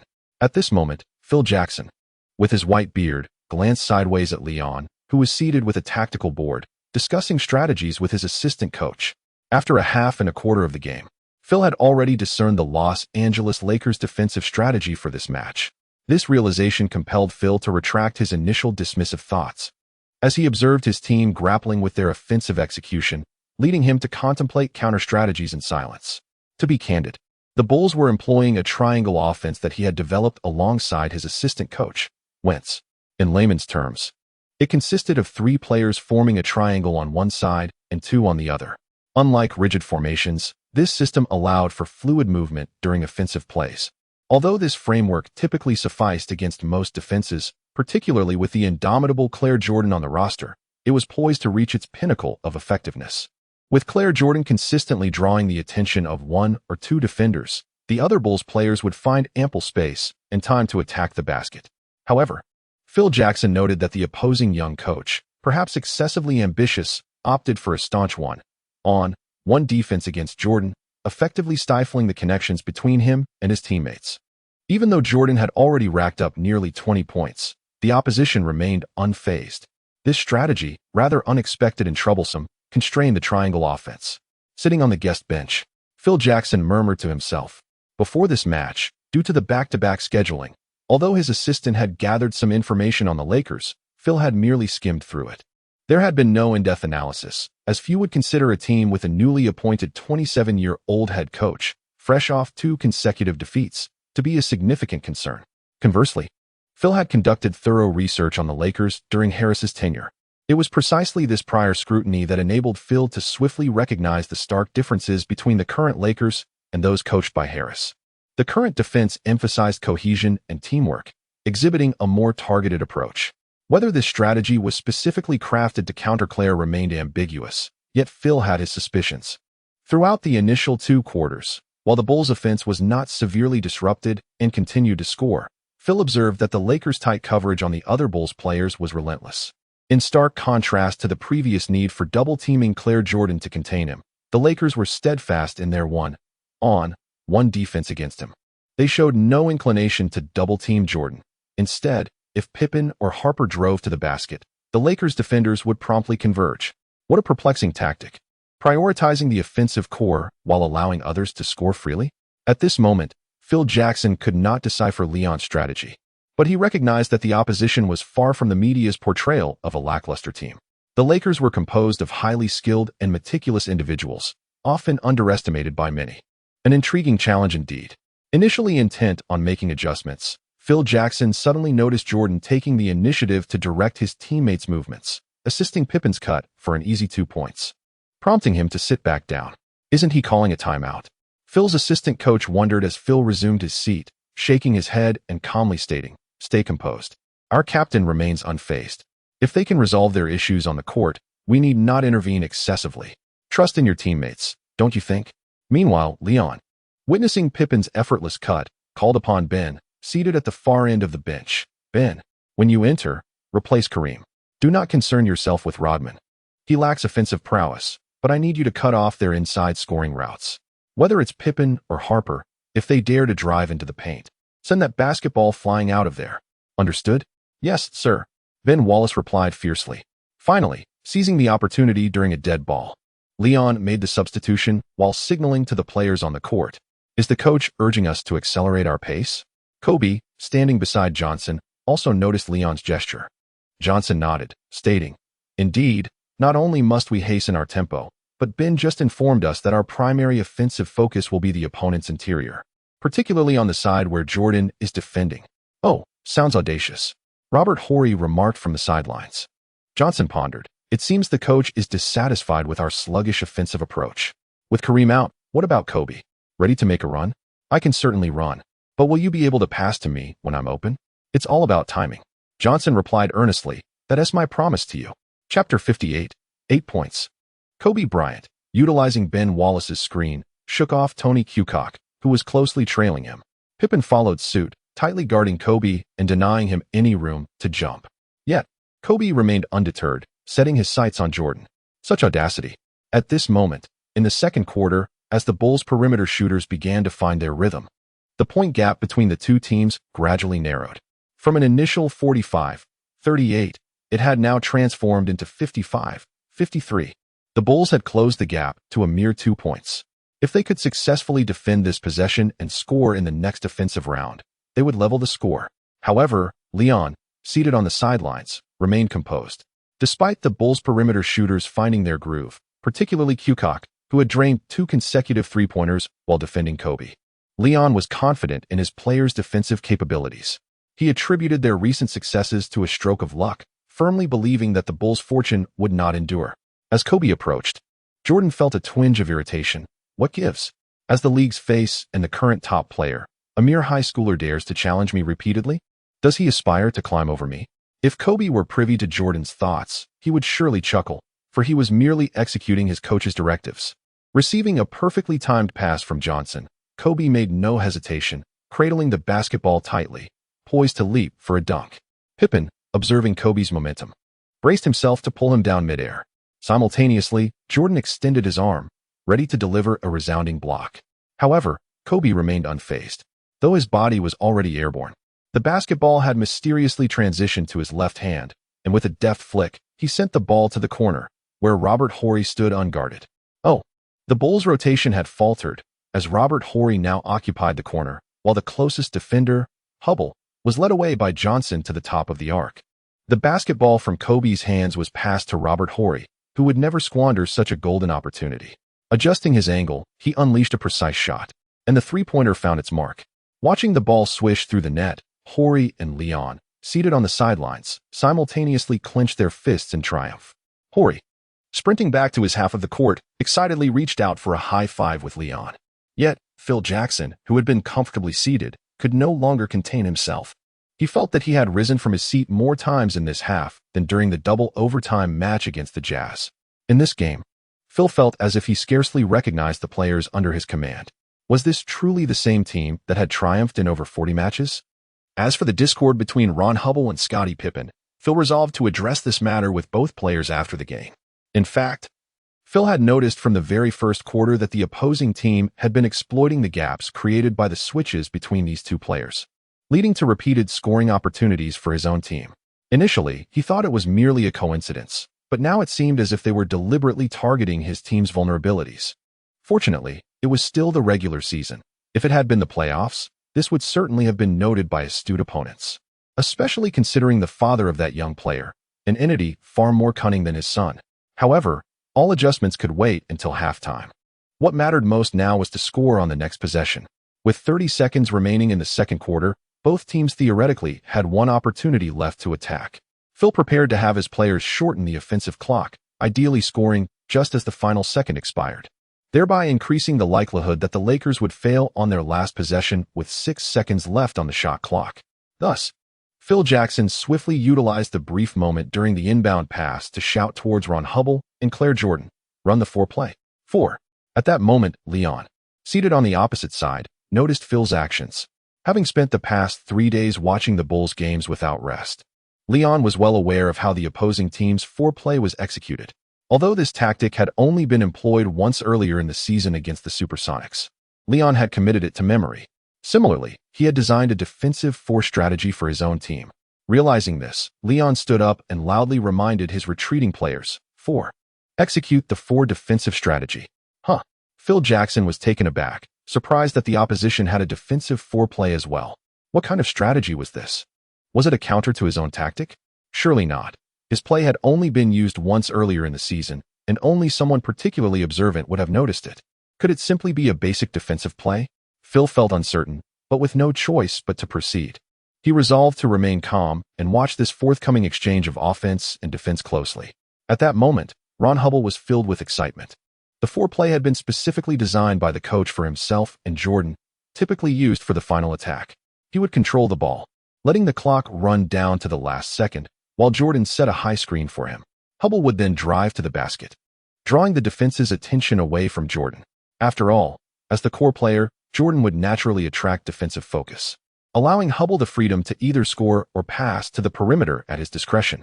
Although it was a simple pick-and-roll tactic, the combination of his team's core's overwhelming scoring ability and Hubble's nearly 2-meter stature meant that even if the defense switched, one defender would always be at a disadvantage.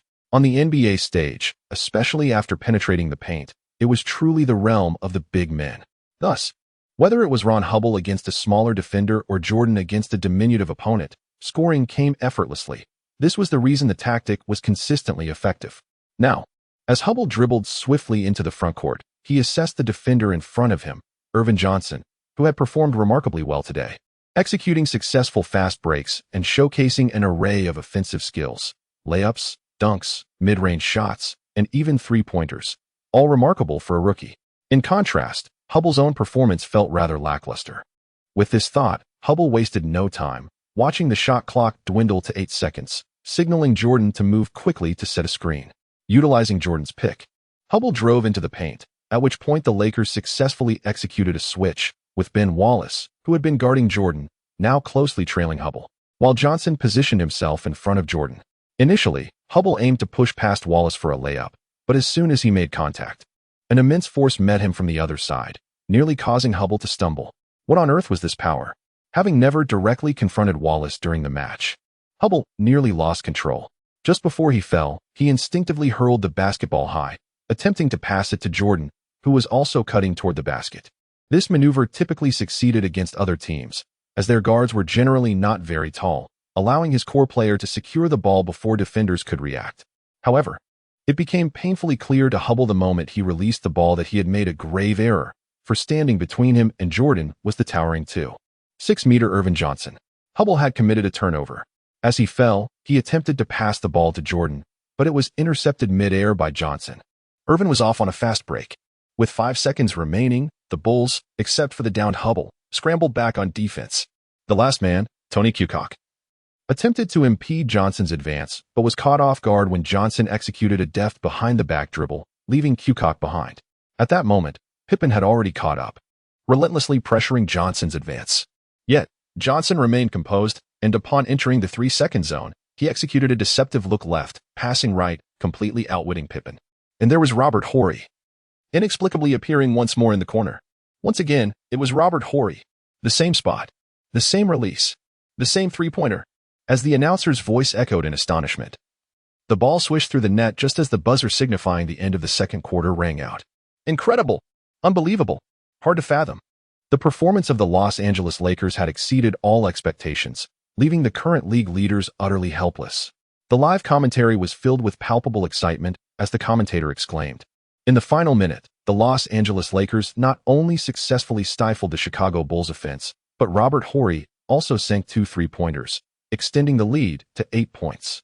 In the VIP box above the arena, Jerry Buss, the team's owner, was breathless, his face flushed as he sat in his chair, striving to calm his racing heart due to the thrilling game. Buss was not merely caught up in the moment, rather, he was genuinely stirred by the unpredictable flow of the match. Prior to the game, despite his unwavering faith in Leon, Buss had found himself swayed by the overwhelming wave of skepticism and criticism. The despair deepened when he noticed that all betting houses had predicted a loss for his team.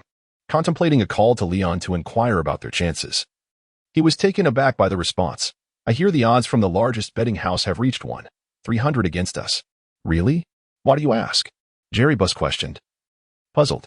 Trust me, place a bet of 100,000 on our victory, Leon asserted confidently. But if we win, the earnings should reward my players. Oh? Such confidence? Buss was skeptical, yet he recalled how Leon's past predictions had invariably come true. Even recently, his venture capital firm's manager excitedly informed him, Jobs is undoubtedly a genius. His products will change the world. You are remarkable, boss.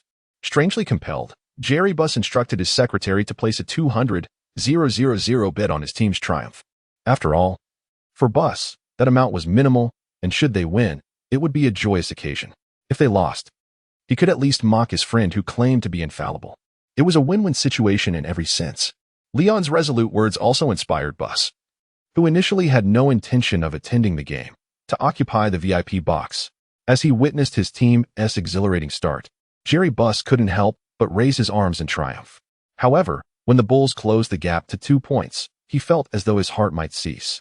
Yet, by the end of the second quarter, with Robert Horry's pivotal three-pointers extending the lead back to 8 points, Buss erupted with joy, startling his companion George, who had come to watch the game alongside him. After his outburst, Buss recalled that the acting manager of the team was present, his face slightly reddening as he quickly added, My apologies, George, I got a bit carried away. Completely understandable, George replied, though secretly amused, maintaining a composed demeanor. This only demonstrates your genuine passion for the Los Angeles Lakers, which many owners in this league fail to embody. I am fortunate to work under your leadership. Just look at what professionalism looks like. Jerry Buss marveled at George, praising him. No wonder Leon and Mr. Auerbach entrust you with such responsibilities. I might just recruit you as my secretary. That is my duty, George humbly responded. At that moment, Jerry Buss heard the commentators say, The performance of the Los Angeles Lakers has exceeded our expectations. Their tenacity leaves the current league leaders at a loss. He felt a surge of anger and shouted towards the neutral commentating booth, "Nonsense. We are already very strong." If Leon heard his friend's outburst, he would surely give Jerry Buss a thumbs up, wholeheartedly agreeing. In fact, upon returning to the locker room, his first words would be, "See, this is the league's frontrunner. As long as we meticulously execute my strategies and treat every offense and defense with seriousness, they pose no threat."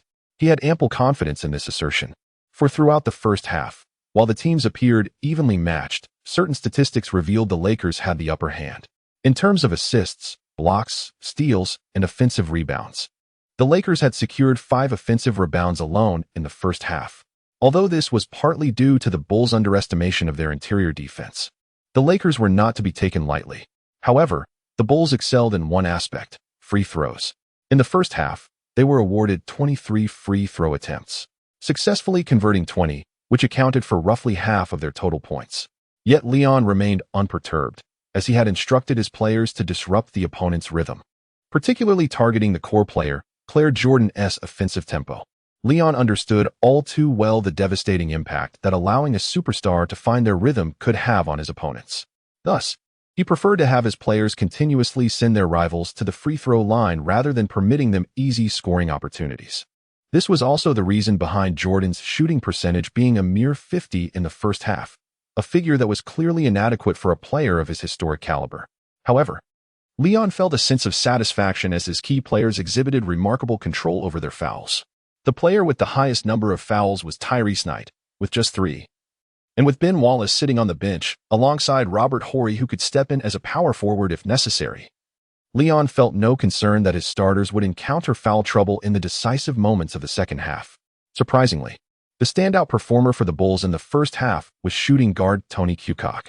He not only managed to withstand the relentless assaults from Eddie Jones and Kobe, but also sank 4 out of 5 three-point attempts. Had it not been for Kukoc's stellar performance, the Bulls might not have merely held an 8-point lead. Reflecting on this, Leon remarked, "Their Kukoc cannot possibly maintain such accuracy from beyond the arc for the entirety of the game. We must continue to implement our strategy from before, allow Jordan to take the lead. He has already attempted more shots in this game than in any of his previous outings. His stamina cannot last the entire match." Observing his players nodding in agreement, Leon continued, "Moreover, Phil Jackson will undoubtedly exploit the defensive gaps between Ron Harper and Scottie Pippen.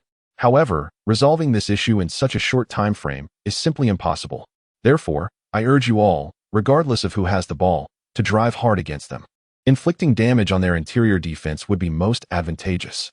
I believe Jordan has also accrued 3 fouls, correct?" Upon receiving an affirmative response from his assistant coach, Leon smiled and added, "Stay focused. If we secure victory by the end of this match, each of you will be entitled to a reward of nearly 500,000. Is that understood?" Upon hearing this, the already ambitious players grew even more invigorated. It was worth noting that the highest paid player on their team, Jabbar, earned less than 500,000 per game. Now, the prospect of defeating the frontrunners while earning both reputation and wealth was an irresistible temptation for any NBA player. Thus, they collectively responded to Leon's inquiry with enthusiasm. "Understood, boss." Chapter 60, Opportunity. As the third quarter commenced, the rhythm of the game did not unfold as Leon had anticipated. The Lakers continued to search for gaps in the defensive switches between Pippen and Harper, yet their exchanges were noticeably swifter in the second half compared to the first. Clearly, Phil Jackson had devised a strategy during the halftime break. When Eddie Jones penetrated the paint for his first offensive attempt of the second half, Pippen and Harper swiftly converged, decisively double-teaming Jones as he broke towards the basket. In a moment of panic, Jones lost possession, and Harper seized the ball, launching a long pass to a sprinting Jordan, who executed a soaring, thunderous dunk, heralding the Bulls' offensive resurgence in the second half. Upon landing, Jordan let out a roar, venting the frustration he had felt during the first half. Leon, witnessing this unfold, frowned slightly, rising to shout, "Eddie, if they double-team you again, keep an eye on your open teammates." Just now, Johnson was completely unguarded beyond the arc. Eddie Jones nodded, and on the subsequent possession, the Lakers repeated their tactics. Eddie, off the ball, received a pass from Johnson and swiftly infiltrated the Bulls' defense once more. This time, anticipating the double team, Jones immediately passed to the poised Oven Johnson at the three-point line. With precision, Johnson released the ball, 3-point, for Irvin Johnson. The crowd, guided by the Lakers' commentary, erupted in unison, chanting Johnson's name, much to the delight of Johnson himself as he exited the court with arms raised. Meanwhile, Phil Jackson, seated on the Bulls bench, was feeling the strain. During the halftime break, one of the key reasons he had instructed Harper and Pippen to double-team any penetrating players was his belief that Irvin Johnson lacked a three-point shooting ability. Previously, under Harris's leadership, Johnson predominantly operated inside, rarely having the opportunity to shoot from beyond the arc. Under Leon's guidance, the Lakers had played 3 games thus far, 1 win and 2 losses, during which Johnson, as the point guard, had attempted 5 three-pointers, making only 1. With such a shooting percentage, what rational coach would anticipate him being a three-point threat? Or was it mere coincidence? Phil Jackson decided to observe further, but in the ensuing 2 possessions, Irvin Johnson sank another 2 three-pointers, one even over Harper's defense, forcing the ball through the hoop. This development left Jackson unable to remain seated, while his team managed to score. They only garnered 2 points, whereas the Lakers were netting 3. A quick calculation revealed that not only had the deficit not narrowed, but it had actually widened, causing Jackson to feel an increasing sense of urgency. On the opposite side, Leon watched with satisfaction as Magic Johnson began to find his groove in the second half. It was no surprise, after all. Anyone who witnessed Johnson putting in extra hours to practice 200 three-pointers at the end of every training session would have no doubts about his shooting prowess. However, the impact of Johnson's three-point shooting on the Bulls was indeed unexpected. Not only was Phil feeling anxious on the sidelines, but the players on the court for the Bulls were also beginning to succumb to a growing sense of urgency. Initially, they believed the game would be a mere formality, a straightforward victory that would grant them 3 days of rest, but as the game progressed, every player on the Bulls began to shed their dismissive attitude towards the team that the outside world labeled as pushovers, particularly during their offensive possessions. As the Bulls players instinctively attempted to score based on their individual capabilities, Leon could not help but display a faint, elusive smile. This played perfectly into his strategy. Aside from Jordan, who he assigned to guard in a one-on-one, his remaining players, especially outside shooters Ron Harper and Scottie Pippen, were instructed to double-team anyone who dared to penetrate the Lakers' interior. Leon was more than willing to let them shoot from the perimeter, rather than allow them to feel as though they could easily breach the Lakers' defense. Go ahead and shoot your hearts out. This was Leon's prevailing mindset, as the era still favored a ground-and-pound style of play, with the True Splash brothers yet to emerge. He felt no trepidation regarding the Bulls' 2 perimeter players, who were not particularly adept at three-point shooting, being able to dismantle his defense. Especially after witnessing the accurate Tony Kukoc miss 2 shots in the second half, Leon felt a slight sense of relief wash over him. As the Bulls continued their play, they encountered an unsettling issue. Their most effective scoring method relied solely on their pivotal player, Claire Jordan, regardless of how Jordan attacked. The opposing team resolutely maintained a one-on-one defense against him. Meanwhile, Jordan, fueled by determination, demanded the ball as soon as he crossed half-court.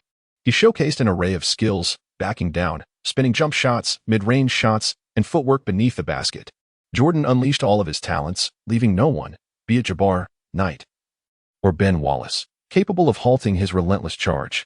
In a mere 5 minutes, he scored 12 points, bringing his personal tally to 35 with still half of the third quarter remaining. Even the commentators remarked that the Lakers coach should call a timeout, as Jordan's shooting was simply unstoppable. However, Leon remained unruffled, propping his chin on his hand as he silently enjoyed Jordan's performance. Call a timeout? Who would even think of such a thing? Although Jordan was scoring in droves, their own offense remained intact, and with both teams exchanging points, the gap in the score did not narrow, which reassured Leon.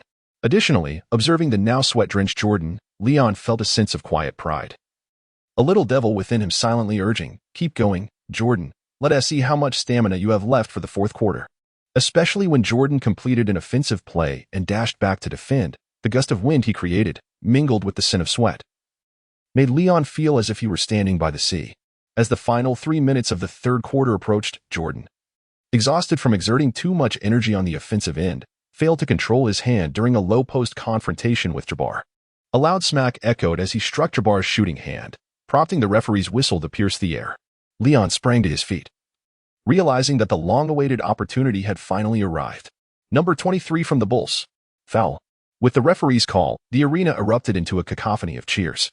Jordan had committed his fourth foul, an unmistakable hand-check foul. Phil Jackson had no choice but to substitute their star player. Otherwise, Jordan would be relegated to watching his teammates from the bench during the crucial fourth quarter. The commentators expressed their regret, stating, "Jordan's performance has been impeccable. Up to this point, he has scored 35 points. It seemed like another Jordan night, but the foul has marred this evening. Hey, which side is he on?" Jerry Buss, seated in the VIP box, pointed irritably at the commentator's position and remarked to George, "After this game, you need to have a word with him. While commentating on our home game, he shouldn't only be praising Jordan." George couldn't help but chuckle inwardly, though he maintained his composure and agreed. However, soon after, Jerry Buss heard the commentator quickly stating, "Now the Bulls' key player is sidelined due to foul trouble," presenting the perfect opportunity for the Los Angeles Lakers to launch an aggressive offense. Yet, astonishingly, the Lakers still lead the Bulls by 10 points. This situation is hard to believe. I wonder what the media and countless experts, who confidently asserted that the Lakers would pose no trouble for the Bulls, are thinking now?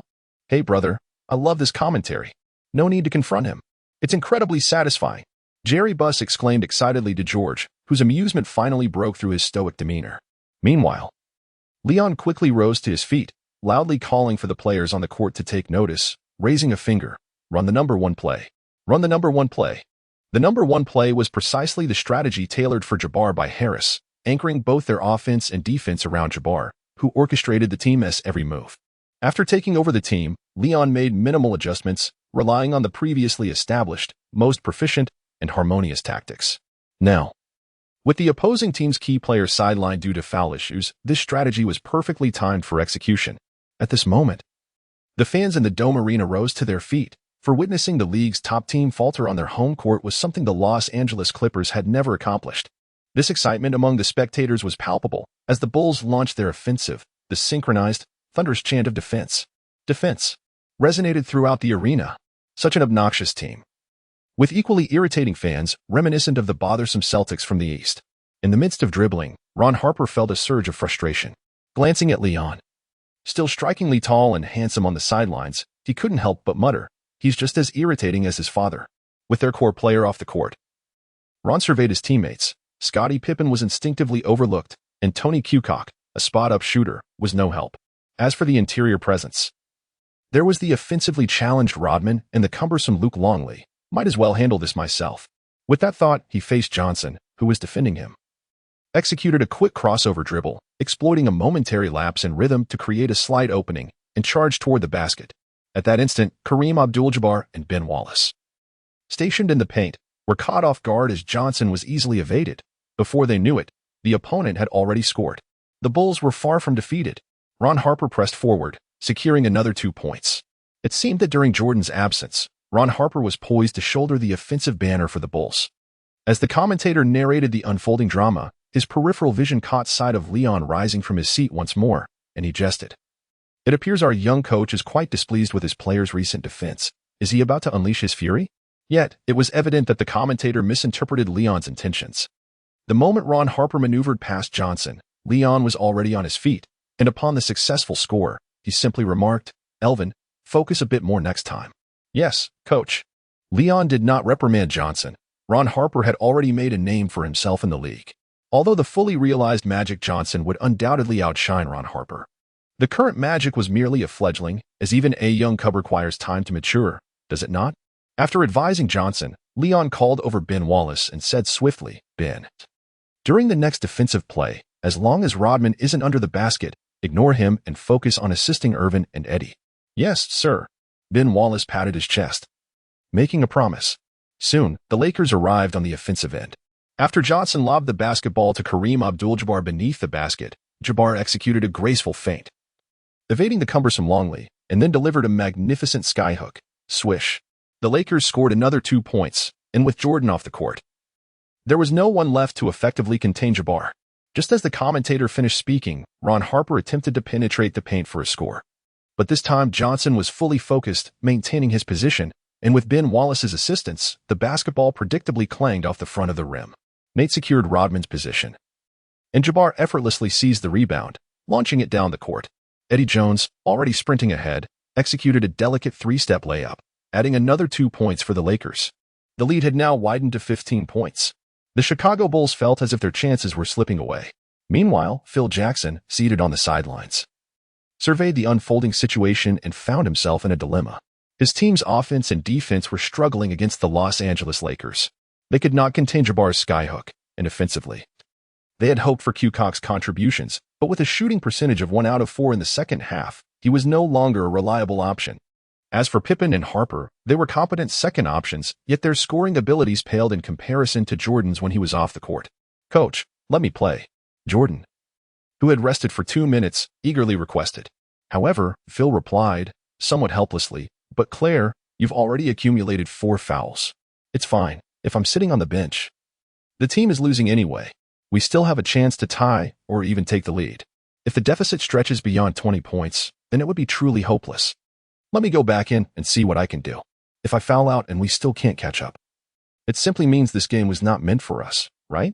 Observing Jordan's nonchalant attitude, Phil Jackson smiled, realizing his star was correct. After all, it was merely a regular season game. With a wave of his hand, he sent Jordan back onto the court. As Jordan re-entered the game, Leon, seated nearby, understood that the final showdown was imminent. Chapter 62, Victory. Jordan was still scoring. Still scoring.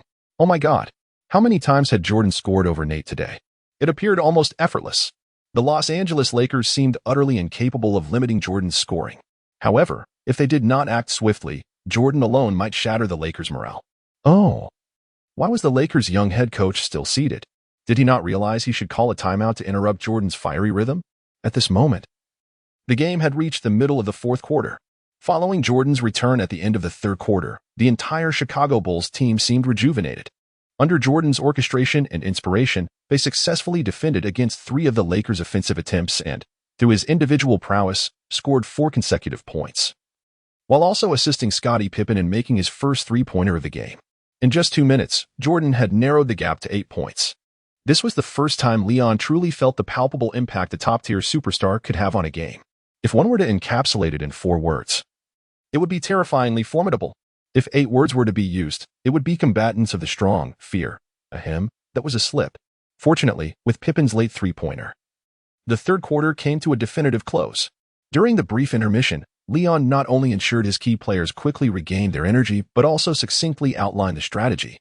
They would consistently attack the area where Jordan was positioned, aiming to push him to foul out. This strategy bore fruit right at the beginning of the fourth quarter. Kobe Bryant, re-entering the game, shook off Jokic's defense and fearlessly approached Jordan, although he ultimately missed the shot. The referee's whistle for a defensive foul invigorated Leon on the sidelines. 5th foul. Jordan, just 1 minute into the fourth quarter, had accumulated his 5th foul. Leon initially thought this would temper Jordan's aggression on both ends, but to his surprise, Jordan remained unfazed by the foul count, playing with even greater fervor. His exuberant skills and broad vision showcased the Bulls' terrifying prowess as the league's best team. Had it not been for his own team's remarkable shooting and Jabbar's relentless scoring with his unique skyhook, the Bulls might have already taken the lead. Moreover, the referees consistently overlooked Jordan's fouls and some inconsequential calls, which infuriated Leon even further, especially with just 3 minutes left in the game. When Tyrese Nate had already established position to block Jordan's layup, what was clearly an offensive foul by Jordan was inexplicably ruled a defensive foul by the officiating crew, prompting Leon to leap from his seat. Bullshit. Are your eyes planted in your rear end? That was such an obvious offensive foul, and you still call it defensive foul? Is Jordan your father? Why do you protect him so fervently? If this continues, I will absolutely appeal to the league for the harshest penalties against you. Don't doubt my resolve. I could reach out to my father. I believe he has his ways. Who doesn't he have a father? Seeing the referee's bewildered expression, Leon understood that the aura of his father, Auerbach, was in play. He reflected on the advantages of having a powerful father, yet maintained a deliberately fierce expression. This outburst left the officiating crew stunned for a couple of seconds before the sharp whistle pierced the arena. The referee, appearing as if confronted by a sworn enemy, promptly issued Leon a technical foul. Oh dear, Coach Leon was still too young and impulsive when the Lakers needed to maintain their lead. The commentator remarked with a mix of disappointment and understanding, yet it is understandable that Coach Leon is agitated in these recent exchanges. The referees have given Claire Jordan ample leeway. Although he is a league icon and a superstar, referees must remember this is Los Angeles, the Lakers' home court. This has led me to question whose home court this truly is, the Lakers or the Bulls. As the referee's decision rang out, The already restless fans erupted in boos that reverberated throughout the arena.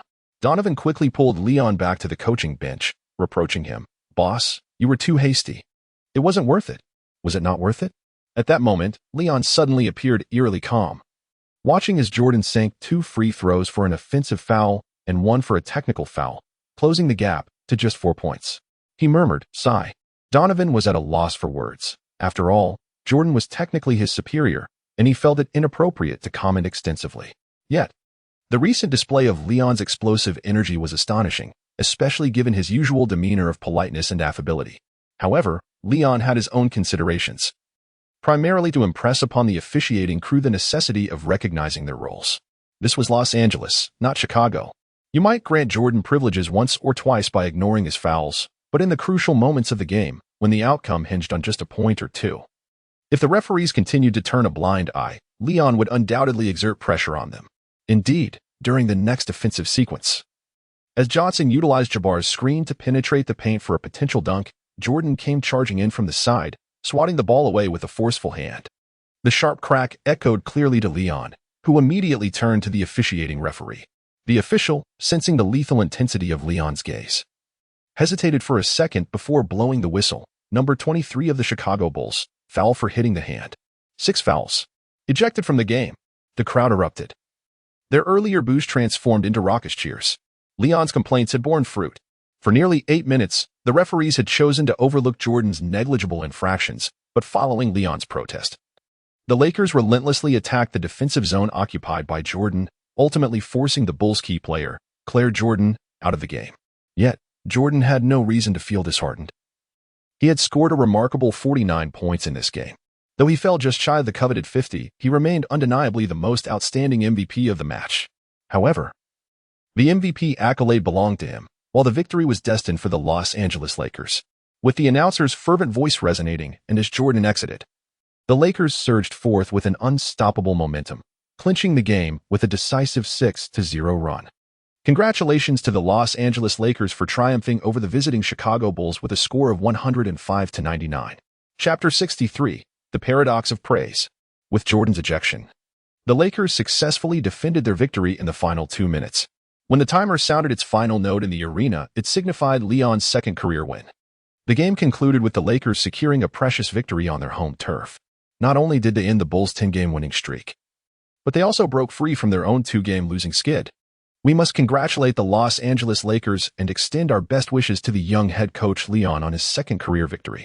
Yes, yes, yes. Long live the Lakers.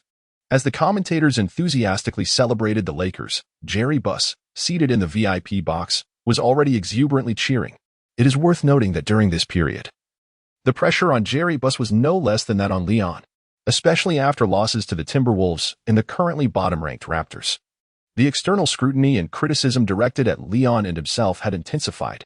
Even his family members had called to inquire about the situation. Nevertheless, out of trust in Leon, Jerry Buss had shielded himself from this pressure, though he was uncertain how much longer he could endure it. Had they lost to the Bulls, he was prepared to face accountability from his family. Yet, life often unfolds with dramatic twists, with a mindset of expecting only a minor loss. Jerry Buss was astonished to witness a resounding victory in his home arena. Particularly, the Lakers' collective resolve to engage in an offensive showdown with the superstar Jordan ignited his passion. As he saw his team secure victory, Jerry Buss exuberantly declared, "I knew Leon would come through. Let those damned old men in the family keep quiet." Meanwhile, on the other side, as Jordan was ejected, Phil Jackson, seated on the bench, recognized the inevitable defeat. With a wave of his hand, he substituted all his starters, signaling the Lakers' solid grasp of victory. As the final buzzer rang, Lakers bench players and assistant coaches rushed onto the court to celebrate their hard-fought triumph. Their excitement was entirely justified. Having triumphed over the league's top-ranked team and the widely acknowledged best player, not only had they ended their losing streak, but they also proved to everyone that they were not inferior to anyone. With determination, they demonstrated their potential to achieve greater success in the league. This was precisely what Leon aspired to witness. He hoped his players, especially the rookies, would cultivate their confidence through encounters with top-tier teams, nurturing a mindset of champions. This was an essential ingredient for aspiring to be a championship team. As Leon walked towards the post-game press conference, he contemplated the team's rotation. In this match, Not only the rookies but also the nearly 40-year-old veteran Jabbar had played nearly 35 minutes. Clearly, it was necessary to increase the playing time for rookies like Fisher and Harrington. Otherwise, it would be a waste of valuable resources. Since taking the helm, Leon had intended to utilize the two rookies who had been overlooked by Harris, drafted at the end of the first round and the second round. After all, both Fisher and Harrington were poised to become crucial players in the league, their talents undeniable, but they lacked the opportunity to showcase their abilities. However, due to the turbulence of the team's early games and the need to redefine many strategies, these rookies had not been afforded consistent playing time, mostly appearing in garbage time to accumulate statistics. Yet, after defeating the league-leading Bulls, Leon felt it was time for these rookies to demonstrate their worth, especially with the next opponent being the not-so-formidable Memphis Grizzlies. Leon resolved to establish a reasonable rotation strategy, allowing more players to participate in games while ensuring the starters received ample rest. Upon entering the press conference venue, Leon noticed that opposing coach Phil Jackson had already begun his interview. However, Leon paid little mind, simply taking a seat on the bench. Typically, the press conference would commence only after both coaches and one or two players from each team were present. Yet, today, both coaches tacitly chose not to bring players, as Phil Jackson was eager to conclude the press conference and return to Chicago to address the issues he had identified in this game. Phil, what impact does this loss have on the Chicago Bulls, who had been on a 10-game winning streak? Mr. Phil, what is your perspective on the upcoming match against the Los Angeles Lakers? Mr. Phil, these media reporters are not the type to wait for everyone to gather before posing their questions as soon as one of their targets appears. They are eager to focus their inquiries on that individual, intending to interview the other once they arrive. As the esteemed head coach of the Chicago Bulls and a four-time champion, Phil Jackson's reputation far surpasses that of the current coach Leon. Even if Phil were to make somewhat ambiguous remarks, they would undoubtedly be transformed into sensational topics by the journalist's clever interpretations. This is the influence wielded by a championship coach. Thus, when Leon entered, he coincidentally overheard the reporters discussing Phil Jackson, and the topic appeared to revolve around him. After exchanging a nod with Leon, Phil continued, "Undoubtedly, Mr. Leon is an exceptional head coach. Although he is quite young, I perceive many qualities that great coaches should possess within him: meticulousness, wisdom, and decisiveness in critical moments. I see the shadow of Mr. Auerbach in him." Initially, Leon felt a surge of happiness at Phil's praise, but upon hearing the last statement, his expression darkened, and he mentally grumbled, "Who wants to be like my old man? That's why I detest the name Auerbach." So, Mr. Phil, are you suggesting that Coach Leon is on par with you and Coach Auerbach? The reporters in attendance were somewhat incredulous upon hearing Phil Jackson's commendation of Leon. After all, prior to the match, these journalists, including the one who just asked the question, could have penned essays of 3,000 words criticizing Leon. Now, they're being told they were mistaken? Such a revelation was intolerable for these proud reporters. Coach Leon will undoubtedly become an outstanding coach in the future. What he lacks now is merely experience. I believe that if given a few more years, he may even surpass me, and perhaps even his father, Mr. Auerbach, becoming the finest coach in this league. Phil Jackson's words caused a stir among the reporters. It was the first time an industry insider had bestowed such high praise upon Leon, particularly from a four-time champion like Phil Jackson. However, seated nearby, Leon observed the barely perceptible smile on Phil Jackson's face, instantly discerning the ulterior motives behind it. This old man is trying to flatter me while simultaneously undermining me. Chapter 64. I will personally prove it to you. Goodness, are these old-timers so cunning? I have only just won 2 games, and as a rookie coach. Is this how they target me? Leon observed Phil Jackson sitting beside him, unabashedly boasting about himself with an unwavering demeanor, as if he were the foremost coach in the league.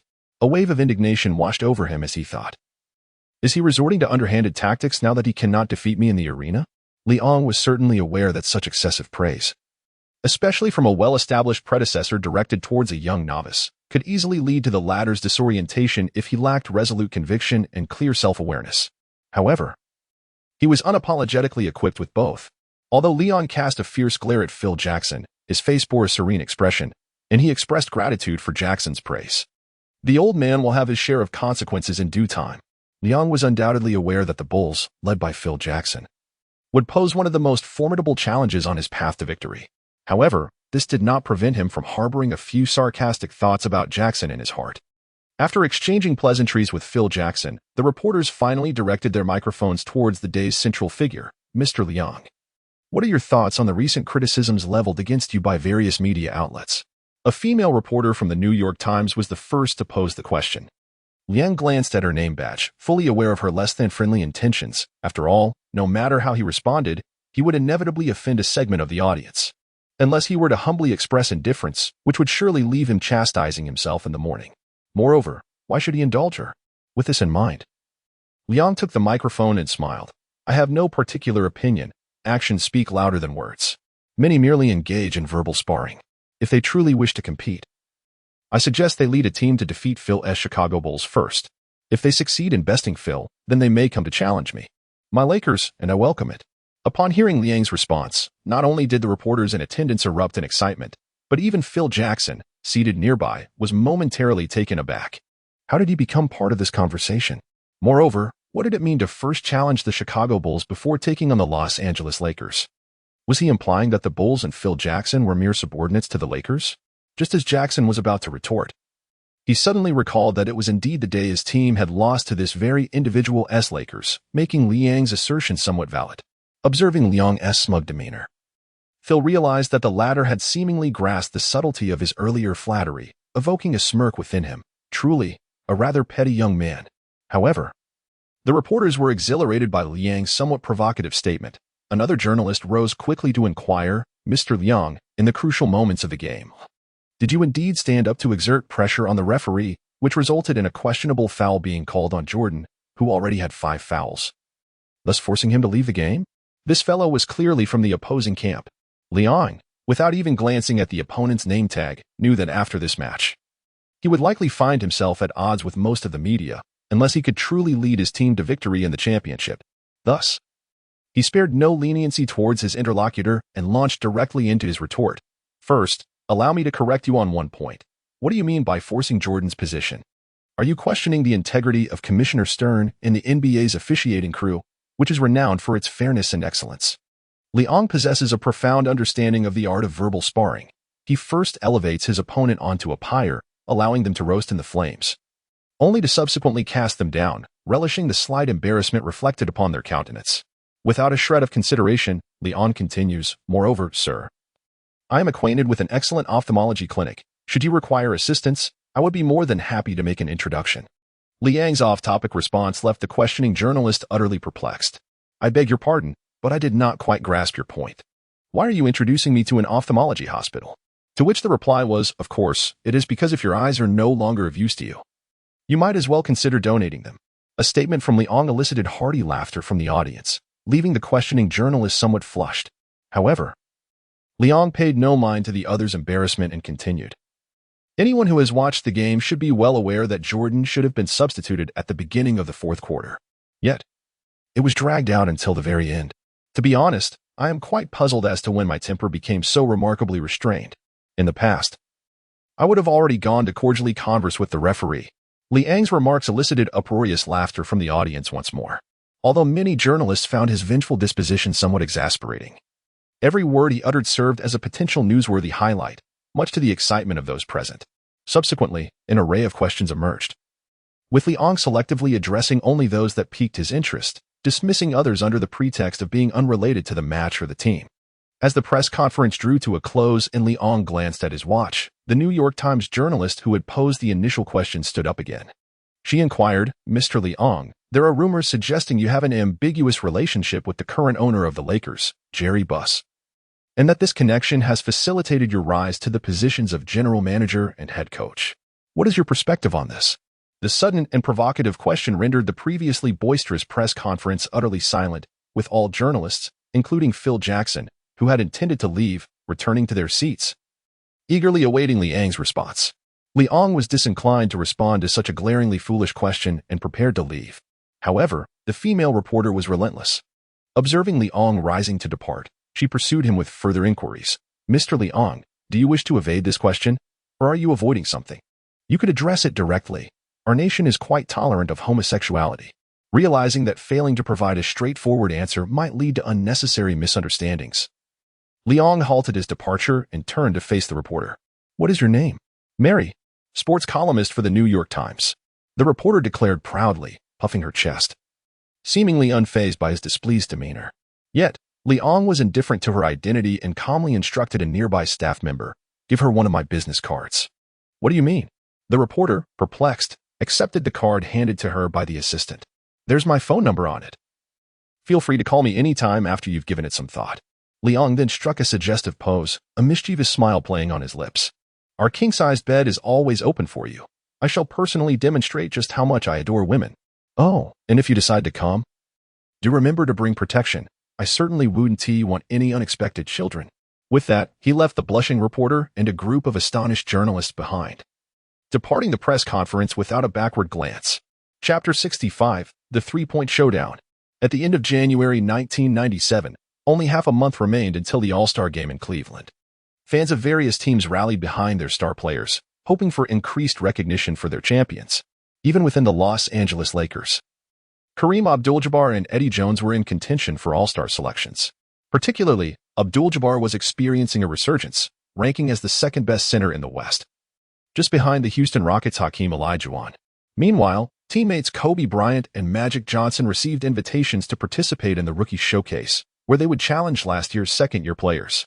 Recently impressive Ben Wallace also received an invitation to the Rookie Showcase, presenting a chance to partake in the All-Star festivities alongside his fellow first-year players. Another participant from the Lakers, Robert Horry, was confirmed to compete in this year's three-point contest. These were the anticipated participants from the Lakers for the Cleveland All-Star Game.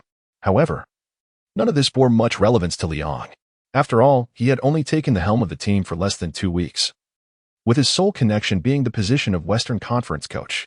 Yet, the league would certainly not appoint the coach of the last-ranked team in the West to lead the All-Star squad.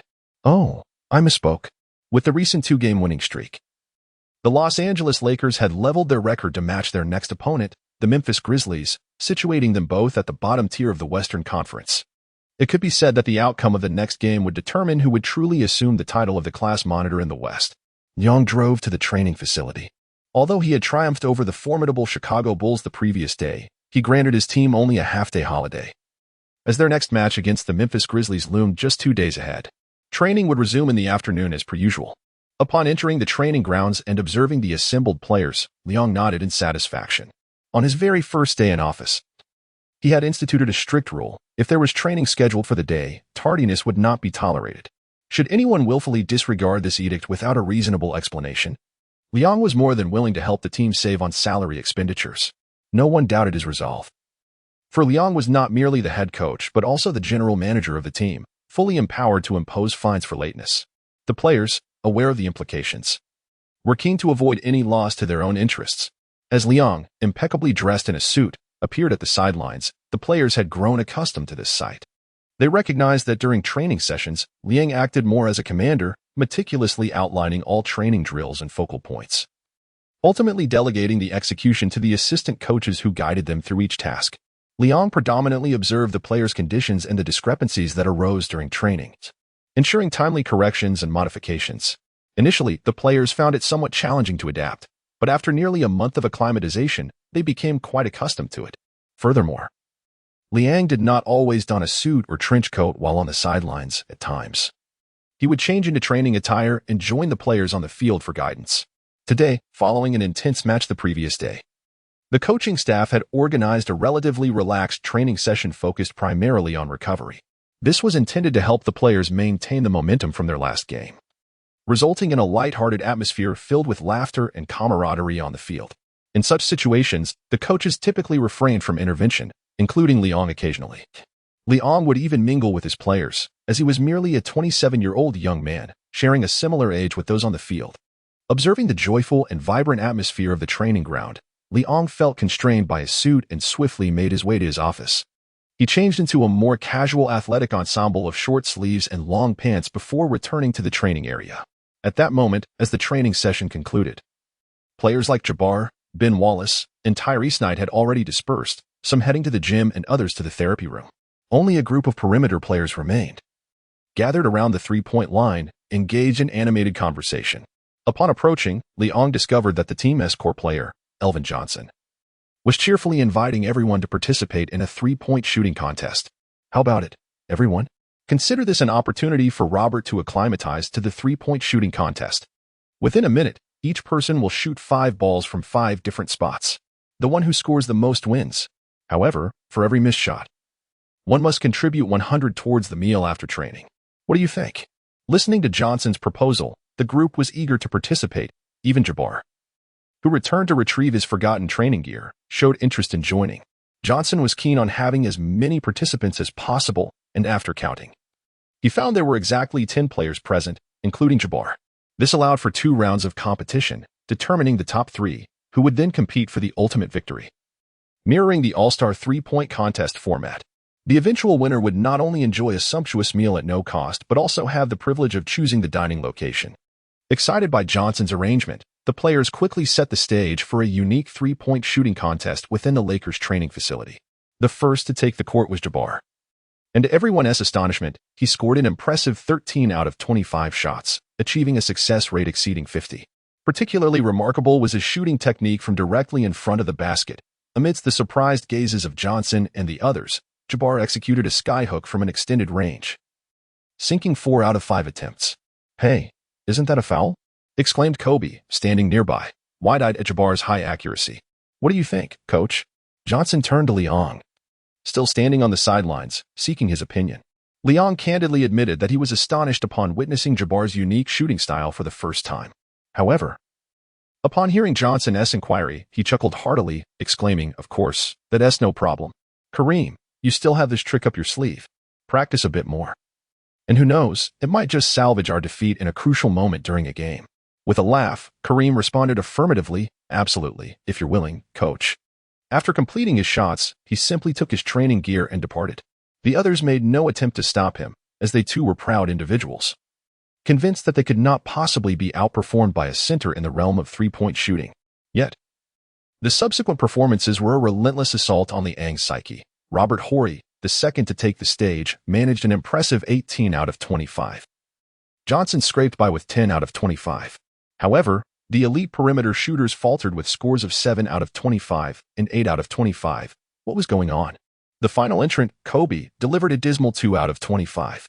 After taking his last shot, Kobe sank to the ground, burying his face in his hands, unable to face Liang standing nearby. Liang, on the other hand, could only laugh in frustration. Ultimately, the 3 who advanced to the finals were Robert Horry with 18 out of 25, Nick Van Exel with 15 out of 25, and the departed Kareem Abdul-Jabbar. The notion of a center claiming a spot among the top 3 in 3-point shooting was utterly unacceptable to Liang. "It seems it's time for a rigorous 3-point training session," he remarked coldly, observing the awkwardness of the group. Chapter 66, Mr. Runner-Up? "Coach, please grant me another chance." Kobe Bryant, who had scored a mere 2 out of 25, was evidently disheartened by his own performance. Seizing the opportunity while the assistant coach set up 5 shooting spots, he rushed over and began shooting again. This time, the rejuvenated Kobe achieved an extraordinary 22 out of 25. He missed only 3 shots from all positions, and upon glancing toward Liang, whose expression had softened, he couldn't help but breathe a sigh of relief. "Hey, buddy, even though you scored 22 this time, you've still been eliminated. My apologies," Johnson interjected, attempting to lighten the atmosphere. Yet, with Kareem already gone, Kobe protested, "Let me compete. If I can advance to the second round, I'm willing to double my penalty for the shots I missed in the first round." No. Johnson wagged a finger playfully, cheerfully declining. "Rules are rules, and besides, if anyone should compete, it should be me, as I'm the player with the second most successful shots after Kareem." "Well then, by your logic, you shouldn't participate either. We must call Kareem back for a second round," Kobe retorted, standing his ground. As the two bickered fiercely, the onlookers swiftly intervened. Robert Horry, the champion of the first round, pondered for a moment before directing his gaze toward Liang, grinning as he suggested, "Coach, are you free? How about you join us for a round? Or perhaps you could take Kareem's place in our second round showdown." "Me?" Young was taken aback for a moment. But upon noticing the rolling basketball on the ground and the expectant gazes of those around him, he shrugged and smiled, saying, "Well, I must ponder where to dine this evening." "Well, is our coach truly preparing to showcase his shooting skills?" Standing nearby, Fisher was somewhat astonished to see Liang genuinely agreeing to join them in their playful endeavor. Previously, while Fisher felt that Liang had a decent rapport with him, he still sensed a certain distance between the coach and the team. In truth, it was not only him who harbored such sentiments. Other members of the team shared similar thoughts. However, Liang's actions today had indeed instigated a shift in the player's perceptions. Liang shook his wrists and ankles, sauntering towards the basketball court with a carefree demeanor. He smiled and declared, "You have certainly chosen the wrong opponent, after all. I hold the record for the most three-pointers made in the history of Harvard University. Challenging me in a domain where I excel is nothing short of self-inflicted hardship. Hee. Coach, do not get overly upset if you find yourself at a loss today." In response, Nick Van Elzico, who also advanced to the finals, chuckled and added, "Rest assured. However, if fortune favors me and I emerge victorious, each of you perimeter players will owe me an additional 100 three-point shots at the end of every training session. Is that agreeable?"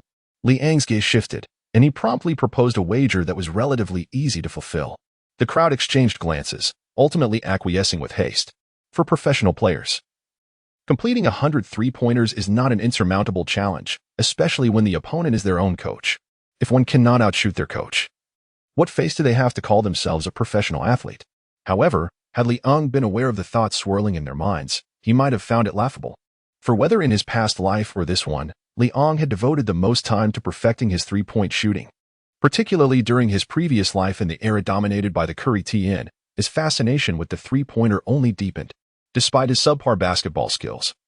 When it comes to a straightforward competition of three-point shooting, especially in a situation devoid of defense, Liang felt an unwavering confidence. Who among you will go first?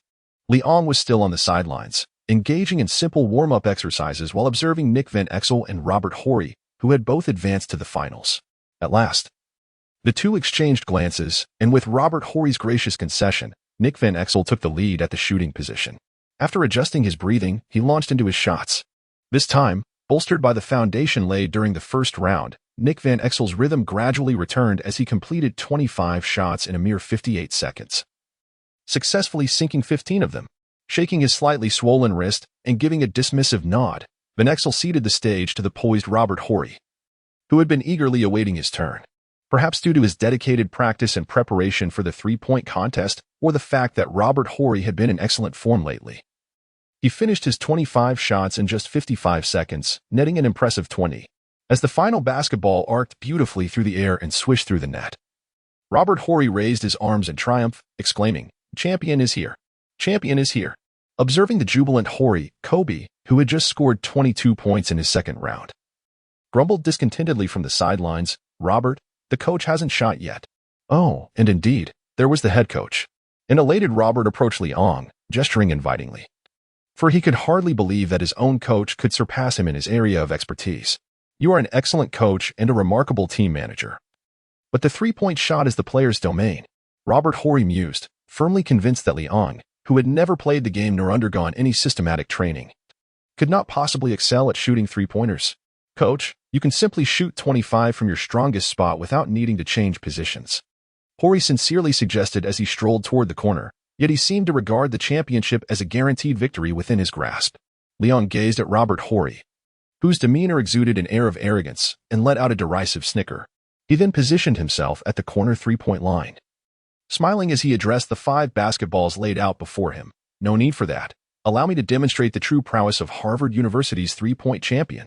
With that proclamation, he grasped the basketball with both hands, placing his right foot slightly forward and adopting a subtle side stance. Bending his waist, he summoned a sudden burst of power from his lower body, propelling himself into the air, fully extending his body vertically. His shoulders spread wide as the ball ascended above him, and in a split second, he released his left hand for support while utilizing the force of his powerful arm, ensuring his elbow remained level with his shoulder. Swish.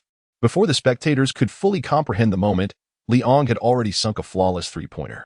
Immediately following, swish, swish, swish. Amidst the astonished gazes of the onlookers, the basketball danced like a spirited sprite, effortlessly finding its way into the net time and again. "Coach can shoot threes." Harrington, standing at the sidelines, was momentarily speechless, murmuring to himself, "Moreover, his shooting form seems somewhat distinct from ours." Byron Scott meticulously observed, "The coach's release speed is astonishing." Unbeknownst to the audience, the shooting technique Liang employed was none other than the quintessential form of his previous life's Curry the God, as the most accurate three-point shooter of his former existence. Liang had privately emulated Curry's shooting form on numerous occasions, seamlessly integrating it into his own style. Today, he unveiled it at the perfect moment. Just as the crowd erupted into fervent discussion, an incongruous voice interrupted their chatter. "Gentlemen, the coach has made all 4 shots from the preceding spots without a miss." "What?" The crowd, taken aback, turned their attention back to Liang, who had just made another basket. In rapid succession, the last 4 shots clanged off the rim, signaling the end of his shooting display. Yet, it was evident to all that those final 4 attempts were merely whimsical tosses from Liang. Liang rubbed his somewhat sore wrist and approached the mesmerized Will with a beaming smile, remarking, "Robert, it's been a while since I last shot. My rhythm feels off. Nonetheless, it appears I've managed to surpass you. Wouldn't you agree, Mr. Runner-Up?" Chapter 67. Only victory. Solely victory. 3 points. For Robert Horry. Remarkable. This marked his 5th three-pointer of the day, and Robert's performance was nothing short of impeccable.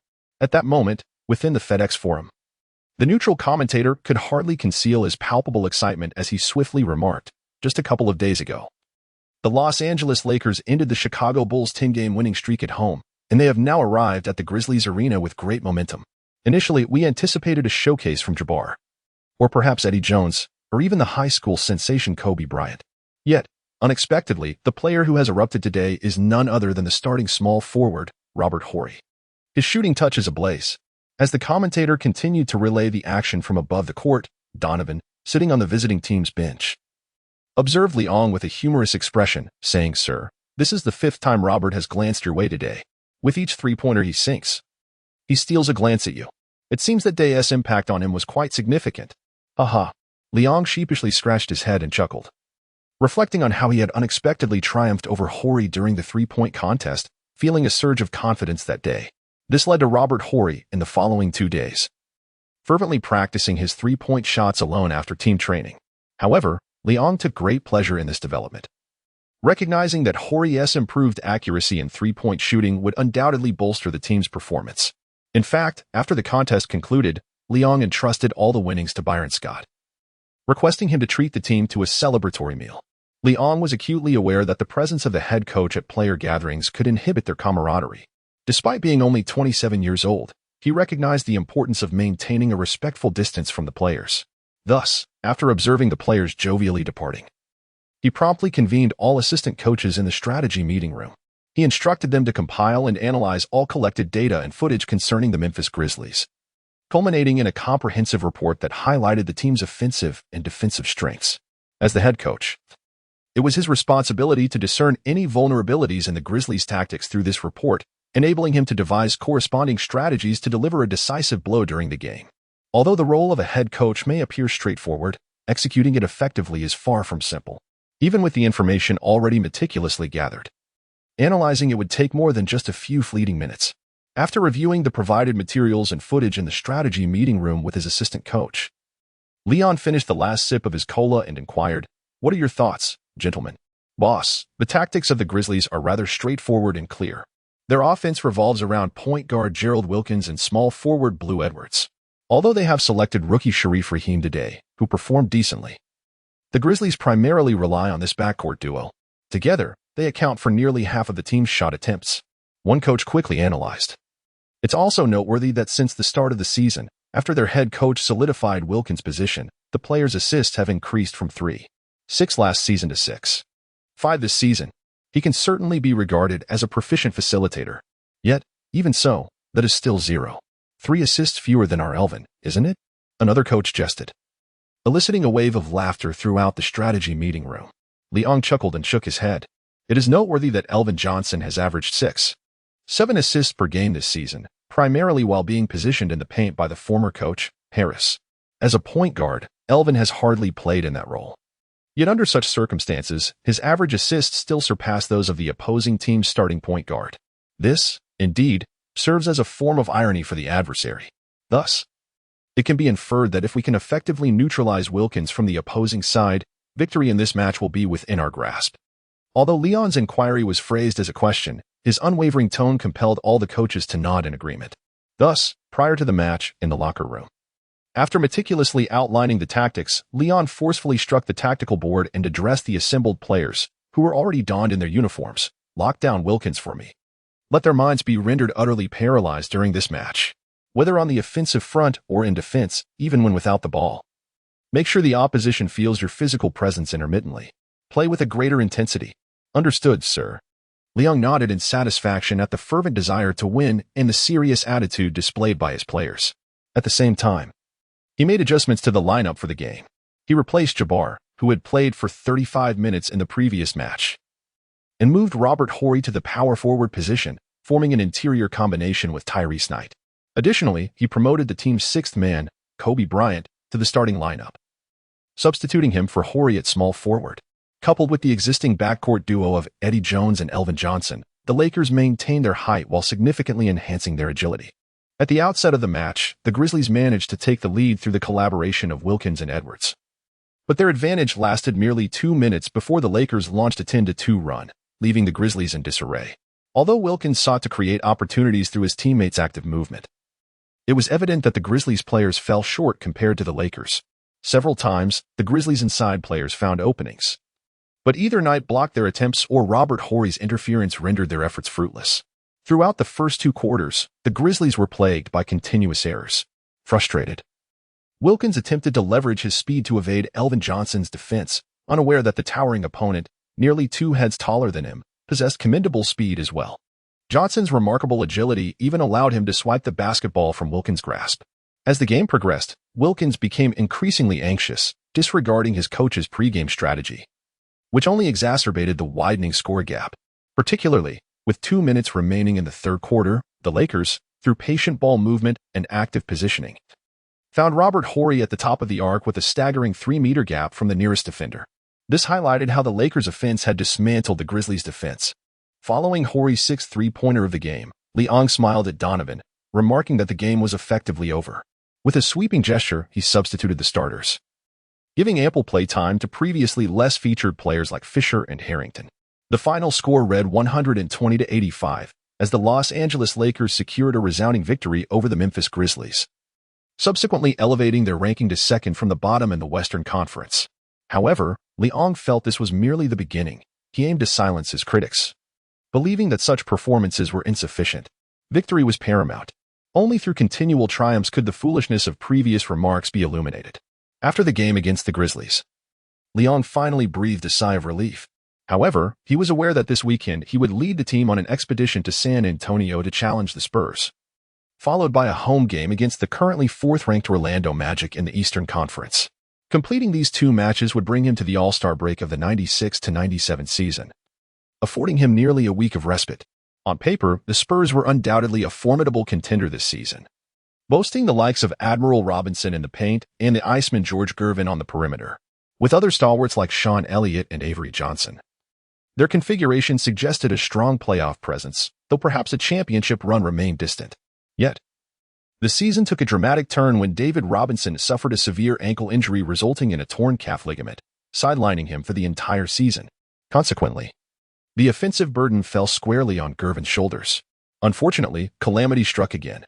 Just a week after Robinson's injury, Gervin sustained a minor hand fracture during practice, though not as severe. It still meant he would be absent for a significant duration. In light of these setbacks, Spurs coach and manager Popovich recognized the futility of competing without his key players and opted for a strategy of deliberate decline. The Spurs, who had reached the Western Conference semifinals the previous season, began to falter, suffering an initial 10-game losing streak that starkly contrasted with the Bulls' 10 consecutive victories in the East. Had it not been for Stern's intervention to temper Popovich's reckless approach, the Spurs might have found themselves vying with the Lakers for the bottom position in the Western standings. It was clear to astute observers that Popovich was angling for a high draft pick, setting his sights on the coveted Tim Duncan, heralded as a once-in-50-years talent, who would undoubtedly become an all-star upon entering the league. In this context, the struggling Lakers were set to face the Spurs, who were intent on a downward spiral, currently ranked 3rd from the bottom in the West.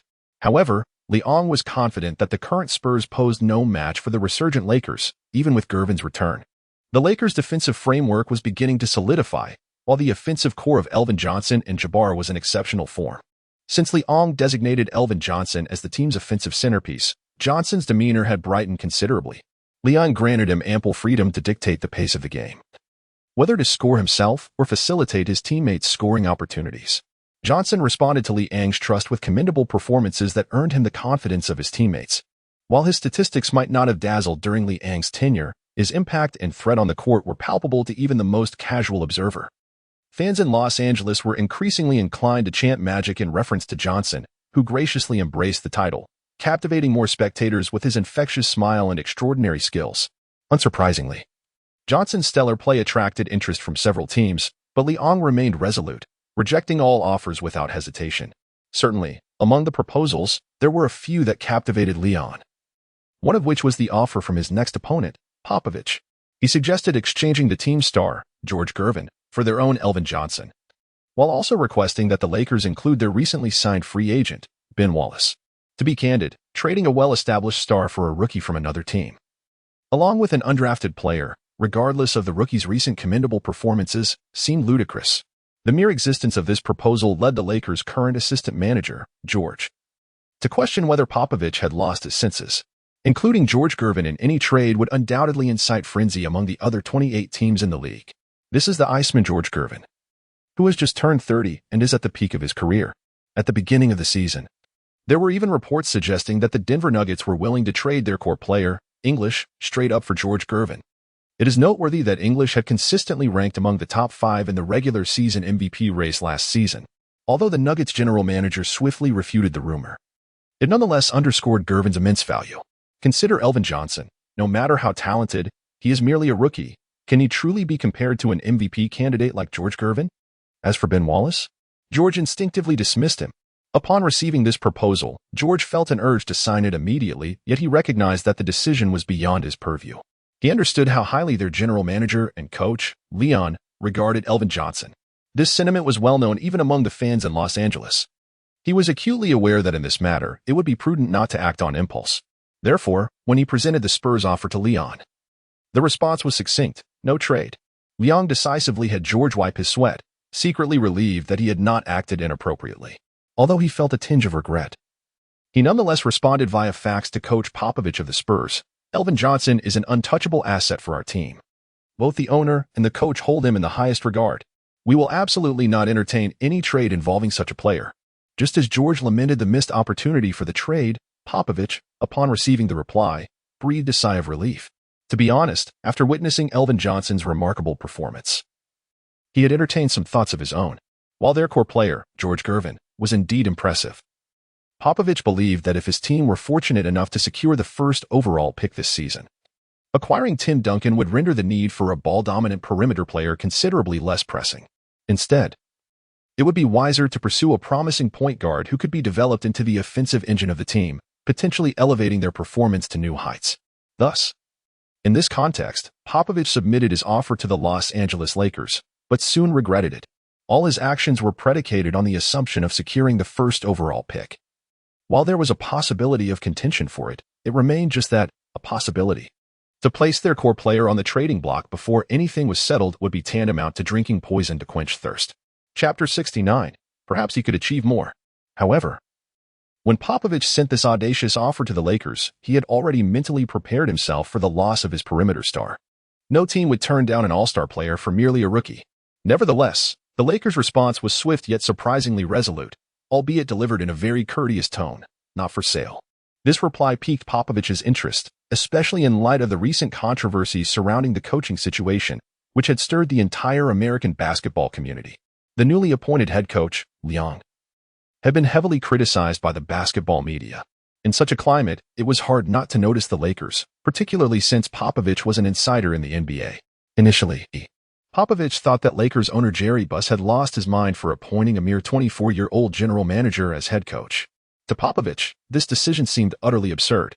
After all, he had immersed himself in the NBA for over 2 decades before assuming the dual roles of head coach and general manager. Even he sometimes felt overwhelmed. So how could a young man of just 24 handle such responsibilities?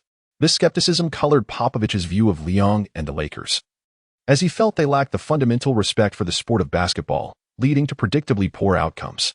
Indeed, after Liang took the helm of the Lakers and enjoyed a resounding victory over the Clippers in his first game, 2 consecutive losses followed, confirming Popovich's suspicions.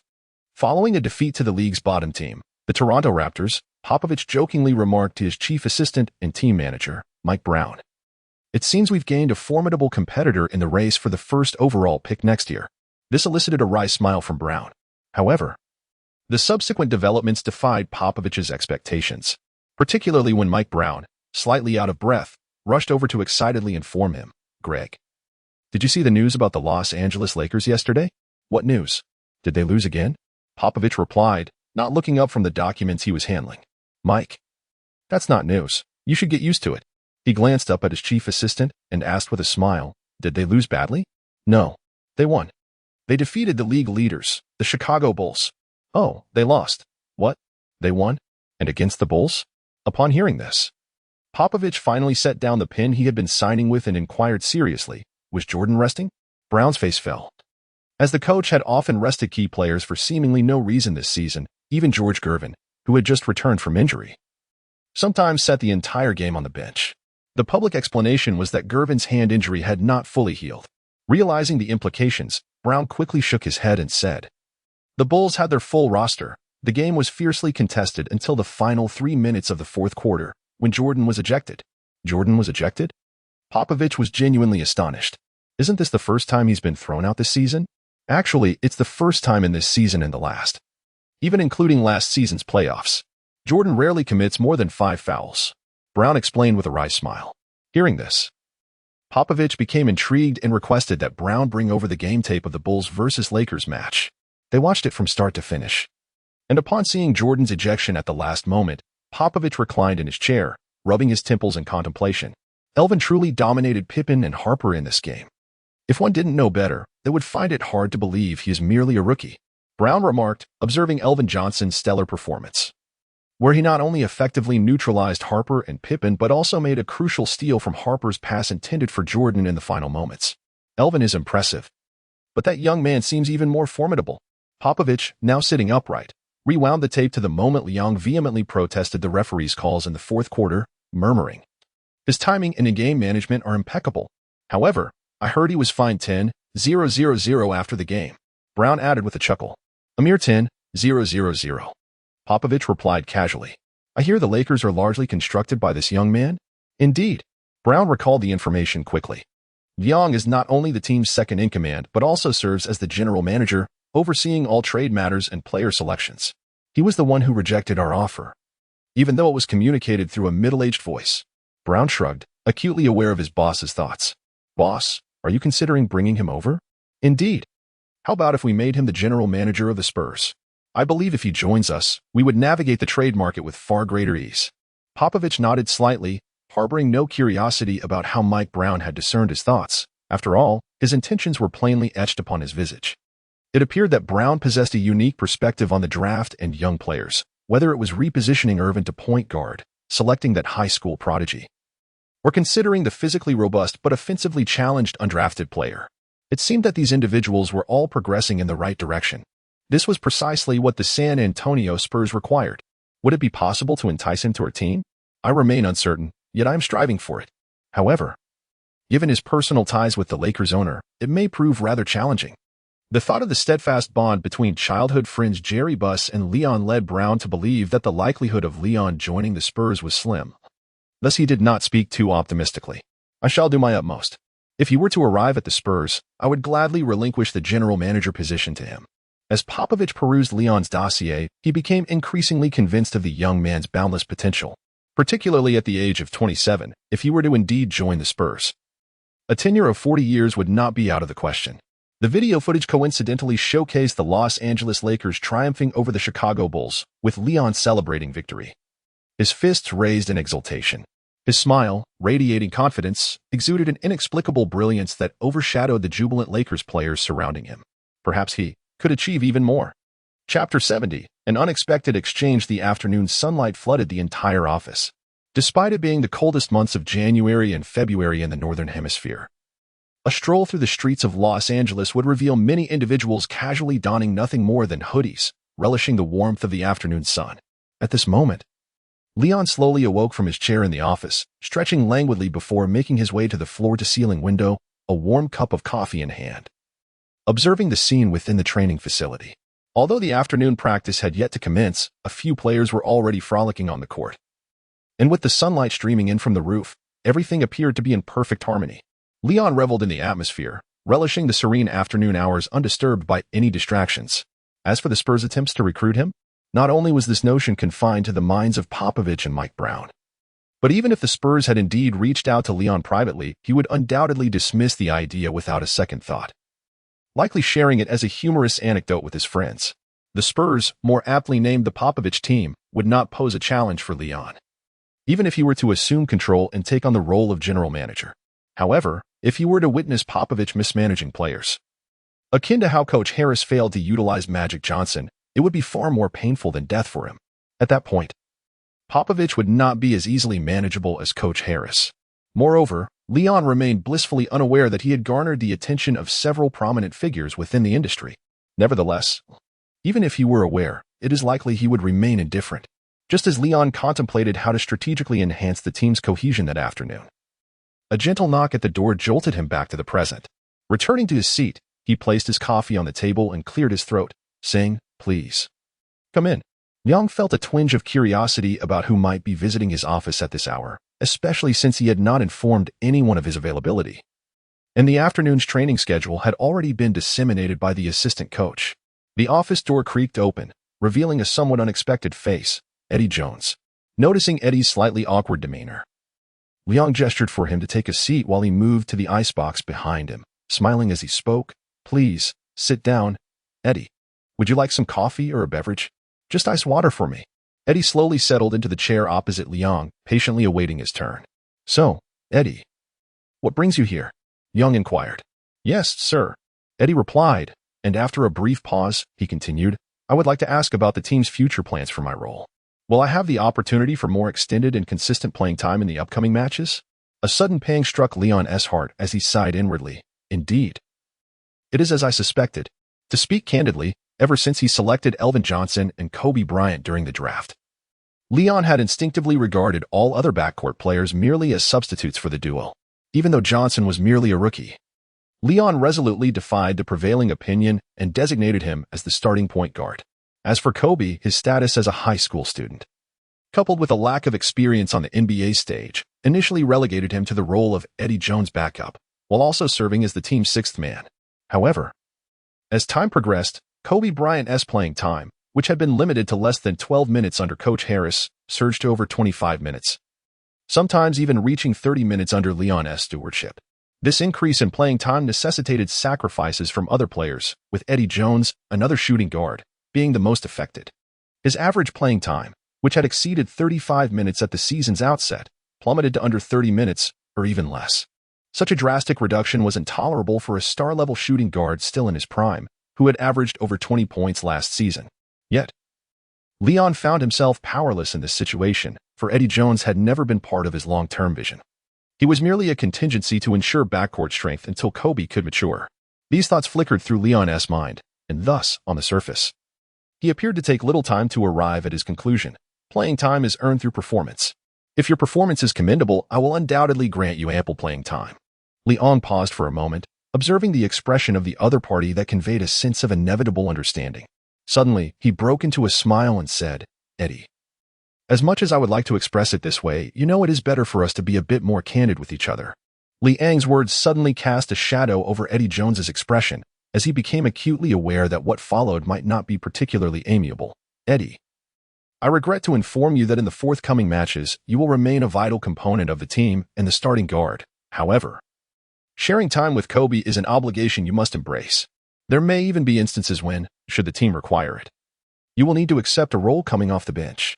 Upon concluding his remarks, Leon refrained from offering further explanations.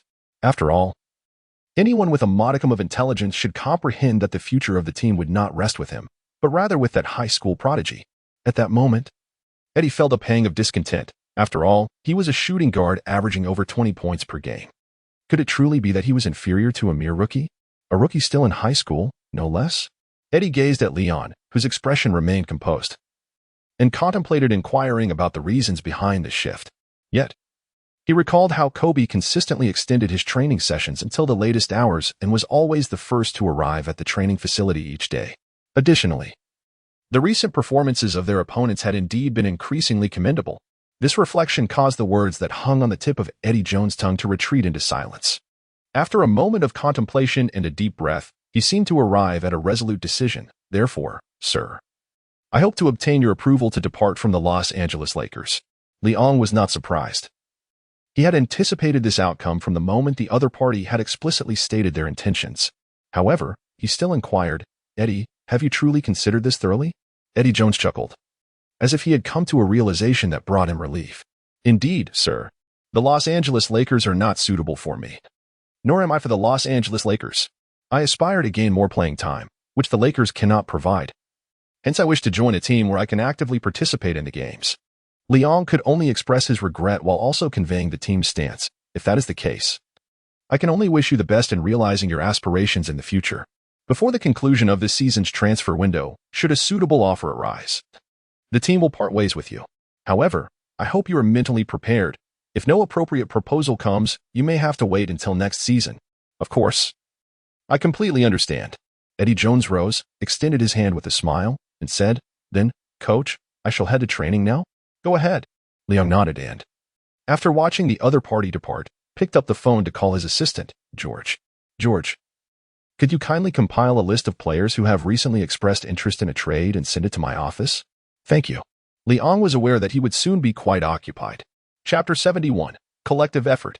The game concluded with the Los Angeles Lakers triumphing over the San Antonio Spurs with a score of 125 to 112. Thanks to the stellar performances of Earvin Johnson and Kobe Bryant. Throughout the match, they maintained control of the tempo, leaving no opportunity for their opponents.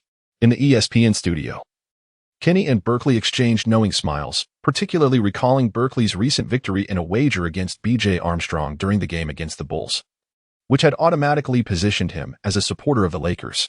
These past few games had transformed this neutral commentator into a fervent fan of the Lakers.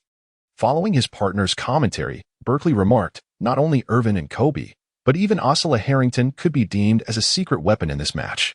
In just 15 minutes on the court, he achieved a remarkable stat line of 8 points, 2 assists, 2 steals, and 3 rebounds. It's important to note that he is merely a second-round draft pick. And Derek, I know, Berkeley. Kenny interjected swiftly, interrupting his partner's endless praise for the Lakers. "I recognize your allegiance to the Lakers, but let us be mindful of our audience. This is a live broadcast. What of it? Can't one express their opinion in a live studio?" Berkeley countered. "After all, when BJ was here last time, he unconditionally supported the Bulls. What is the issue with my stance?" Kenny, exasperated by his shameless partner, shook his head and redirected his focus to the game. With this victory, the Lakers extended their winning streak to 3 games, while simultaneously delivering a harsh blow to the Spurs, pushing them further down the league standings.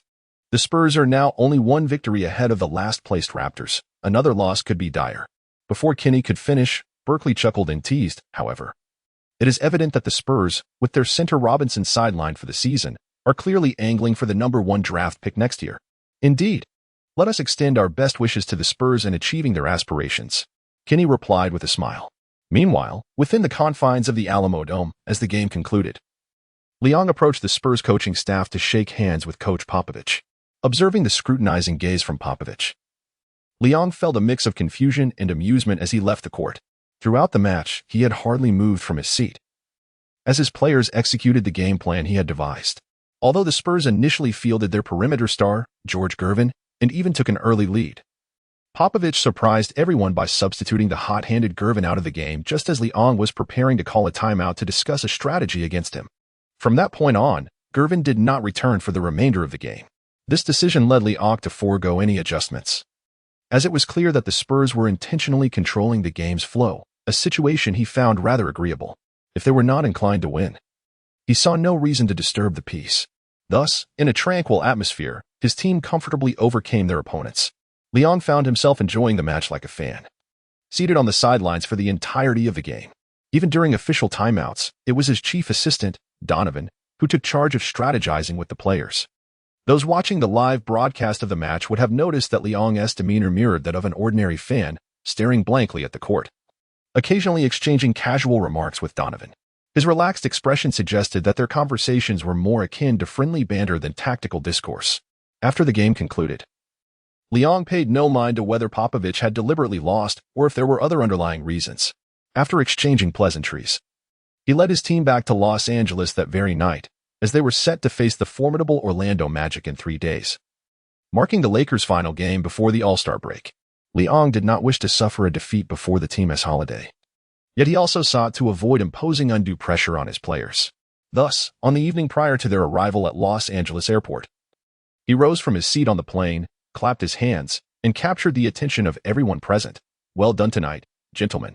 You have earned yourselves a day off tomorrow."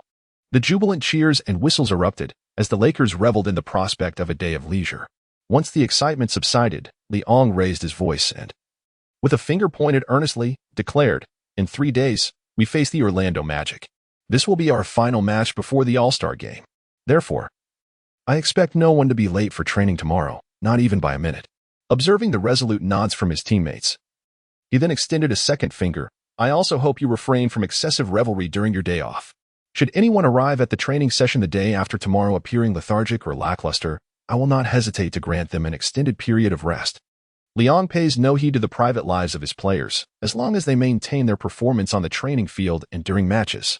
Even if they revel in nightly celebrations, he remains indifferent. He has faith that the players he has selected comprehend what is truly paramount. Should any of them lack this understanding, Liang would not hesitate to part ways with them while they still possess value. Consequently, upon the aircraft's landing, he promptly disbanded the team on the spot.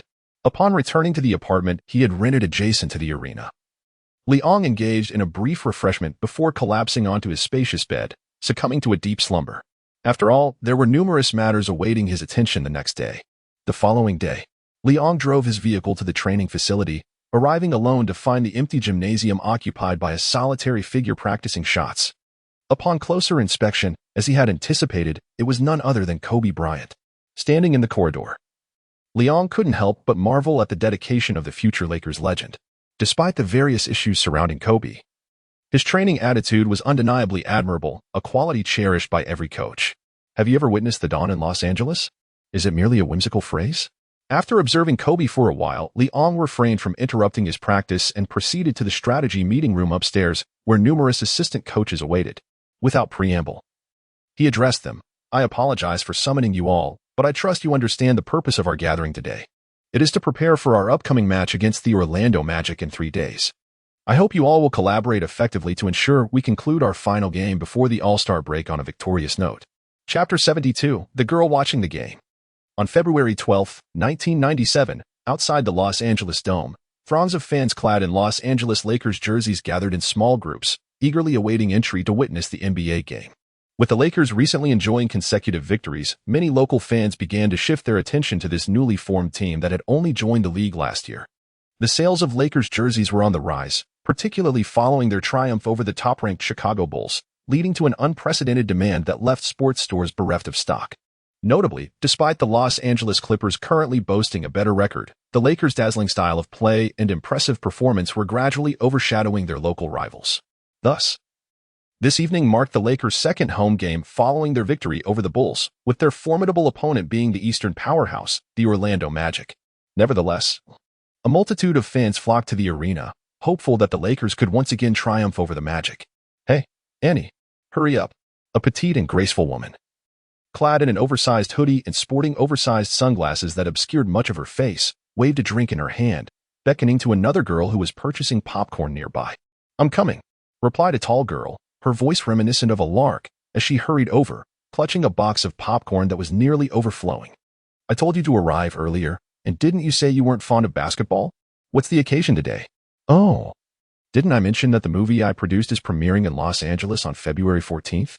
Since I had nothing planned today, I thought it only natural to bring you along to watch an NBA game." Hepburn tugged at Annie's arm, clearly eager to avoid further explanation. "Come on. The game is about to start. Let's hurry to the entrance." Something felt amiss. As Hepburn's close friend, Annie was acutely aware of her friend's true intentions. It was evident that Hepburn was not here merely to watch the game. Annie was curious about what else might be on Hepburn's mind, but she decided to wait until they were inside to uncover the mystery. The two friends quickly passed through the ticket gate and, guided by their tickets, found their seats located directly behind the home team's coaching staff. They were but a step away from the head coach, capable of reaching out without standing to touch his back. This position, Annie pondered, as it was typically considered that the best viewing spots were the front row adjacent to the team benches. Strictly speaking, their seats were in the second row, obstructed by the home team's coach and players, resulting in a subpar viewing experience compared to the first row. As she contemplated how Hepburn managed to secure such seats, she suddenly heard her friend call out softly, "Leon! Leon!" Annie froze, directing her gaze toward the broad-shouldered man seated in front of them, engaged in conversation with a middle-aged man sporting a full beard, who was evidently a coach. As she beheld his sharply chiseled profile, a wave of astonishment washed over her, rendering her momentarily speechless. Meanwhile, Leon was momentarily taken aback as well. As the game approached, he was discussing tactical details with Donovan when a familiar voice broke through his concentration. Turning around, he recognized the figure adorned with an oversized brim and large sunglasses calling his name. "Excuse me, who are you?" Leon inquired, his confusion evident as he failed to recognize the woman whose face was largely concealed. Hepburn, incensed, removed her sunglasses, revealing her exquisite features. Upon seeing her, Liang's expression shifted to one of surprise and delight. "Norma, what brings you here?" "Humph. Is it wrong to come watch the NBA?" Hepburn retorted, clearly miffed that Leong hadn't recognized her immediately. Leong, still bewildered and preoccupied with his tactical preparations, failed to notice her irritation and responded, "You should have attended sooner, Norma. The NBA is far more exhilarating than the NFL." "Ah." Hepburn sulked, taking her seat and refusing to engage with Leong. Turning to Annie instead, her cheeks puffed in annoyance, exuding an undeniable cuteness. This insufferable man has no understanding of a girl's heart. Annie glanced back and forth between the strikingly handsome Leong and the flustered Hepburn, her eyes gleaming with amusement. Hey, Annie, what expression is that?" Hepburn, feeling a bit embarrassed under Annie's gaze, asked with a hint of irritation. Amused, Annie covered her slightly oversized yet charmingly beautiful lips and replied with a smile, "Hepburn, I see it now. You're not here to watch the NBA. What? You're here to watch the men." On the other side, observing Hepburn's sudden mood shift, Leong felt inexplicably puzzled. However, he was unable to dwell on why Hepburn was upset or the identity of the other woman, as the pre-game warm-up had concluded, and his players were returning to the locker room for final preparations. He needed to head back to the locker room to finalize the game strategies. As he pushed open the door to the locker room, he found his team already geared up and ready for action. Without further ado, he pulled the tactical whiteboard to the center of the room and declared, "Gentlemen, today we face the Orlando Magic, and I have both bad news and good news. The bad news is that the Magic boasts the formidable combination of Penny Hardaway and Shaq O'Neal, both of whom are currently at the peak of their powers. However, the good news is that the Magic team consists of only these two players. The other three, including their substitutes, in my eyes, are merely a collection of inconsequential role players." Thus, with this in mind, Leon emphasized the tactical positioning that represented O'Neal, stating calmly, "In this match, we must accelerate our pace. We should engage more in defensive counterattacks or fast breaks. Our primary target will be the formidable presence in their paint, the Shark. Although he is young, he stands at an imposing height of 2.16 meters and weighs nearly 300 pounds. He may run for 1 quarter, 2 quarters, or even 3 quarters, but I do not believe he can sustain this for an entire game. Furthermore, while O'Neal possesses significant intimidation in the paint, do not be afraid. He is still struggling to manage his fouls effectively, so we must bravely attack him. If we can burden him with fouls, our chances of victory will greatly increase. Anthony Hardaway is a commendable scorer, yet for the majority of this season, he has focused on penetrating the paint to score. However, they have another great shark in the paint. Therefore, we must obstruct his offensive lanes, forcing him into O'Neal's area of attack, tightly guarding his three-point and mid-range shots, allowing him space to drive to the basket, thus making his teammate O'Neal the greatest obstacle in his path. Is that clear to everyone?" "Yes, sir." The crowd responded in unison. "Now, let South take the court. Let us secure this final game before the All-Star break, so our fans and we can relish the upcoming All-Star festivities with ease." Chapter 73. Ready to take the court. Anthony Hardaway dribbles in. The Orlando Magic launches another fast break. Amid the somewhat hurried commentary, the player in the deep blue jersey, number 1, races forward. And as he approaches Eddie Jones, who is already positioned defensively, he skillfully conceals the ball behind him.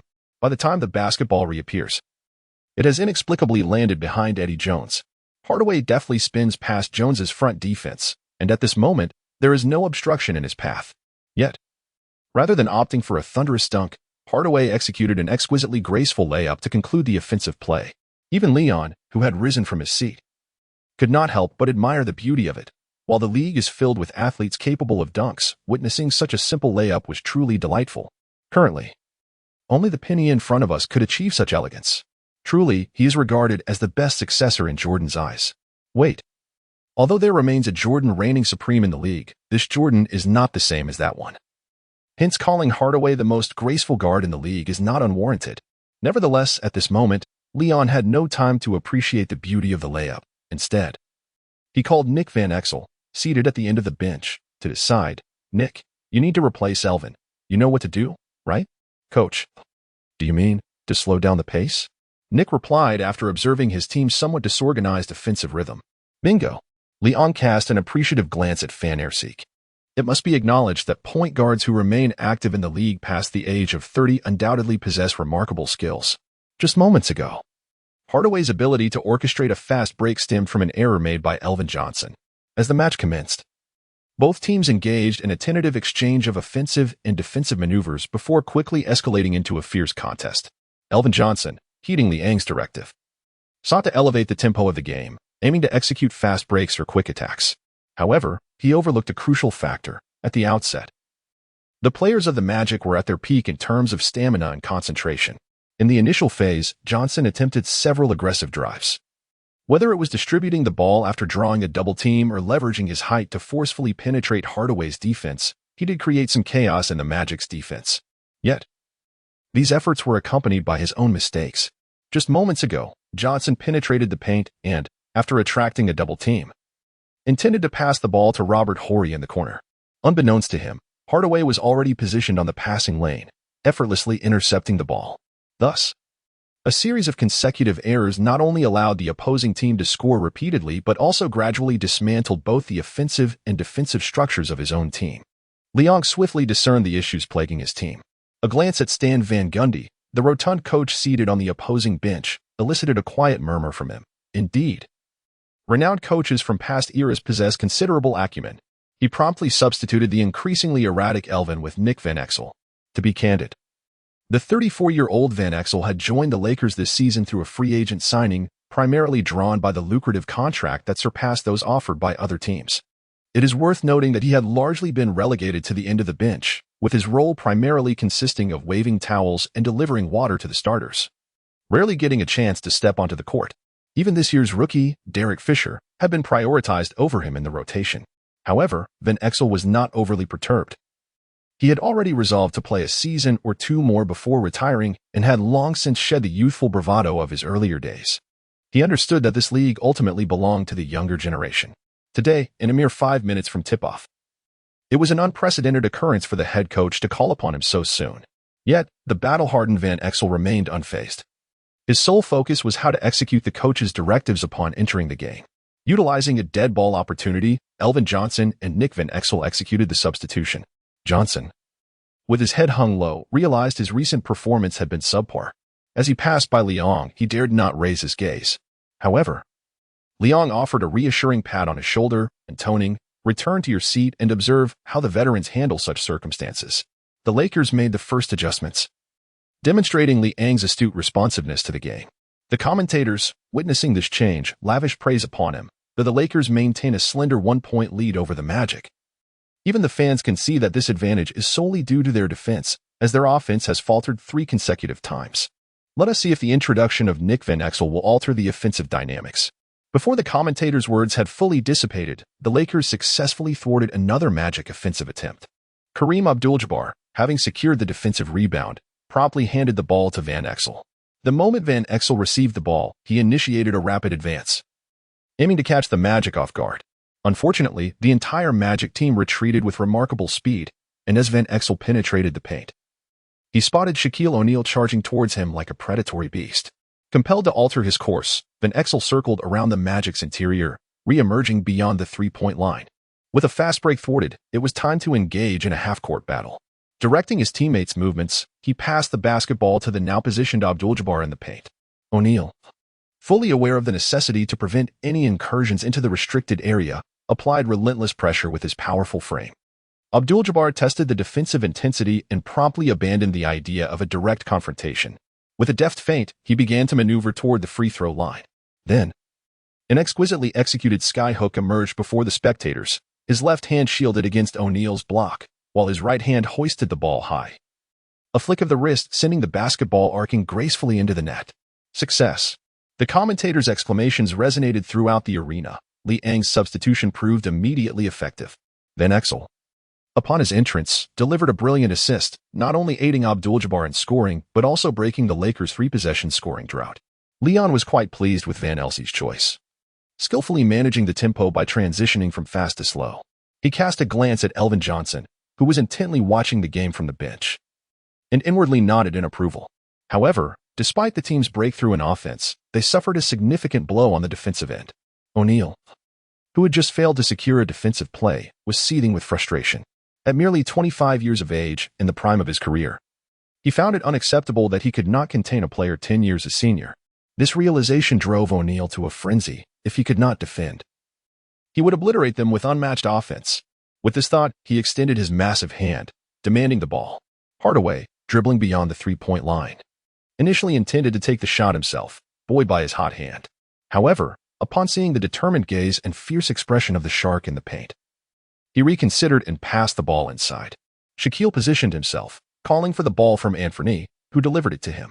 The commentary barely finished when O'Neal sprang into action, using his solid physique and unparalleled strength to methodically overpower Jabbar, who could hardly believe his eyes. Although they had faced each other frequently in the Eastern Conference over the past 2 years, Jabbar could tell that this year's O'Neal was more formidable than ever. Step by step, O'Neal pushed Jabbar down to the basket, executing a magnificent spin move before launching his towering body into the air. With a resounding thud, O'Neal hung from the rim, leaving Leon, seated courtside, utterly astonished. It was hard to fathom that a 300-pound giant could leap so high.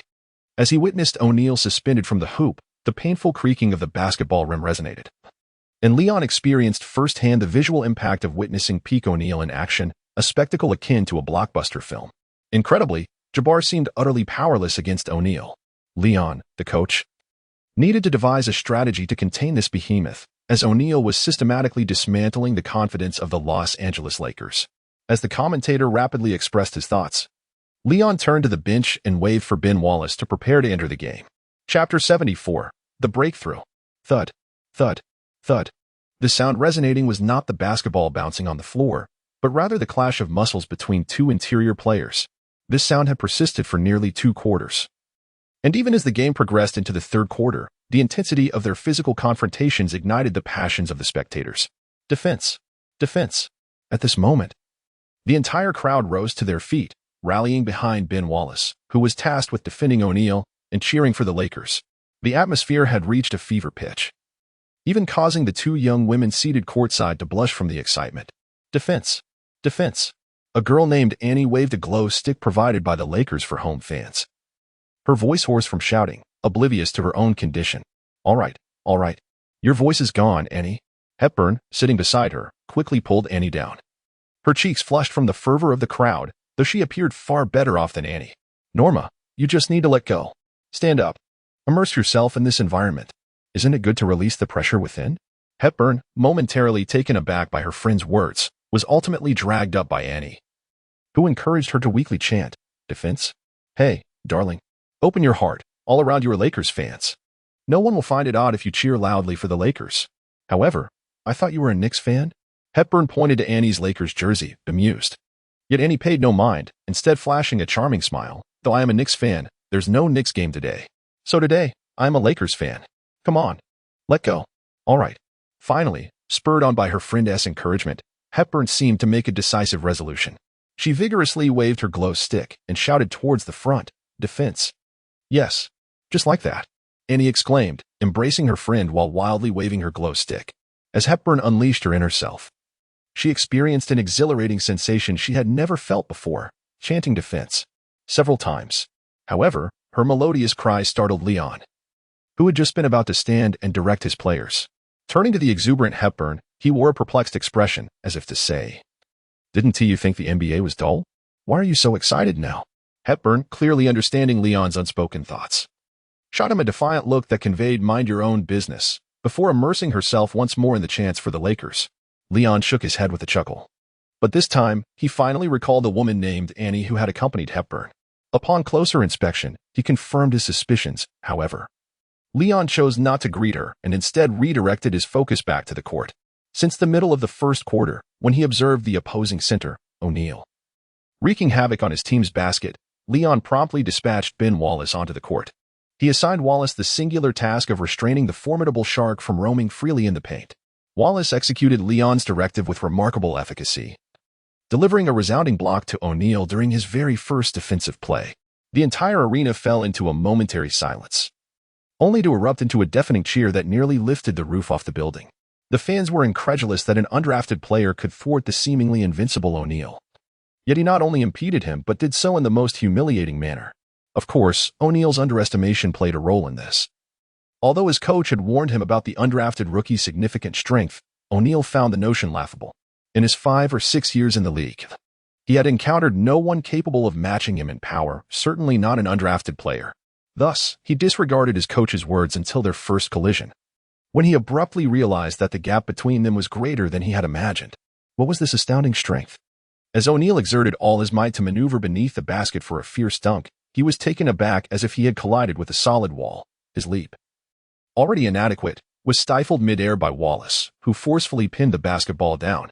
Although O'Neal later managed to elude Wallace through agile movements and footwork to score several points, Wallace clung to him like a tenacious shadow, his presence akin to a 300-pound man weighing heavily on O'Neal as he attempted to run or position himself. This interaction encapsulated the essence of the match. As O'Neal's offensive efforts faltered, Stan Van Gundy swiftly shifted the team's offensive focus to Hardaway. On that day, Hardaway's shooting was indeed on fire, effectively penetrating both inside and outside, having already amassed 20 points by halftime, constituting half of the team's total score. Yet, Leon remained unfazed on the sidelines. With O'Neal temporarily silenced, the Magic's offensive options dwindled to just Hardaway. Given his understanding of Hardaway, Leon recognized that he was not a player known for explosive scoring, but rather a well-rounded guard with somewhat limited scoring ability. Therefore, while Hardaway was racking up points, he was also inadvertently trying to galvanize his teammates to alleviate the scoring burden. Unfortunately for him, Leon had devised specific defensive strategies for every position aside from O'Neal and Hardaway. In the third quarter, Leon reintroduced Irvin Johnson, Kobe, Eddie Jones, and Horry for agile players, clearly intending to stifle the offensive capabilities of everyone except O'Neal and Hardaway.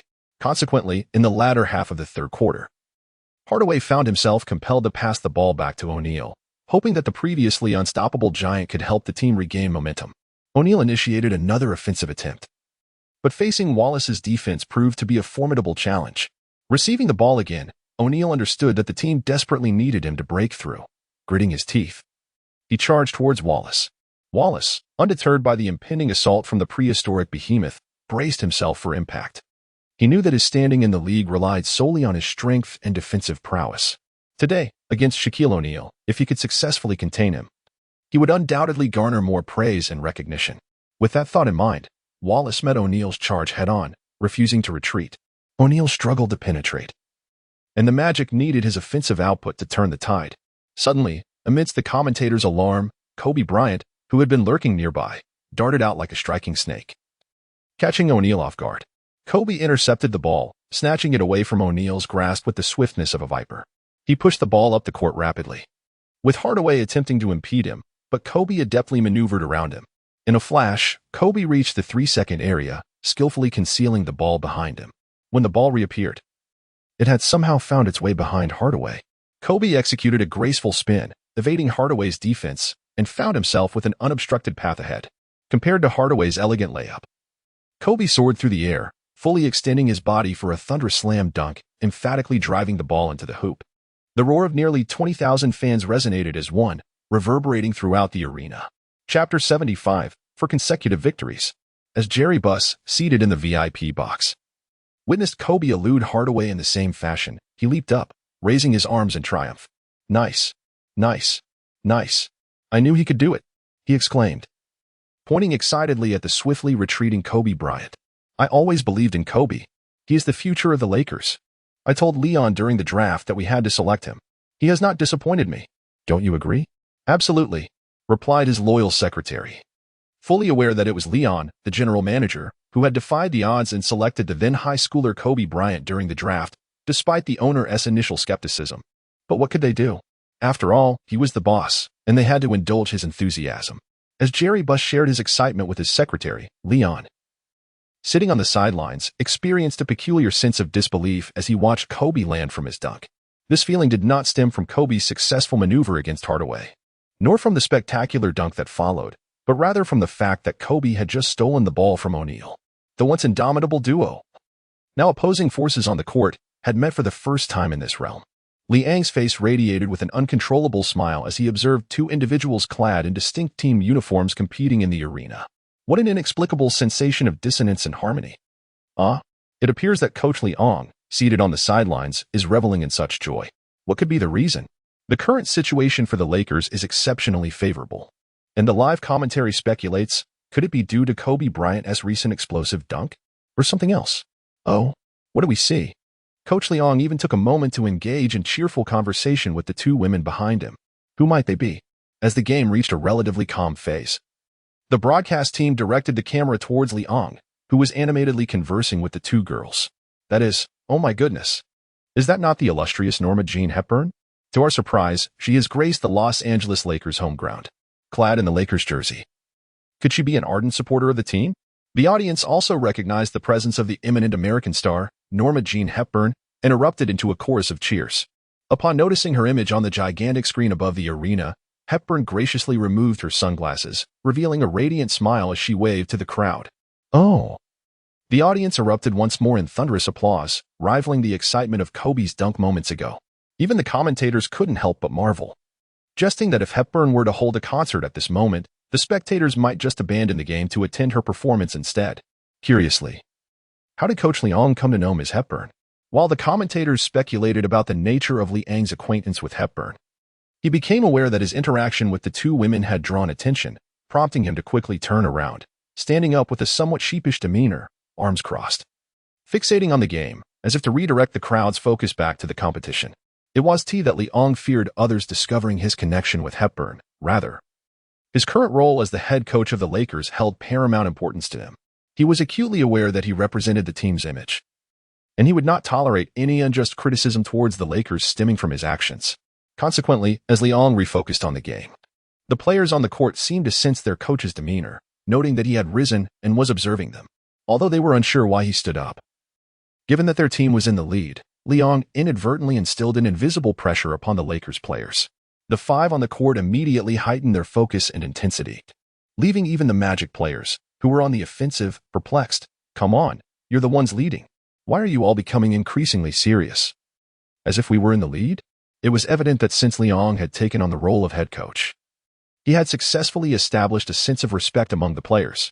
Thus, when he rose with arms crossed, surveying the unfolding game, he suddenly noticed that his players seemed to be more engaged.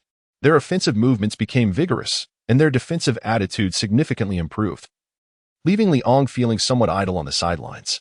Wanting to offer guidance, he observed that his team was performing admirably, both offensively and defensively. After standing for a moment and realizing the broadcast camera had shifted away from him, he quietly returned to his seat. Consequently, the Lakers concluded the third quarter with a commanding lead of 88-80, an advantage of 8 points as they transitioned into the fourth quarter. During the intermission, Liang made no adjustments, recognizing that his team was currently in the lead. Altering strategies at this juncture could be counterproductive. However, the Magic made a change in the fourth quarter. Right from the start, O'Neal positioned himself high and began setting screens for Hardaway.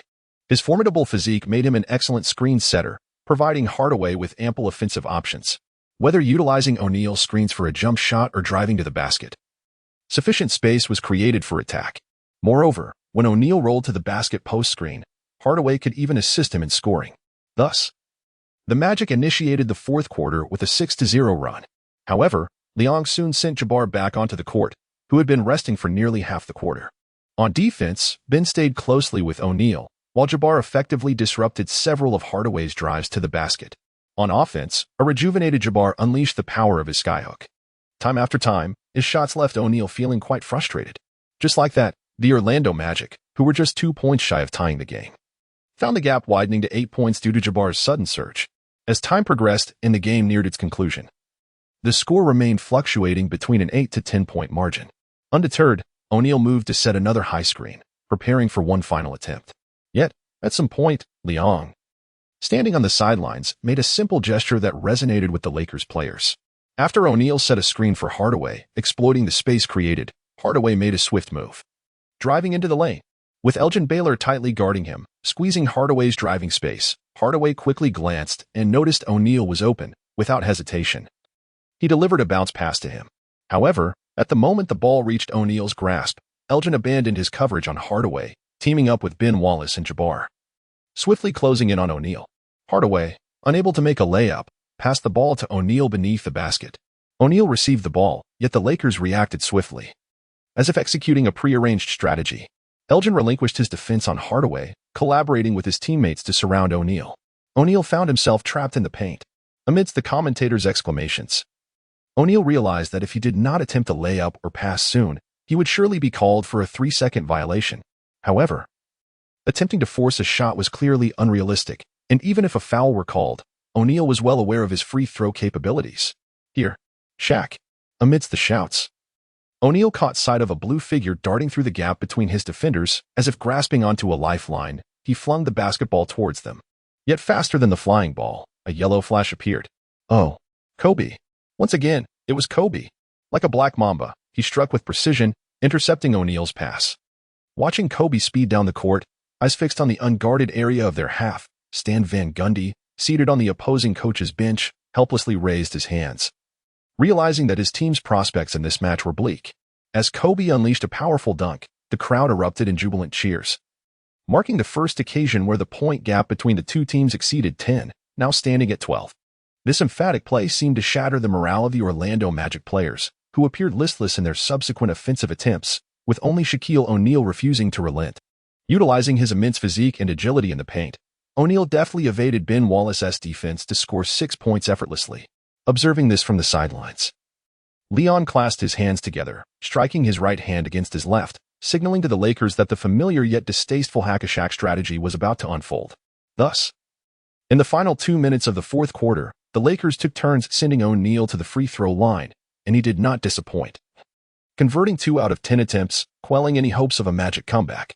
Ultimately, as the game clock sounded its final buzzer, Leon rose from his seat, stretching leisurely, and, with the home commentator's somewhat jubilant tone, swiftly approached the opposing team's bench. Let us congratulate the Los Angeles Lakers on their home victory of 110-106 against the visiting Orlando Magic, securing their 4th consecutive win. Chapter 76. What a splendid choice. Mr. Leon. Mr. Leon. With Leon's arrival at the post-game press conference, a swarm of reporters, akin to sharks drawn to blood, abandoned their interviews with the still-speaking Stan Van Gundy and surged towards Leon. However, this time, Leon was accompanied by Kobe Bryant, who had garnered the title of the game's most valuable player for his outstanding performance. This was also Kobe's inaugural appearance at a post-game press conference this season. Observing the youthful Kobe, whose face was etched with a hint of nervousness and anxiety, Leon couldn't help but chuckle, reflecting on the once commanding presence that seamlessly controlled the rhythm both on the court and during interviews. Now, here was a Kobe so timid. He regretted not bringing a camera to capture this moment, envisioning how amusing it would be to show it to him in the future.